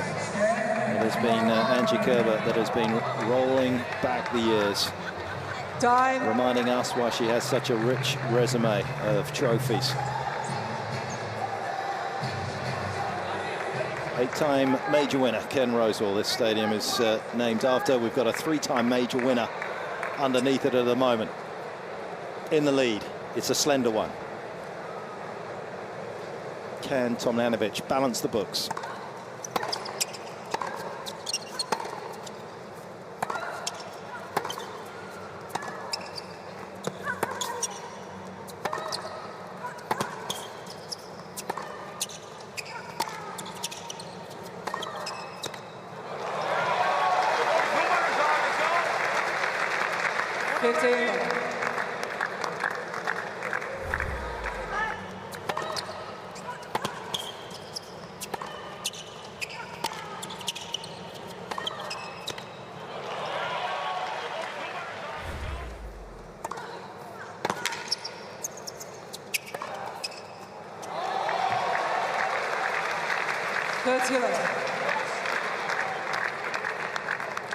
Transformation around that shot has been something else.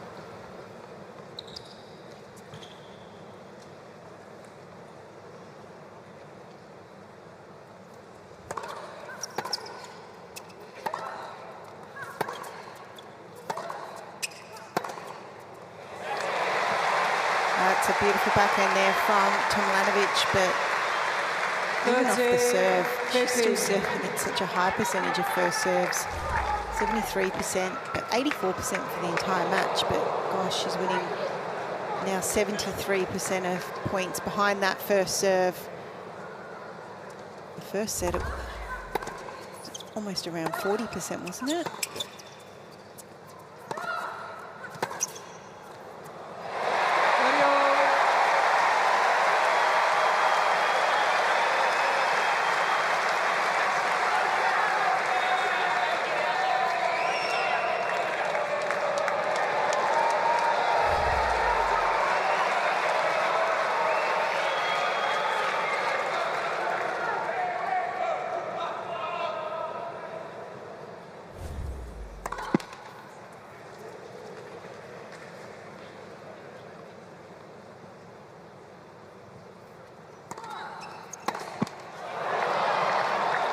Well, that was a chance, wasn't it? 30-all, trying to get back in this third. Got to find a way to make it feel whatever it takes sometimes in a moment where it's a massive point.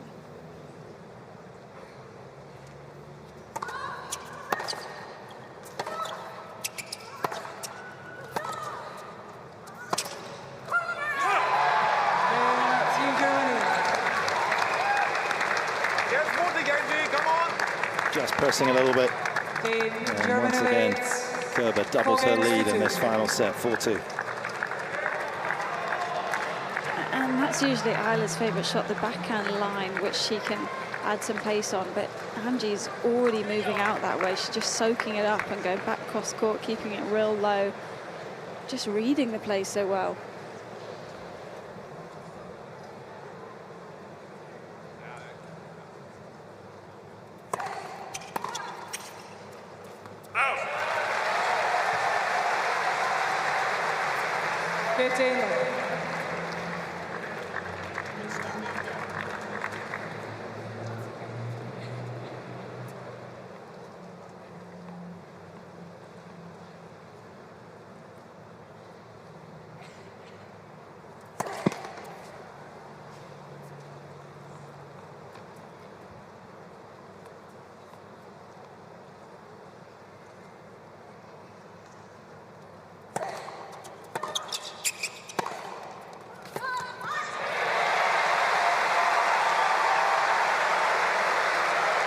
I really like that come on there.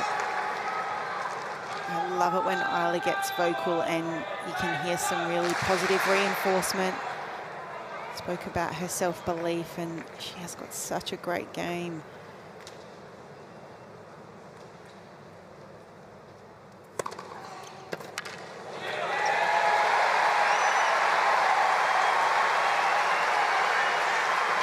Yeah, she's never going to be screaming out on court, is she? It's just not her personality, but there's definitely been a lift in the little fist pumps and the come-ons towards the bench over the last two games.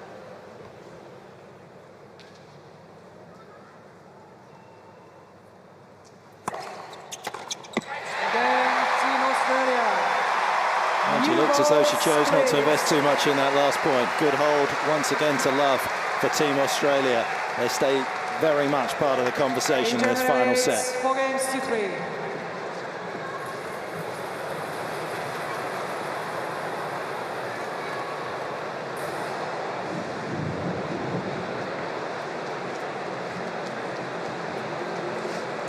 Casey, would you want to be talked to at this moment? No. I actually would love to be in my own head in the zone. Unless it was something clear, concise, but not someone in my ear. I much preferred to problem solve as well, and sometimes I remember the vote when it was going around on-court coaching back in the day, and I was one of the ones that voted no, but when it came in, I certainly used it, but it's very clear in what I needed from it.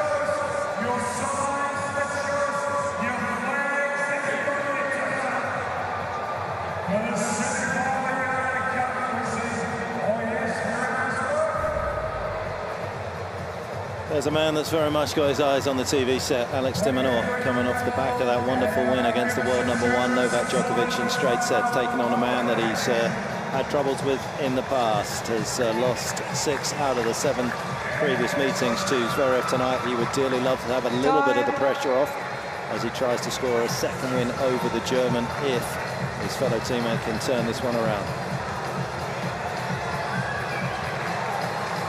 Loves team competitions and loves playing in Australia.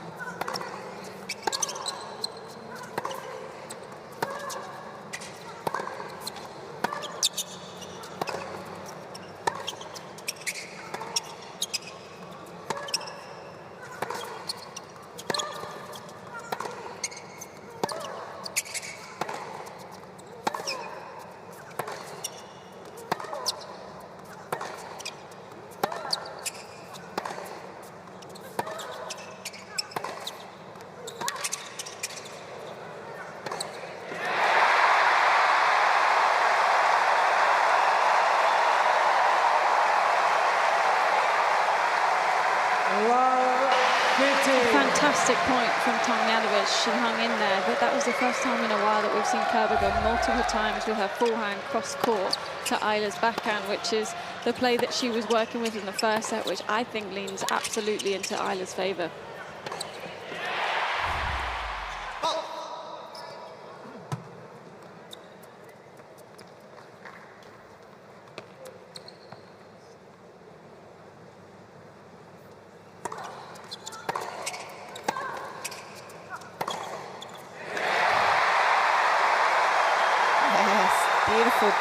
Shot there from Isla, and that's why we love tennis, right? It's a game of chess, and you're so right. Kerber has not gone into Isla's strengths for a while now, hence we feel like she's probably got into this match.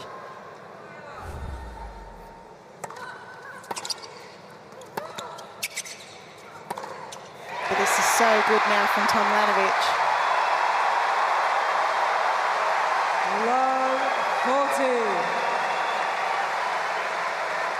Surely a few nerves is creeping in for Kerber as well right now.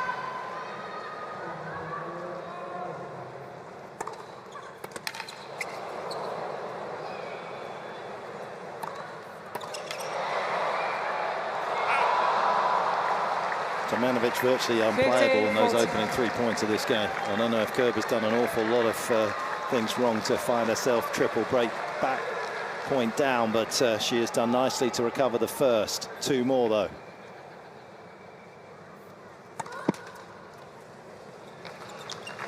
Thank you.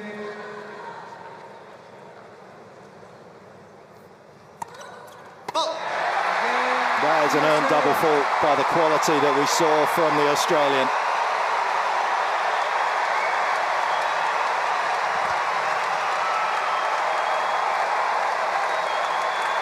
Bit loud down there now, Laura. Yeah, just a little. I've just had to turn you off a bit. I also feel the presence of a flag right above my head.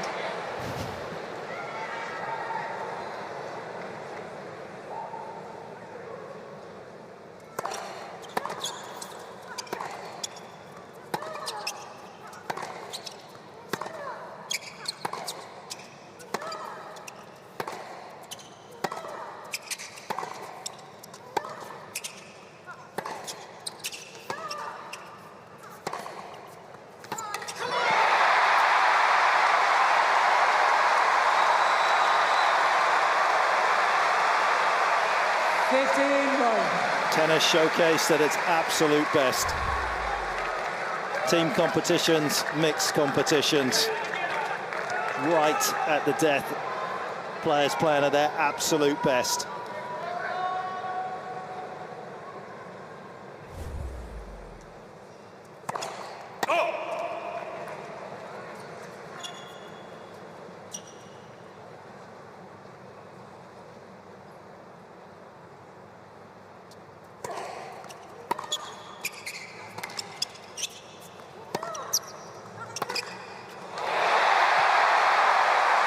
Unstoppable.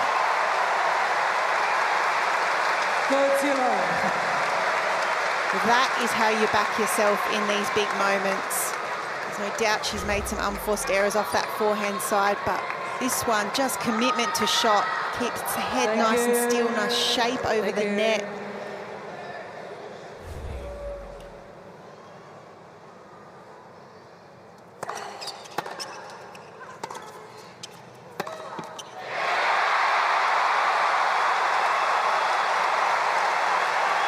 You've got to give her so much credit. Tomljanovic coming out at the last changeover, being so brave with her tennis.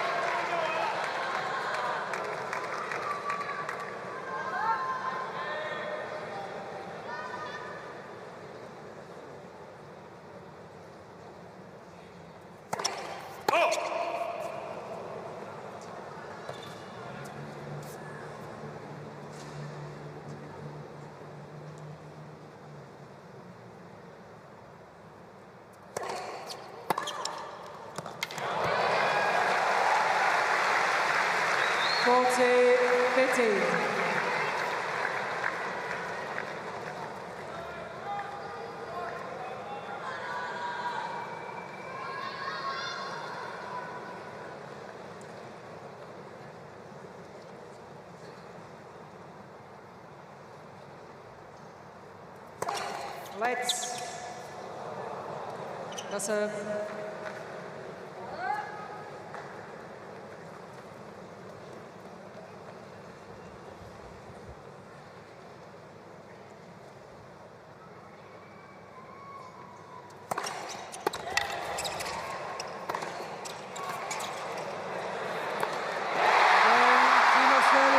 Truly magnificent couple of games given the circumstances.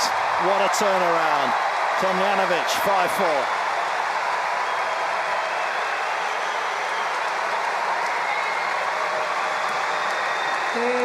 Australia leads 5-4.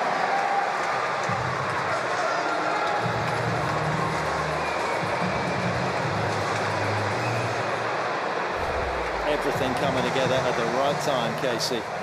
Yeah, and she's just backed herself. She's absolutely backed her ability, and in big moments, stepped up, taken a few risks. That's what tennis is about. And it has been just wonderful to see, because certainly the tennis is there. We've seen that from both players throughout this entire match, but it's who in these big moments can pull it together. And Isla, those last couple of games, was just phenomenal.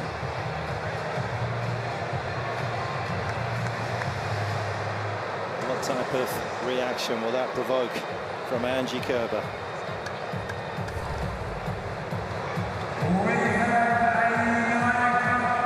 So important, isn't it, to not lose your identity under pressure. And credit to Tomljanovic, she has played her style of play to recover from a breakdown in this final set.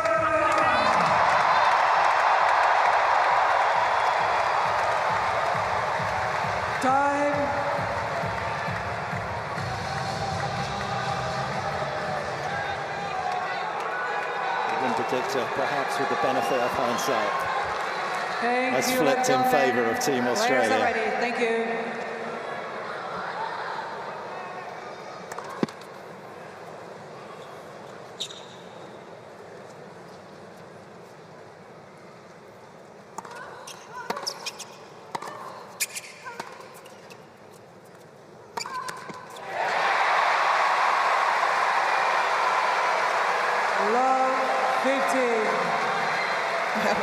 Now it's Isla up on the baseline, pushing Angie Kerber back off the baseline.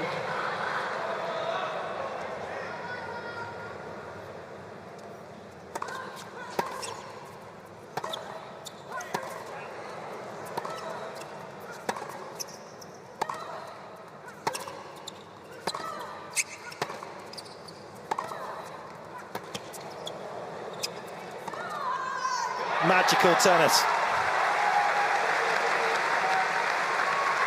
15 all. She didn't want to go near the backhand of Tomljanovic, did she? She went 1, 2, 3, 4 into that forehand corner of Tomljanovic until she got the one she could put away for a winner.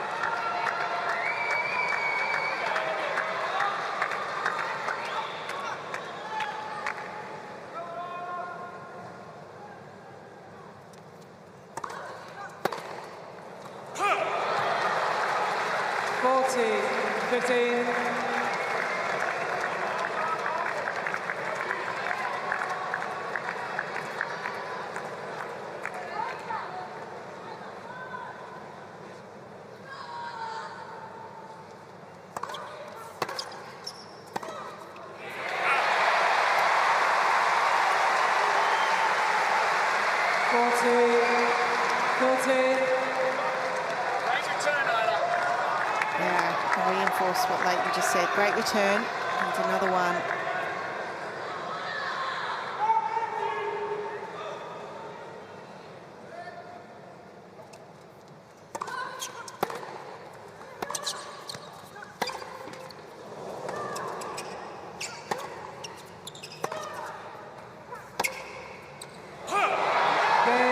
Team Germany. You may outplay her, but you'll never break her resolve. That was clutch. Barely a shot that Tomljanovic even had a look at her backhand in that whole game. My palms are sweaty down here. You can feel the tension from the crowd. Well, I think we all know what it means to both players in various ways. For Kerber, it's that first win on the board. For Isla, who's had so much time out with that knee and representing your nation, what a crowd here. It's a big moment for both players in different ways.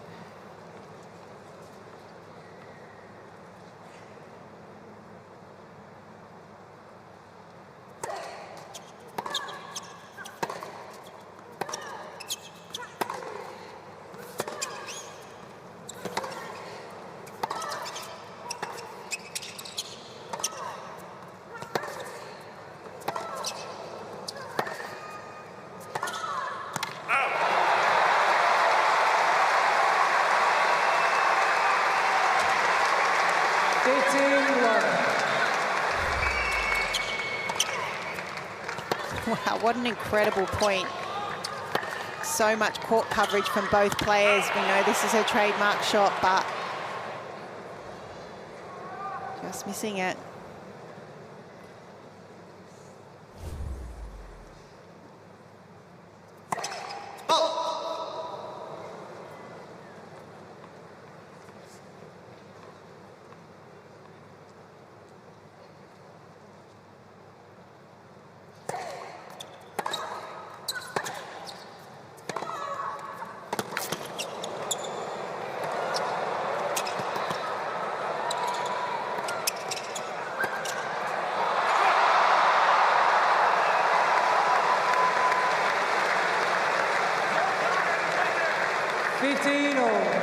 Holding my breath a bit as Angie took the high backhand rather than taking it out of the air. She could have maybe got forward a little earlier, but just ridiculous defending from Tomljanovic.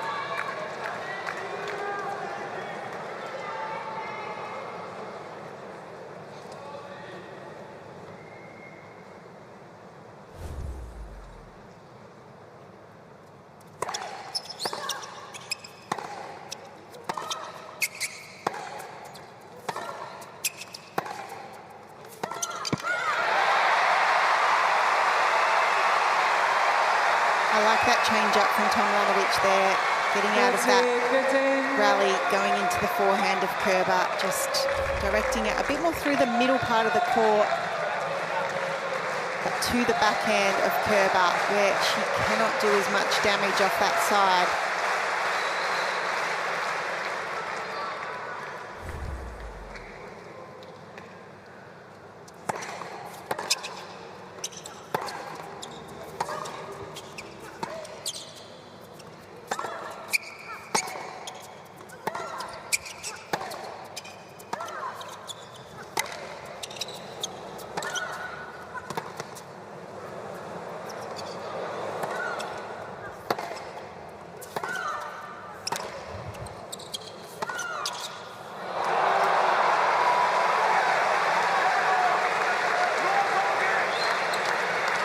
All of a sudden, this feels really physical again, and this is actually, you know, really tense moments anyway. But then you bring the legs into it.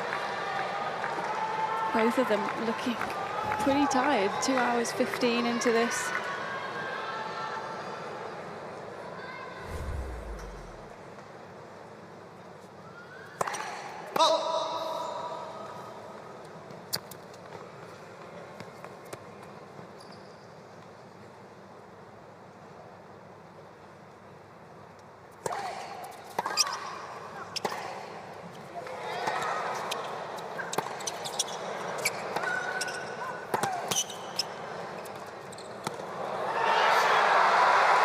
Awesome from Angie. 13, 14. And she went off the menu there from what she's been doing. Something a little unexpected.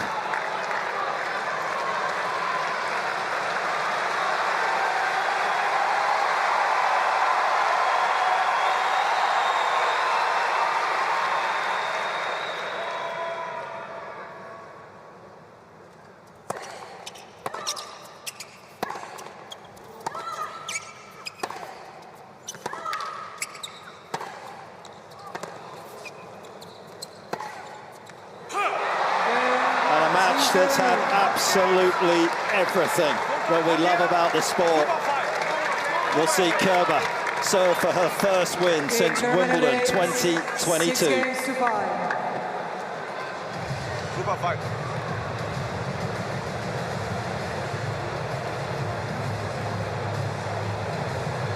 Well, the agony etched on that fan's face, and he may well be right, but there has been enough fluctuations throughout the course of this match to suggest there could be another twist before somebody gets across the finishing line. But that was a stubborn performance of a returning game from Kerber, Casey. Stubborn is a fantastic word there, Petch, because it's exactly what it was. She just refused to not go to that Team Germany zone until she had won that game, and that's just a whole nother level. Another level of Angie Kerber, but to be expected. She's had 3 matches and we always knew that the level was going to come, but tonight has been super impressive.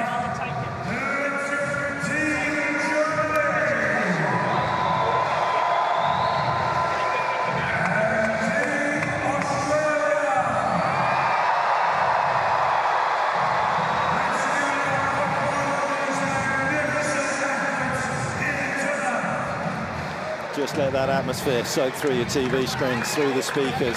It has been a phenomenal night here already in Sydney.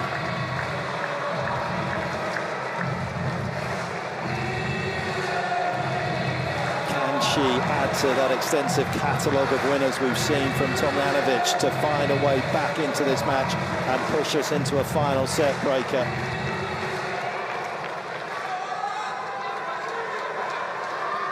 Or can Kerber notch up that elusive win?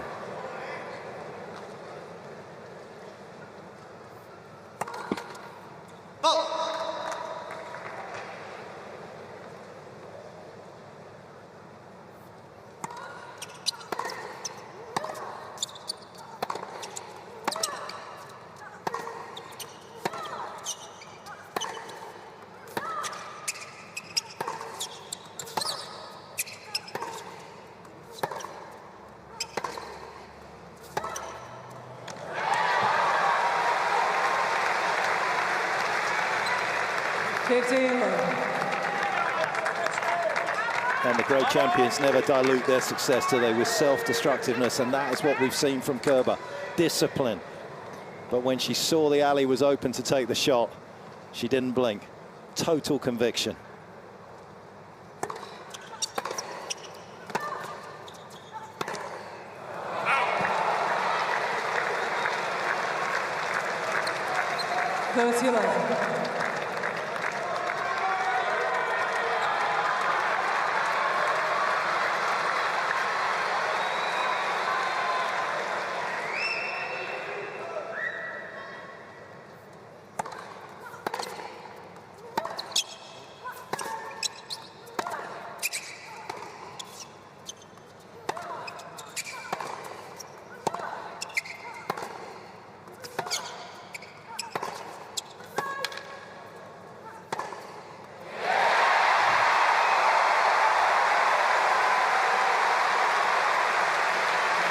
Well, yes, of course, this is about the tennis pitch, but it just feels like so much more in this moment right now.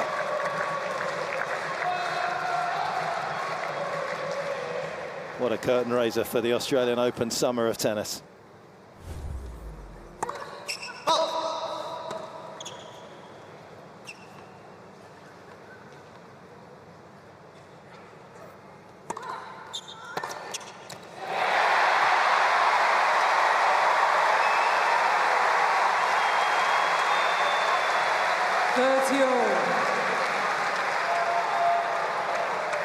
Tomljanovic treats herself.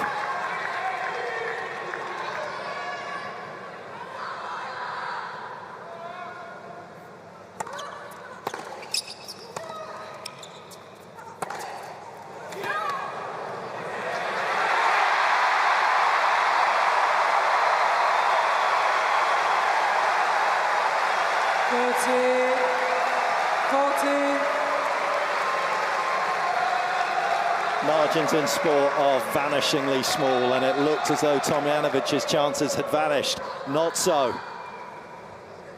Break back point. Thank you. Thank you.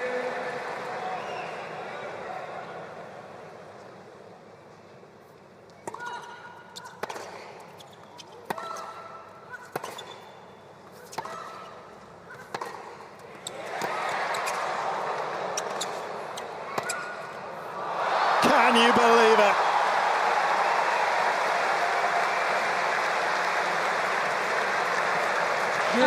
I can't believe she's just made that, and the slice on the run that got herself back in the point. Look how good this is.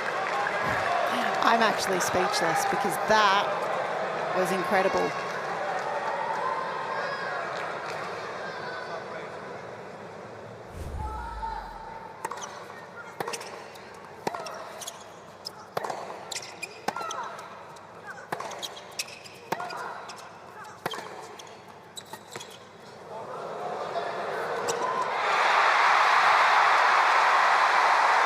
It's in.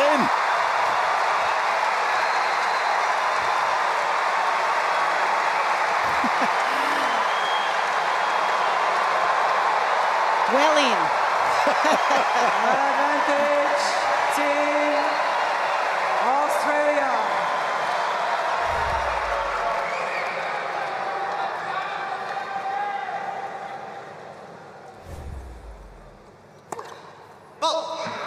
Thank you, thank you.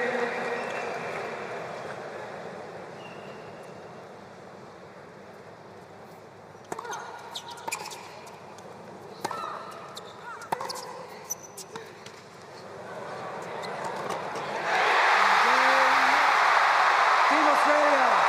Extraordinary.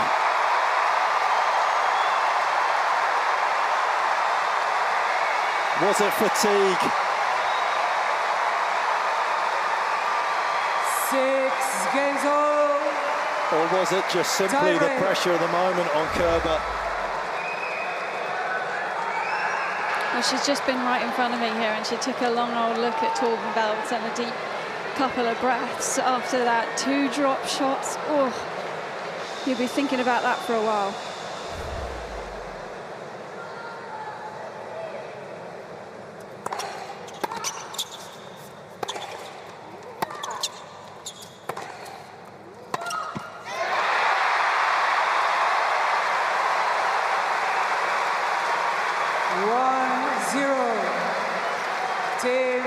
Australia. I mean, the shot making has just been extraordinary. And both women out here giving it all for their nation right now.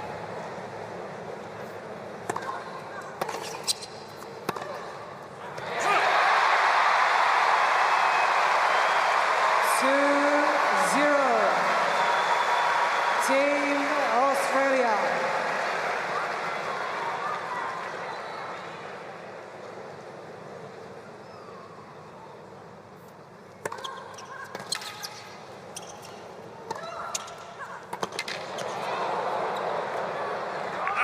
Yeah, nice serve there from Angie. She needed that point. 2-1, Team Australia. Well set up by the out-wide serve that she hasn't used a heap of throughout this match. Good to see Isla also just going back to the towel and taking an extra few seconds.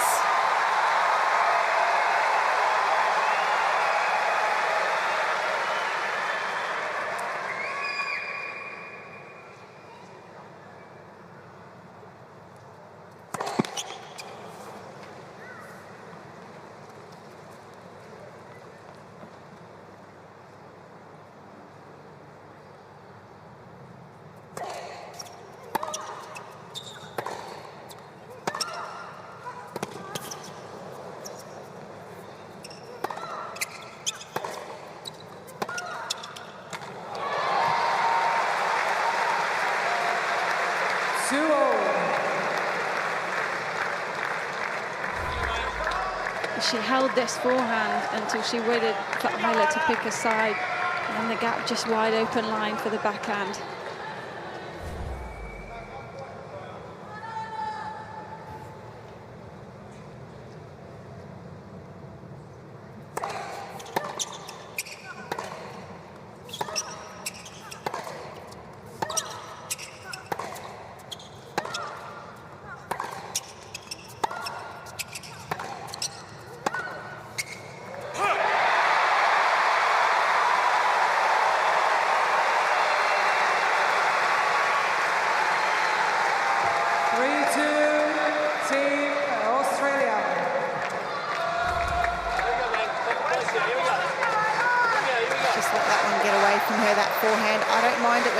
Goes through that middle part of the court, get some depth. I just feel that forehand side, she just can't create as much.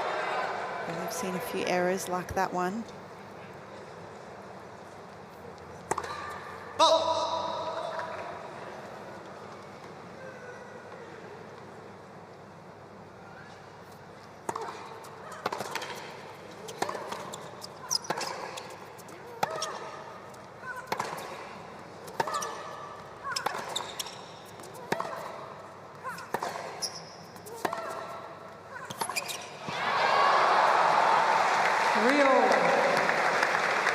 There was a high tariff on every single shot that Kerber hit in that rally, from the second serve, which was above average in terms of pace.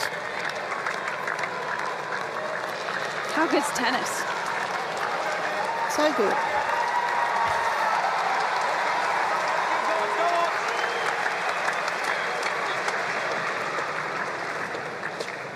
Look at these shots. A moment that looks like a painting.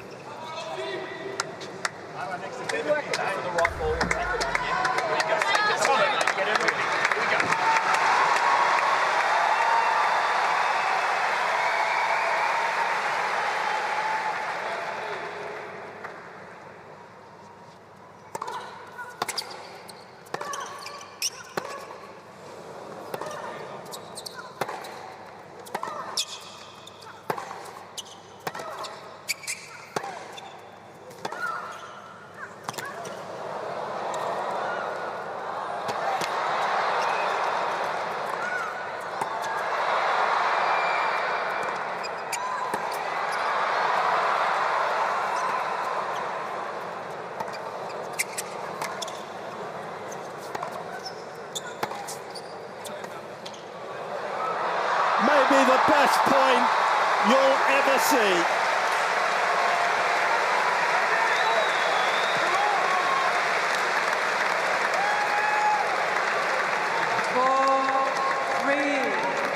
Team Germany.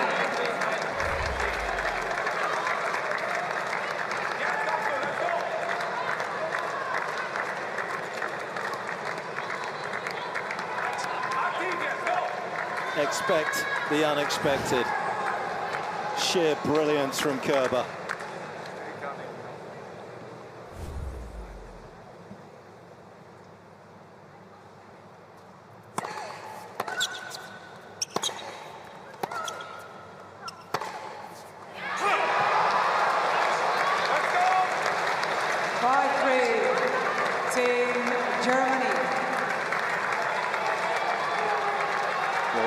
The possibility of winning for Tomljanovic makes it also dangerous. and she is always fluctuating on that edge. Right shot, just couldn't execute it.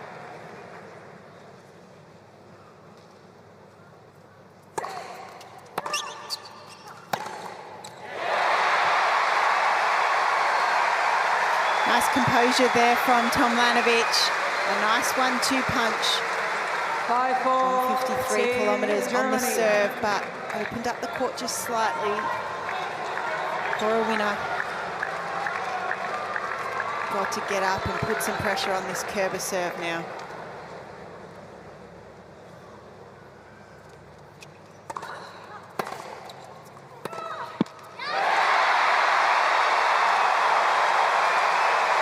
Just like that. Some good depth.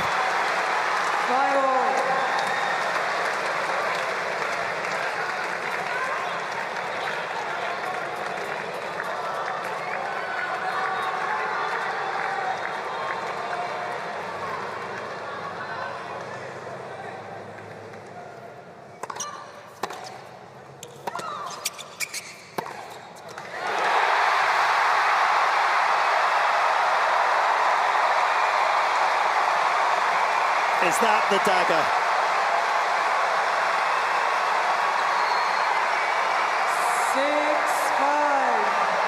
Team Australia. Double-handed dynamite from Tomljanovic.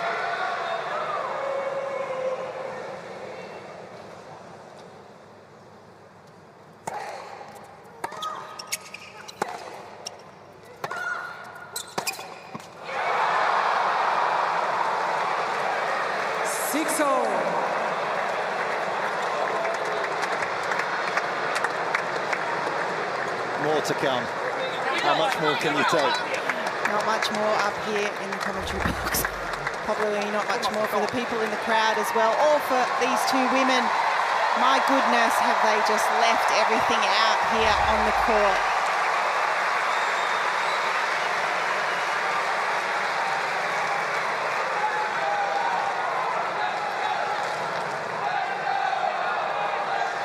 Kerber blindsided by Tomljanovic's brilliance to go to match point, bounces back.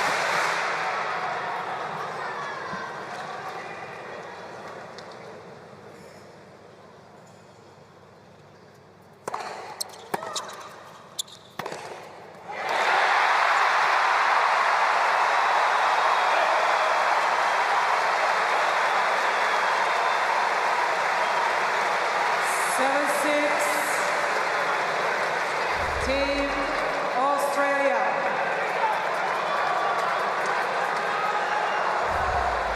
Living every moment, every Australian, every fan.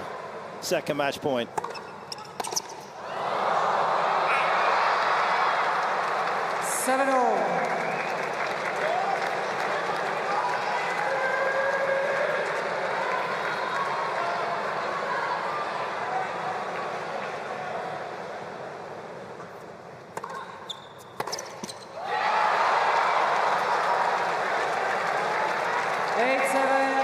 Team Germany.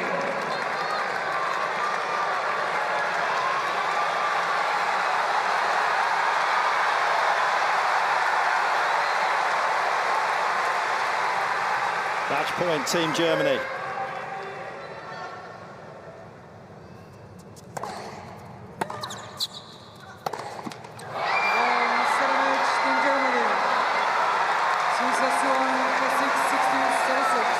What a way for you to announce your first win since more than 18 months. Angie Kerber has not picked up a win on the tour for various reasons since Wimbledon 2022, but she puts Germany ahead tonight in one of the most magnificent matches you will see all season.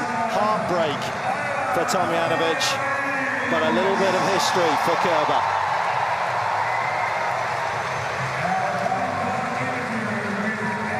That was just an incredible match from both women.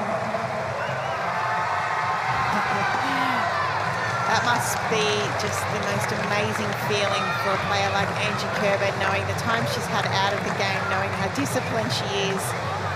Her fight, she's lost 3 matches, and this is her first win back on the board. Wow, what jubilation for Angie Kerber. Extremely happy for her. Obvious disappointment for Isla Tomljanovic, because wow, did she just give herself every opportunity out there tonight. And just unfortunately right there, those last 3 points just didn't find the court. And there it is, the moment of triumph. She's back.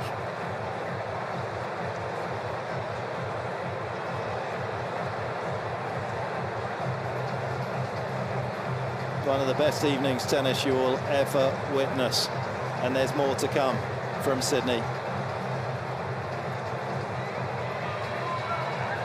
It had everything. And here is Angie with Laura Robson. Angie, I can't imagine the adrenaline going through you right now, but if you could put into words what the last couple of hours was like. The match was so good, it had a bit of everything. You were down, you were up. Put it into words for us. You know, first of all, I mean, Isla played an amazing match. I think we both play on a really high level, and it's so great to see her back as well after the injury last year. So for me, it's the first singles win after coming back, and it's really a great feeling. And you know, the support of you guys are incredible, so I really enjoyed to play here. And you're such a competitor. Yeah, you can give that a round of applause, absolutely. But you're such a competitor. You lost your other 3 matches this week. To come out here today and respond like that, what did you tell yourself last night? What changed for you? You know, I just tried to play as many matches as possible before going to Melbourne. And, you know, I tried to learn as well from the last 3 matches, and coming out here and winning now such a tough battle. It means a lot to me, and it's great to have a match like this before going to the Australian Open.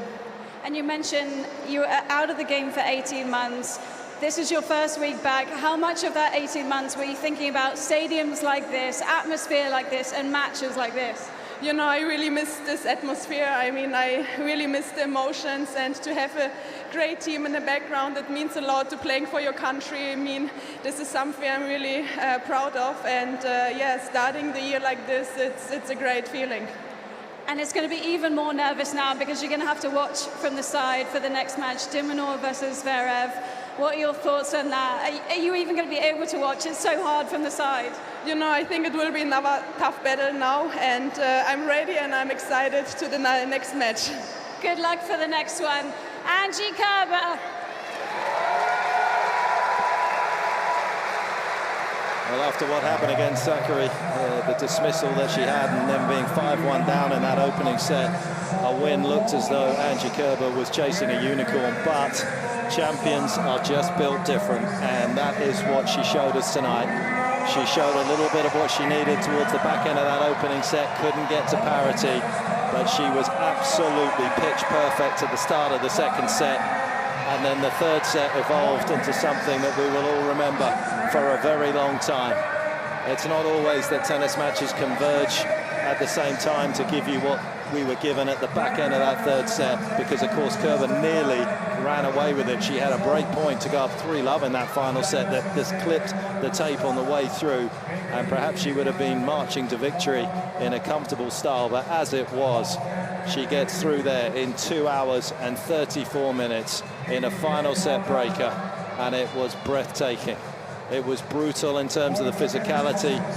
It was a stunning turnaround for the German on her forehand. Just the 3 winners against Sakkari, 26 tonight. I know it was 3 sets, but it was still the potency that she produced off that wing that we will remember, and it certainly bodes well for her in terms of what's upcoming. And it may well be, of course, a final for Team Germany, because Poland are through, and Team Germany tonight have gone 1-0 up.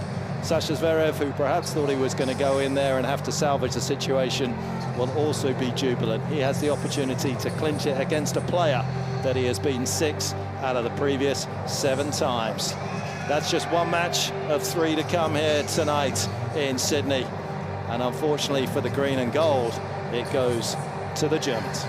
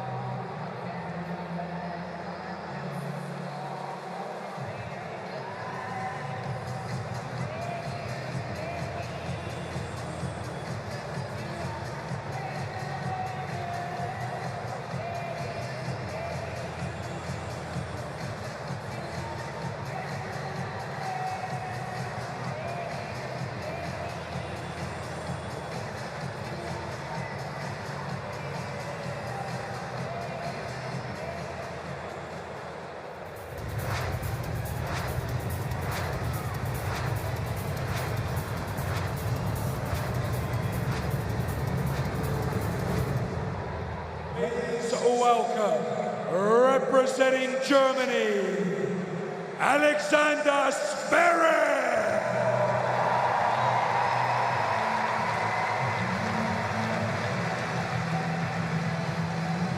And please welcome, representing Australia, Alex de Minaur.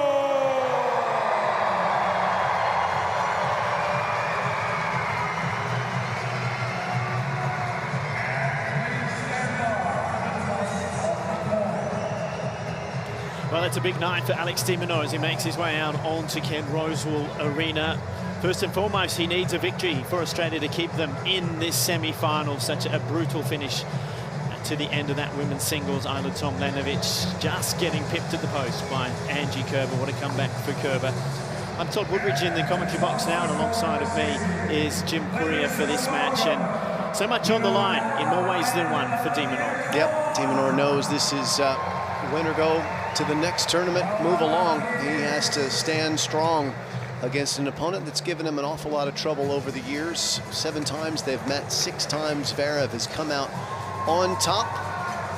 But de Minaur is coming off of the best win by ranking in his career, a win over the world #1 Novak Djokovic in Perth just days ago in straight sets. Let's listen into the coin toss. Very good. Gentlemen, same condition. Do you have any questions? No? Just after the toss, a picture with them and then without them, please. Alexander, we have Gulagang or AO? AO? Here we go, please. Very good. Excellent. AO. You receive? Picture? Big smile. Fantastic.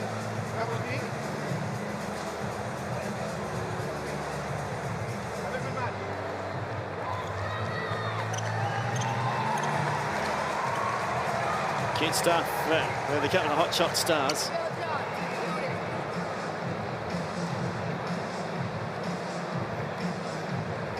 As we start the warm-up here tonight, this one should be exceptionally entertaining. Alex de Minaur looking to level for Australia. And team captain Leighton Hewitt is courtside, and we got a chance to chat to him in this warm-up here. Leighton, tough luck there for Ajla, and now a big load for Alex to have to lift and cover here. Yeah, absolutely. It was a bit of a roller coaster, wasn't it? So, yeah, Alex knows what he's got to do, though. His focus would have the whole time been on this match and what he's got to come out and do right from the start. And it's not going to be easy, but he's played some quality tennis, and I feel like he's got better and better with each match so far. And, you know, even coming from Perth, conditions slightly different here in Sydney, but he loves playing here on Ken Rosewall Arena. He knows what he's got to do, but what is that when you look at the head-to-head?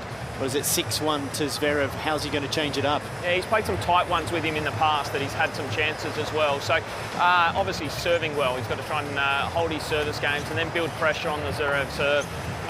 Sasha, we know, you know, with his second serve sometimes can get a little shaky, so to try and build some pressure on that.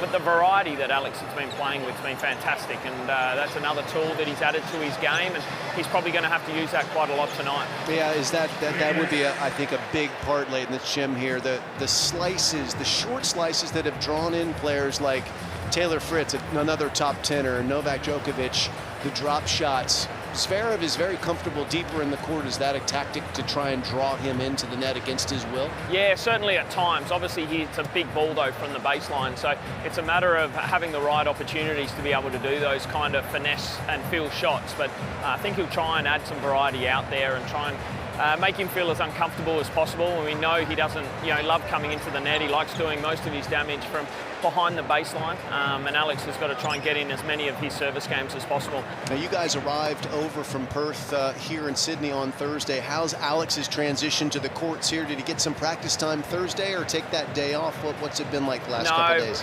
Physically and mentally just took that day off, really. So it was good for him just to have a nice rest day, and then he had a good hit out here yesterday for an hour. Really just getting used to the conditions, but yeah, he had a couple of hits here just before Christmas and on actual Christmas Day as well. So he did some hours with Tony Roach on this court, and he'll be ready to go. Okay, Leighton, well, best of luck. Hopefully we can from an Australian perspective, I should say, level this one up, and I'll be kind of neutral as we go back into the comps. Good luck, but good luck. Thanks.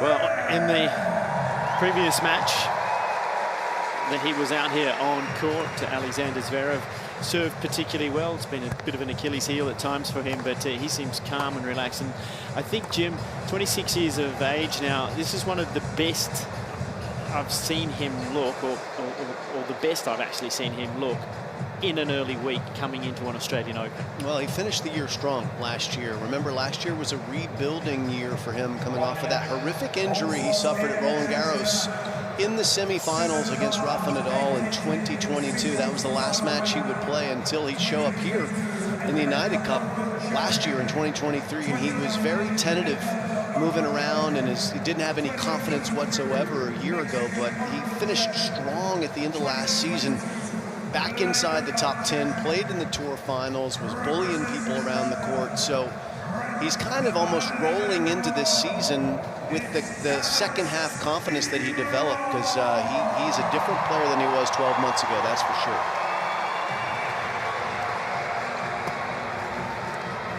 And Alex Minaur also a different and better player than he was 12 months ago. He's been so impressive here with those 2 consecutive top 10 wins.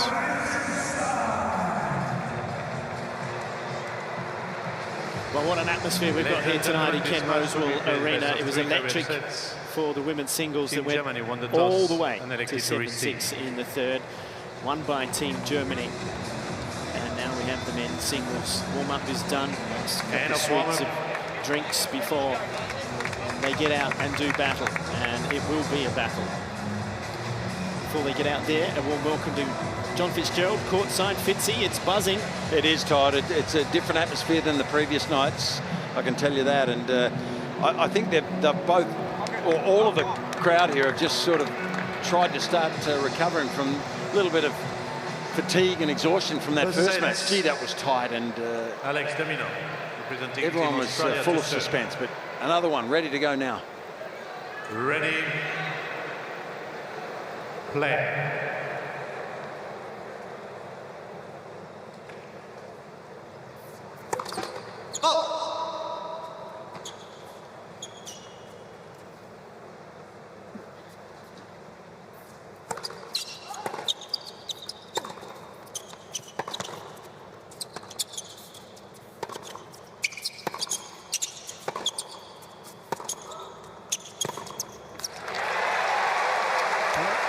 There are some things that are obviously at stake. For Zverev, a chance to punch the ticket to the finals for Germany and clinch this match 2-0. And for de Minaur, it's not just extending this and keeping Australia's chances for a title here in the United Cup alive. There's also something very important to him personally at stake, Todd.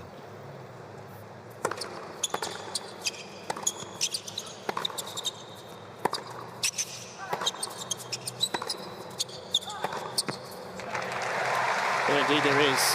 When you say personally, it's about personal goals and what you're trying to achieve in the sport. If he was able to win this match tonight, it would put him into the world's top 10 for the first time. So there's an added pressure of actually representing your country and achieving one of your lifetime goals.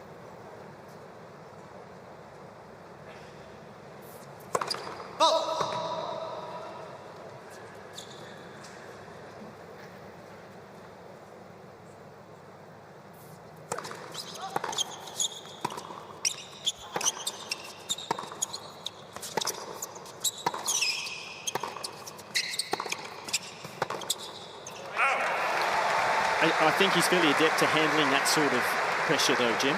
He loves wearing the green and gold. There's no doubt about that. You look at his record when he represents Australia in team competition, it's excellent. It's superior to his record in regular tour events. So I think it's the perfect opportunity for him to achieve what he stated at the beginning of the year was his big goal was to get into the top 10.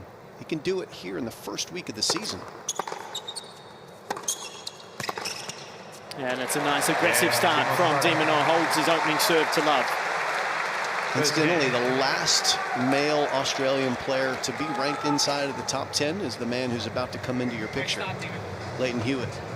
He was last there in July of 2006, so it's been a minute. But whether it happens tonight, which would in turn happen on Monday when the new rankings are released, it's going to happen with Minaur sometime here in the first quarter of the year. I'm convinced. He's playing so well. He's confident. The surfaces line up well for him until the clay.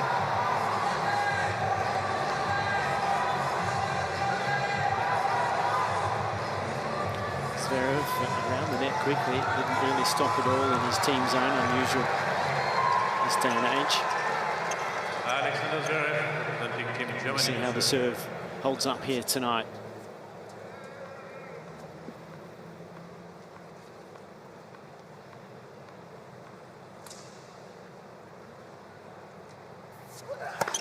Let the service.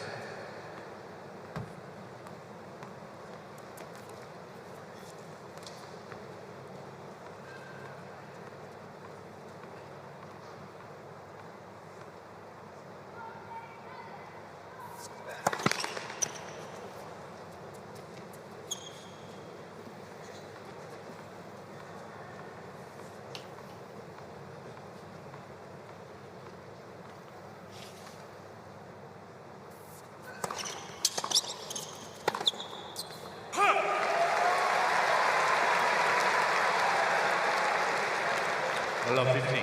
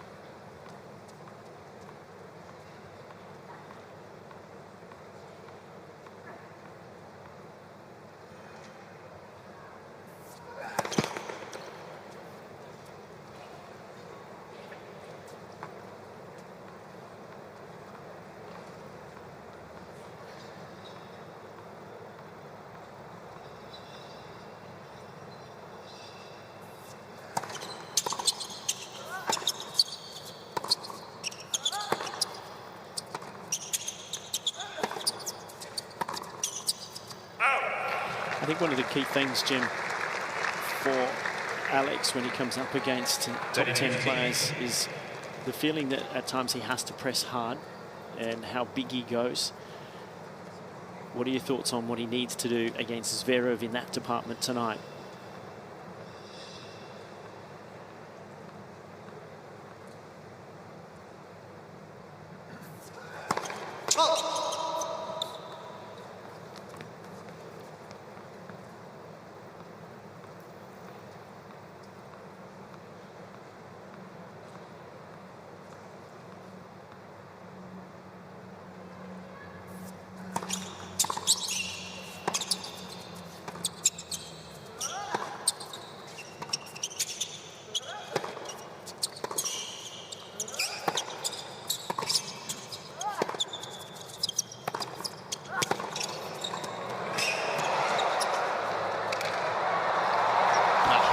Special from Zverev with the little topspin lob, but if you look through the top 10, there are certain players like Carlos Alcaraz or Novak Djokovic or Jannik Sinner that they play with a lot of firepower off both forehand and backhand wings. Zverev has amazing firepower on his first serve and his backhand. His forehand, however, is a little bit more conservative, so you can actually play comfortably to his forehand more than you would against a lot of the players in the top 10. You don't have to go redlining.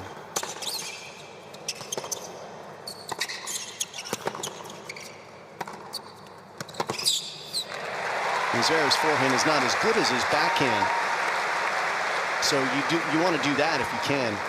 Open up the backhand side and then go hard into the forehand, challenge it, but you don't have to, in my opinion, overplay in ground stroke rallies with Zverev, because he will give you time on the ball because he's not trying to rip winners off of both wings. That's my feeling.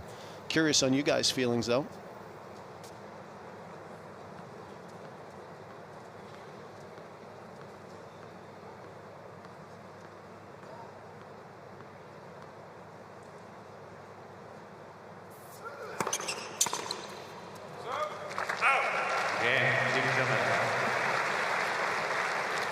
Nice hold for Zverev to level.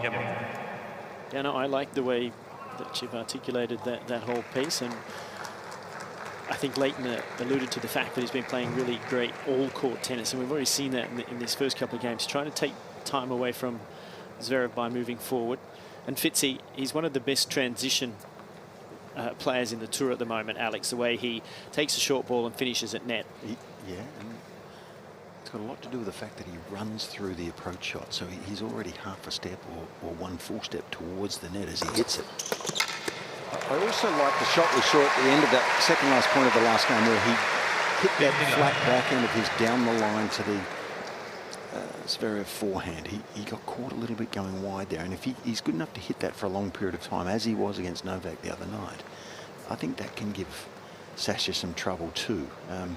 But I think in the first game and a half, I thought he was rushing the German a little bit by taking that ball early and running through it, Todd. So if you let Zverev get set, he's going to hurt you. So keep him on the back foot if you can.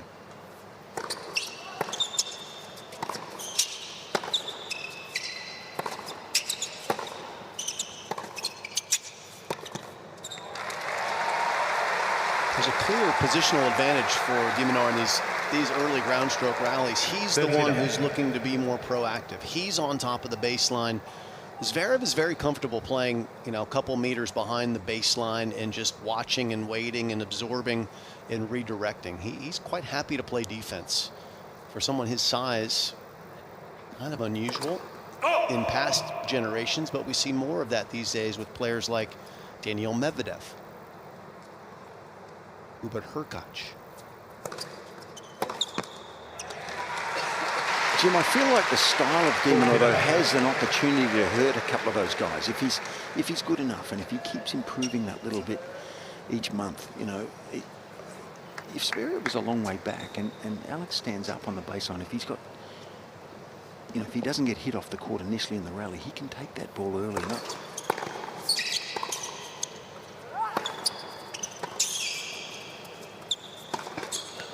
I just wonder if it's going to put Zverev on the back foot for a period of this match anyway. Well, that's another comfortable hold for the Demon, and it is 2-1 Team Australia in the opening set.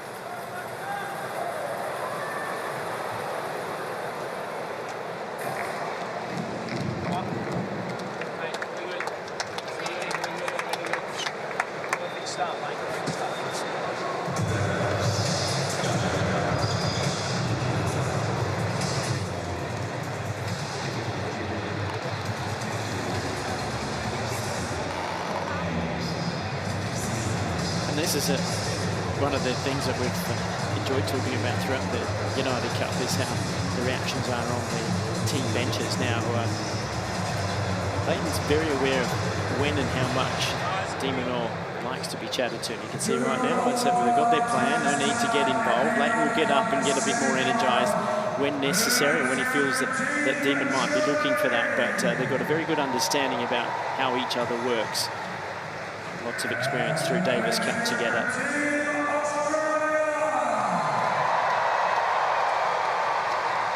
And so the crowd that were outside there trying to get a brief break, a drink, and a little bit of food at the end of the first women's singles are now making their way back in. And it's a full house here at Ken Rosewall Arena for the semi-finals of the United Cup. Team Poland are through to the final tomorrow afternoon. Team Germany have the one love lead here this evening. Alex Minaur trying to level for Australia.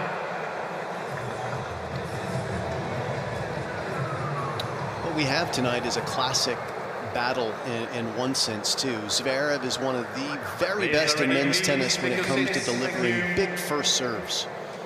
And Alex Minaur is one of the very best at counteracting that. He was 4th on tour at breaking serve last year, the Demon. That's how good he is And he's not going to need to be sharp tonight against Sasha. 15 love. As well, Zverev has trouble with his second serve. He doesn't win as many points as he probably should on second serve. He's so difficult with his first serves, and he makes a lot. Uses his size well on that first serve.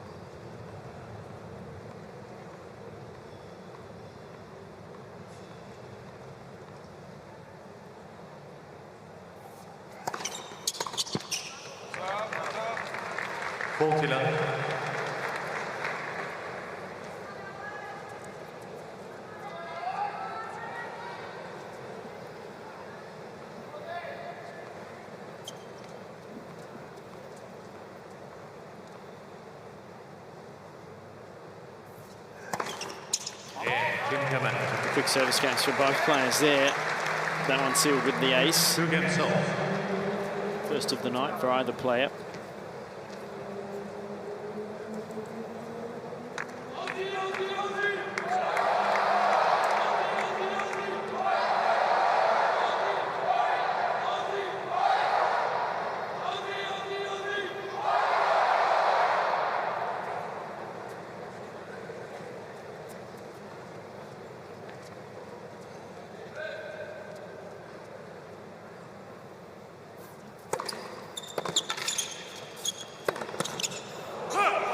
Emphasis can be put on the head-to-head. Zverev leads 6-1.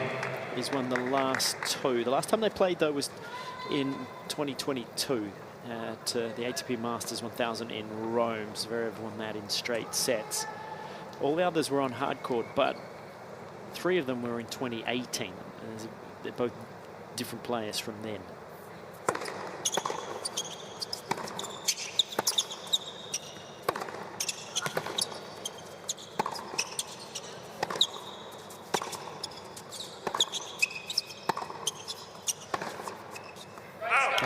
The reality is Zverev, to this point in their careers, has been a far better player, far higher ranked, far more successful.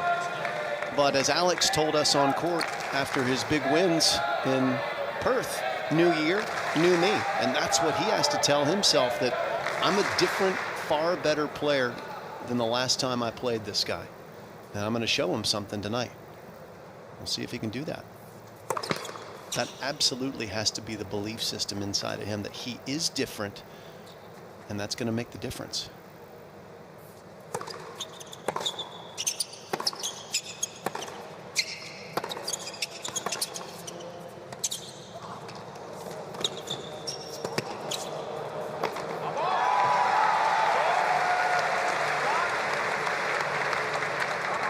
Now, one of the things that has been different about Minaur this year is shots like this, the short drop shots to bring his opponents in, and that caught players like Taylor Fritz and Novak Djokovic off guard. They weren't expecting it. But slowly, players will start to pick up on that. They'll start looking for it. The surprise element of it will not be there necessarily tonight. It's still effective, but Zverev was looking for that one, wasn't he? He was there quickly.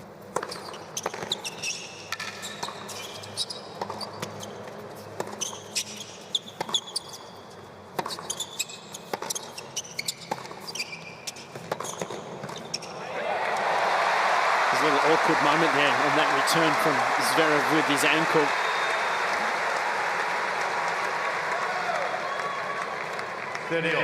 Jim, I think if he drops that backhand short with a slice like he did the previous point, he's got to be a bit careful doing it to the forehand wing, because if a player of this caliber sees it early and gets up there in time to hit the forehand, he'll damage Alex with the next shot. So maybe a cross-court short, make the guy move forward a little bit, but not really have a chance to hurt him with either the approach or the or the slice back at him. Let's the service. But I love the fact that he's trying this new start, because that should give him another dimension to his game, and makes it awkward for some styles of players to play against him.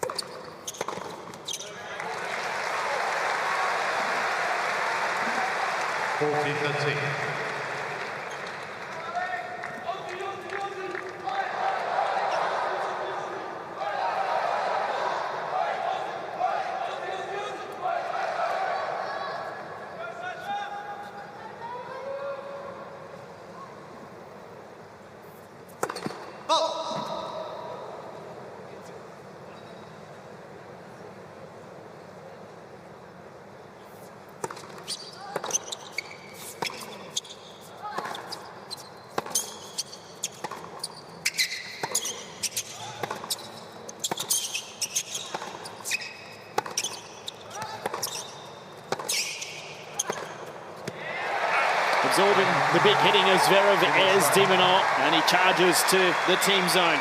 On serve, 3-2, opening set. 3 games to 2.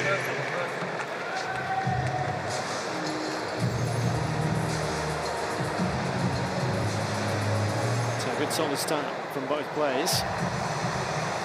Holding serve relatively comfortably. First little test for Minaur on that previous game from 15-30, but he was up to the task. Very interesting team zone there, all quite pensive at this point.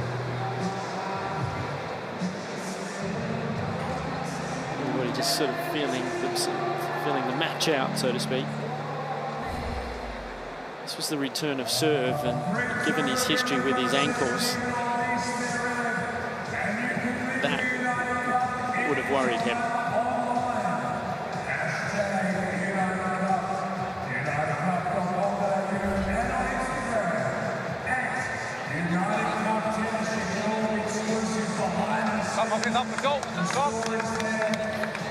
Sasha Zverev out of the team zone, making his way down to the northern end of King Rosewall Arena, and there was that return point where he's almost gone over on the ankle, but jarred the knee ever so slightly, and he's got those ankles heavily taped given the injury that he sustained at Roland Garros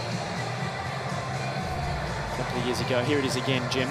Yeah, this is the left foot will slip, and then the knee gets a little bit of a jar. No apparent damage done, more of a scare. That's the opposite leg to the one that he needed surgery on at Roland Garros. It was the right ankle that he ripped 3 tendons and he rolled. There's his father, Alexander Zverev Sr.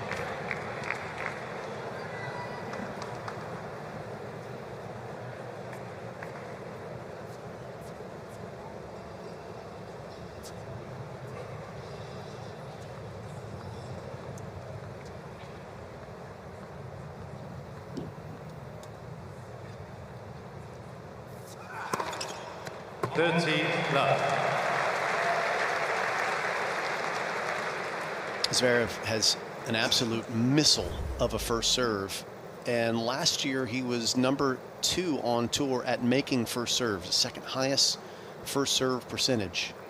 #1 was one of the shortest players on tour, Sebastian Baez of Argentina, who just rolls his serve in. So I think we all know which serve we'd rather have. Zverev's is an absolute weapon. But his second serve is vulnerable, and Minaur is showing him a different look now, standing deep to return this one. He's been inside the baseline up till now, trying to attack it.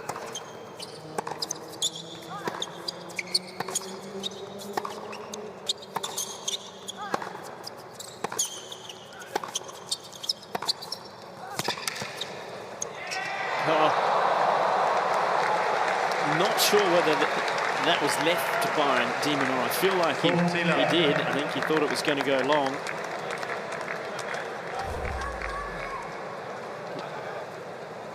He definitely has a play on that, doesn't he? Absolutely.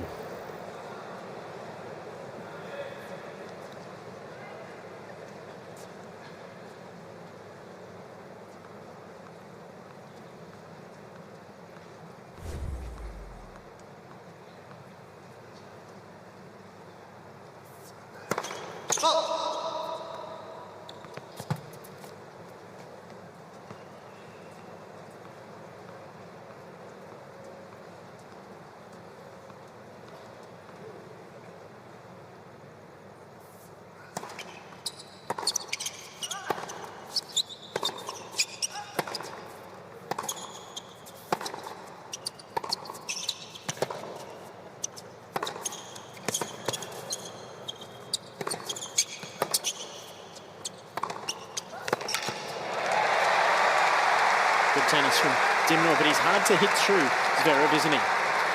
He's got a big wingspan and he covers the court well for his size.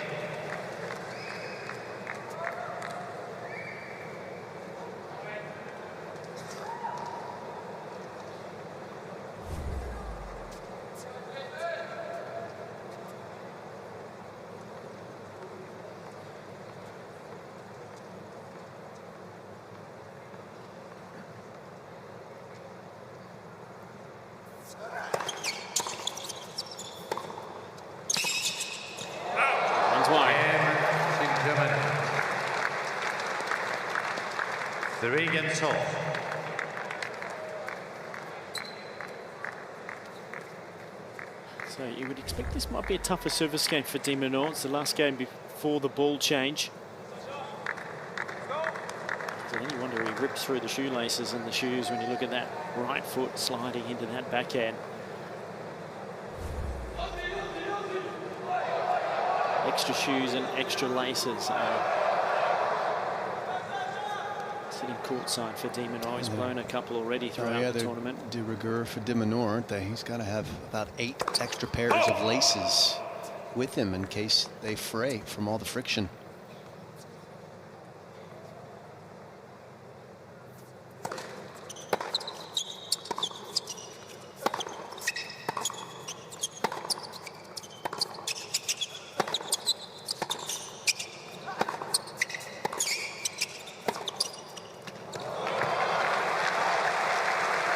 We talked about Alex's terrific United Cup so far.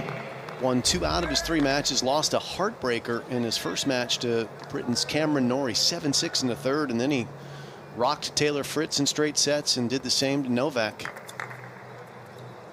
For Zverev, he's gone 3-0 en route to the semifinals. A couple 3-set wins over the Italian Sonego, Frenchman Mannarino.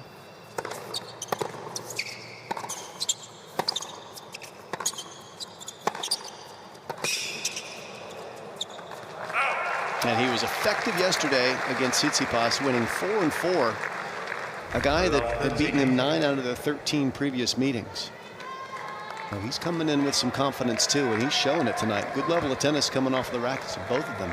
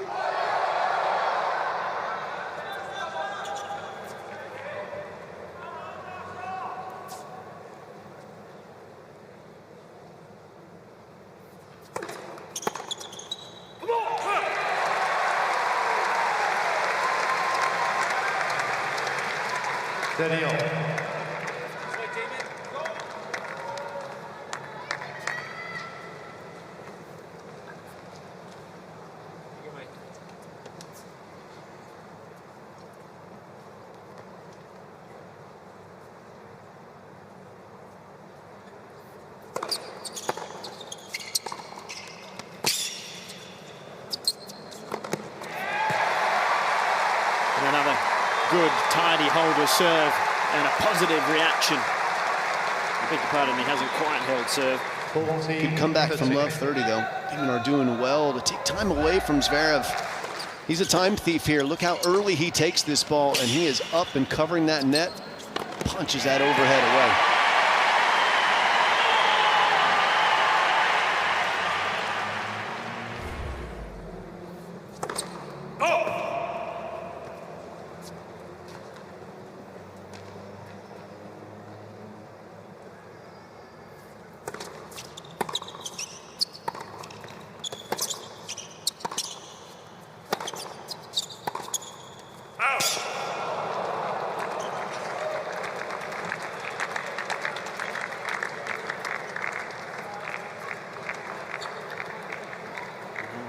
Juice.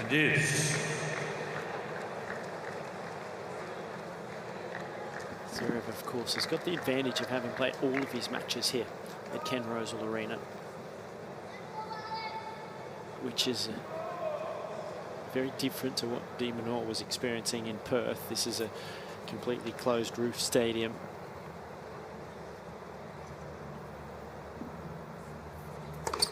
Perth had the roof that was adjustable, of course, but no inclement weather over there, so more of an outdoor arena as opposed to what you can see there.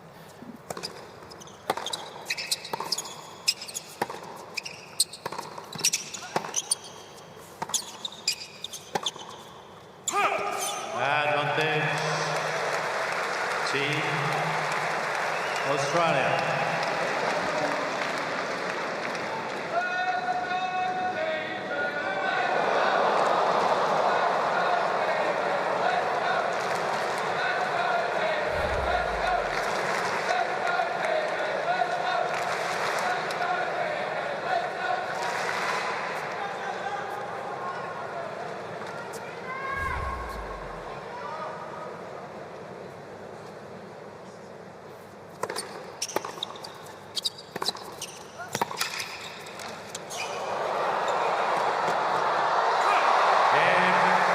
Good hustle, but he pushes it long.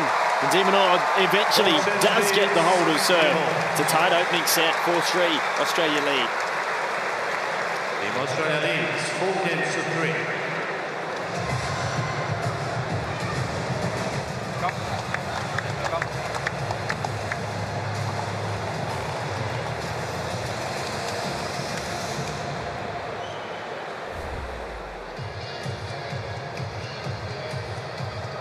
Minaur survives the first big challenge to anyone's serve from Love 30 there. The ball's at the end of their life cycle in this 7th game of the opening set, traveling a little bit slower. And that one nearly fell in. Minaur gets to sit down with that lead in hand, 4-3, in a must-have match for Team Australia.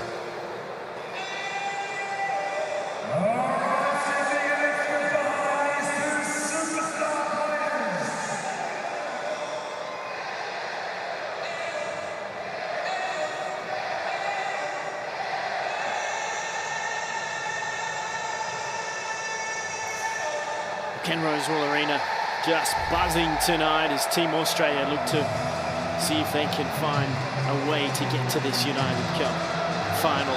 Back against the wall, trailing 1-love here in the semi. It seems that the United Cup has found its place in its 2nd year. Good crowds in both Perth and Sydney throughout the tournament. Some big names have been here throughout. Of course, world #1 Novak Djokovic in Perth for Team Serbia. Australia defeating them in the group stage to get through.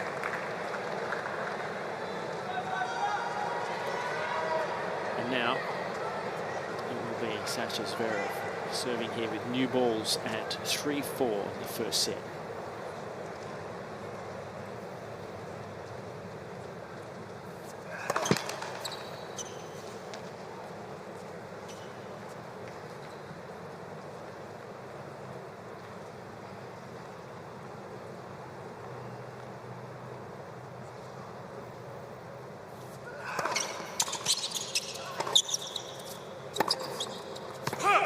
15 love.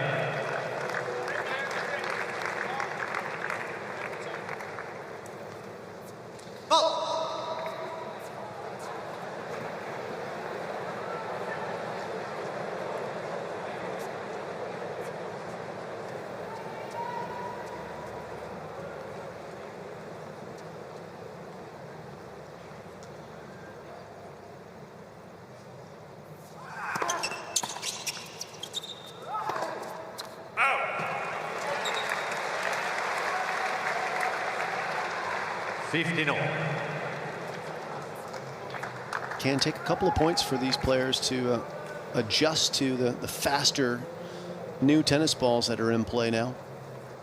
Players just missing their targets. The opening 2 points.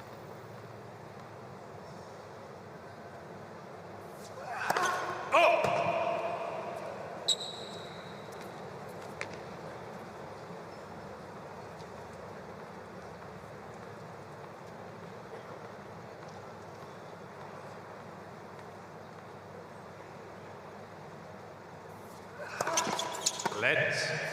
Second service.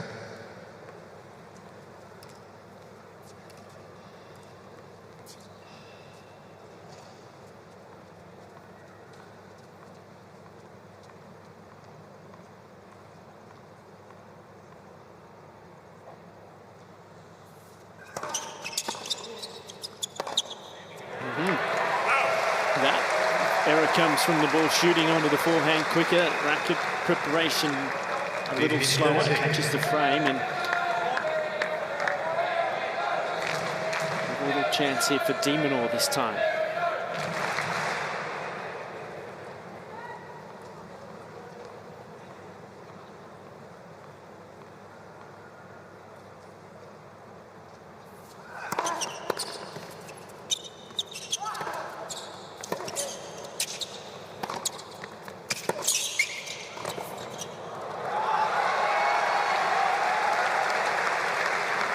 Not sure if Alex didn't see Sasha coming to the net there, but I was expecting him to try and hit a stinger passing shot here on the penultimate shot, but it was just a rolling forehand that Zverev had a nice high volley to hit.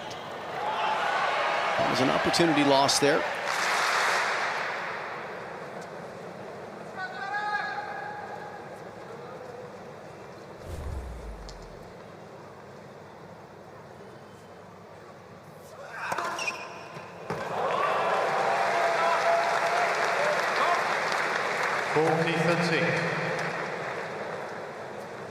Third ace.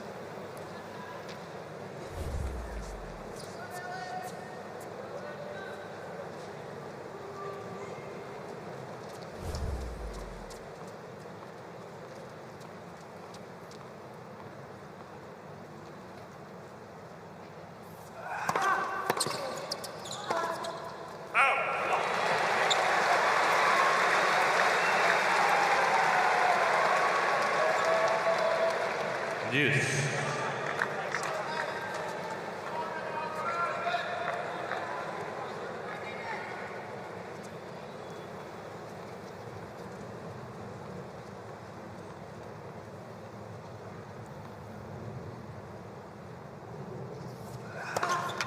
Advantage, Team Germany. He's finding the rhythm on that wide one on the first court. Not much you can do about it except move over and cover it, but then you leave the tee wide open. It's short up the line, it's cutting away. Can it go? Great angle. The view of what Minaur sees when he's returning there. Game, Team Germany. Serves his way out of a mini crisis. 4 games off. Players a little threatened on serve in their last service games, but no one yet to achieve a break point. Achieved some tastiness outside the arena, though, huh? Yeah. I wonder if they have the bit. It's recognised they're on the telly. Bit of curry sauce with your sausage. Sounds good to me. Yeah.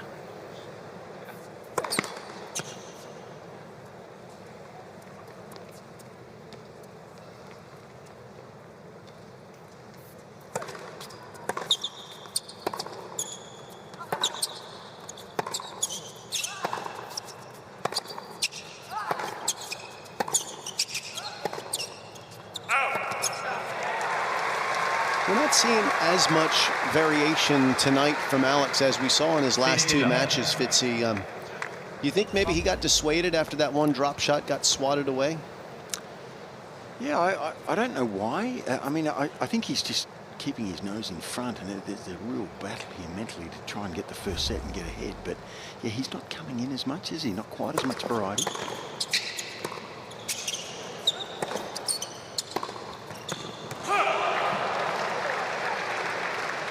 And he's got to be careful to get, into too many baseline rallies.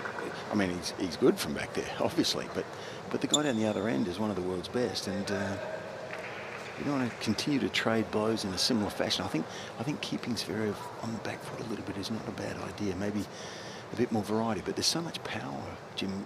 As we know, coming from that other end, it's difficult.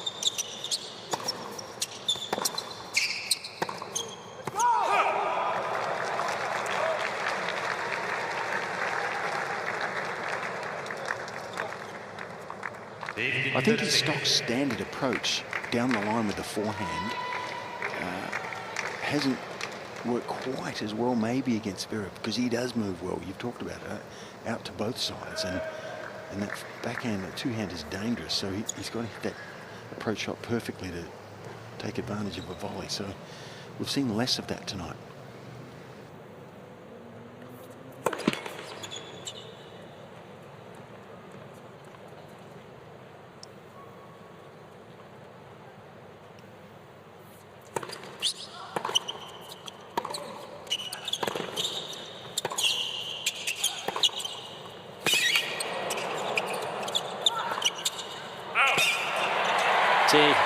He's peppering the sidelines, isn't he? That forehand just catches it. He's had 2 or 3 that have only just missed. Alex is one of the fastest players in all of tennis, and not many would have been able to get their racket on this shot that did catch the outside of the line. And he hit it deep enough to force Sasha to go for broke on that backhand. That's called shrinking the court. When Zverev starts to feel like hitting the ball on the line isn't good enough, that's what happens. What a save from Minaur there. Could have been 15-40 very easily.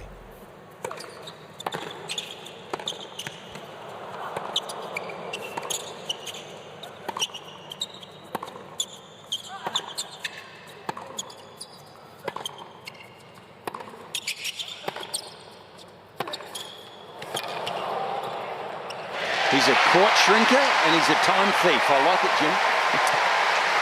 Full repertoire so far. You got anything else? Apparently a hot dog with some curry sauce that Todd's buying for us. I'm looking forward to that after the match, Fitz. This is an impressive save here, in effect, from Minaur. In real trouble in this game. And a chance to sit down with a nice 5-4 lead is a point away.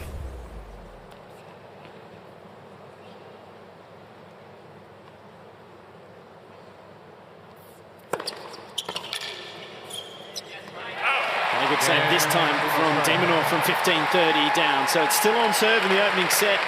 It's tight between Team Australia and Team Germany. Australia at 5-4.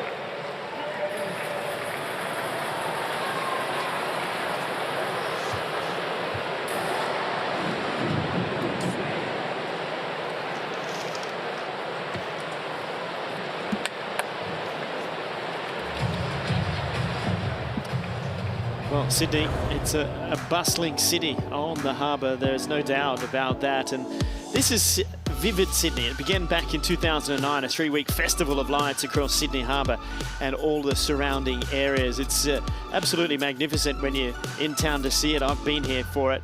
It's got some more than 2 million people attend Vivid every year. Runs from the 24th of May to the 15th of June in 2024, and well worth a visit if you can make your way to Sydney, just one of the many attractions.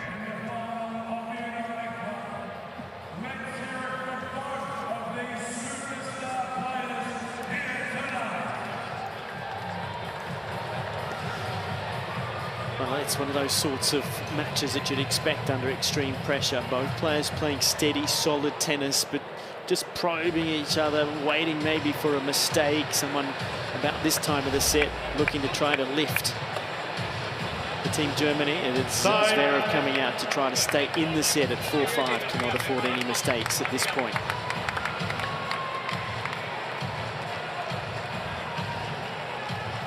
If you're just coming in perhaps from dinner this evening, Australia trailing in the semi-final, 1-love. Angie Kerber defeated Ayla Tomljanovic in an epic 7-6 in the third set. Tomljanovic having had a match point. Kerber in the comeback trail with a big victory for her. Zverev 4-5.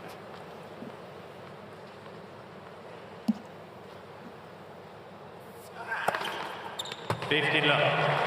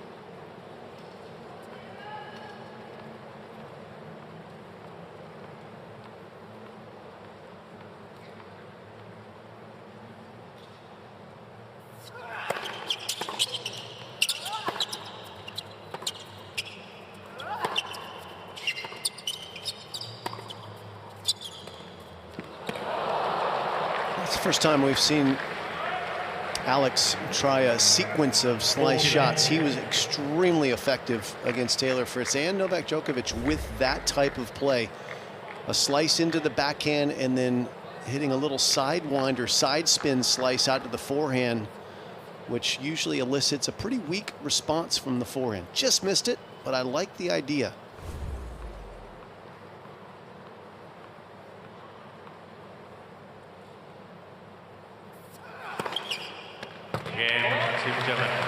Very impressive hold from Zverev. 5-game salt.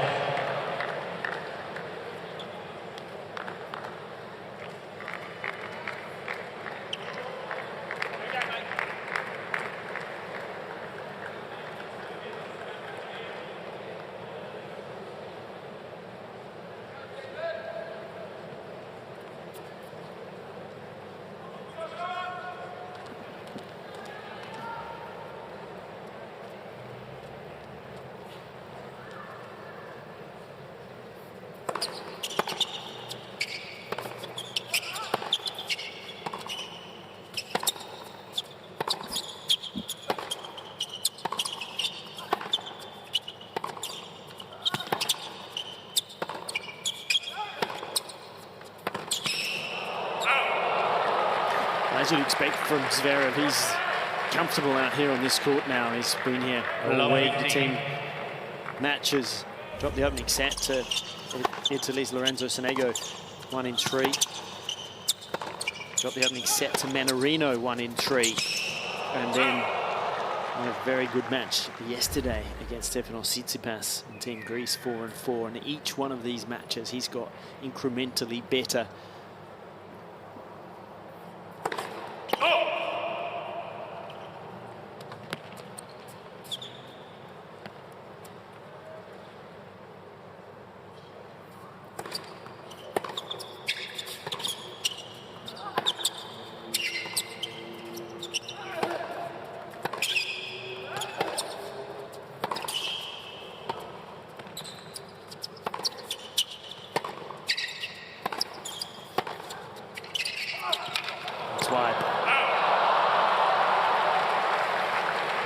Pressure building because he can't hit through Zverev at the moment. One of the big challenges in this matchup, I think why it's been so lopsided in favor of Zverev, is Minaur doesn't have a lot of topspin on his ground strokes. You can see the ball just knuckling when it comes off of his racket.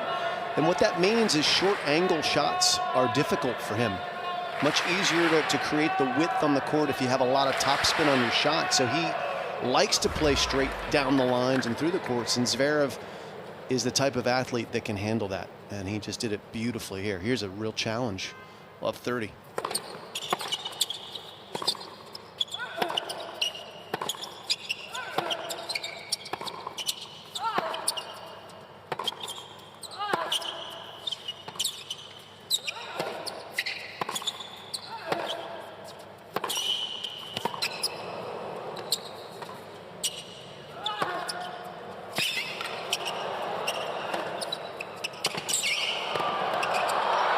Oh, wonderful tennis.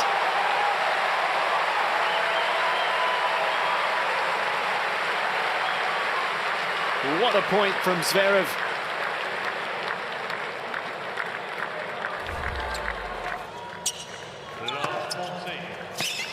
Let's take a look at the ball striking of the German, just pushing de Minaur all around the court, and that was a class volley from the service line. Brings up triple break point.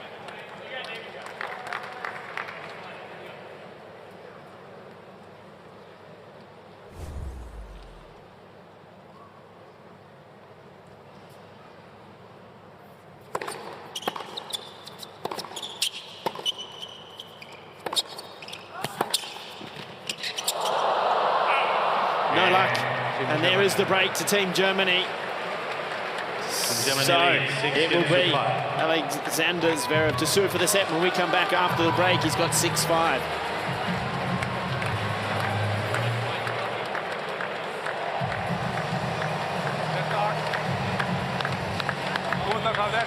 Come on, auf geht's. Auf.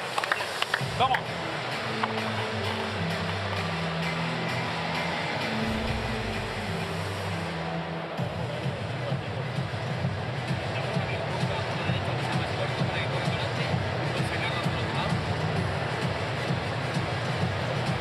Well, unlucky there for de Minaur. Got his racket on it, just obviously couldn't control it. He was there for a regular volley, but he was under pressure, wasn't he? It was an exceptionally good game from Zverev.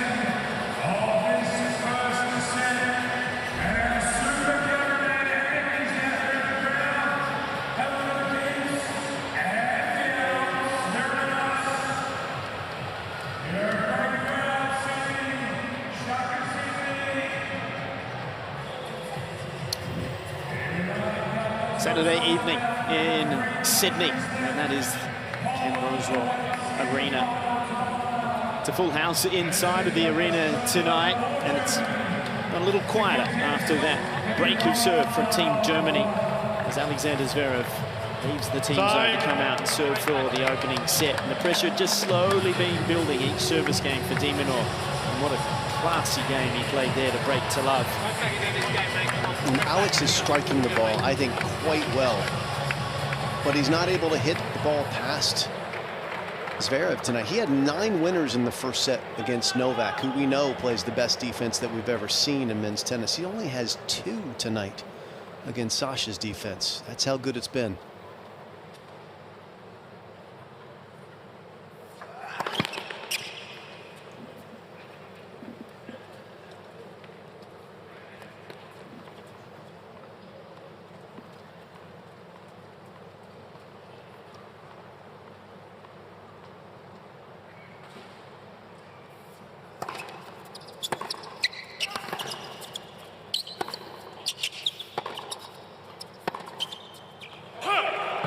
I put a little bit of that down to the conditions, a little heavier, but these are indoor conditions compared to what Perth is. And I think, given Alex's game style is always going to struggle a little more indoors against big servers and ball strikers than he is outdoors, where he can use the elements to his advantage. Where there's a bit of breeze or there's some sun, he's able to use his court craft there. Here, it's pretty neutral when you go from end to end.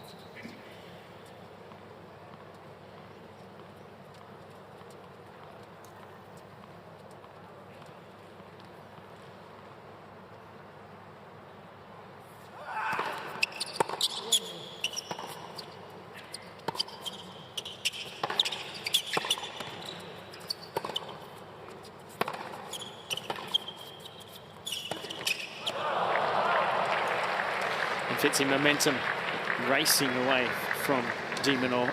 Yeah, he hasn't made any inroads compared to the other night, has he? Zverev's been good. He's held him off, I think, with his serve, particularly in some big moments on his service games. But and that's always an advantage. But Alex hasn't penetrated the court as well and used his all-court game quite as effectively tonight against Zverev compared to against Novak. Not so far.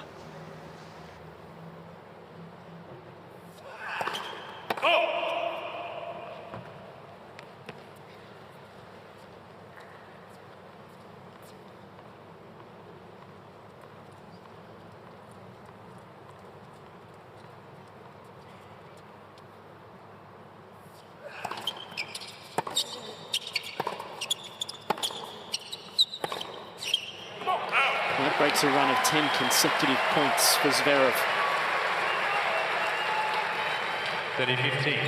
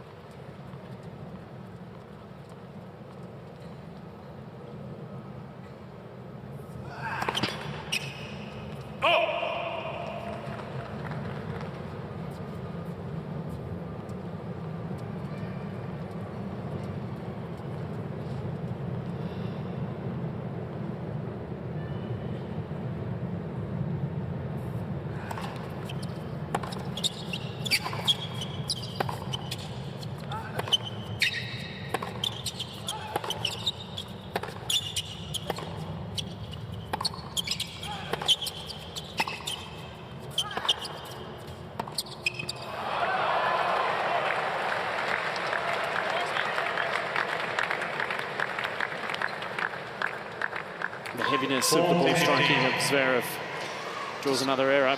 Yeah, it just feels like he's a fraction flatter, doesn't it, tonight? Though it's not quite peaking in his emotions and his adrenaline. Only takes a percentage point or two. Sure does in the crowd, trying to lift Minaur. It's 2 set points for Zverev and Team Germany.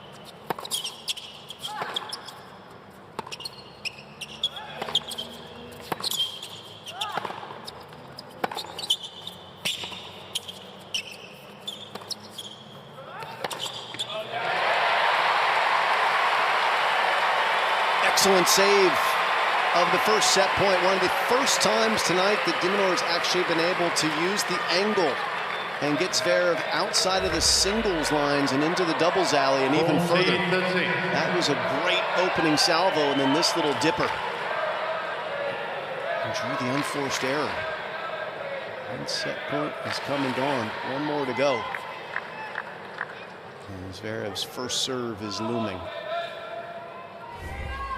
7 aces so far for the German.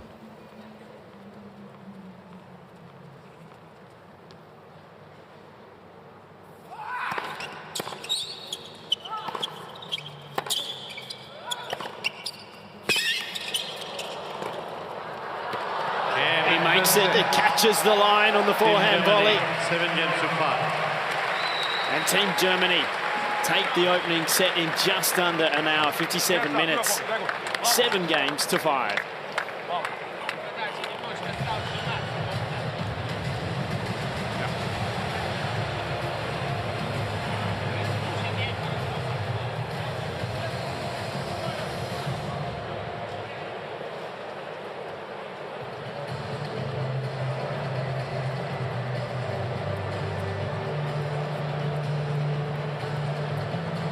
first set numbers. Very similar as far as first serves in play, but much more damage done when Zverev does it with the howitzer he possesses.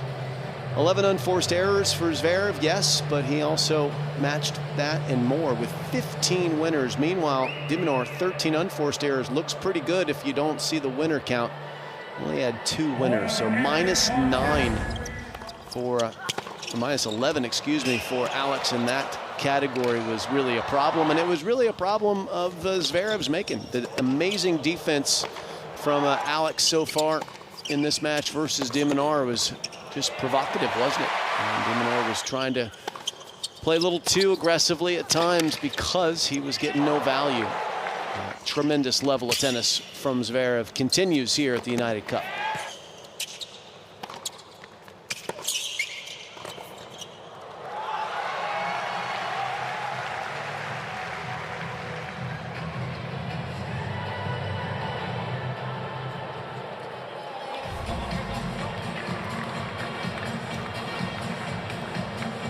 Well, he's picked up where he left off against Team Greece as Sasha Zverev a 6-4, 6-4 victory in that quarterfinal last night. It was very, very solid tennis, and he's just delivered that same quality here tonight.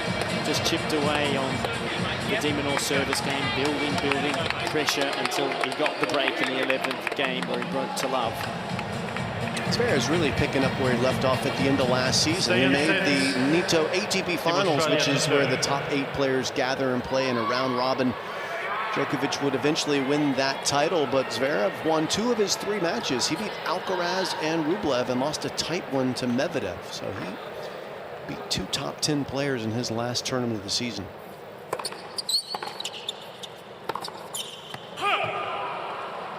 Now there's a danger here for the Demon, Fitzy. I agree. My antenna goes straight up at the beginning of these second sets, Jim. Look, especially when you've lost the first set, but even when you've won it, you've really got to knuckle down straight away again, don't you? And keep the same level up. If you drop off a fraction here, you could get into trouble very quickly. That was a loose forehand there.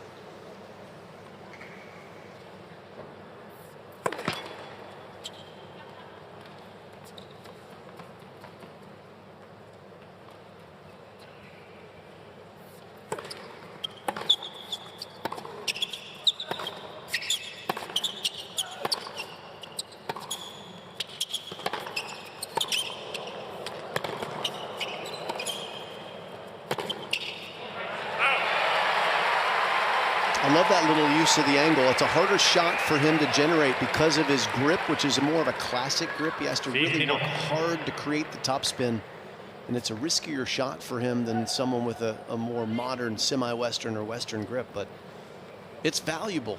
To get Zverev out of the center of the court is really important, because how do you get through him otherwise?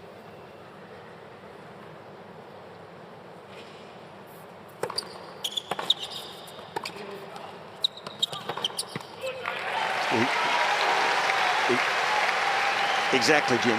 The forehand he uses to get a player out of the court doesn't have anywhere near as much heaviness and spin as, say, a Tsitsipas. I was sitting here last night and his ball fizzes out sideways with lots of spin. Alex has a flat forehand, so he's got to try and use it.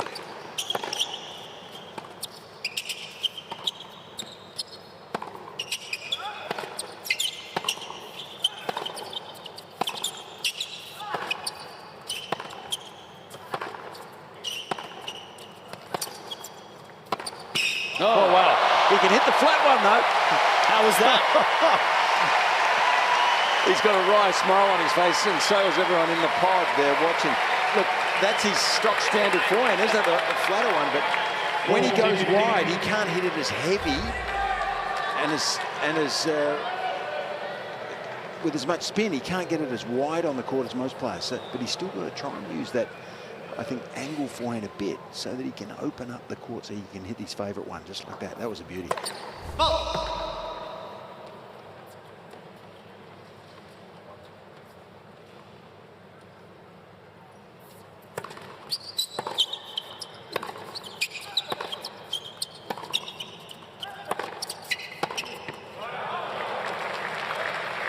When it spins it, Jim, when you're sitting down here at courtside, you can really see the difference in speed from A to B, from his end of the court to the other end of the court when he tries to spin it with angle.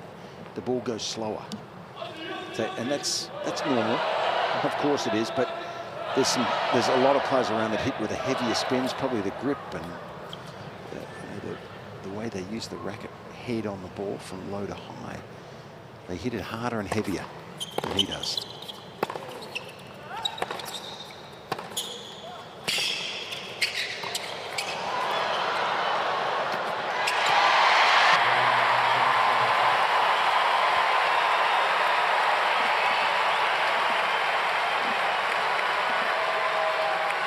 First game, second set. Well, for a moment there, I thought he'd given Zverev another chance.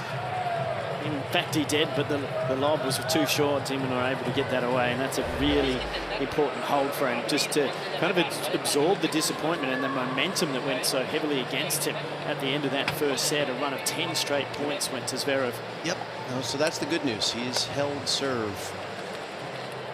Statistically, there is a little bit of bad news for Demon. Zverev won the opening set serving under 60% first serves in play, which should mean if there's a reversion to the mean, he's going to serve better this set because he normally serves about 70% first serves in play. We'll see. Maybe he'll have an off night in that department. That certainly would help Alex, but I wouldn't bet on it.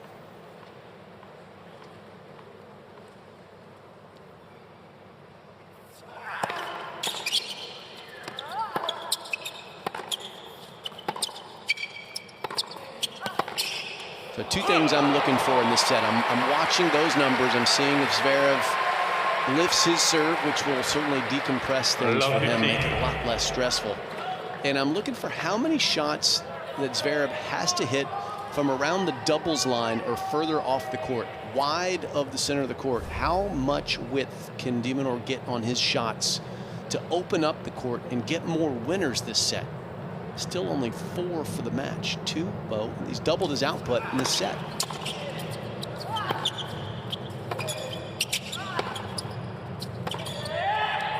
Oh, that's a hindrance.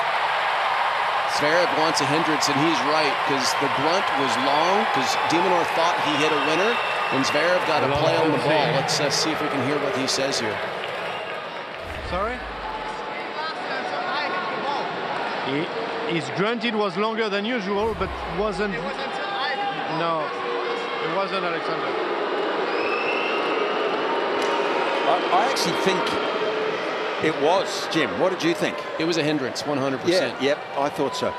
And the umpire there, good on him. I think he choked a bit on that one. Let's listen in here for the grunt. That's 100% a hindrance. Because de Minaur thought he hit a winner. He wasn't intentionally trying to bother Sasha, but Sasha's just that quick that he got there. That should have been Zverev's point.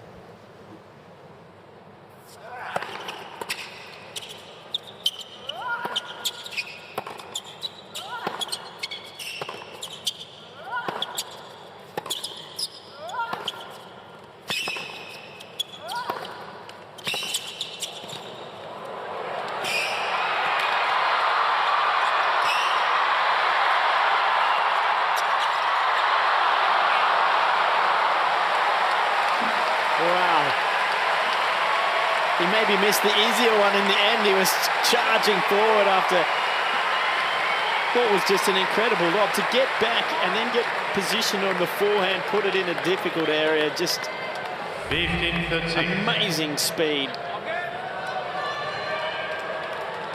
Here it is here. Watch him get back and then get in position there. Unreal. I think he can do that. And I think Alcaraz can do that. And I'm not sure anyone else can in men's tennis.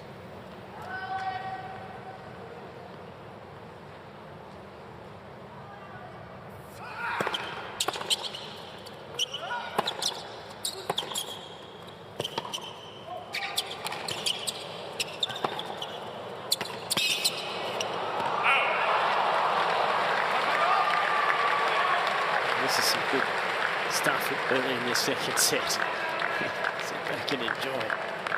30. Ball striking, court covering. beautiful all-court tennis.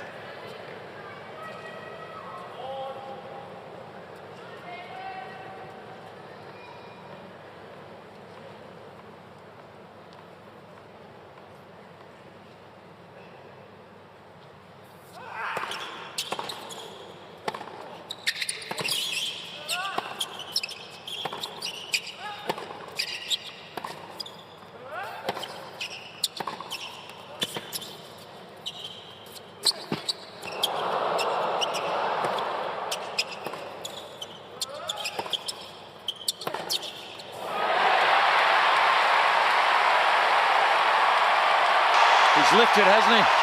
So's the crowd. Gee, this is loud here.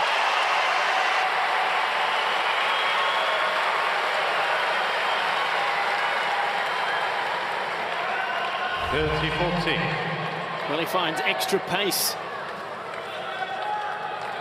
on this next forehand here. Goes after it, racket head speed. And he also finds himself a break point.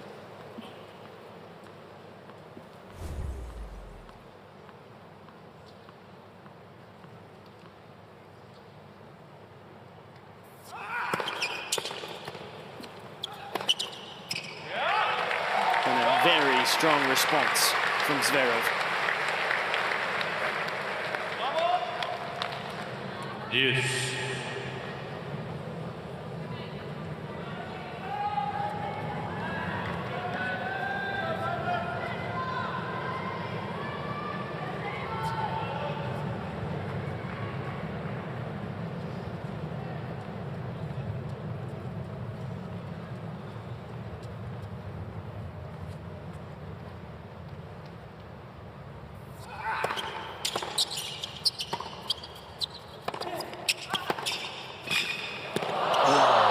Denies a second break point. It was there.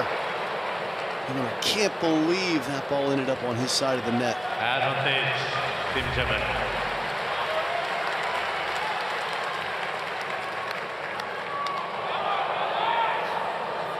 That's great work in the truck. Excellent replay there. Saw exactly how close that was.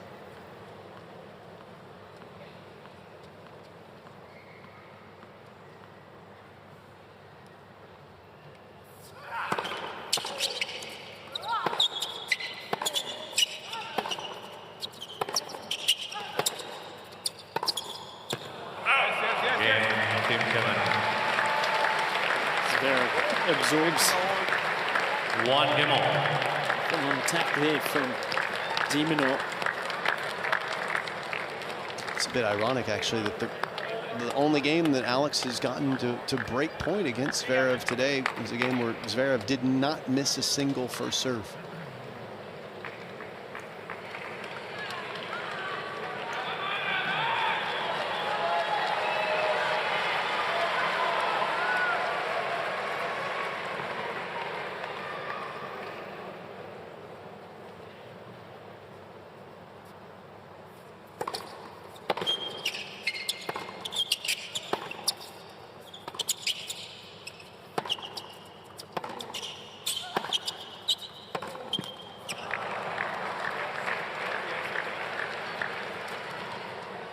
Love 15.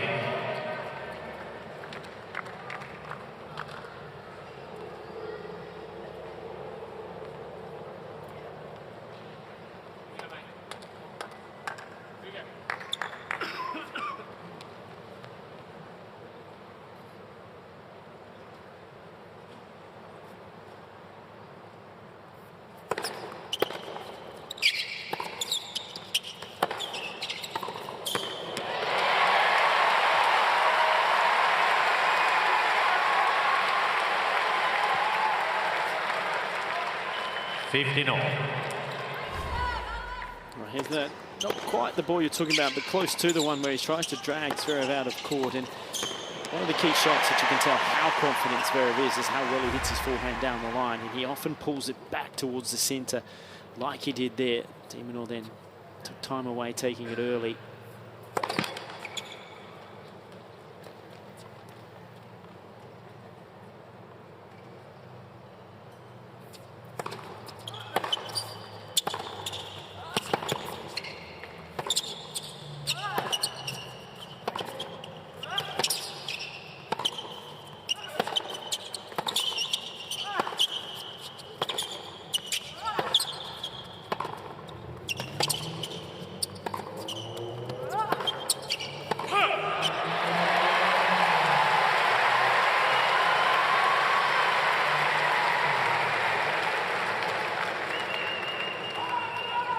30-15.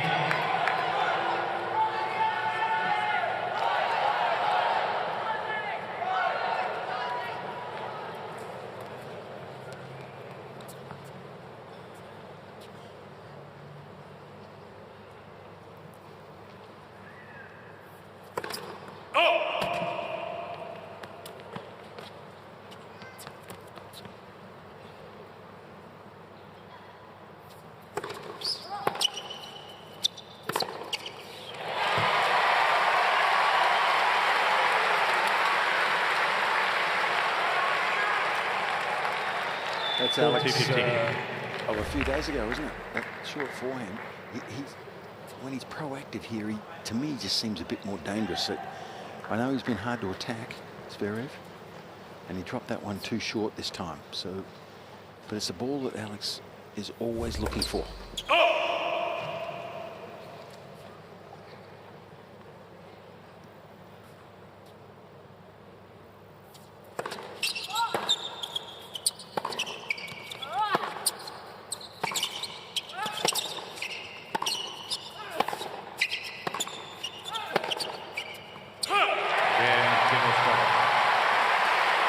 It's another hole for Minaur. He hustles back to the team zone, and it's 2-1. Team Germany having taken the opening set.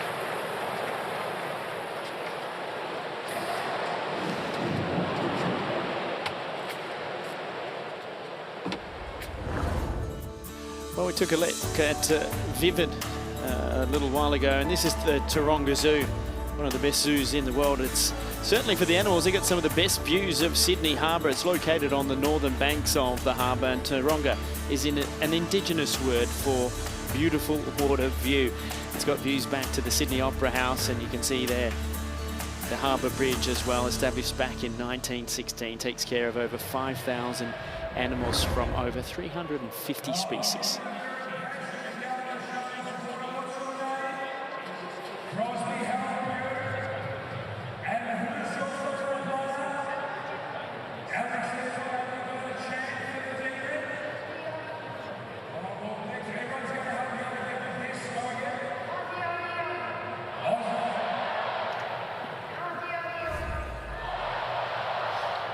Well, it's just been a brilliant evening here in Sydney at the United Cup. Big crowds coming out, the home crowd coming out to support Team Australia. But every team has been really well supported throughout the tournament, whether it be Team Poland, who are in the final tomorrow. They had great groups of people coming to Perth. Serbians were out in force in Perth as well, as were the Greeks here last night. But Team Germany put their hopes to bed. And it was this man who's coming out to serve that did that. Alexander Zverev played a big part. He was very, very good last night, and he's been good again here tonight. Took the opening set, 7-5. Serving here at 1-2.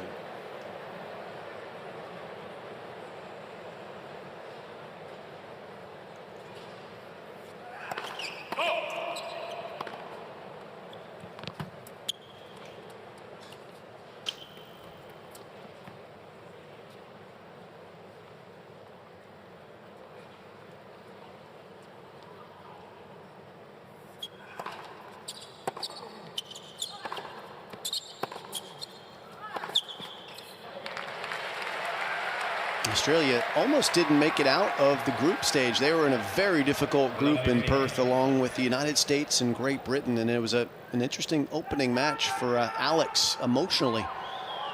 Australia versus Great Britain. He plays #1 singles for the Australians in the women's side. #1 British player, Katie Boulter, is his partner.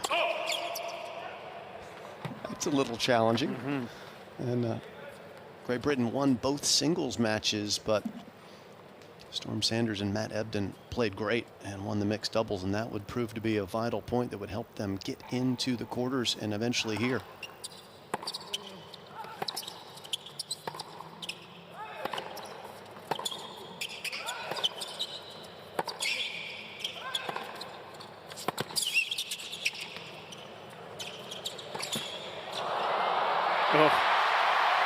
Got away with that. What a terrible drop shot, though, from Zverev. And what a big opportunity now for Minaur at love 30. A chance to put a little more pressure on the German serve.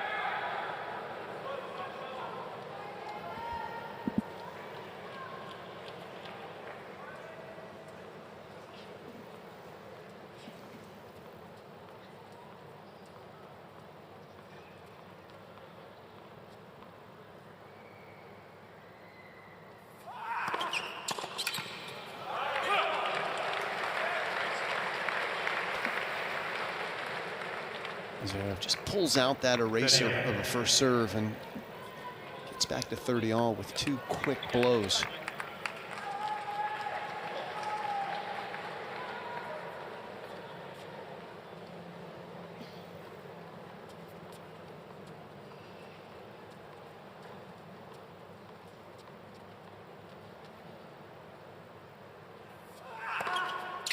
Make it 3. He had that issue for a couple of seasons with his second serve. It was really tough to watch there for a little while.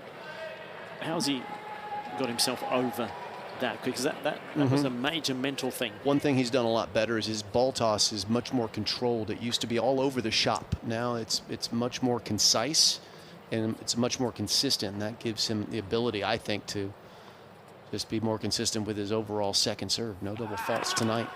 None in the match against Germany either. You're trying for the jinx. I can see it. Commentator's curse. Yeah. Let's see how much power you've got, Todd.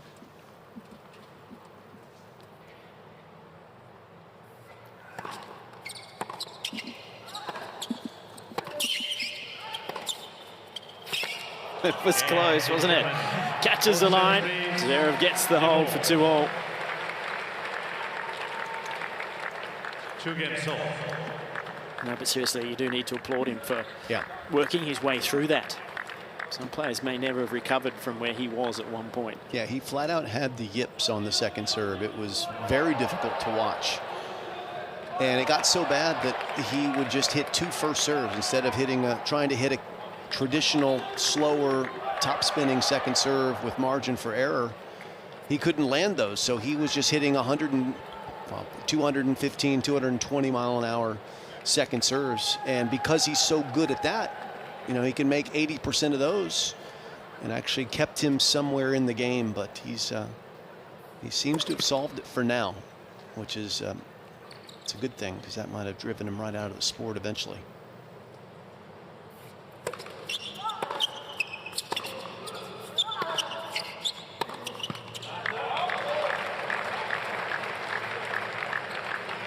Love 15. And pressure builds on the Minaur serve now, doesn't it? Because he's had love 30 twice. He's had a break point there in the second game, didn't get it. Starting to feel like you've had a couple of chances. Put pressure on your own side of serving.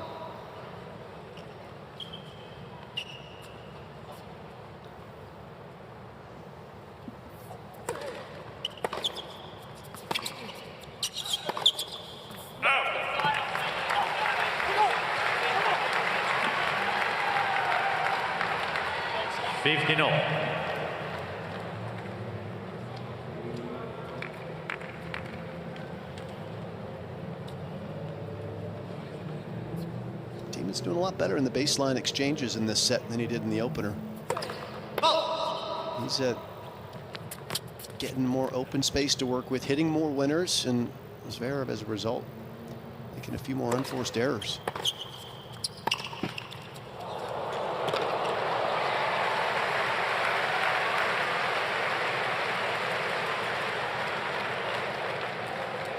$30-15. Fitzy, can you read that net? Is that made in Australia? That net? Did you ask? Yeah, the net. No, I can't read it. No. You're saying that Australian nets are not normally that tight, or they're a bit looser? No, I'm just saying he's getting a few good ones right now.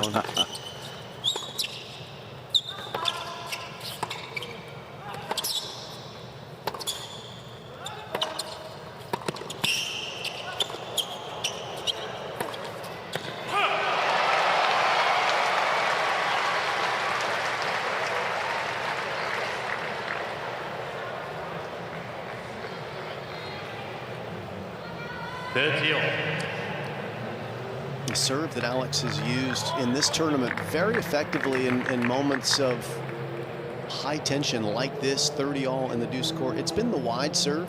He's been very effective placing that short and wide. See if he goes for that favored serve here again, or if he tries to blast one up the middle. Just missed it. That was that's the go-to though, it seems like.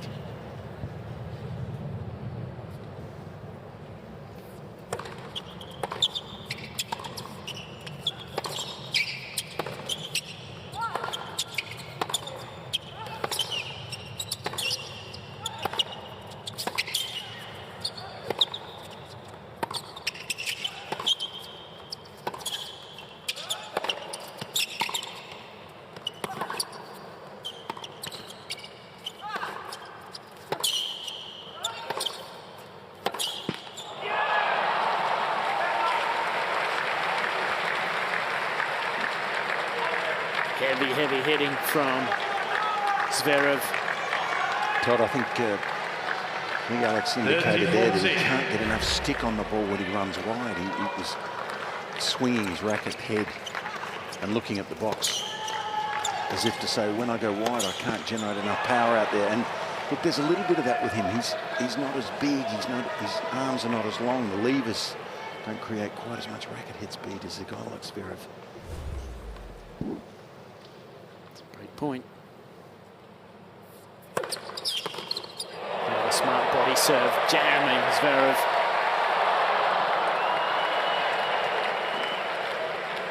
You know, one thing's for sure, he's mixing it with these top-end players, isn't he? He's close. And I think that all augurs for a good summer and a good year, a good couple of years, I would think.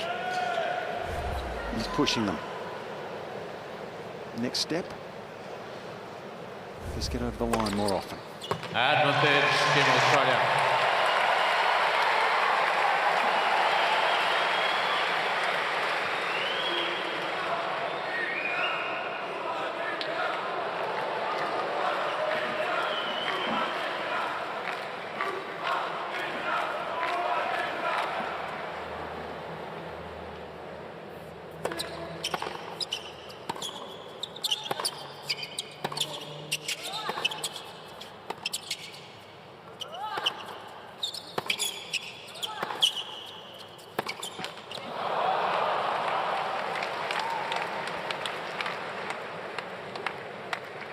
Deuce.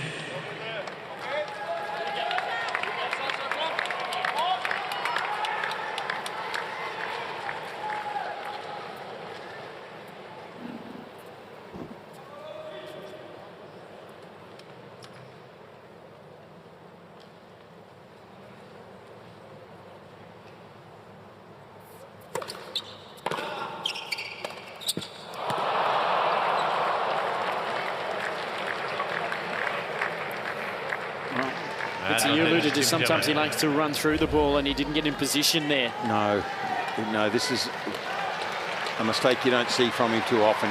He got laid on it, didn't he? Hit it on the frame. These last 2 points have been a big turnaround.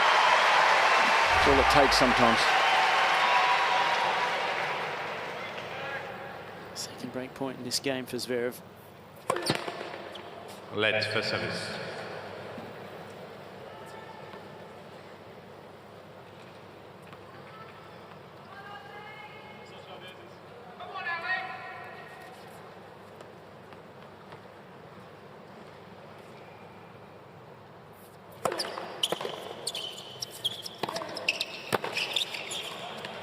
that's beautiful. It was the exact same body forehand serve. They had to hit a couple more shots, and that backhand volley, it had sauce on it. That was beautiful. Yeah, that was a clever volley because he had to take the speed off that ball, and that was fraught with some danger.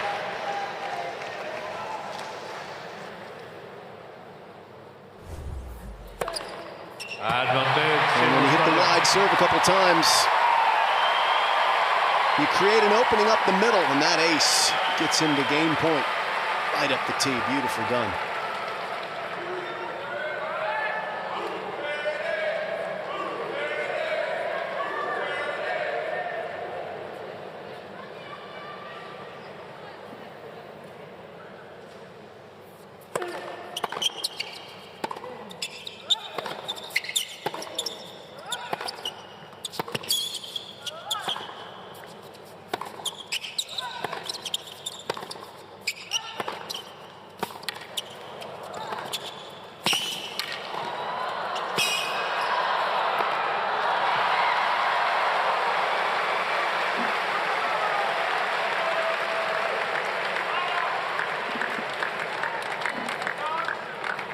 Well, that was an impressive point from Zverev, wasn't it?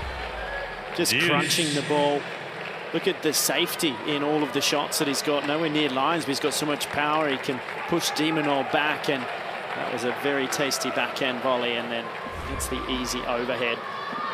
That type of point just puts so much pressure on de Minaur. That makes him feel he has to go for more, cut down his margins.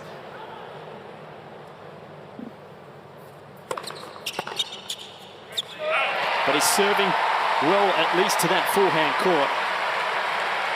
Advantage, Team Australia. But he has to. Otherwise, he's out of here. Team Australia will be done in the semis, fighting for the green and gold as de Minaur.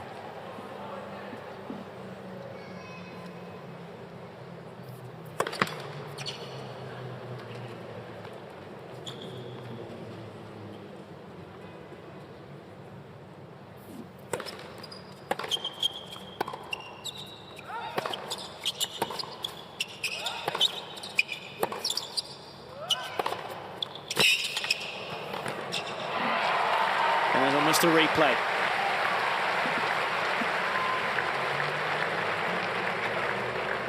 And the difficulty for de Minaur is that at full stretch there, he's not able to get the ball to dip down low. Zverev is a good volleyer up above the net, but if it's net high or below the net, it's a different story. But here you can see a good crispness. Just takes it into that open court, follows through nicely. And this game's starting to become the crucial one, I would think, in this set.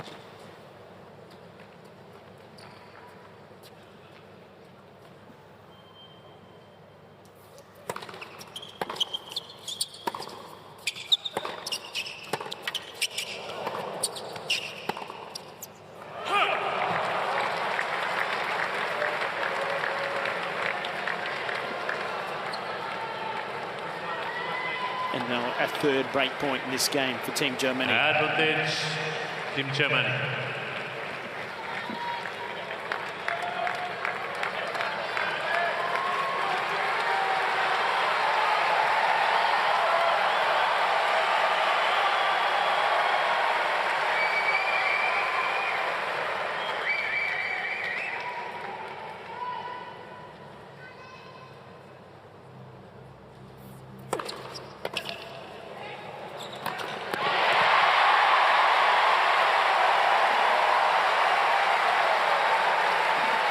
Talk an awful lot about Zverev's serve, but de Minaur has made 3 critical first serves on these 3 break points in this game, and has never let Zverev get even to neutral on these break points.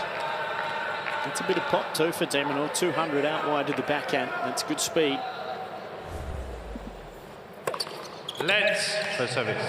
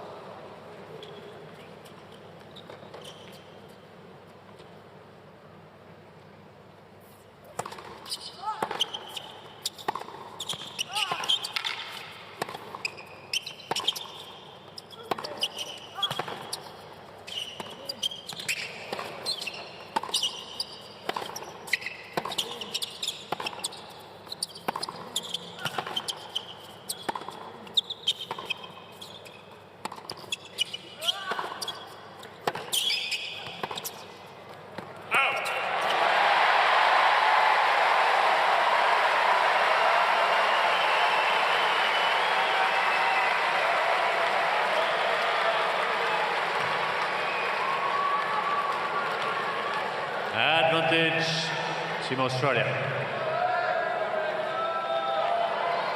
Can't get it done this time. 6th juice of the game. Heading towards a 12-minute game, this one. In fact, getting closer to 13 minutes.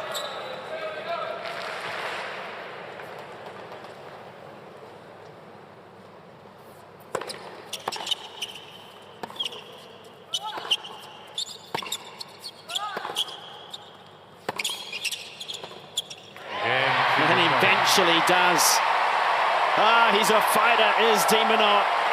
It's a holder serve, and it's 3-2, second set. Lead. 3 against 2.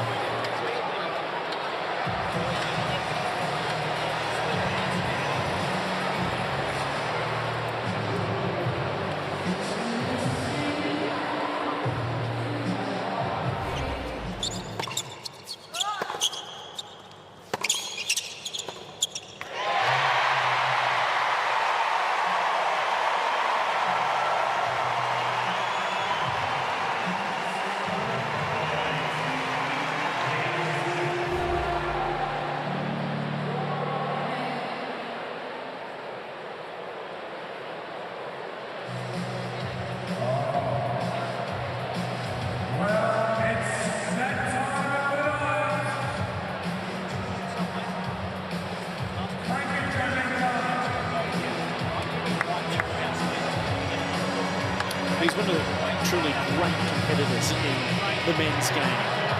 Refuses to lay down. Sometimes he might lose a match, but never do you ever get a glimpse of him not giving 100%. And that last game was so crucial in that respect, to be able to get through, saving 3 break points.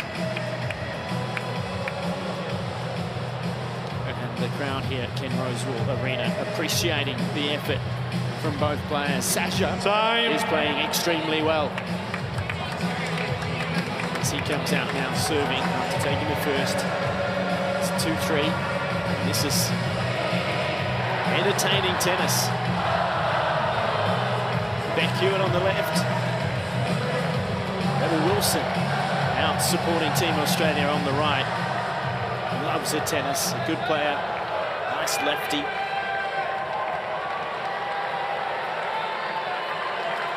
Stars on the court and in the stands here. Thank you very much. For the United Cup. Ready. Thank you.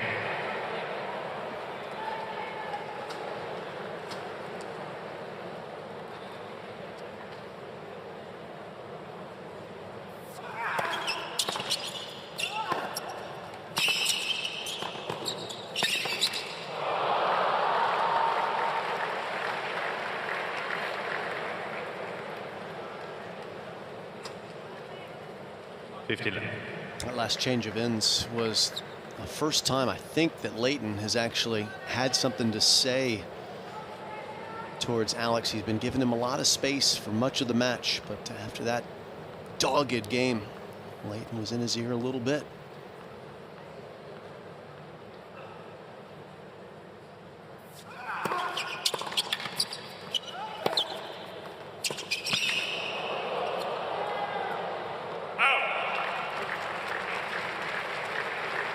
Sasha Zverev, you know his backhand is absolutely money. One of the game's great two-handers, but his forehand, he can go off at times, and it really hasn't so far today. It's been really good. Demon seeing just about the best of Zverev so far. Zverev's first serve percentage has picked up mightily in the second set as well. Right around 80% this set.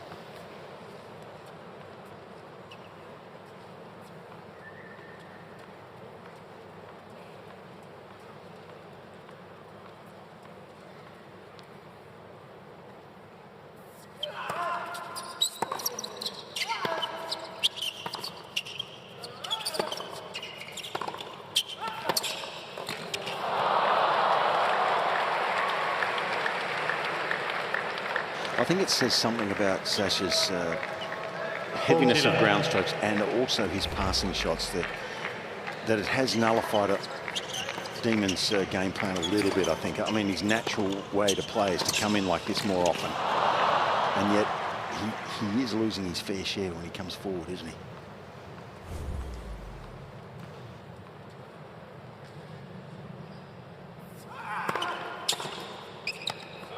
That's a very quick hold. That's a perfect game for Team Germany to put the pressure straight back on Minaur after what was almost a 15-minute hold to serve. Now you're under the pump again. I feel with when you watch Zverev play, and I mentioned it earlier, when he hits the forehand down the line, well, you know you're in a bit of trouble, but it's almost like you have to set the point up to make him or bait him to play that shot. And because that's where you'll get errors. He doesn't like to hit it through there as a shot that when he worked with Ivan Lendl, they worked tirelessly on, trying to get him to be able to kind of not hook it back through the center.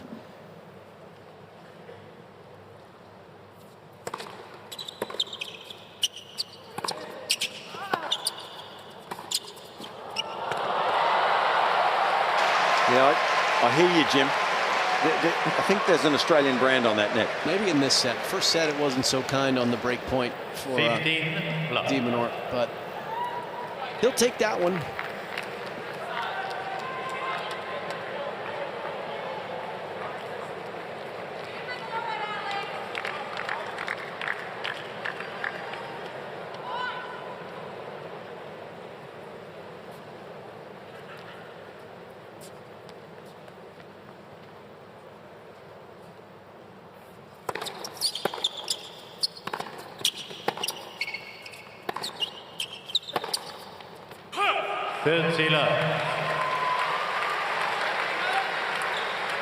Tell you what, he's almost due for a change of kit. Alex de Minaur, those shorts are getting quite saturated. See the discoloration between what's left of the dry parts of it. Every time you put that ball in the pocket, it's going to be getting wet.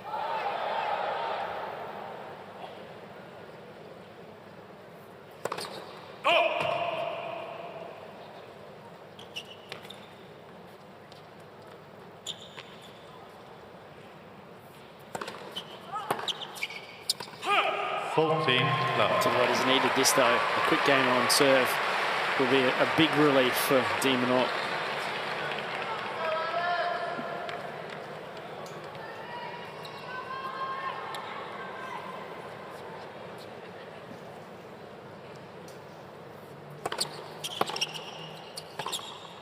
And he gets it. Love game. Big hold. It is Team Australia 4-3 on serve, second set.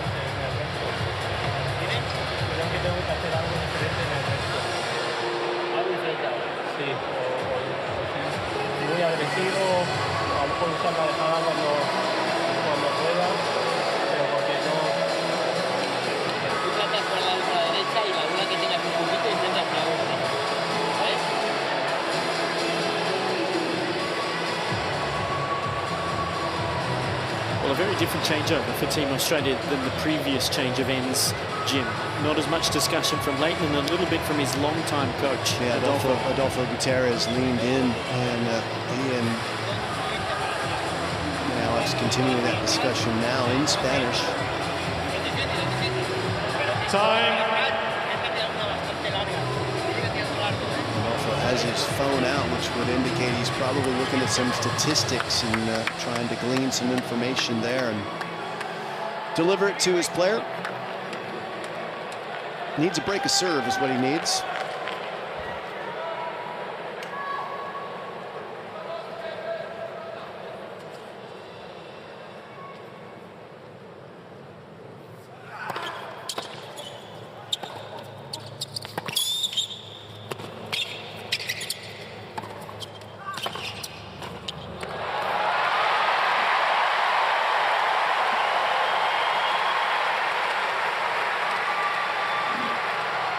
This is where he's so great, Minaur, just the ability to absorb what he has so far in this set. And all of a sudden he's got great energy and body language, and he can build his own pressure.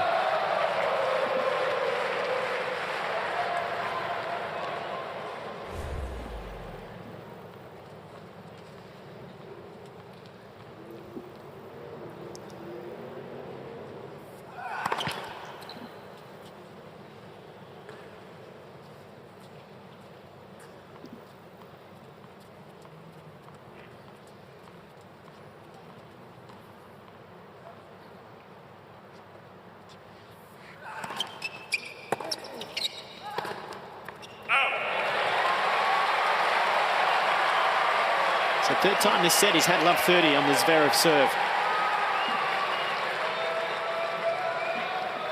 Love 30.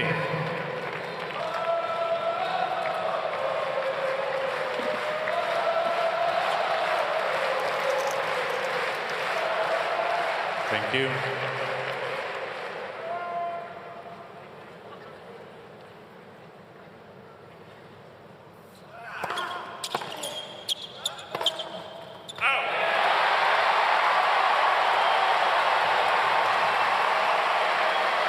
And the first time he's had love 40 and 3 break points.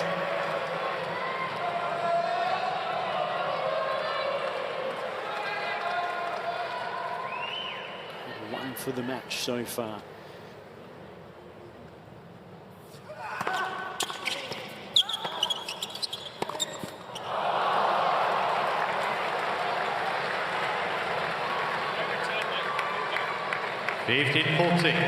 Jim, it's all about the strategy here. Do you get out after it, try to get the point quickly, do you be patient? First things first, get the return in play. And then you have options.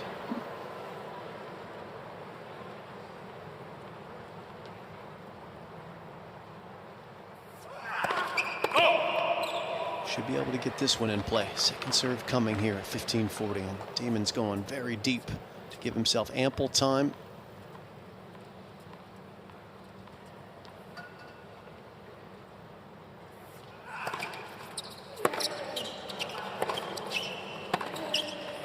Oh, what a play from Minaur.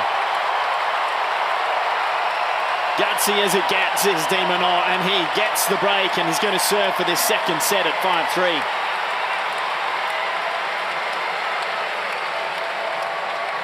Team Australia leads 5-3. Rebel Wilson on her feet supporting Minaur and Team Australia.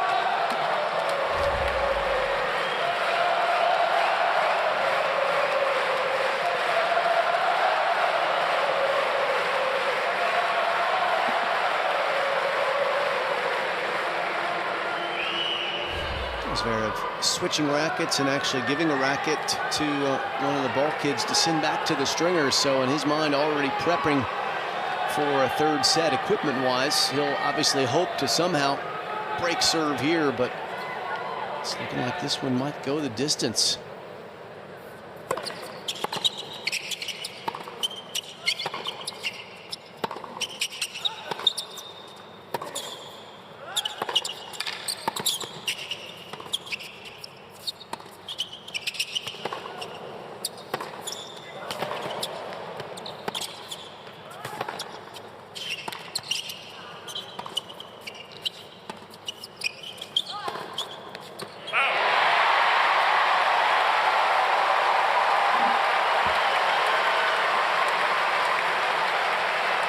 In the opening set, Alex de Minaur could not find a way through Zverev in ground stroke rallies. Only 2 winners in the first set that went an hour. In this set, he's found his way to 16 clean winners. He's opened up the court, created opportunities and openings, and exploited them beautifully.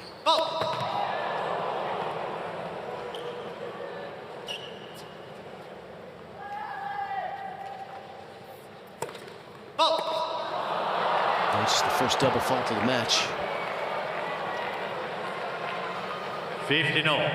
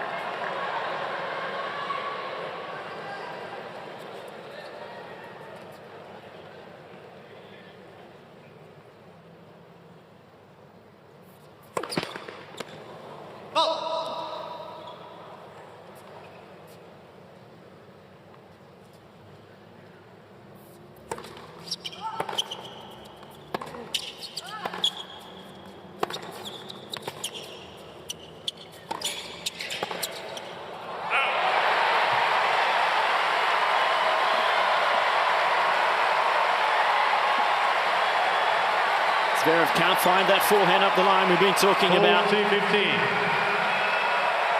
And so, Alex de Minaur has 2 set points to level this match.